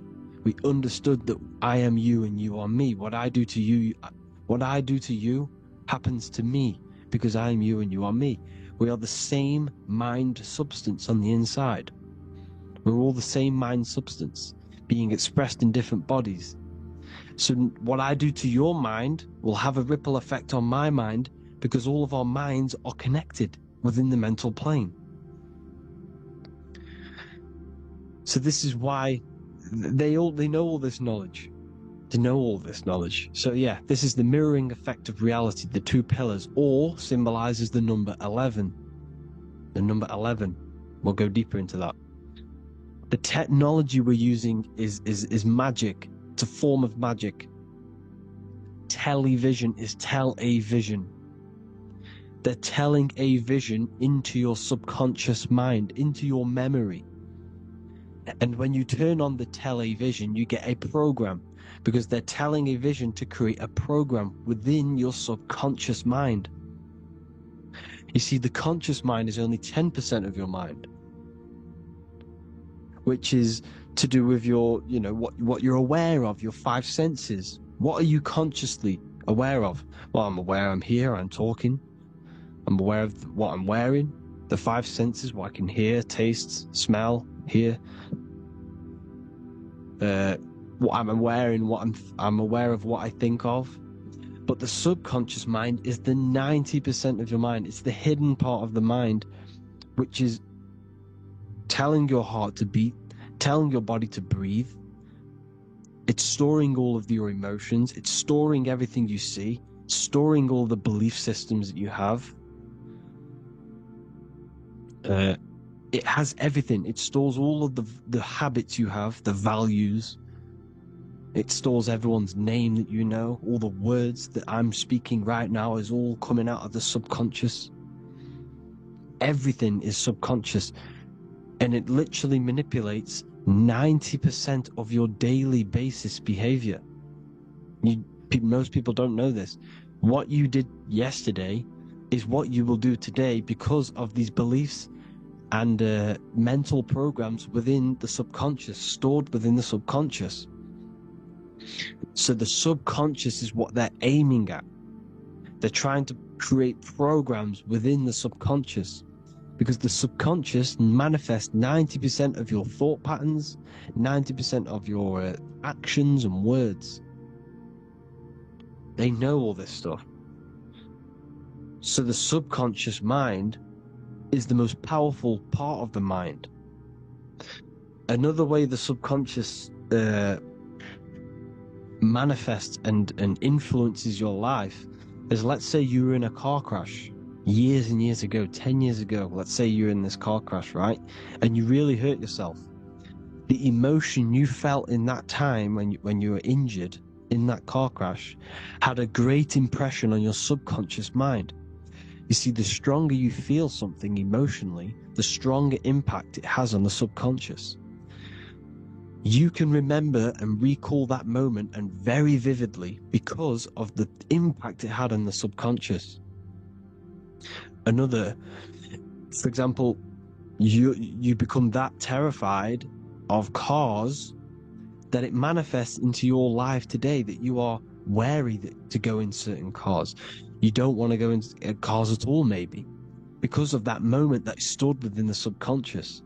And it will manifest into anxiety. It will manifest into not going into cars. It will manifest into depression, maybe. These things, these emotional, very emotional, traumatic events have a great impression on our subconscious, and they control your life. This is why you need to meditate and let go deep within yourself and let go of these internal, deep emotions that you may have repressed and keep pressing down and ignoring. But you need to address it and let go of these subconscious impressions you have, which are controlling your life, like anxiety, depression. All of these things are stemming from things that are stored within your subconscious years and years ago, more than likely. Broadcasting. They're casting spells to a broad audience. To news, north, east, west, and south. They're casting spells. No, if you watch the news, everything's red. Breaking news in red writing or the red background. Everything's red. Why? Because red's the root chakra, which is all to do with survival. They want to stimulate this root chakra because they want you down there in survival mode. They want you in survival mode because you're easier to control. They control out of fear. And not only they're casting these spells as if, because most of the things they cast in the news hasn't already happened. They're constantly bombarding you with, there might be a war breaking out, war this, war that, kill here, kill there, murders. It's impressing, it's casting spells on your subconscious mind. So when the event does turn up in real reality, in physical reality, you're less emotional, you're less surprised. You're not as surprised because you've already heard it before. Your subconscious has already heard it all before. If you never heard of a war and then a war broke out, you'd be going crazy. So they subtly program your subconscious mind through the words, because the words they say is impressing your mind This has an effect on your mind, which will have an effect on your behavior, your words, your conversations you have with people. They're casting spells to north, east, west, and south on the tell a vision. They're telling a vision by broadcasting, by saying spells. This is why we call it spelling. Even the words we say cast spells. Bless. Oh, bless you. That's be less. The subconscious mind only picks up literal things. You see, when I say bless you, your conscious mind picks that up as, oh, thank you, you're blessing me. But your subconscious picks up as be less. You see? Because the subconscious it has no filter. It's just, it is what it is. Everything is factual in the subconscious. Therefore, if I call you an idiot, your subconscious, my subconscious will think I'm talking to myself and calling myself an idiot, and it will take that as true. That is truth. Everything is truth within the subconscious. And the subconscious manifests your behavior.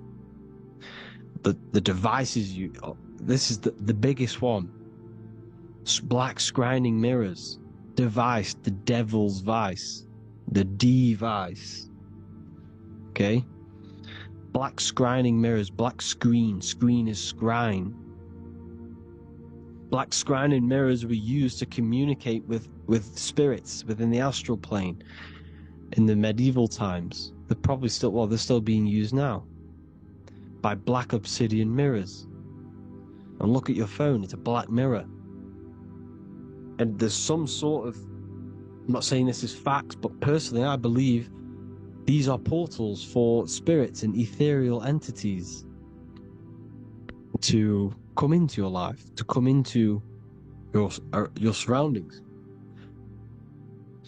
So this is the next big thing. The TVs, your iPhone, your iPod, all black mirrors. And mirrors are very, very powerful. Even just a normal mirror. Mirrors have an effect. Whatever you say into a mirror, what you say is energy.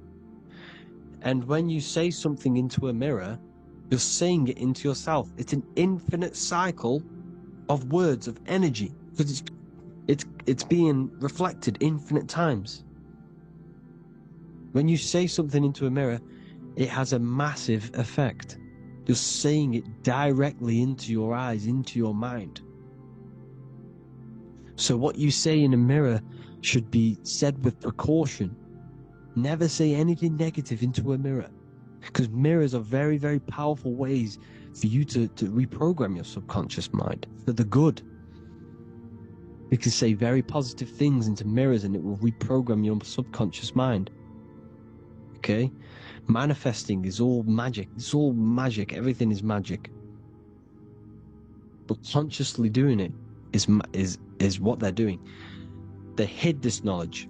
Your phone is magic. It manipulates your mind. The iPhone. Okay? See, magic isn't all of this with wands. See, Harry Potter, okay, that was created to give you this perception of a mystical and amazing form of magic with magic wands and all sorts of stuff like that. Yes, that stuff was true when the collective conscious minds were on a higher level and our belief systems believed in these things, because the universal mind, all of our minds contribute to reality. If the masses don't believe in magic, if the masses don't believe in a certain thing, it's going to have an effect on physical reality. So when the collective minds are higher and have more open minds, things like Harry Potter can come true. See, it's all in the mind. The iPhone, the eye is the symbol for the mind, the invisible intelligence. The triangle is the ethereal plane. Okay? So the eye in the triangle is the eye that sees into beyond the ethereal planes. The square is the physical plane.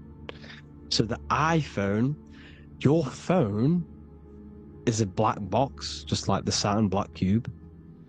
It's a black mirror. It's taking photos of you every 2 seconds.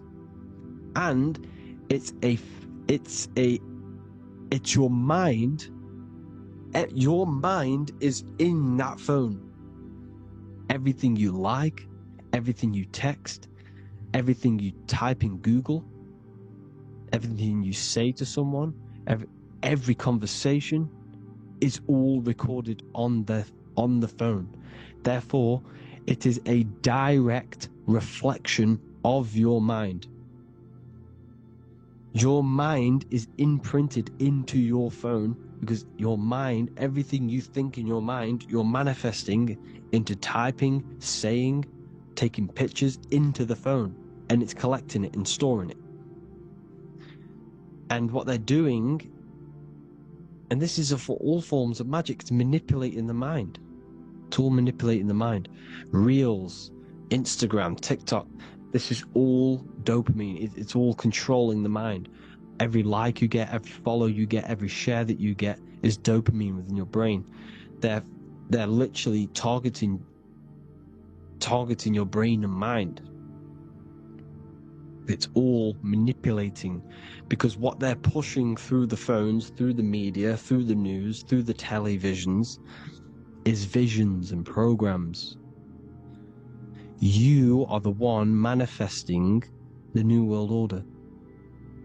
They're not manifesting the New World Order. They're giving you the information so you can manifest the New World Order. Everything they say is contributing to your mind. For example, digital money and all the information they put out for you to see is contributing to your enslavement. Your mind is manifesting the New World Order. They know this. They don't manifest it. There's billions of us. We could easily run over them physically. But on a mental level, these people have the knowledge and they hide it from us, and they let us manifest reality because we are the collective. They give us the information which manifests their agenda. It's all magic through the phones, the media, the television. So your phone is a manifestation of your mind. It's a record of your mind. Hollywood, holly tree. They used to make wands out of holy trees, because it was the most holiest wood, the best for casting and transmitting energy. So they used holly trees to cast spells. That's what Hollywood is. And in Hollywood, they have the red tear, the blood drop, next to the Hollywood sign, because it's all satanic. They're all black magicians. They use Hollywood to cast the spells through the music, through the films. You see, music is a form of magic. All of this is magic. Everything they do is a form of magic, because they want an agenda behind it. But it's not black magic. They're letting us create our prison.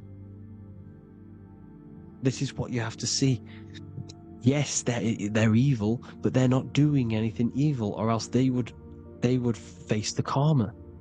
They let us manifest this agenda through giving in the information, by telling you what's going to happen in the movies. Everything that happens in a movie, it's all there on purpose to program your subconscious, to plant a seed within your garden, your subconscious, your mind. Because when the mind has already seen something, when it comes up and turns up in physical reality, you will be less shocked and you won't rebel. So they lure you slowly. They make you aware of these things over time. They make you gradually think it's okay. Like the technology, we never used to use these phones. How did we become so addicted and reliant on them? Well, because First, they gave you a little flick phone. Well, no, sorry, they gave you a phone in your house, and then once you got used to that, they say, "Oh, here's the newest version of a little flick phone." You started texting your friends.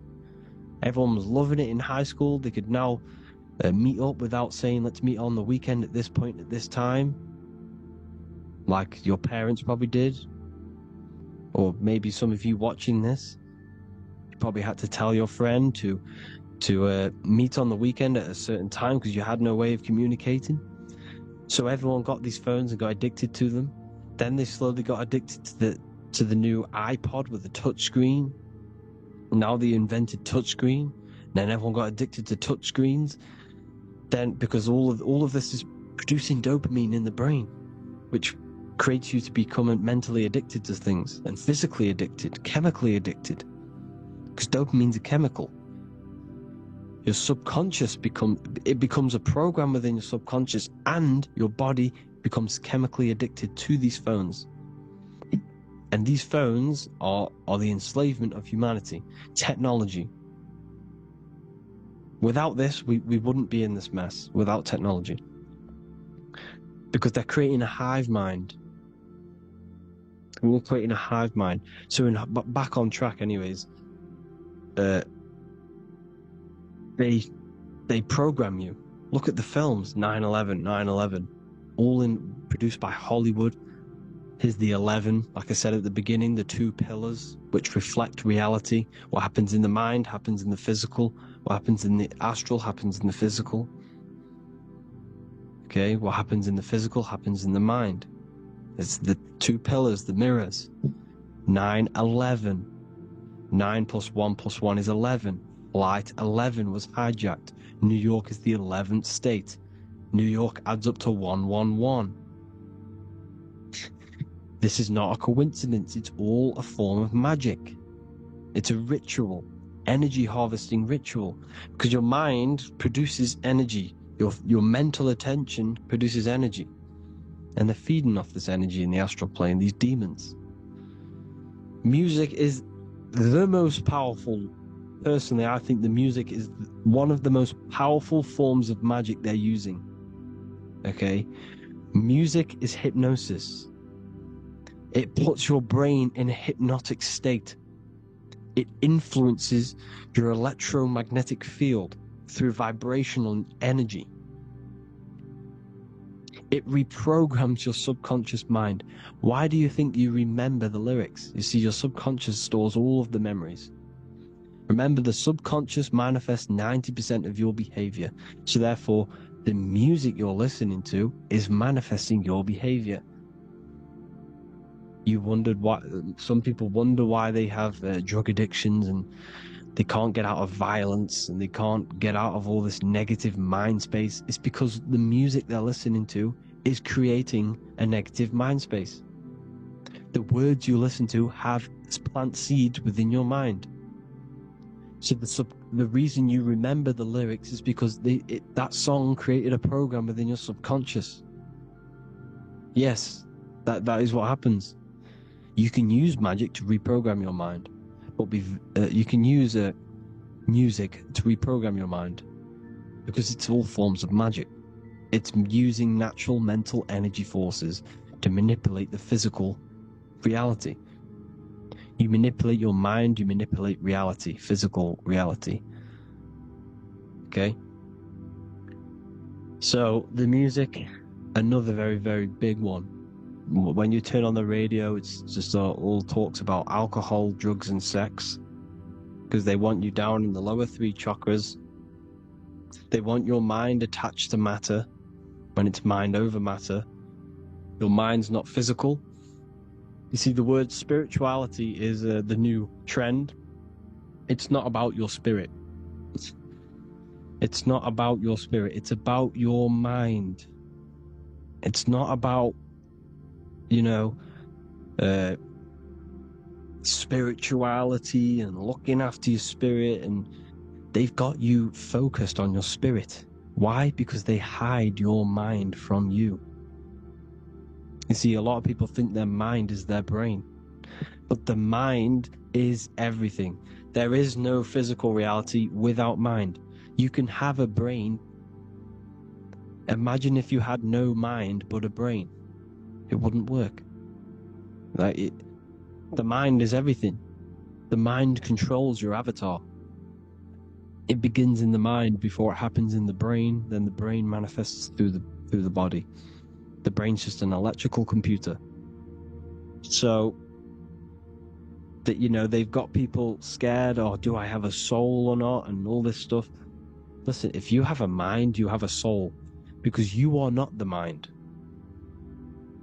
This is why everything is sort of an illusion, because beyond the mind is your soul. But what is the soul without a mind?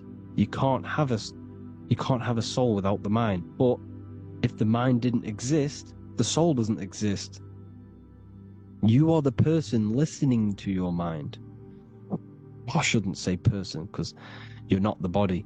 You're the entity behind the mind. But if you didn't have that mind, you couldn't understand what you even were. You would just be an observer who couldn't think. So yes, we all have a soul. If you have a mind, you have a soul. Everything is mind. Everything has mind. Mind creates everything. God is mind. And they're manipulating your mind through TV, your phone, every little thing. The school. It's all about the mind, people. Control your mind, you control your reality. Just the last thing, here you go. Aleister Crowley, the Dark Magician, Kanye West doing the exact same thing because they're implementing magic in the music. Here's the Beatles with Aleister Crowley in the background. Bet you never noticed that. Aleister Crowley was influencing music and placing magic within the music to influence the subconscious. This is what Baal worship was. This is why they kill children. They sacrifice these children. Why? Well, because in order to ascend, in order to raise your consciousness internally, godly, by being good, God, or being in order to be good and raise your consciousness and to get something in the physical world, you have to sacrifice yourself. And what do I mean by that? In order to raise your consciousness and ascend, you have to sacrifice the lower nature of yourself. You know, you've got to abstain from having sex to retain your sexual energy, to transmute it. Or staying away from poisonous foods like meat. So, staying away from blood. We shouldn't be consuming other animals' blood. We should be keeping our blood pure. We are humans. We shouldn't consume chicken blood, chicken germs. We are the most divine creatures on this creation. We are the most intellectual creatures in this creation. Therefore, we should keep our temples pure. We are not animals. If you want to associate yourself with an animal and go out in the wild, go and find a wild boar and go and try rip its guts out with your bare teeth, because you can't do it. You're not a carnivore. Okay? So in order to ascend, you have to kill and sacrifice your lower part of yourself to ascend up to your spirit self, your mind self, the highest version. And the elites don't want to do this. So they sacrifice other things like babies to kill them, to exchange their life over to the astral plane, so these demigods in the astral plane can give them something in return in physical. They don't want to sacrifice their lower self, so they sacrifice other things for exchange, for physical pleasure. But the godly person sacrifices their lower self for their higher self to do good and ascend. So this is what all the Baal worship is, people, and this is why they're doing it. Hope you all had an amazing lecture. If you haven't already, go and get the Book of Wisdom for more information. You know, I don't go into dark stuff in this book because all I do is enlighten people in this book. You can get it in Spanish, English, German, Italian, and French. Worldwide shipping, you can get the PDF or paperback. Or there is also a new one called the Human Health Guide 2.0. It gives you a list of all the foods, grains, oils, nuts, you know, everything that's alkaline and positive for the body and not man-made and hybrid. It tells you all the products to stay away from, how to fast, how to improve vision, how to improve everything, literally. So the Human Health Guide has been released. If you want that, I'll put all the links in the bottom of the description. Hope you all enjoyed the lecture, people. God bless you all.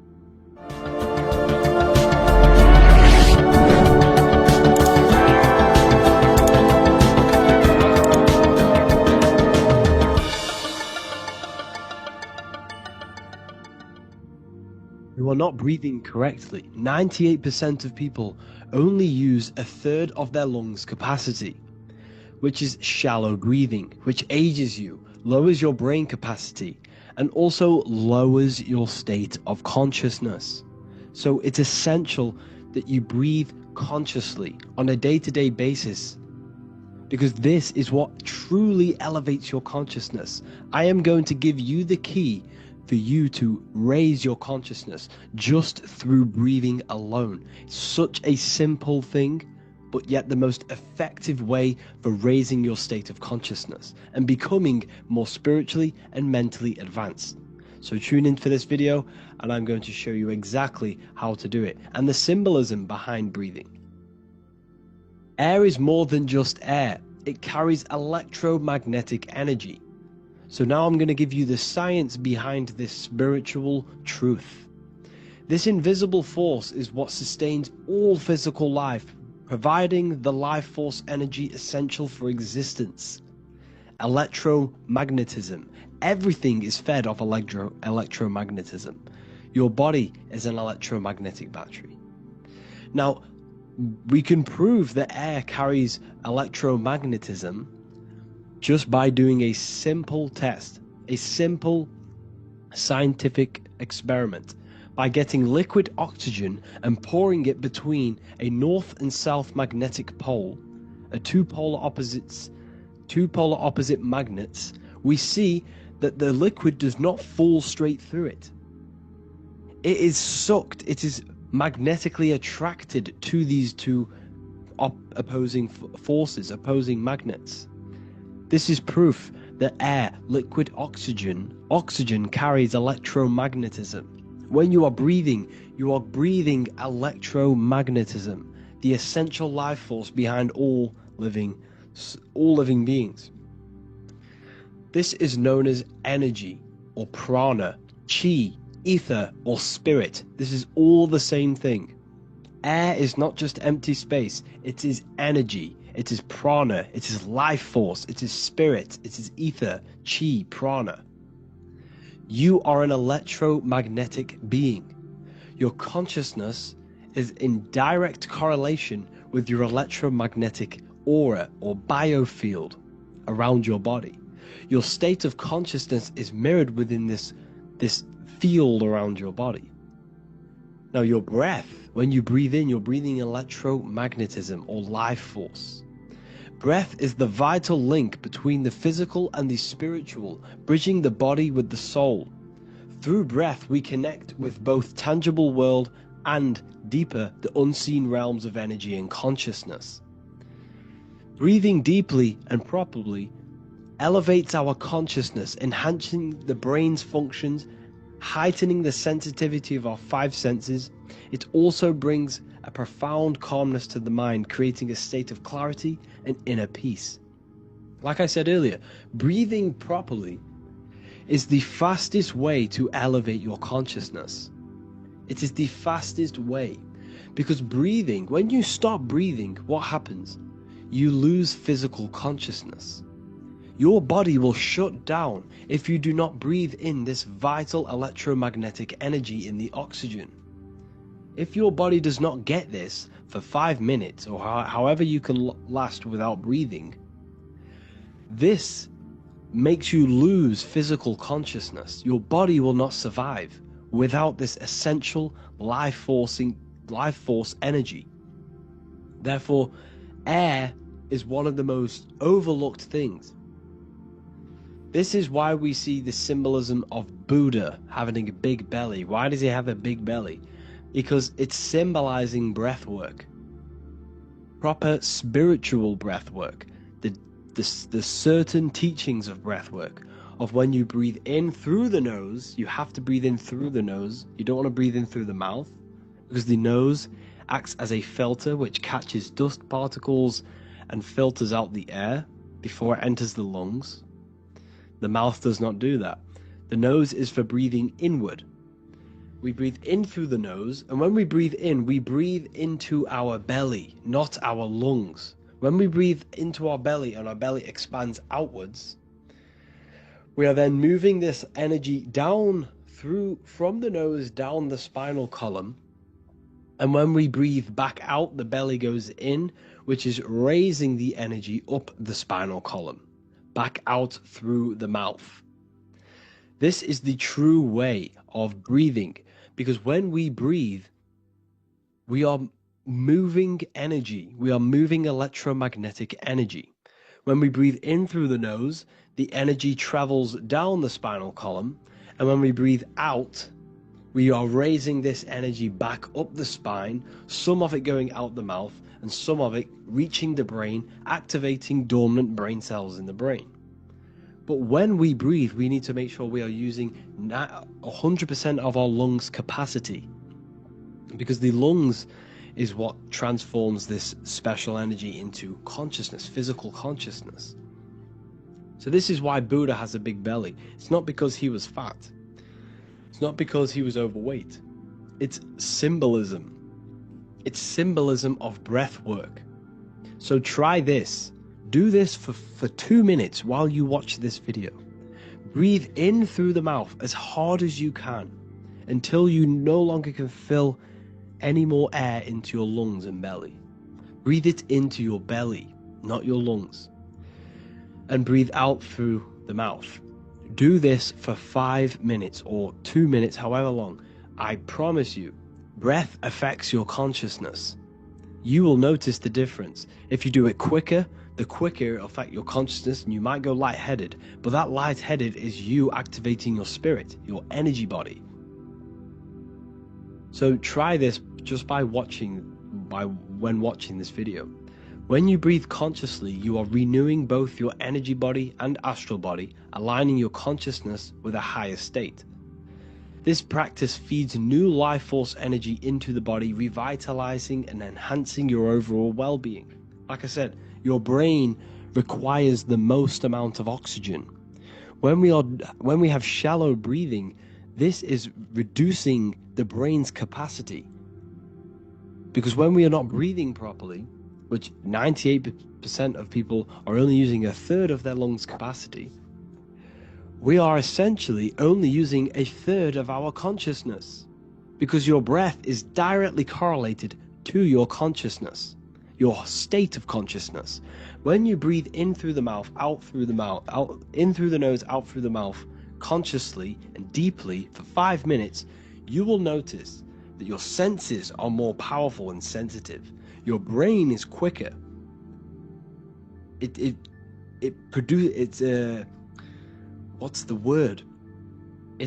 processes information quicker. You become quicker. You become a superhuman, and you feel more spiritual because it activates your spirit, your astral and energy body. So when we meditate, it's definitely important to breathe in through the nose and out through the mouth as deeply as possible to align with a higher state of consciousness. And this is the easiest way to separate your consciousness from the body. When you breathe in deeply for long periods of time, while meditating, while taking no thought, when no thought is present and you gain a rhythm of deep breathing, this is the gateway. This is the gateway to opening your consciousness. Because when you stop thinking, other aspects of your consciousness can open up. All of our lives we've been thinking, which has blocked off the higher states of consciousness. So breathing is very, very important. It affects our overall well-being. And this is Yahweh, the in and the out of breathing. When we breathe in, this is Yah. You can hear it. It sounds like Yah. And when we breathe out, that is Way. This is the name of God, apparently. But God is within you. You can connect with God. You can connect with source consciousness within you by breathing, by raising your state of consciousness through breathing and meditation. This is why the Bible tells you the Spirit of God has made me, and the breath of the Almighty gives me life. You are consciousness. You are God. You're an extension of God's consciousness. Job 27:3. As long as my breath is in me, and the Spirit of God is in my nostrils. The Spirit of God is through breath. John 20:22.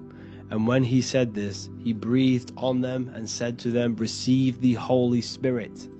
The word spirit means breath. In Greek, Hebrew, Latin, it all means breath or wind or air. The Holy Spirit is a certain way of breathing, a breathing technique that elevates your consciousness, that syncs you up to a holy consciousness, an elevated state. That is the Holy Spirit. That's why it tells you in the Bible, when he said this, he breathed onto them. He breathed onto them and said, receive the Holy Spirit. You must breathe to receive the Holy Spirit. When you breathe, you are renewing the body's energy. You're taking in new life force, which is regenerating your cells, regenerating your brain, nervous system, and also connecting with consciousness, pure consciousness. This is not something that we should be doing during meditation. Yes, it is. We should be doing it during meditation, but this is something that we need to apply all of the time. This is the fastest way you can raise your consciousness. I just want to say, all of this knowledge is inside of the Book of Wisdom, Volume 2. Make sure to give a like and a comment on this video to help the algorithm. And let me know what you think about the last book or this book if you have read them, to let the new people know what they're looking at with this book. This is truly life-changing, the Volume 2 and Volume 1 is truly life-changing. You can get them in a bundle also. Learn hidden knowledge inside of the Ethereal University. This is where truth seekers belong.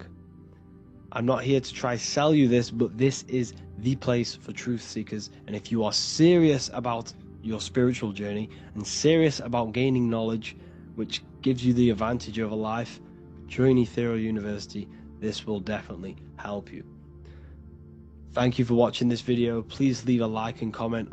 Make sure to give me any suggestions on videos you want me to make in the future. Thank you all. You don't just have a physical body. You have a physical, mental, spiritual, and emotional body. Each one of these aspects are a body of its own. Body does not just refer to a physical substance. You have a mental body for thinking, an emotional body for your emotions, a spiritual body for your energy in your astral form, and a physical body to encapsulate all of these. Each four of these aspects are essential for the human experience and essential to balance. Now, today we're going to be syncing the four aspects of your consciousness with the four seasons and the four elements, and how this ties into the Bible. So we have four physical elements. We have 5 elements in total, spirit being the most important, but spirit is pure invisible. We have 4 physical elements. We have air, fire, earth, water. Earth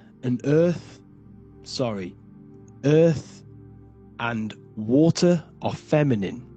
Air and fire are masculine. Air and fire are active. Water and earth are passive. The air corresponds with the mental body of consciousness. This is where your intellect, this is where your communication, this is where your thoughts, intuition all comes from. This is the mental body of consciousness that allows you to think, allows you to process, figure things out, and have intellect and gain knowledge. This is your intellectual aspect of your consciousness, located in the head region. We have a fire nature, a spiritual nature. This is our astral body. Our astral body is all to do with the subconscious realms, the higher realms of consciousness. This is the body that allows us to be free from the physical body. Our spirit is more of our energy. Water is our emotional body. This is what allows us to feel things, that allows us to gain intuitive feelings of conscience. So emotion allows us to understand what is right and what is wrong. When we feel something bad, we know that this is wrong. When we feel something good, we know that we are doing good. Emotions are a creational force that allows us to feel certain things to bring them into existence. Our emotional body is a creational force and should not be reactive, and they should be controlled. Most actions are stemmed from emotions. Actions bring thought into physical existence. Emotions are the driving power. They are what drives your actions. The thought, then the emotion, then the action. Earth is your physical body. This is your physical state that allows you to take mind and emotion into action, into fruition, into physical matter. This is what your physical body allows your consciousness, your soul, to interact with the physical world and bring things into physical existence. The physical body, the physical world, is an outcome and an effect of the thinking mind. All physical substance comes from the thinking mind. The pen, the phone you're holding, the microphone I'm speaking into, all began as a thought in the thinking mind, then it was brought into physical reality. Earth is the most dense. So it goes in this order: body, emotions, spirit, mind. The higher you go up, the more lucid and fluidic it becomes. The lower you go down, the more dense and dull it becomes. Air is the mind, fire is the spirit, water is the emotion, earth is the physical body. So this is why you are a microcosm. You have these four things within you. You contain of these four elements, which correspond to the four bodies of your consciousness, the four bodies of the soul. You are the soul. You are the spirit. So this is why in Theologians 4:17 it says, "Caught up together with them in the clouds to meet the Lord in the air." You don't meet God or the Lord in the physical air, in the clouds. This is clearly a parable. A human being cannot go up to the clouds and meet a mystical man in the clouds. This is obviously a parable, a metaphor. The air is your mind. You must raise your consciousness beyond the body, beyond the emotions, beyond the spirit, and enter in the mind during meditation, turning the mind inward to connect with the Lord. The Lord is the highest aspect of your consciousness, the one that exists beyond the physical body, beyond your emotions, beyond the thought. So you meet the Lord in the air, in the mind. The mind represents the air. This is why in America there's a saying called an airhead. You're an airhead. This means that you are stupid, or you don't think, or you have nothing in your mind. You have nothing in your head. When someone's very stupid, you call them an airhead, because air represents the mind. The air is elevated. The air is invisible. The mind is totally invisible to the human eyes. It is a metaphysical substance. In fact, it's not a substance at all. It's so fluidic, it's everywhere. The mind can be everywhere at all times. It can be anything. Nothing is impossible within the mind. Now, this is synced with the 4 seasons. The 4 seasons represent the 4 aspects of human consciousness, the 4 bodies of your consciousness, the 4 bodies of your soul. The sun is your soul, okay? And the sun travels around 4 Seasons: summer, when the sun is most the most hottest point. Autumn, when the sun starts to move away from the hottest point. Things start to die. Then it goes to winter. This is when everything dies. This is when things enter in within itself. This is when darkness occurs. Then spring. This is the reignition of the sun. This is when the sun starts to bring back the warmth back to the summer. You have 4 seasons which correspond to the 4 bodies of consciousness. Fire is the spirit. This is when you are passionate. This is when you are taking action. This is when you are fiery. The sun is blazing. You're taking action. You're very passionate. You're very spirit. You're in the spirit. Autumn is water, emotion. This is when you start to become very reflecting. This is when you start to feel emotional. Because in autumn there's lots of water. This represents the emotional body of consciousness. Winter is the mind. This is air. Winter, what happens in winter? Everything enters within itself. The leaves die. The trees die. Everything dies and goes within. This is the mind. The mind is the darkness, remember. You close your eyes to enter within the mind. The winter represents meditation. In the winter, what do people do? They stay inside of their house. They research more. They read more books. They become more intellectual. They think more in the winter because we are so we're stuck inside. So we're more reflective. We're thinking more. We're more communicative. We're more intellectual. In the spring, this represents the earth, the body. This is when we start to come out of the mind and we awaken to the body, and things start to grow again. The plants start to grow. The earth is growing again and reborn again. This is the body. This is when you become more active in the spring. And then the summer, back to the summer, we then take action on these thoughts and these thoughts that we gained over the winter. Essentially, this is just a massive cycle. And this is a daily cycle also. The nighttime is the winter. The morning is the spring. The midday is the summer. And the evening time is the autumn. This is a microcosm. We have 4 bodies of consciousness. You are the sun. You are the soul. And the soul has 4 bodies: summer, autumn, winter, spring. Emotion, air, body, spirit. Sorry, emotion, mind, body, spirit. So you are the soul. You are the pure essence of consciousness. The sun is your soul in the heart. And the seasons are inside of you because you are a microcosm. Okay? You are a microcosm. The word sun is son. The Latin word for sun is sol, which is soul or solo, because the sun is solo. It's on its own. You are the soul, and the soul has the 4 different bodies of consciousness.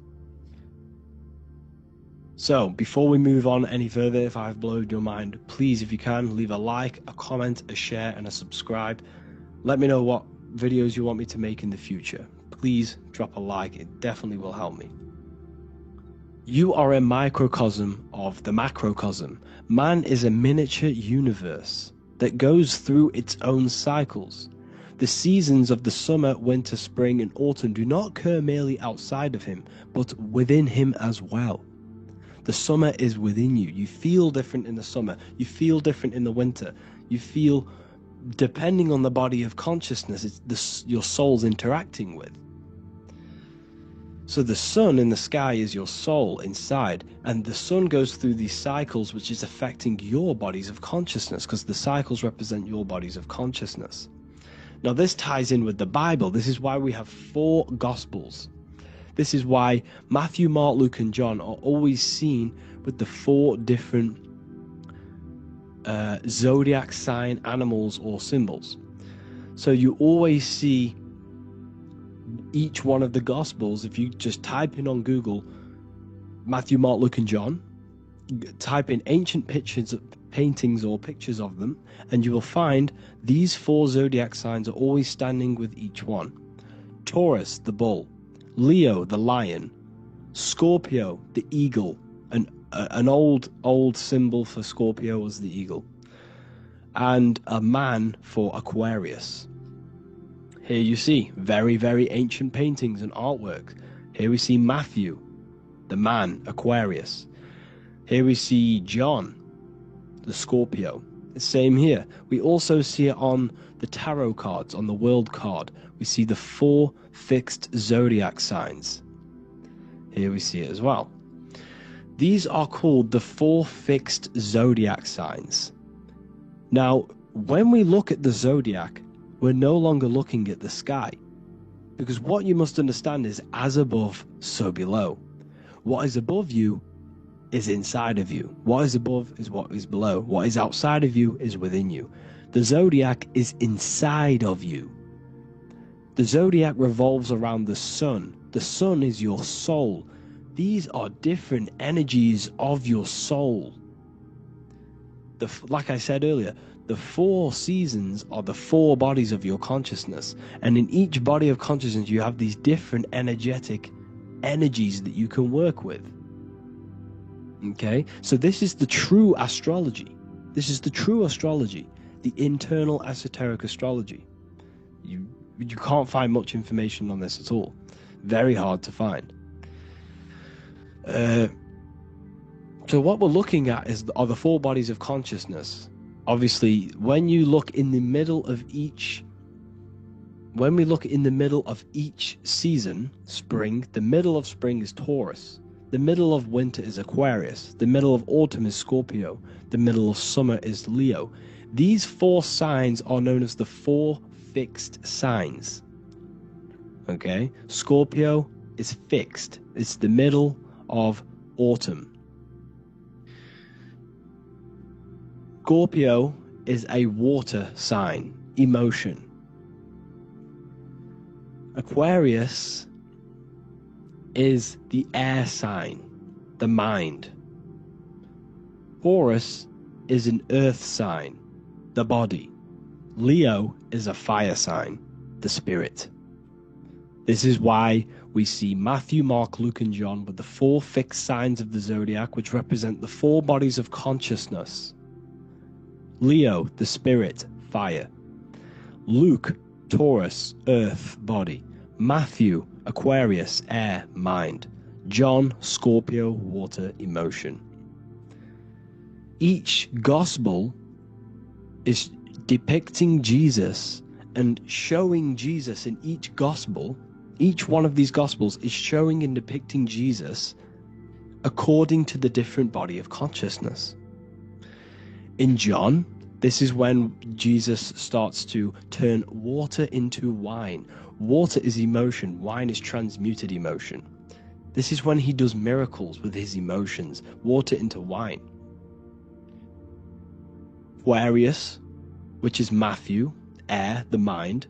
Inside of the Gospel of Matthew, this depicts Jesus as an intellectual person, a person who's communicating and using his mind, his mental body a lot inside of the Gospel of Matthew. Go and read it, and you will see this. Luke, Taurus, earth, the body. Luke shows and depicts Jesus according to the body of consciousness, the physical body. He shows Jesus as a human, being a human being, helping people physically and helping people's physical needs, like giving away food and doing all sorts of good things for other people. Leo, Mark, inside of the Gospel of Mark, this shows Jesus as a spiritual teacher, a passionate person who is taking action. Each gospel is showing Jesus according to the different body of consciousness, and Jesus represents you, the Son. That's why it's called the Son of God, the light of the world. Jesus represents your soul, and your soul has these 4 gospels, the 4 bodies of consciousness, the 4 fixed signs, the four elements and the 4 seasons. These things all correspond to your consciousness.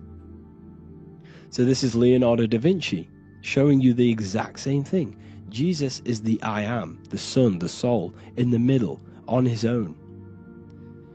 Luke, spring, earth, body. There are 3 people in each group. There are 4 groups and there are 3 people in each group. 1, 2, 3. 1, 2, 3, 1, 2, 3, 1, 2, 3. Fall, winter, summer, spring. These are according to the 4 bodies of consciousness. Here we see Aries, which rules the head region. He's on the head of the table. Gemini, he's holding up the 2 hands because Gemini rules the 2 hands, the 2 arms. Gemini is the 2 twins, which is the 2 arms and 2 hands, and the 2 lungs. Here we see the beginning of summer, which is Cancer. You see the big knife here? Cancer, him here, this grey-haired guy, holding a knife for the crab. Cancer, they pinch. You have a knife, symbolizing the crab. Leo, the middle of summer, showing dominance. The sun is very dominant. He's got his elbow on the table, showing dominance. Virgo has no Adam's apple. Cancer here is pointing at this woman's neck, saying there's no Adam's apple. This is Virgo, the virgin, the only woman. Jesus, the sun. This is Libra, the balancing. He's holding his arms out, balanced, showing the balancing of the sun, because when the sun enters Libra, the sun is balanced between winter and summer. So it's balanced. This is all astrology, but this is internal. Okay? This is Ezekiel's vision. Ezekiel had a vision in the Bible, and he saw the face of a man, the face of a lion, the face of an ox, and the face of an eagle. The eagle, Scorpio, the ox is Taurus, the lion is Leo, and the man is Aquarius. He saw the throne of God, and he saw the different bodies of consciousness. This is all symbolic for the different bodies of your soul. So when we look at the zodiac, we are actually looking at a map and the energies of our soul, and the energies of our bodies, and the energies of our consciousness. This is what we are looking at. Each zodiac is an aspect of our consciousness and an energy that we can work with and that we must purify. Balance and purification is essential. Imagine playing a brand new video game. Let's say a brand new video game came out and you had to play it. What happens when you play that game? You don't know the controls. You cause chaos in that game. You can't really run properly. You can't do anything properly. You're getting destroyed by other people who are playing that game. It's the same with your physical body. When you are born, you must learn how to play the game. You must learn how to balance the mind, learn how to balance the spirit, the emotions, and the physical body. We must balance and purify each body of our consciousness. We must look after our physical body with our physical health by eating physical, electrical food like fruits and veg. We must look after our minds by being conscious of what enters our eyes, enters our ears, enters everything. Whatever enters our 5 senses is affecting our mind, our mental health, our environment, mental. We need to look after our thoughts. Control our thoughts by purifying our thoughts, only positive thoughts. Then we must purify our emotions, feeling only gratitude and love and not feeling these negative, dull emotions. Then we must look after our spiritual body through meditation and looking after our spirit. But remember, when we look after our mind, it all begins in the mind. Each body of consciousness is interlocked with the other. If you have an unhealthy body, you have an unhealthy mind, spirit, and emotions. If you have an unhealthy mind, you have an unhealthy body, spirit, and emotions. If you have an unhealthy emotions, you have an unhealthy spirit, mind, and physical body. They're all interlocked. You must balance each one of them. Look after your physical body, look after your thoughts, look after your emotions, look after your spirit. But remember, the mind is the most powerful one. It's mind over matter. Once we look after the mind, once we start to control our minds and control every thought we think, this will then turn into discipline in our physical body. Because once we learn how to discipline the mind, we learn how to discipline what we eat, we learn how to discipline what we feel, we learn how to discipline our spirit. This is all interlocked, but work on the mind first. Work on the mind first. All of this knowledge is inside of the brand new Book of Wisdom Volume 2. This is a revolution of human consciousness. If you've read it, please leave a review down below. If you've read Volume 1, leave a review down below. This is the next revolution. I don't see this information anywhere. This is the next revolution of human consciousness. And of course, if you are serious about this and you truly want to gain enlightenment and join an amazing community where you can connect with me on live calls, lectures, the Manifestation Mastery course, you can gain access to my library with over 45 PDFs plus my books. And if you do join the university, you can order a Volume 2 free of charge. All you have to do is to pay for shipping. If you truly take your knowledge serious and you want to take advantage of life, join the university. This is where truth seekers belong. Just want to say thank you all. Please leave a comment. Please leave a like. It's going to help me a lot spread this knowledge to the world. And yeah, share this with a friend and subscribe. Thank you all.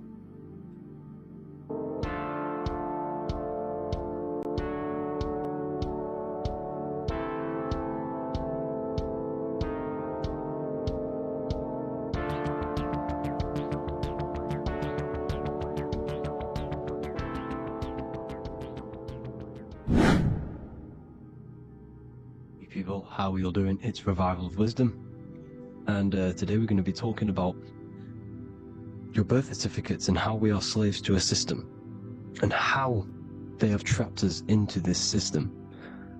Okay, so the first thing you need to understand about this system is there are two types of laws. You have the law of water, which is Admiralty law, and the law of the land. So the Admiralty law is the law of water, and this is what money is. Money is water.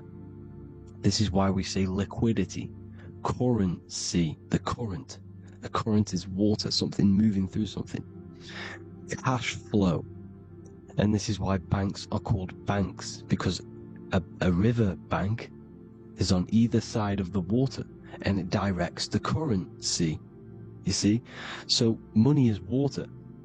And as you can see here, Ripple, the cryptocurrency, Ripple, water Ripple, and they're building a bridge over water, overseas, international banking with cryptocurrency. So money is water, and this has specific laws about water, but water is the same everywhere, you see. What the difference is with the law of the land is that you can have different laws in different lands. I can't do certain things in the UK that people can do in America, for example. You see, that's the law of the land. But the law of water is the same, because water is everywhere. Now, this is very important to understand when it comes to, these birth certificates. So, Pope Gregory, this is where we're going to start off. Pope Gregory in 1582 took the Orthodox Eastern sunrise calendar and changed it to his own Gregorian timeline, not a calendar, a timeline. This timeline was copyrighted by Pope Gregory under the name of the Vatican. So the Vatican owns the timeline that we are using today, 2023. They own it. They own the title of this Gregorian calendar. Okay? Therefore, anyone who is born under this copyrighted timeline, not calendar, they are subjected to Rome, because Rome owns the timeline. They have a patent, a copyright for that timeline. What is on our birth certificates? That timeline. We are born underneath, we are subjected to the Vatican. This is why all birth certificates go to the Vatican. They own every single birth certificate. Okay? So when we use this timeline, we are subjecting ourselves to this timeline. Okay? Which the Vatican has a claim over. This calendar or timeline is set to sunset, not the sunrise, which is associated with death, darkness, and the moon, lunatics. You see, so this is a sunset calendar timeline. Okay, this is now, they've changed a couple things, right? They say that the new year is January the 1st. Okay, when we know this is in winter. January is winter, which is associated with darkness, death, the death of nature. So this is a death cult, people. These people are evil. They're so evil. The Vatican. And this is why we use April Fool's Day, because April is in Aries, and Aries is always the start of the zodiac. This is why Aries rules the head region. 12 zodiacs, 12 systems of the body. Each zodiac is associated with each part of the body, and this is why Aries is the head. Cerebrum. But we're not going to talk about it in this video. But yes, that is what April Fool's Day is. They're putting it in your face. April Fool's Day is the real start of the year, when the sun starts to rise again, when the risen Savior is resurrected, when it's born again. This is when the Jews celebrate the Passover. This is when the Christians celebrate the resurrection of Jesus, and they eat lamb. The Jews eat lamb because we're in Aries, the new year. The sun is now born again, our risen Savior, the light of the world. So yes, this is what April Fool's Day is. It's the first day of the year, which they changed. Pope Gregory changed. So you need to understand is that you are in the womb. You are inside of a ship, because every ship, literally a ship, every ship is female. This is why they say she delivers the product, because she does deliver the product, you, the baby. Same thing with a ship, they deliver products. They are a she. And when they pull up to the bay, like you can see on this picture, they're pulling up to the bay. This is now called the birth canal. The ship is now in birth, on paper. Okay, this is law. And when they pull up, you know, they tie up to the bay, and now they get a certificate of manifest certifying all of the products which are on the ship and what they are bringing into that nation. Okay, so you're bringing in this many of that, you know, everything's on the certificate of manifest. And this certificate as manifest is also your birth certificate, because you are traveling through water when you are in the birth canal of your mother, because you are in water when you are in the womb. And you travel through the birth canal, and when you arrive, you get a certificate of manifest with the name, how many, the quantity, you know what, that's your birth certificate. Okay? And this is what it is. We are a well, we're not a corporation, but we represent a corporation, which is your name in full capital letters. That is your corporation. You cannot physically tax a body, but you can tax a corporation. This is why we get charged. This is why we get taxed, because it all goes down to the corporation which our name represents, which we are subjecting ourselves to. We are my name, I am subjecting myself to this name, and that name has a corporation which I represent, which I subject myself to. You see, this is how we are attached to this straw man, this character that they have built on paper. So it's a character which is on paper. This is what we represent. So when the woman gives birth, she delivers the baby, and then she has another substance. Now I'm going to break down how they attach this name to us, how they do it. Okay, our mother is carrying us the product in the womb, the water, and it goes, for example, it goes from the United Kingdom into a state-owned, corporate, federal-owned hospital, which is government-owned. She does not declare the package when she enters the building. Aha, so keep that in mind. When she delivers the package in the federal territory, she does not declare the package either when she leaves. Therefore, there is no evidence that we exist when we arrive. On paper. On paper, there is no evidence that we came into the building or left the building. We have not been declared. So we do not exist on paper at this point. When the woman gives birth, she delivers the baby, and then she has another substance, which is called the afterbirth material. Okay? This afterbirth material has the same DNA as our physical body, with the body, mind, and spirit. Okay? This is how they get this cooperation. Hold on. The afterbirth material does not get claimed by the mother nor anyone. Therefore, they salvage that substance, because we are under the Vatican. Every state is all Catholic. Your birth certificate is Catholic. No matter what religion you think you are, every single birth certificate is Catholic, because we are subjected to Rome. All roads lead to Rome. Rome runs all of this. Okay? We're still under the Roman Empire. Okay, so Rome are Catholic and they believe in salvation. This is how religion comes into this. This is how they use religion to get this. So they salvage the afterbirth material and they claim it, and they salvage it and give it and charge it to Rome. And they give it a name. Here's the legal term, born alive. Here's what it says. Each product of such birth is considered live born and fully recognized as a human person. So each product of such birth, so that could be anything, the afterbirth, the person who actually comes out, the baby.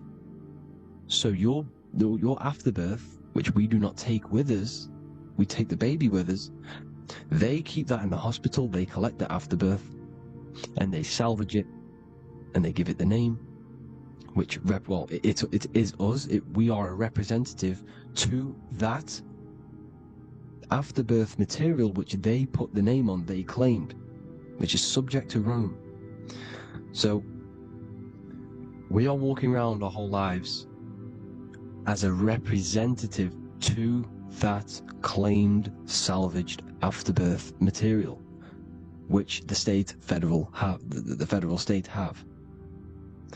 Okay? We are under the Catholic Church, Vatican, therefore the afterbirth material is a child of God. See? On paper, therefore they believe in salvation and salvage the afterbirth material. This material has no mother or father. The state pick it up, it becomes a war to the courts and gets charged to the state. So we are a representative to that character they salvaged, because it is the exact same DNA as you. Subject is the name or the title, and the matter is the physical aspect left behind in the hospital, which represents us. You see? So now we're moving on to Unum Sanctum. Unum Sanctum was in 1302, a very, very important year. Very important year. Unum Sanctum says this is basically how they claim everyone in the world. So the Vatican had all this power, all this gold, all these people under them. They need to get a claim for them so then they can rule over them and make them slaves. So what they did, they created Unum Sanctum. Pope Boniface VIII did this. And it says, the spiritual man judges of all things, and he himself is judged by no man. The spiritual man, keep that in mind, unless he invent like Manichaeus, two beginnings, which is false and judged by heretical, since according to the testimony of Moses, it is not in the beginnings, but in the beginning that God created heaven and earth. Furthermore, we declare, we proclaim, we define that it is absolutely necessary for salvation that every human creature to be subjected to the Roman pontiff. So they are claiming us in Unum Sanctum, and it's in the vaults in the Vatican. They will put a spell on it because they are sorcerers, they are magicians. They put a spell on it, they lock it up, and whatever goes on that piece of paper goes. And this Unum Sanctum is claiming all of us. So what does it say in the beginning? The spiritual man judges of all things, and he himself is judged by no man. The spiritual man, the man with the body, mind, and soul, the first baby that comes out the birth canal. That's you, your body, mind, and soul. You have the Christ, which is I am, which is grace. Grace means here now, in the present. You have the Christ, which means I am, therefore you have a soul. If you can say I am, you have the Christ, you have a soul. But a creature can be anything with no soul. You see? So no man can judge the man with the soul. However, as it says in the second part, we proclaim, we define that it's absolutely necessary for salvation that every human creature to be subject to the Roman pontiff. So they are subjecting the afterbirth, not the man with the body, mind and soul, but the afterbirth to the Roman pontiff, to the Roman Catholic Church. We are the ones who are claiming to be the afterbirth material, which is our birth certificate, which is our representative. We represent that because it is our DNA. This is how we are stuck. We are stuck because we represent this DNA, which is on paper, recorded. See? So we, being untaught, uneducated in these subjects, we are subjecting ourselves to this system, to this slavery. Because we just want to live. We just want to live happily. Just peaceful. Think about it. Where's all this coming from? Where's all this war, all this killing, deaths coming from? We just want to live. It's coming from the Catholic Church, these evil death cult, which has subjected us, which has used us as slaves, and we are still slaves, and it's just going to get worse and worse and worse. So this is how we have subjected ourselves to be the slaves to this system. It's a lot to take in, and there's a lot more deeper stuff which goes into this. I'm just going over the surface. I'm going quite deep, but there is little details that I still need to learn myself. But this is the general how that we've been stuck to this slave system. So we are batteries, okay? This is why we get charged. When you go in a court, you get charged, okay? Because you're a biological battery. This is why cities look like motherboards, because we are feeding energy to this matrix, okay? When we look outside of ourselves, when we give power to so-called Jesus Christ, worshipping idols outside of ourselves, where attention goes, energy flows. We are feeding the matrix with energy. By looking within, placing your attention within yourself, you are taking back your power. Because the I am is Christ. The you, the soul, is Christ. It's God. The awareness is God. Okay? However, we are subjecting ourselves to this system. We're subjecting ourselves to this system and the feeding of our energy. So what we need to look for the future is that, think about it, with the end goal is to change our DNA, is to literally make us robots, transhumanism, slaves. This is why we have smart cars, smartphones, smart watches, smart meters, smart cities. And all of this is going to be connected by the smart grid, which is 5G. This is why 5G is rolling out. 5G is going to connect all of these technologies to one. It's like a big net system. And you know why they're doing this? It's because all of this is going to be connected through AI, through this 5G, and that 5G is going to be controlled by the elites. So you say anything wrong, you do something wrong, you say the wrong thing online, they'll turn off your car, they'll turn off your phone, they'll turn off your smartwatch, they'll turn off your TV, because it's all going to be connected and controlled by the smart grid. And this is what the Great Reset is, people. But they're going to trap us inside of these 15-minute smart cities, so we can't leave the area, because they're going to use They're going to use climate change as a tool to enslave us, to not travel because of so-called climate change and the fumes that we are putting into the air, which is all BS. They're doing this to push these new cities, to push all of it. Listen, they're trying to get inside of your body. The only way they can do that is to get you addicted and using this technology. First, they got on the body with the smartphone. Well, first of all, we use the technology. We get used to it with it in our hand. The next step for them was to get on the body, which is the Apple Watch, as you see down here. They have now successfully got onto the body. The next thing is to get inside of the body. This is the brain chip. You see how they've slowly lured their way in, slowly got you addicted to this technology, got you dependent on this technology.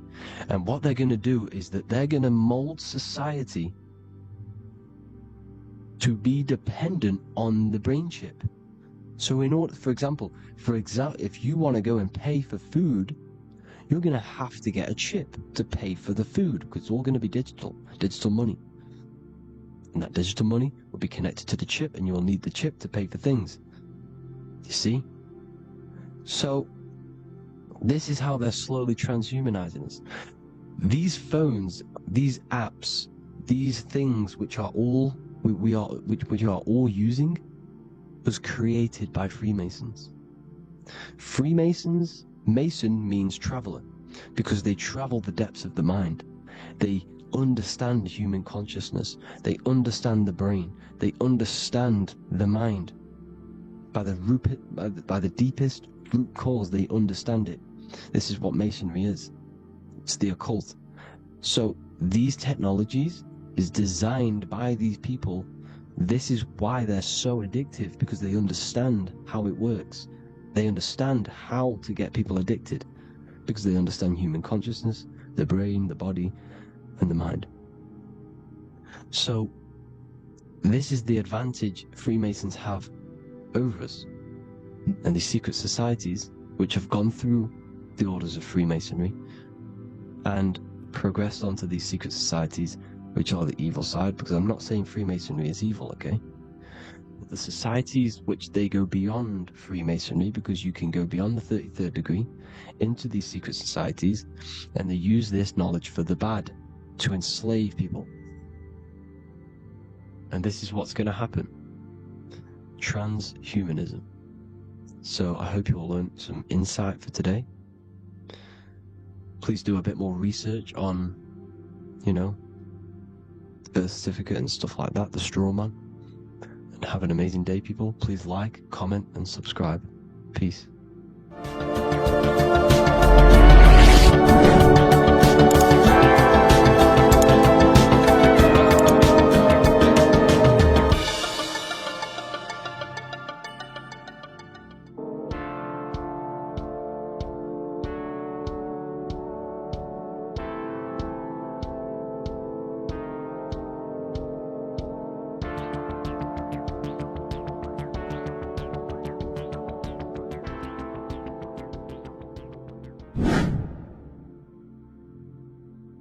How are we all doing today, people? It's Revival of Wisdom, and today we're going to get real deep.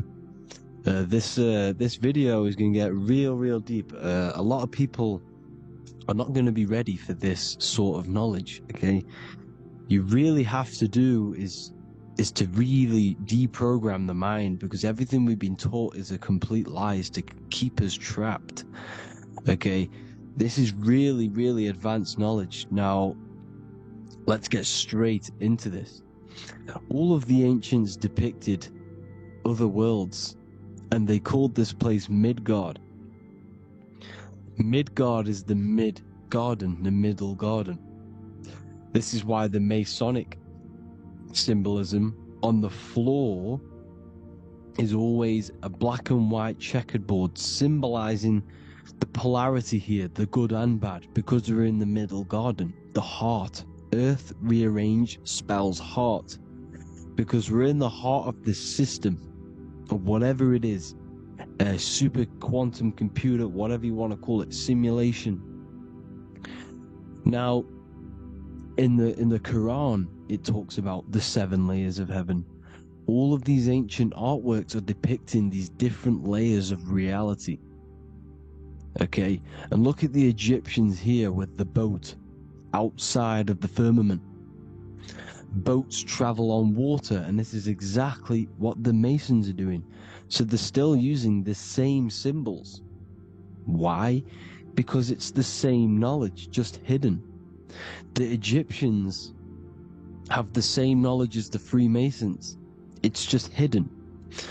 Now, this cosmology that they're showing here, which is probably made maybe 100 years ago, this painting or artwork, is the exact same as the one we see here, with the arch, the boat. You know, it's similar, because the boat is symbolizing traveling these other worlds, because the ether is also symbolized as water, because if you look up at the stars through a telescope, it looks like it's water.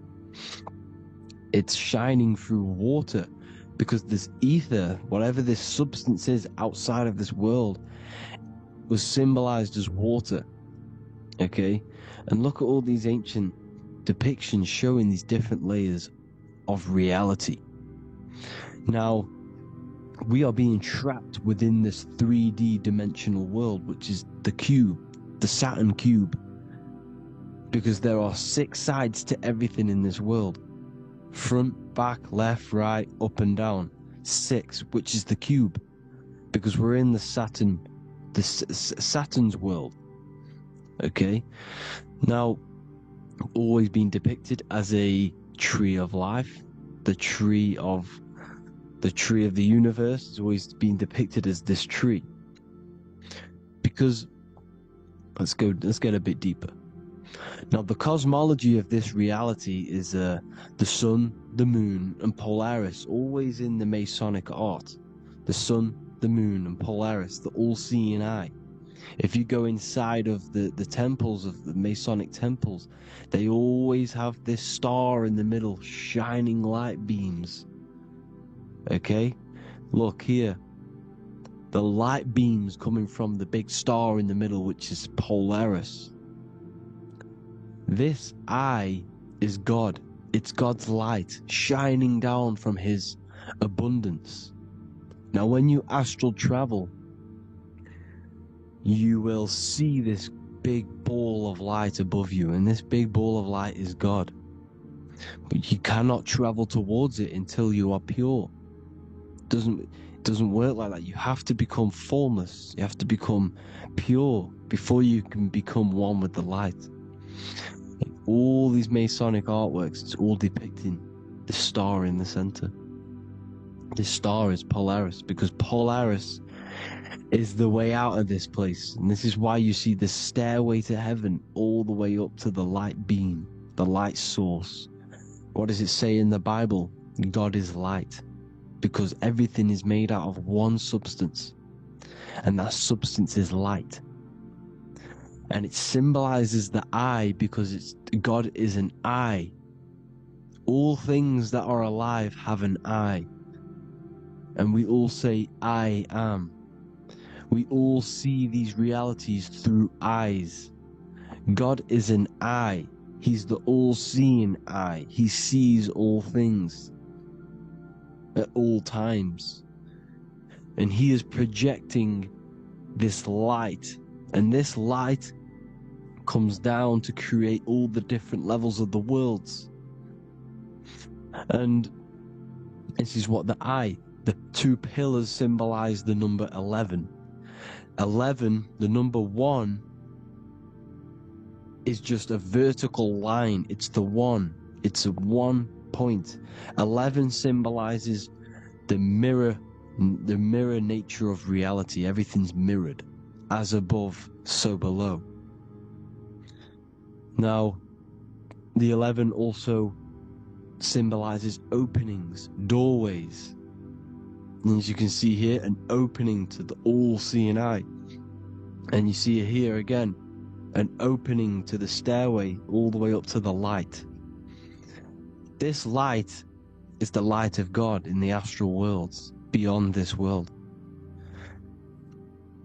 Now, Polaris has also been symbolized as the UFO. They put the truth in plain sight. So you know in the films how the UFOs suck people up. That's what Polaris is doing. If you ascend beyond this world, if you do not ascend beyond this world, you will be reincarnated in this world. The whole thing is to outgrow this consciousness to the plane above. And I'm not just making this up, I'm going to be bringing in scriptures after this. But you can see with the Christmas tree, we always put a high, big star at the center, at the top, which is the star of Polaris, which is exactly what the Masons are doing here. The star at the top. And it's on top of our Christmas trees. And all of these symbolize the other stars, because Polaris is the most high star. And all the other stars are wrapped around the firmament lower than Polaris. And that's exactly what the Christmas tree is. And it's a triangle. It's a triangle, just like light beams travel from one point in the triangle, just like the all-seeing eye. It's a triangle. The light is coming from one point and sending its rays downward. You see, it's kind of like you see here with the water. And the lower you go, the darker it gets, the more evil it becomes. And this is what the ancients would call hell. Now, this all-seeing eye is Polaris. And below Polaris is Mount Meru, the North Pole, the magnetic North Pole. The Tower of Babel, which is in the Bible. The etymology of the word Babel, Ba meaning spirit, which gives the ability to move the soul through the worlds, which is that's the ancient Egyptian description of the word Ba, meaning of the word Ba. You have the Ka, the Ba, the Ak, but the Ba is the one that gives the ability for the soul to move through the worlds. Your soul can't speak into a world without incarnating into it. Now, the Tower of Babel symbolizes Mount Meru because it's the word Ba is the spirit which gives the ability for the soul to move through the worlds. The Tower of Babel is the magnetic North Pole, Mount Meru, which gives the ability to move through these different worlds. And you can see the ancient Tibetans always showing this depiction of these different worlds coming from the center. Because we have to ascend our consciousness. It's not about how good you are to reach heaven. It's about how you expand your consciousness, you expand your mind. So they teach now that you have to be good in order to reach to heaven.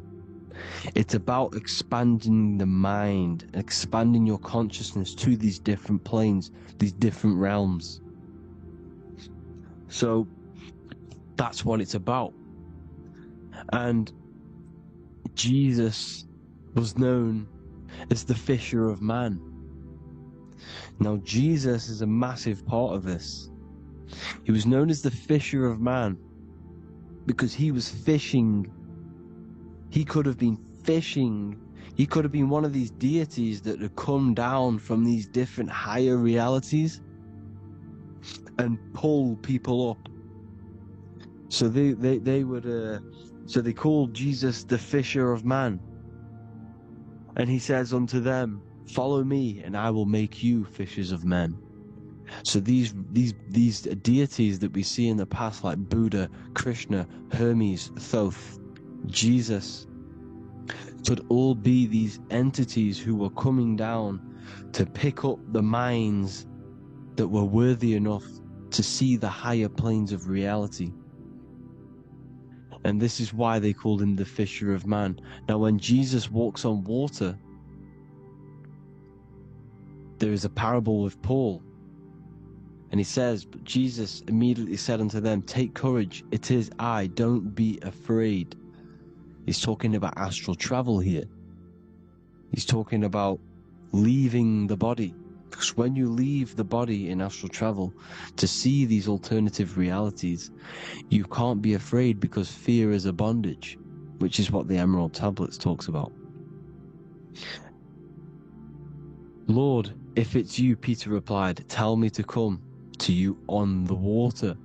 The water. Come, he said. And Peter got down from the boat, walked on the water, and came towards Jesus. But when he saw the wind, he was afraid and began to sink. When you become afraid in astral travel, you sink back into your body. Lord, save me. So this is talking about Jesus pulling people up into different realities. And you can see the fish is the symbol of Jesus. Is another symbol of Jesus, a fish. Because fish symbolize deep occult knowledge. Because fish travel the depths of the ocean. And they symbolize us because we are fish underneath the ethers. And Jesus was pulling people up. You see, so the Bible is a people today believe the Bible is a book telling you how to reach to heaven, how to become godly and reach heaven.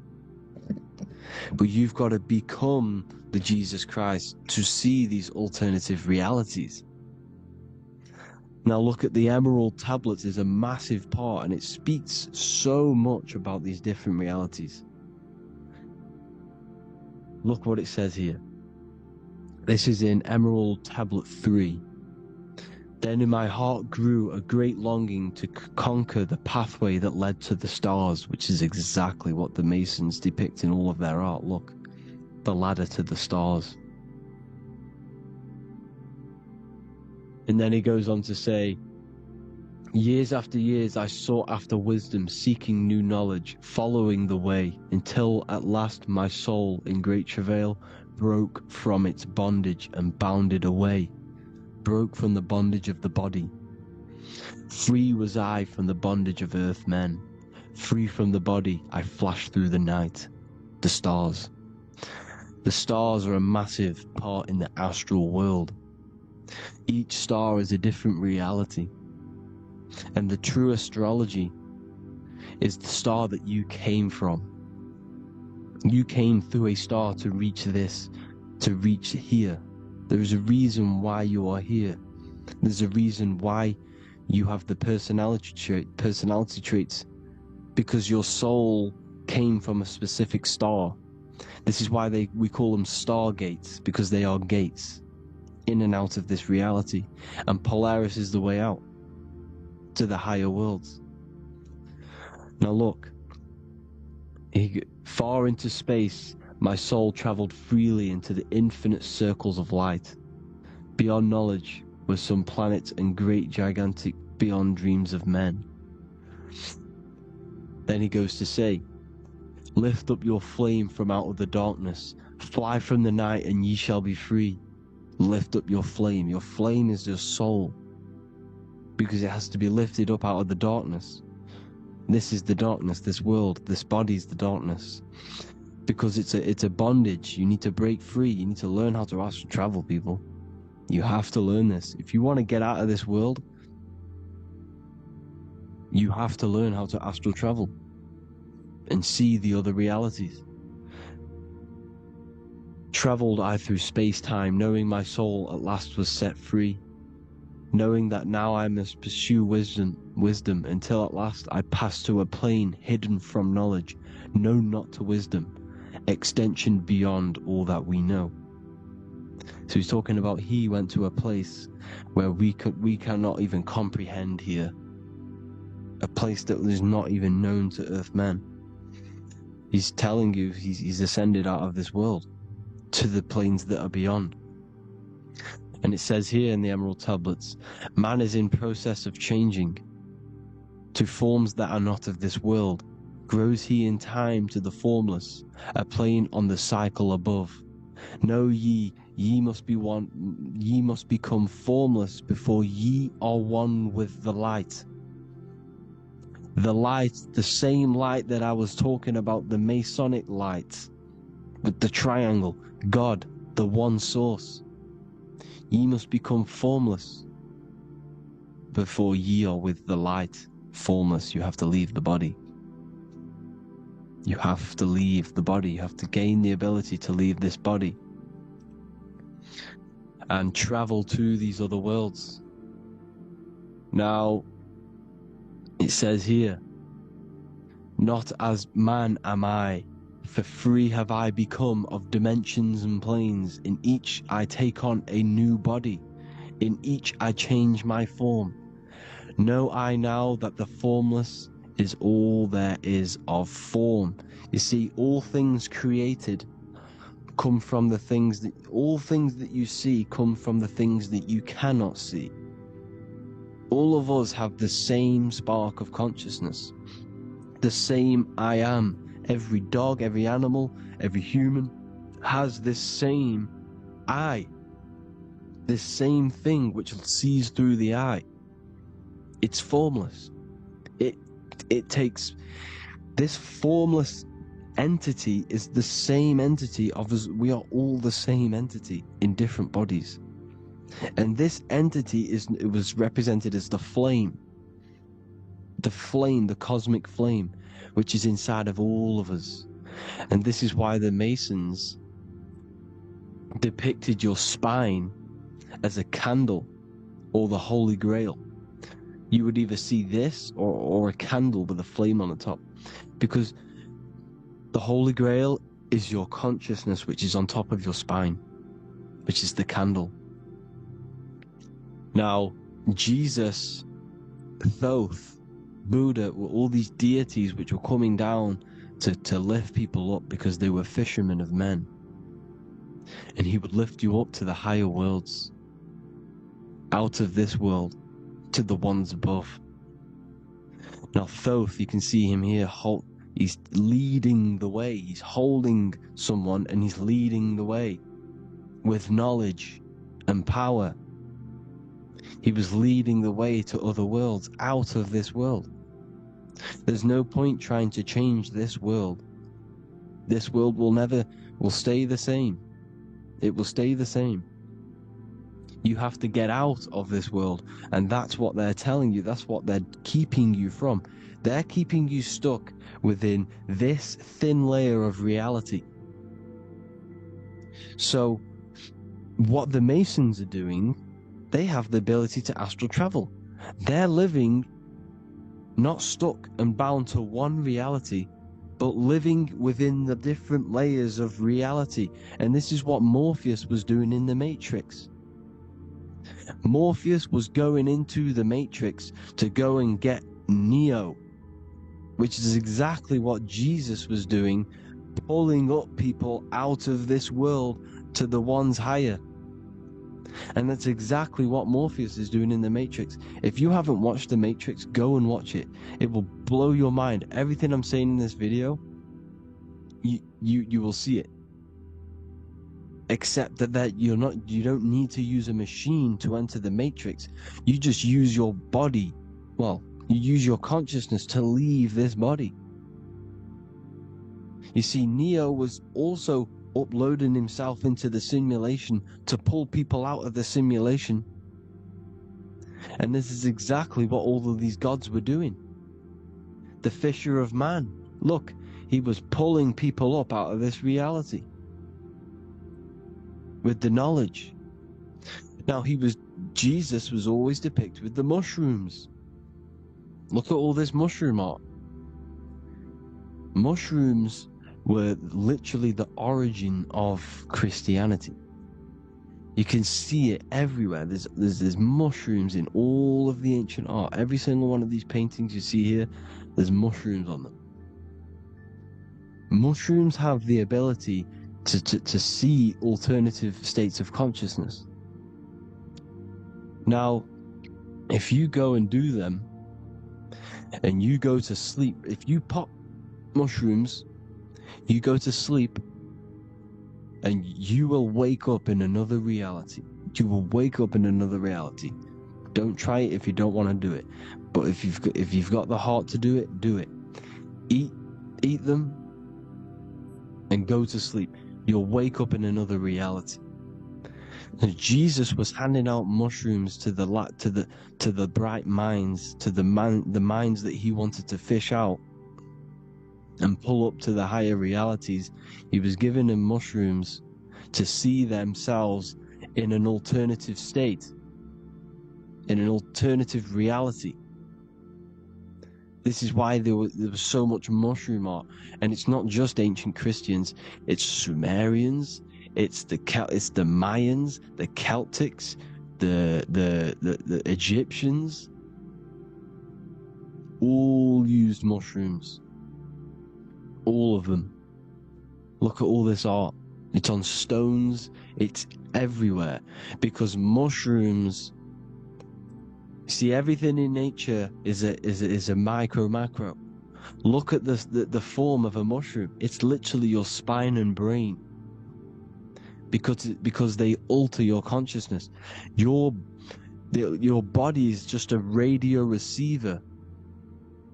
Everything that you're experiencing is a program being ran by the central nervous system, and your consciousness is experiencing this program, these electrical impulses of the nervous system, because it's all feeding back to one point, which is the pineal gland. And this is the candle with the light on it. Type in Masonic candle and you'll see it. It's your spine with your spark of consciousness on top of the spine. And it's a mushroom, because this sends you to alternative states of consciousness, alternative realities. Now, they were all doing this, the Egyptians, the Mayans. Now, there's more symbolism which goes into this. Look at the Christmas trees we use. The Christmas tree with the presents underneath them. Magic mushrooms grow under trees. And these are the presents under the trees that we symbolize today with Christmas. Santa's red and yellow for the red and yellow mushrooms. The same mushrooms Mario has to collect, and when he gets enough mushrooms, he levels up. And then what does he do when he go past the world? When you win that world in Mario, you go to another reality. You go inside of another world. It's truth in plain sight, and it's using mushrooms. It's using mushrooms. Everything, all of the characters in Mario, well, a lot of them are mushrooms. Look at this one. The presents, black, yellow, and red and white. Red and white mushrooms. And the bow on the top is the mushroom head. That's a bit of a reach, but, you know, the symbolism never lies. This is what you need to understand. And it's as above, so below. Now look at the Sumerians. The Sumerians were also multi-dimensional beings. Okay? Look at how they have the double faces. They had 1 foot in this reality and 1 foot in another reality. And look at this one, a double-headed god inside of like a portal. You see? Because it's, and look at these with the wings, the astral travel. Birds, ancient birds symbolize the soul. Because the soul is a bird, it flies to different worlds, it flies around the cosmos. And mushrooms gave you the ability to see these alternative states of consciousness, these alternate realities. Because you exist in infinite realities. You exist in infinite realities. Now look at the 33rd degree Ordo Ab Chao badge. You get this badge when you become a 33rd degree Freemason, and it's a double-headed eagle. A double-headed eagle. And you can see this in Sumeria first. Sumeria have the same symbol, a double-headed, well, bird. You can see it here as well. And the Masons are still using this symbol today. And when you become a 33rd degree, 33 vertebrae on the back of your spine, above the vertebrae is your consciousness, and it's a double-headed eagle. One reality in one. You become a multi-dimensional being in the 33rd degree. And I've heard many interviews of Masons say it becomes Luciferian. You see, they speak in code. These Masons can't tell you about what they learn about, but they will speak in code. They said it becomes Luciferian. The word Luciferian is lucid. The root word of Luciferian is lucid, and lucid is lucid dreaming, alternative realities, dream worlds. You become a god. Luciferian means you're becoming your own god, pretty much, because you are becoming a multi-dimensional being living in between the different layers of reality at the 33rd degree of Freemasonry. And look at the double-headed eagle, because the birds symbolize the soul. And they reach high, they fly high, just like the soul wants to fly high to the light, to become one with the light, like the Emerald Tablet says. Now look at Janus. Janus was another god, and he's known as the god of doorways. Janus always depicted with a double head. Janus is why we say janitor or January. And January is entering a new year.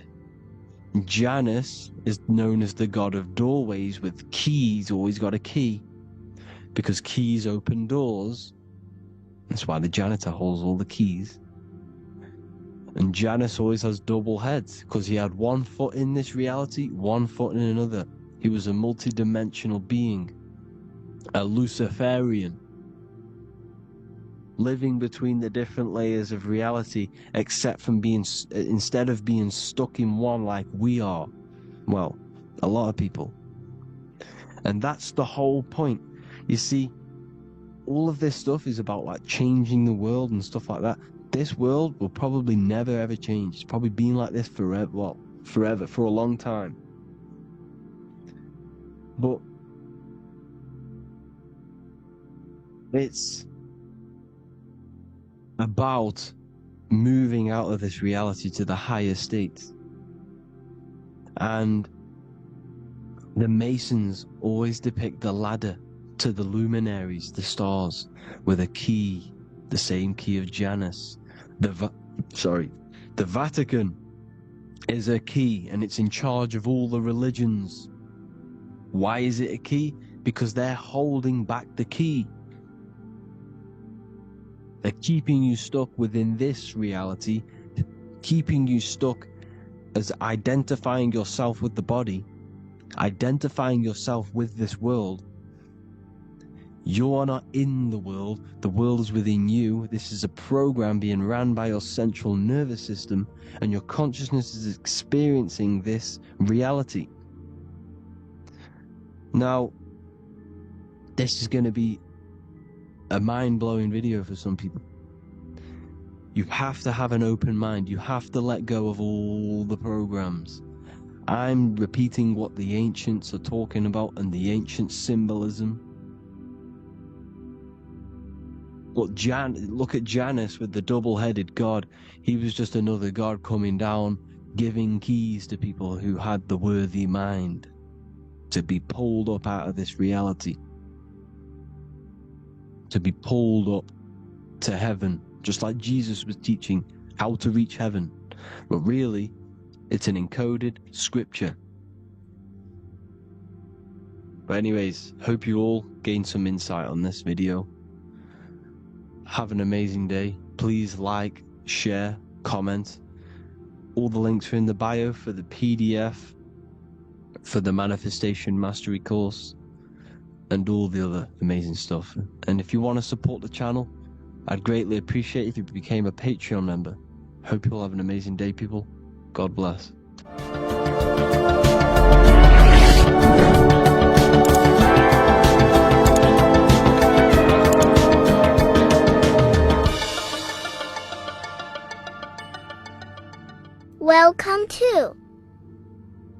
Revival of wisdom.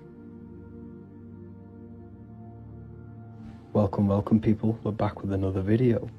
In this video we're talking about how Jesus Christ and Christianity is all sun worship. The Holy Bible of Christianity is not meant to be taken literal for history. It is a story and has lots of metaphors, starting with the symbol of the cross of Jesus. This cross originates from this ancient cross of the sun. This symbol has been used for thousands of years, way before Jesus was a thing, in Europe, America, Asia, and all around the world. In fact, this symbol is still being used by Christians today, not knowing it represents the sun. This is a 4,500-year-old artifact, a golden plate with an equal-armed cross found in England. The gold to symbolize the sun, and the equal-armed cross for the 4 equal seasons of the year. So this is why in the Bible you have Matthew, Mark, Luke, and John, symbolizing the yearly cycle of the sun and the 4 equal seasons. Also in the Bible, Jesus is referred to as the light of the world. So yes, Jesus represents the sun. He is a metaphor for the sun. Hence why in all of these pictures and images and paintings of Jesus, there's always a sun behind his head, and some even with the sun cross behind his head. Jesus also has 12 disciples, which represent the 12 zodiac signs and the 12 months of the year. This is the Last Supper by Leonardo da Vinci. As you can see, the sun, being Jesus, is in the center, because the sun is in the center of the zodiac signs. There are 4 groups which symbolize the 4 equal seasons. Each group contains 3 people symbolizing the 3 months and the 3 zodiac signs in that season. There is only 1 female in the painting, which is Virgin Mary, who symbolizes Virgo, the astrological sign. So yes, Jesus symbolizes the sun with his 12 zodiac signs and 4 gospels for the 4 seasons of the year. However, there is another phenomenon. The 25th of December is known as the birth of Jesus Christ, which is known as Christmas today. Jesus symbolizing the sun and is born on December 25th. This is the day the sun moves 1 degree northward, bringing back the warmth, the growth of crops, the life and light back to the northern hemisphere. Everything is springing back to life, as we call it, spring. So it is said that the sun is born again on the 25th of December, and Jesus is known as the risen Savior, because the sun is our risen Savior, because it gives life to the whole of this realm, the warmth, the crops. And without the sun rising in the morning, we'd all die in about 2 weeks. And we all know how Jesus died on a cross. The sun also dies on a cross in the southern hemisphere. It dies on the Southern Crux constellation. And on December the 22nd, 23rd, and 24th, the sun remains in the same position.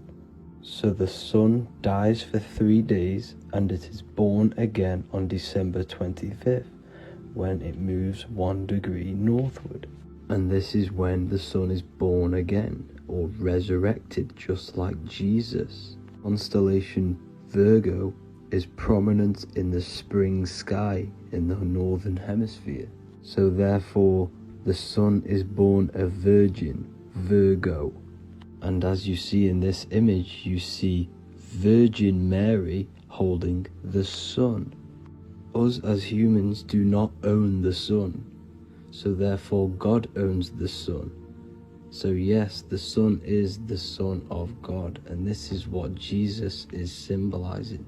And just how Jesus sacrifices himself for humanity, that's what the sun does. The sun gives out all of its energy so we can live. There are many other Bible verses which represent Jesus as the sun. Now in Matthew 8:23-27, his disciples are in a boat and there is a massive storm.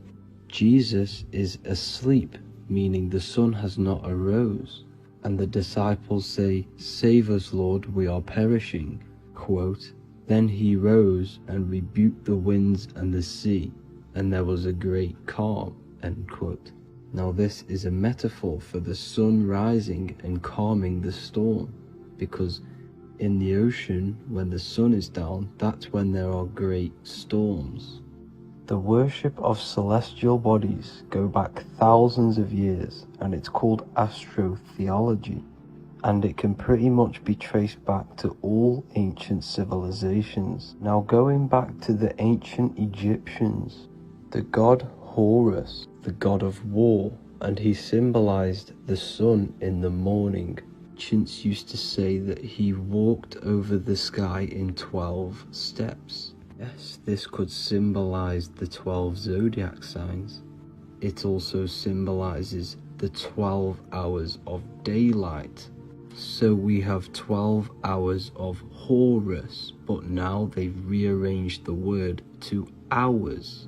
Horus and hours. And when the sun rises, Horus rises, we say horizon, which is Horus is rising. That's the etymology of horizon. Another Egyptian god called Amun-Ra was known as the god of all creation. He was the first god of them all. Amun was also a sun god. Therefore, after every Christian's prayer, they say Amen, sending their prayer through the sun to God. So this all goes back to the worshipping of the sun. Sun worship was around way before the Romans. However, in the Roman times, their sun god was called Mithra. Mithraism was the main religion before Christianity came into play.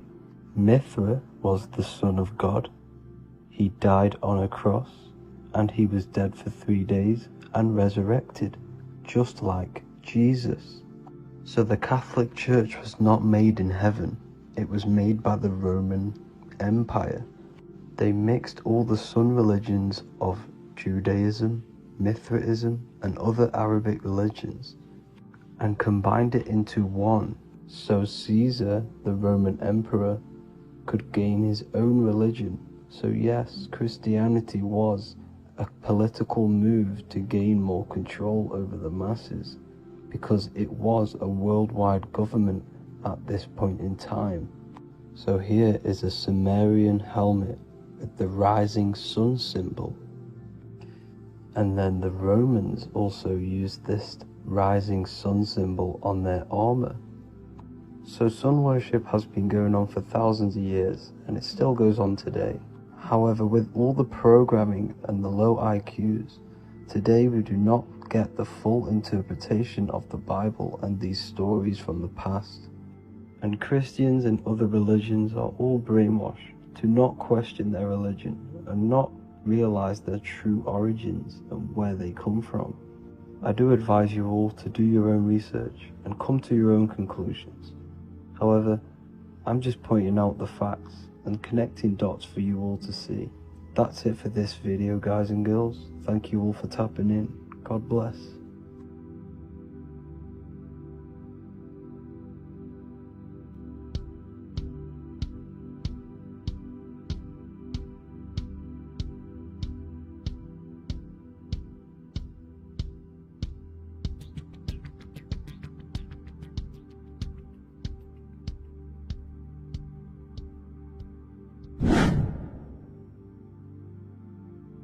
What is good, people? How are we all doing? Today we're going to be talking about the different planes of existence, the occult side of the world, the things they don't teach you in school. And of course, you can only find that on this channel, so welcome. So you need to understand is that your consciousness moves through these different planes of existence, these different states of consciousness. which make up all of you. Okay? They are all interlocked planes. They are all interpenetrated into each other. They are all one. They melt into the plane above and below. You see? Each plane is a product of each plane. As above, so below. Now, the higher you go, the more fluid, the more dreamy, the less dense it becomes. The lower you go, the more denser it becomes, the more solid it becomes. The lowest plane is the physical plane, which you are obviously aware of. You are inside of the physical plane now. But while you are in this inside of this physical plane, you are indeed inside of all these other bodies which you have not awakened yet. You have to awaken these different bodies. You have these bodies. Okay? It's like a ripple effect. And the center is the most dense, the most solid. This is Earth, heart, the heart of the ripple. And the lower you, the further you go out from the center, the more dreamy, the less fluid, the more fluid, the more less dense it gets until you're one with the all. You see? And this is what it's like. This is what this system is. It's like a ripple effect. Now, let's jump straight into the planes. First, you have the physical plane, made out of 4 elements. 5 elements. The ether is the mother of the elements. It's the womb of the elements. It's the 5th element. And it gives birth to the 4 other elements. 4 is stability. Tables have 4 legs, and this is why the ether gives birth to 4. Because it's the foundation of the physical world. Fire, earth, water, air. They are not pure. Each one of the elements melts into the other one. For example, earth and water both share cold. Water and air both share wet. You see, they compose of each other. They melt, they mold into each other based off the vibrational state of the ether. That's what it is. The 4 elements are the vibrational states of the ether. Okay? So you have the 4 physical elements making this, physical world. It's the lowest world. It's the world of effect. This world, whatever you see, whatever you experience, it's the effect. You can't change anything by manipulating this world. You got to manipulate the higher worlds to affect this world, you see? As above, so below. This is the lowest plane. It has 3-dimensional. It's the 3rd dimension. Space, height, and thickness. That's all it is. Front, backwards, upwards. You see, it's 3-dimensional. We cannot perceive the hidden side, which is the interior of this existence. We cannot perceive the interior from our exterior view. We are looking into this world. Okay? This is the exterior view. We can't see what's inside of that. That's the 4th dimension, which is the next one. It's the most gross and dense plane. 4 states of matter, the most slowest vibrational molecules exist in this plane. Above this plane, you have the ether. Okay? The word ether and either are the same thing, because either connects 2 scenarios in languages. I either support Manchester United or Liverpool. Either is connecting them 2 scenarios. The ether is doing the exact same, as you can see here on the planes of existence. It connects the astral world, which is very important, to the physical world. It's connecting these 2 worlds. So it's the ether. It's the ether. The ether is pure potential. Energy flows through the ether. It is pure energy, pure potential. Okay? The physical body is an exact copy of the etheric counterpart body. So every physical object has an etheric energy double. It's like a blueprint of that object. Every single object has an energy double, and that's the etheric double. Okay? The etheric body determines the shape of our physical body through its lines of force. All through life, it rebuilds and restores the physical body. Physical problems show up first in the etheric body, because as above, so below. You manipulate the higher planes, it will manipulate this plane. And this is why sorcery works. Contact with astral plane entities. We'll get into that a bit later. So, the reason why we can't see this plane, this energy world which is all around us, which we are inside of right now as we speak, is that the molecules that compose it are further apart than those of the physical plane, making it invisible to the 2 eyes. that we can't perceive it. Our eyes cannot physically suck in that sort of information, and our brain cannot decode it. This is why, they brainwash us with all these programs to keep us asleep, to keep these other bodies we have asleep, so we don't find out about these other bodies, and it's to make you believe that everything's just a material. Only the material world exists. They don't want you to know is that everything that you see is a result of something you cannot see. As above, so below. There are realities within this reality. This is what I'm breaking down now, these different planes, on how this reality works. So your etheric double is your energy body. You can see here the physical, etheric, astral. Astral is your spirit. The ether is a part of the physical plane. It's like just above the physical plane, but it's still part. But then the astral plane is completely separate. It's another plane, but they're all interlocked. Don't think they're apart. They're all interlocked. They're all one. They all melt into each other. The chakras that we have are inside of our etheric body. They are our sense of organs which tune us to the fourth dimension. These 7 chakras connect us to the astral world, the fourth dimension. Okay? They are points for the flow of energy from the universe / 7 planets, because the 7 chakras are your 7 planets, and the 7 planets are connected to the astral world. They are feeding these 7 centers in our body. They connect us to the universe, to our etheric counterpart, and then to us, supplying the physical body. Because the energy comes from above. As above, so below. These 7 centers, these 7 etheric chakras, are being supplied with energy from the universe, the 7 planets, the solar system. Then it supplies the physical body. You see? So, the ether is very important. And this is, that the ancients understood the science of the ether, and they could harness free electricity from it, because it's all around us. The ether is all around us, and this is what they were doing. They were harnessing free energy using the ether. The astral plane, the fourth dimension, very important plane, very, very important. We've all been there. Every single one of you has been there. Okay, the fourth dimension is unseen of what we see. It's the interior of the exterior that we see. We see the third dimension, but we cannot see beyond what's making this third dimension. This is the fourth dimension. Okay, it's the dream world. This is where you go when you dream. Okay, this is where you go when you dream. It's the place of disembodied spirits or ghosts, entities, whatever you want to call them. When you hear ringing in your ears, that is not tinnitus. That is an entity around you. Okay? That is an entity around you. The fourth dimension is where thought forms exist. Mental images. Thought forms as in what you see in your mind when you think of an image. Because the mind is the highest plane of existence. Mind is the highest plane of existence. And it manipulates all of the planes below. So it goes the mental plane, then the astral plane. So the thought is in the mind, the mental plane. That just the thought alone, no image, but then the form depiction, the thought form exists. It manifests in the astral plane as a sort of image, an entity, a living conscious being. So this is why thoughts are things.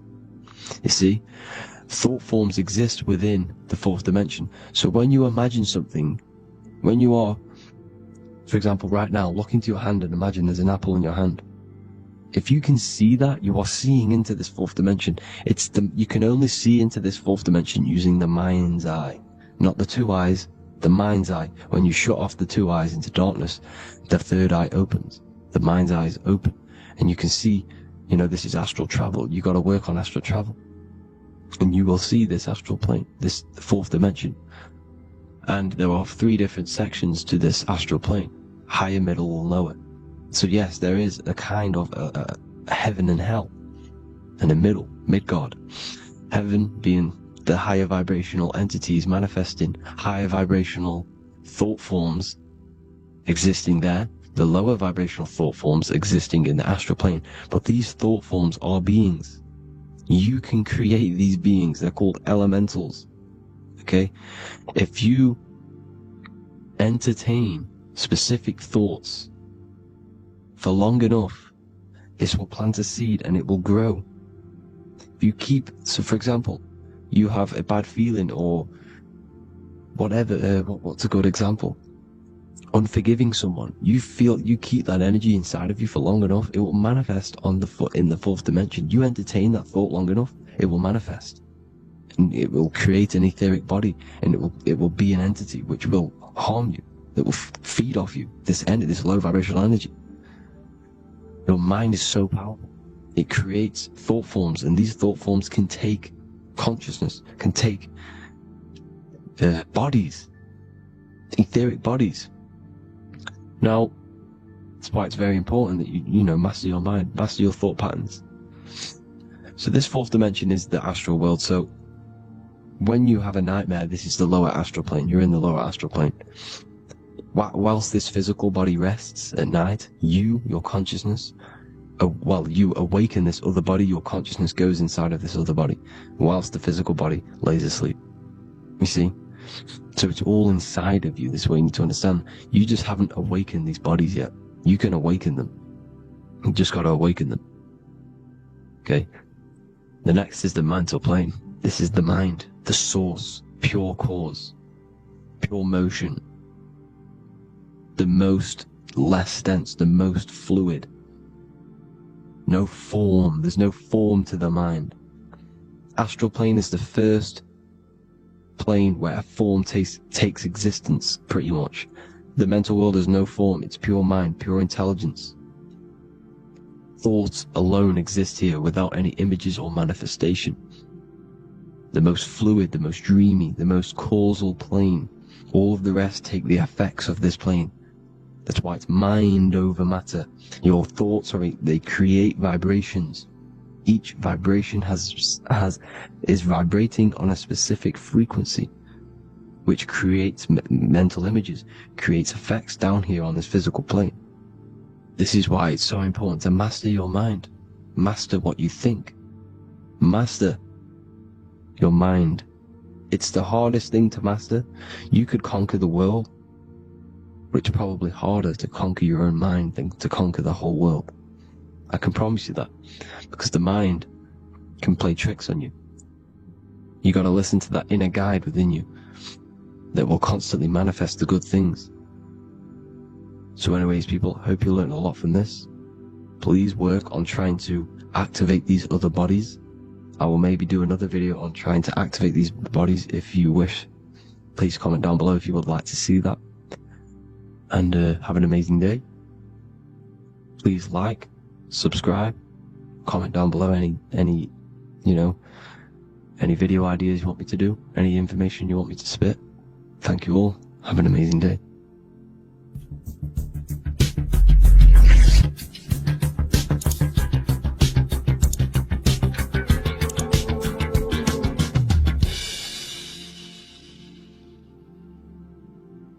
Greetings everyone, it's Revival of Wisdom.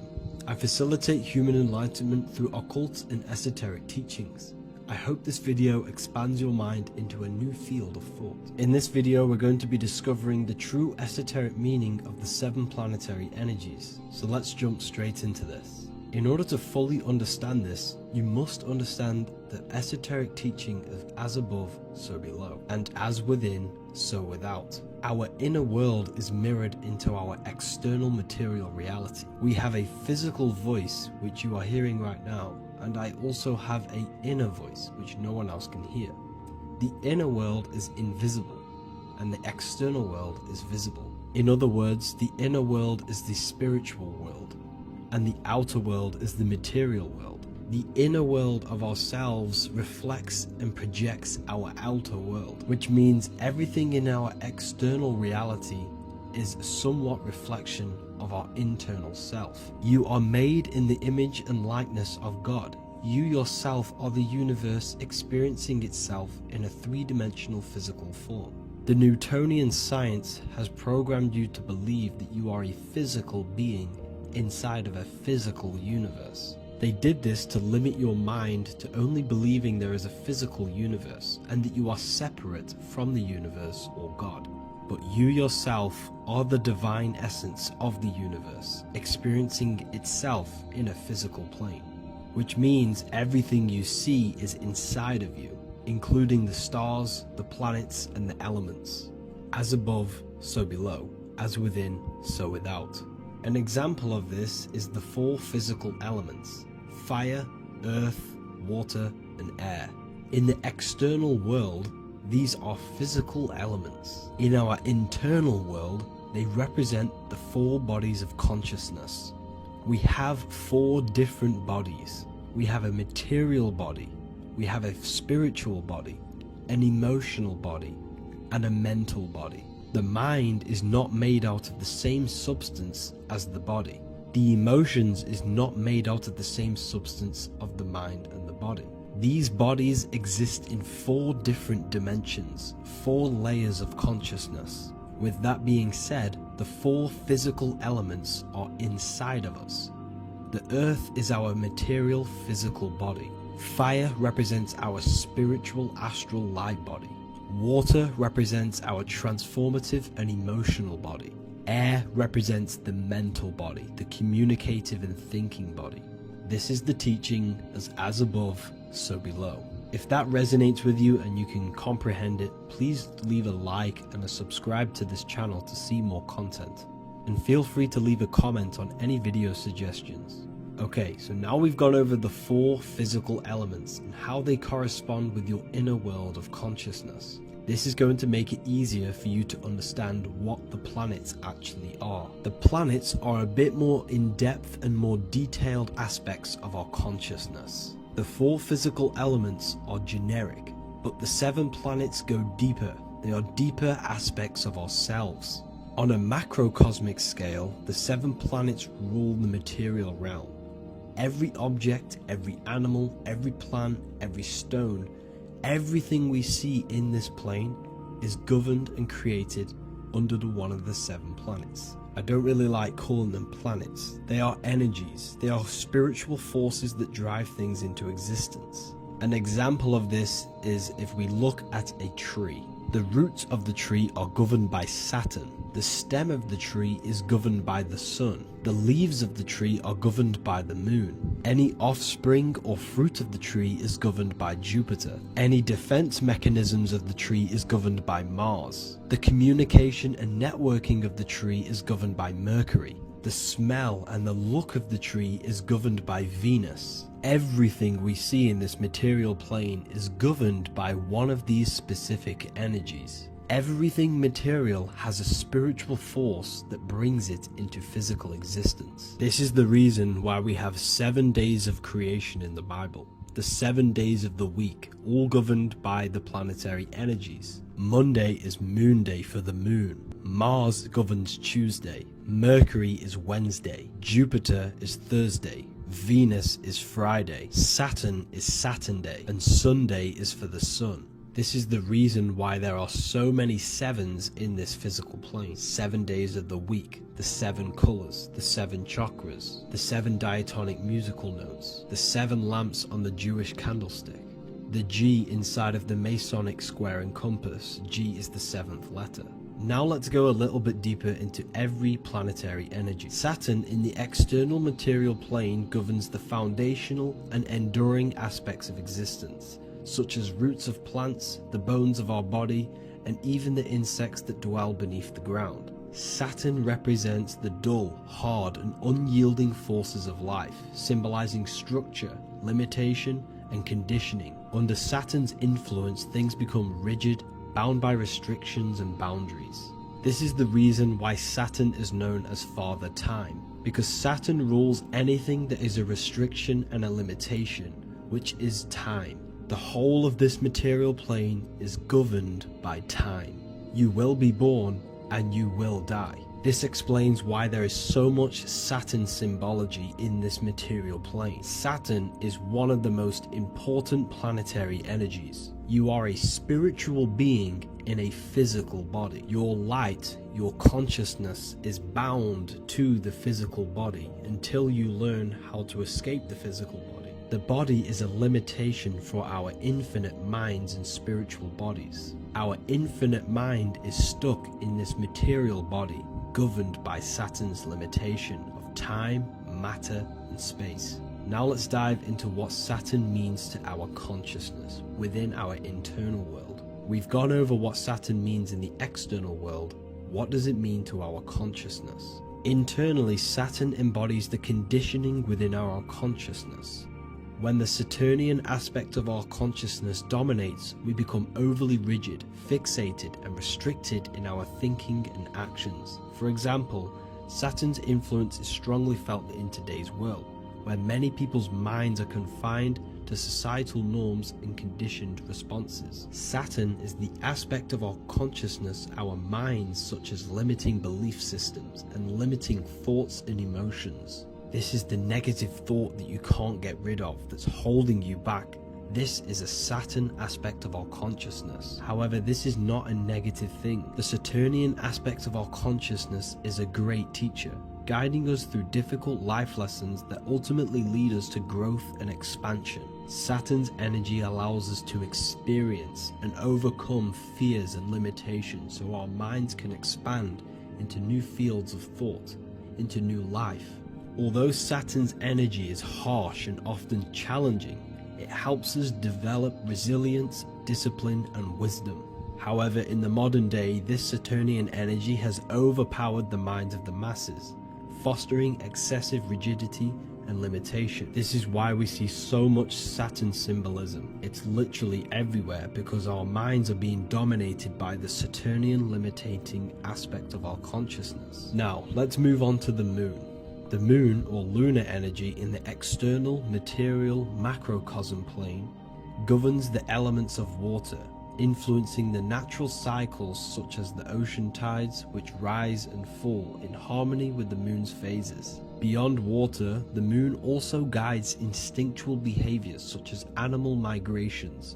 Birds, insects, and other creatures rely on the moon's subtle energies to navigate their journeys. For example, dung beetles use polarization patterns in the moonlight to orient themselves and travel safely home. The moon creates the months. M-O-N is moon. There are 28-day cycles, and this 28-day cycle of the moon is reflected in the woman's body, known as the menstrual cycle. The moon is a feminine energy, governing the feminine elements such as water and the feminine cycles of the body. The moon is the womb. This is why eggs have the same color as the moon, because eggs are ruled by the moon's energy. Now that's the external world. The internal world, the moon symbolizes the emotion aspect of our consciousness. It represents the subconscious mind, the seat of intuition and psychic abilities. Just like in the external world, things are born out of the moon, such as eggs and the womb. The subconscious mind acts as a womb for our conscious mind. Our deep subconscious emotions and programs are born into light into the conscious mind and controls the conscious mind. The moon represents our hidden psyche, our shadow self.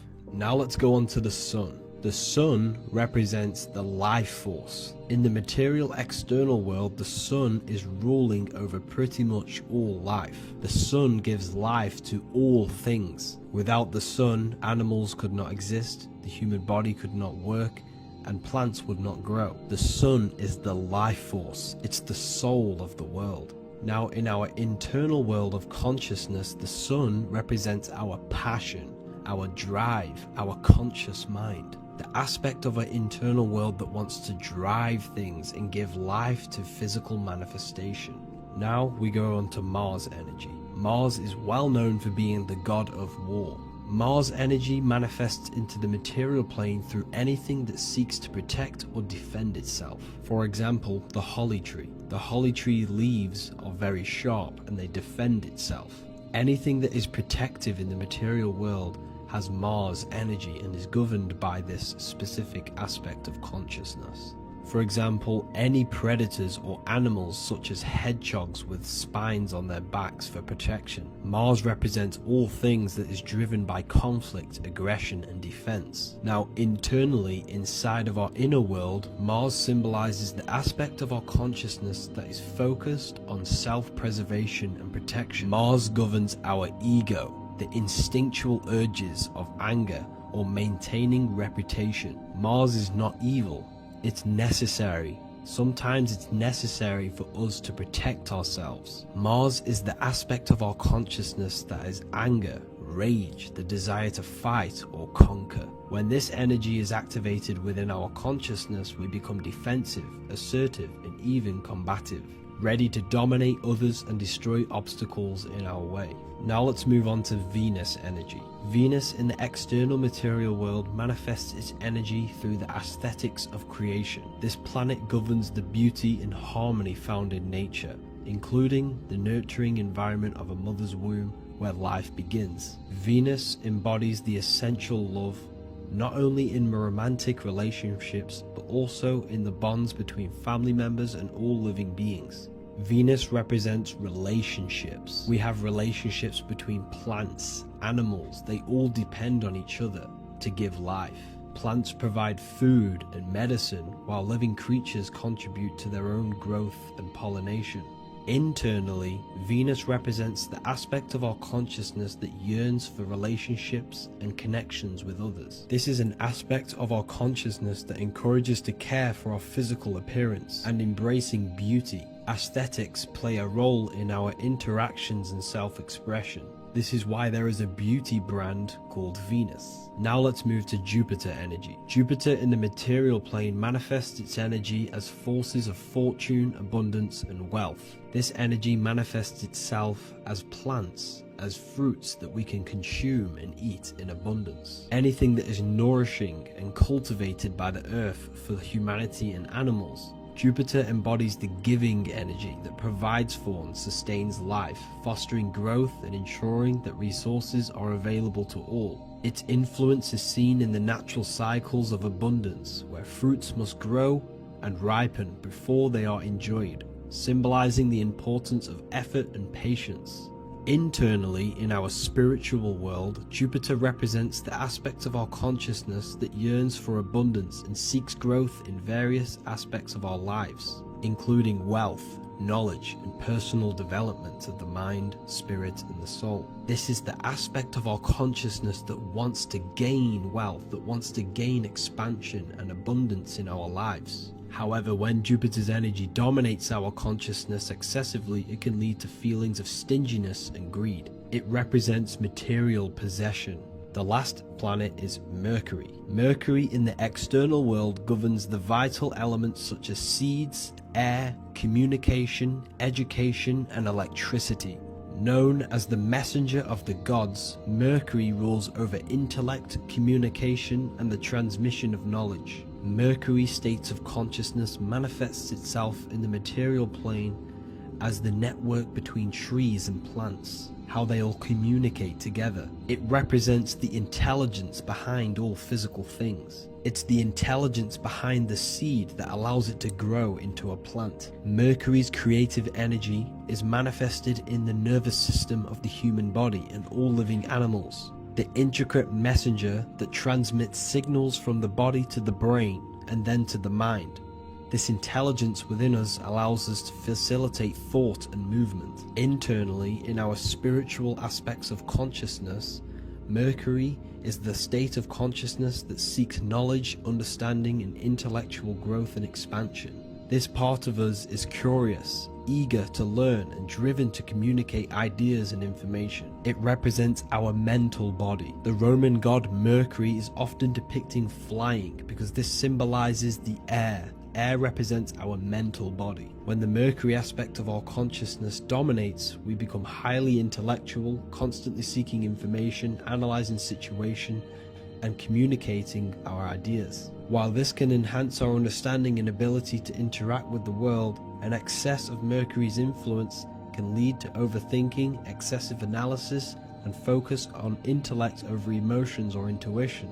Okay, so they are the 7 planetary energies in the external world and your internal world of consciousness. These energies are manifested in the Roman mythology as human beings. They are depicted as human beings, but this is nothing but symbolism. These gods never existed physically. They represent aspects of our consciousness and spiritual forces that govern the material plane. Every material object, every intelligence, every piece of life in this universe is governed and brought into existence by one of these spiritual forces. Now, I hope this video has expanded your mind into a new realm of thought. Make sure to leave a like, a comment, and subscribe to the channel for more occult and esoteric information. You can read more about this topic and many more occult and esoteric teachings inside of my books, the Book of Wisdom Volume 1 and the Book of Wisdom Volume 2. I honestly advise that not everyone reads these books. These are books which will completely transform your view on reality. You will feel a lot better reading these books because you will find a connection with yourself and the universe. Understanding truth and knowing thyself gives you a sense of well-being. Like I said, this is not just a book. This is a beginning of your journey of expansion and growth. Reading them can be life-changing. Inside my university, I host live calls where you can ask me questions, and you can watch all the pre-recorded live calls. You also gain the ability to manifest your own reality through the Manifestation Mastery course. There is also a library with all of the PDFs that I've read in the past of occultism, symbolism, and esotericism that you can gain access to. There is a whole lecture section where you can watch all of my occult lectures. This is a place of transformation. The price of the university will be going up very soon. If you join now, you will gain a free sexual alchemy course which will teach you how to transmute sexual energy into creativity. I'll leave all the links in the description for the university and also my website where you can get my books. I hope you enjoyed this video. Take care. As above, so below. This is one of the most crucial teachings within esotericism, occultism, or what we like to call it today, spirituality. I don't like calling it spirituality because it's not spirituality. I teach human consciousness. I teach the science of you and your consciousness alone and your being. And in order to fully understand you and this world around you, you must understand this number one principle of as above, so below.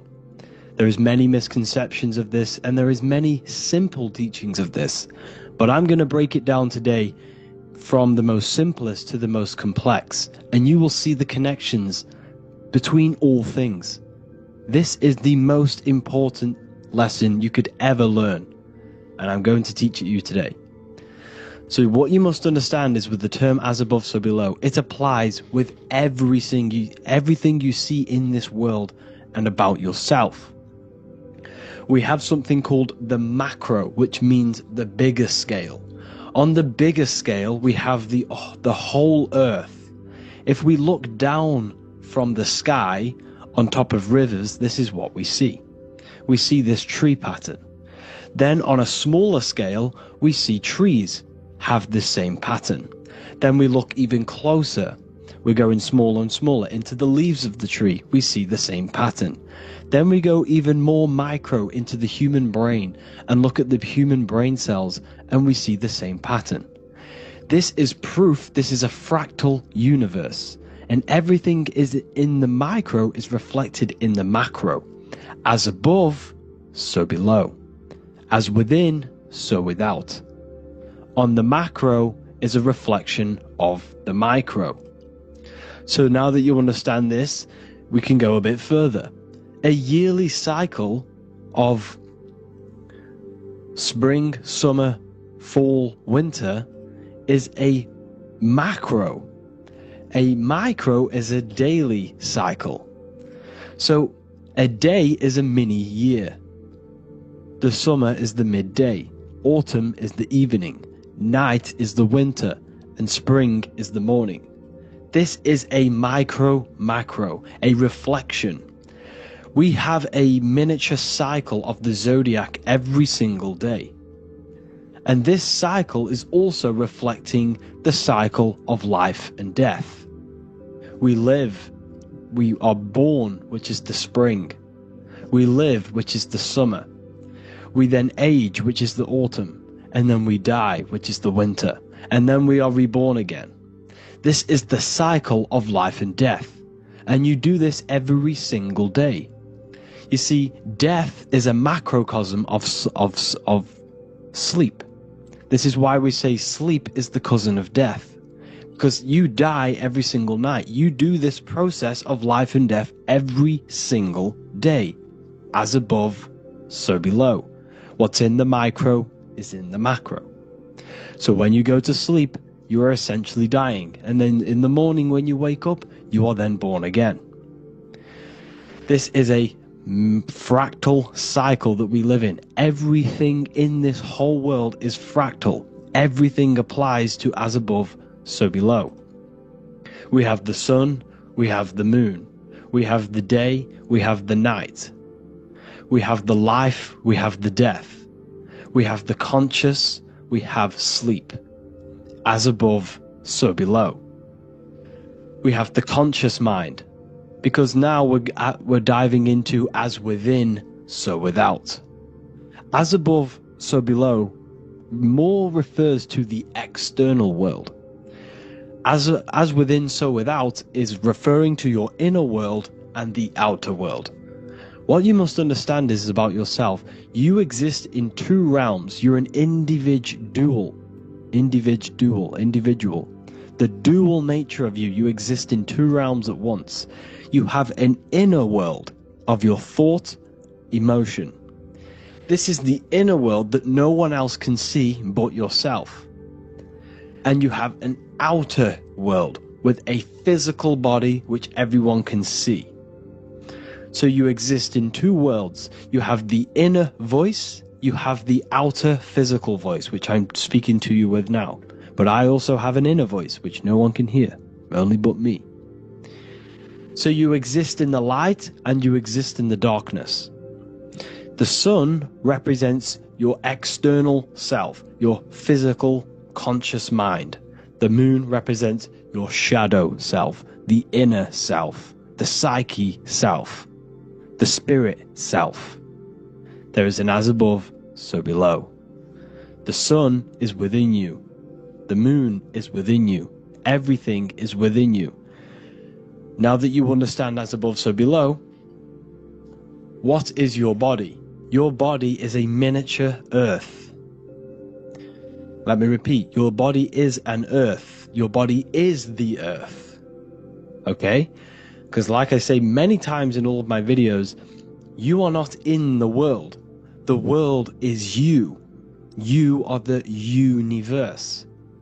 Your brain is a computer creating this reality. What you see with your eyes is produced in the back of the brain called the visual cortex. You don't look into the world, the brain produces the world. The body produces the world. When you touch something, you're not actually touching something. This is the electrical nervous system. When you touch something, what you feel is actually electrical signals on your nervous system reporting back to your brain. Therefore, when this body dies, you leave the earth because this body is the earth. Okay? As above, so below. You have the mental plane, the astral plane, the etheric plane, and the physical plane. This is essential for understanding reality and the teaching of as above, so below. Everything in this material plane began in the thinking mind. For example, the microphone I'm speaking into, the phone you're watching this video off, or the laptop or iPad. Where did this begin? It didn't begin in the factory. The first ever place this item begun was in the mind of an individual. The invisible realms of mind is where all physical things and physical items begun. Essentially, this physical plane is the effect of the thinking mind. This world is the world of effect. It's the world of outcomes. When you see something, it is already manifest. It is already being manifested. It is an effect. And in the effect of the cause, which is the thinking mind.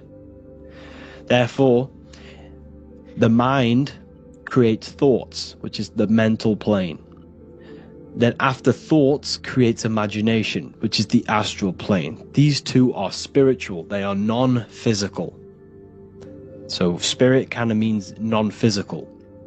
Then you have the physical planes, the etheric and the physical plane. As above, so below. What happens in the mind is manifest on the physical plane.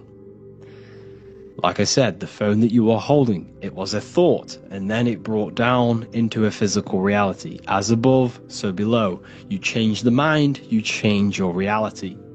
Your environment, the word environment has ment in it because your environment is mental. So now that you understand this, so what is the world around you? The world around you was created by the mind of God. It was manifested through God's thought. So you are living in the mind of God. You are a thought in the mind of God. God thought you into existence. But like I said, we are all fractals. Everything is fractal.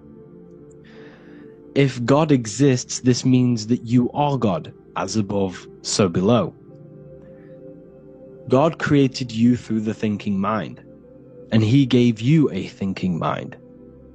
So God created the macrocosm. God created the macro, the whole world. He designed the whole world, the sun, the stars, the moving. He designed this. But then he gave you the thinking mind to design your own life and create your own life in his world. You are a microcosm of God's macrocosm. Just like God thought you into existence and the whole world into existence, you are a microcosm thinking your world, your reality into existence. You see this now? Everything is a reflection, everything is a mirror, everything is fractal. So in order for you to change your reality, you must change these higher planes. Your thought and imagination are the two key aspects of creating physical reality. Every object you see around you was begun in these higher planes of the non-physical, and they were brought out of spirit into physical matter through the thinking mind and physical action. So now we're going to get a bit deeper. The brain is not the mind. Now that you understand, we have spirit and matter. As above, so below. You have a non-physical side of reality and a physical side of reality. The mind is the spiritual brain. The brain is a physical manifestation, a physical effect of the mind. The mind uses the brain to operate in the physical world. And it's the same with the heart. The soul manifests itself physically through the heart. The heart is a physical manifestation of the soul, of the emotion, thought and emotion, the mind and the soul, the brain and the heart, heaven and earth. So you have the inner world and the outer world, the spiritual, non-physical, and the physical. So essentially, we are all on this process of awakening, an expansion of our minds into new fields of thought, into new fields of awakening ourselves. Because essentially, we are born into this world. But you are born many, many times. You can be born physically and you can be born spiritually. Like I said, everything is fractal. So just like when the baby finds out that there is a world outside of its mother, what does the baby do? The baby seeks a way out of its mother, and then the baby is now born into a new world, a world outside of its mother's womb. It's the same with you and your spiritual process. As your mind becomes aware that there are other realities beyond your physical body, it then seeks a way out. And this is why you are probably watching my YouTube, because you are now on the path. Something within you has guided you to this path of knowledge, truth, enlightenment, and expanding your consciousness. And it is your soul who brought you here. Your soul speaks through emotion, a guidance. Emotion is the language of the soul. When you feel very bad, this is your soul telling you you're not in the right place. You're doing the wrong things. Because the soul is always unfolding its purpose, which is expansion and learning. That is it. The mastery of the self and the learning of the mind is the only thing that counts in the end after this life. So you are on a journey of expansion, of learning, creating, and spiritual rebirth. As above, so below. What does this body tell you? When I see someone overweight, I don't see the overweight. I don't see the body. I see the mind. I see an undisciplined mind. I see a mind that lacks self-control. I see a mind that seeks external validation. That's what I see when I see an overweight person. I don't see his body. I see the result of his mind. Because what does the Bible tell you? You shall know them by their fruits. It's the same saying as above, so below. You shall know them by their fruit. The fruit is their manifestation. Your body is a direct correlation and manifestation of your mind. Your inner world projects your outer world. As within, so without. As above, so below. Now, what do you see when you see this man's body? I see discipline. I see strength. Mental strength, not physical strength.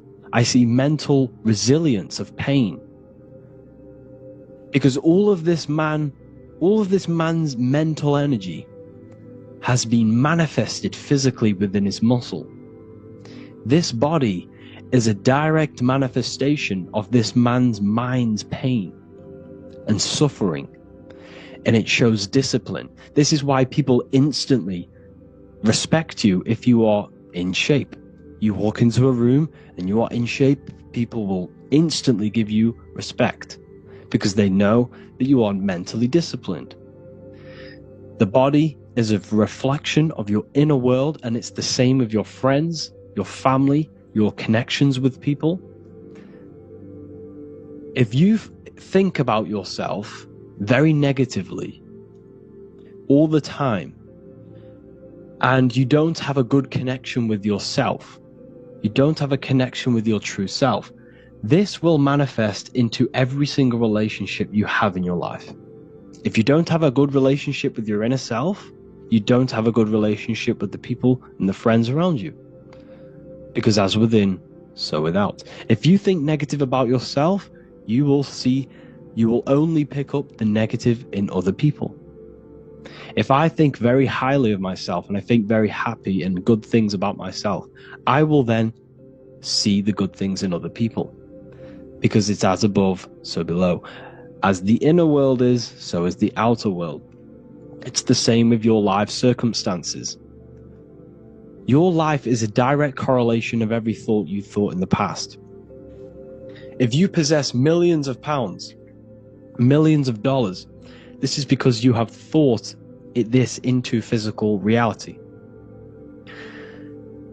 You live the life you are deserved. You live the life that you manifest through your thought. If you live a very poor life, this is a reflection of your mind.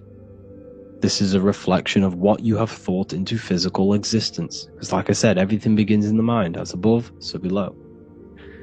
And this is even present within the body. So where is the head? The head is at the very top of the body. And where does all manifestation begin? In the mind. That's where the mind is, in the head. And then the thoughts we think travel down the body into the heart, which is the emotion. Every thought we think is in the emotion. Every thought we think creates an emotion. This emotion then drives the action. Where does the action come from? The feet, because the feet move our body. We move with our feet to take action. Our hands. You see, so the body is even a micro reflection. I can't even say it. Reflection of the order of manifestation. This blew my mind when I figured this out. You see the head, the thoughts begin here. This is the beginning of all manifestation. Then it comes down to the heart. This is the emotion. Then you take the action. The thought and emotion then sparks the action, which is taken with the hands and the feet. And where's the lowest point on the body? The feet, and that's touching the physical earth. So the head is where the thought is, the non-physical, and the lowest point on the body, which is touching the physical earth. So the head represents spirit, the feet represent matter, spirit and matter. Your room, if I walk into your room and I see a messy room, I don't see the room, I see a messy mind. The room is a reflection of the mind. If you have a messy room, this is your mind. It's an externalization of your unsorted mind, undisciplined mind. So like I said, we are all God, and we must find the God self within us. And I teach all of this inside the Book of Wisdom, Volume 2. This is not just a book, this is a revolution. This is the beginning of a new age with this book. If you have read it, I congratulate you. You should feel very proud of yourself if you have an open mind. You should feel proud of yourself for watching these videos, because not many people have an open mind. Remember this, people. You are special if you're watching these videos. You have the mind. You have the ability to see through the illusion. And I take my hat off to you. You want to take this to the next step? Read the book. Or if you want to take it to the serious levels, join the university. The university, you gain access to every piece of my material that I've ever done, all of my books, all of my lectures that are hidden from YouTube, that are hidden from everywhere else, the lectures that give you real power. And if you feel alone on this journey, we have a conscious community where you can connect with like-minded individuals, because I've been there. I've been there when you feel lonely, because you feel like no one else is thinking the way you are feeling. You can't talk to people about these things because people just think you're crazy. That's why I put together this, so we can connect, so we can unite, so you can connect with people, so you don't feel crazy about thinking about this stuff, learning about this stuff. And if you truly want to level up your life, people, and take your studies serious, this is for you. We do live calls, we do lectures. There's a whole library filled with books you can read. It's the perfect place for the truth seeker. I thank you all for joining. Please leave a like, a comment, a subscribe. Let me know any future videos you want me to make in the comments. Thank you all. Have an amazing day.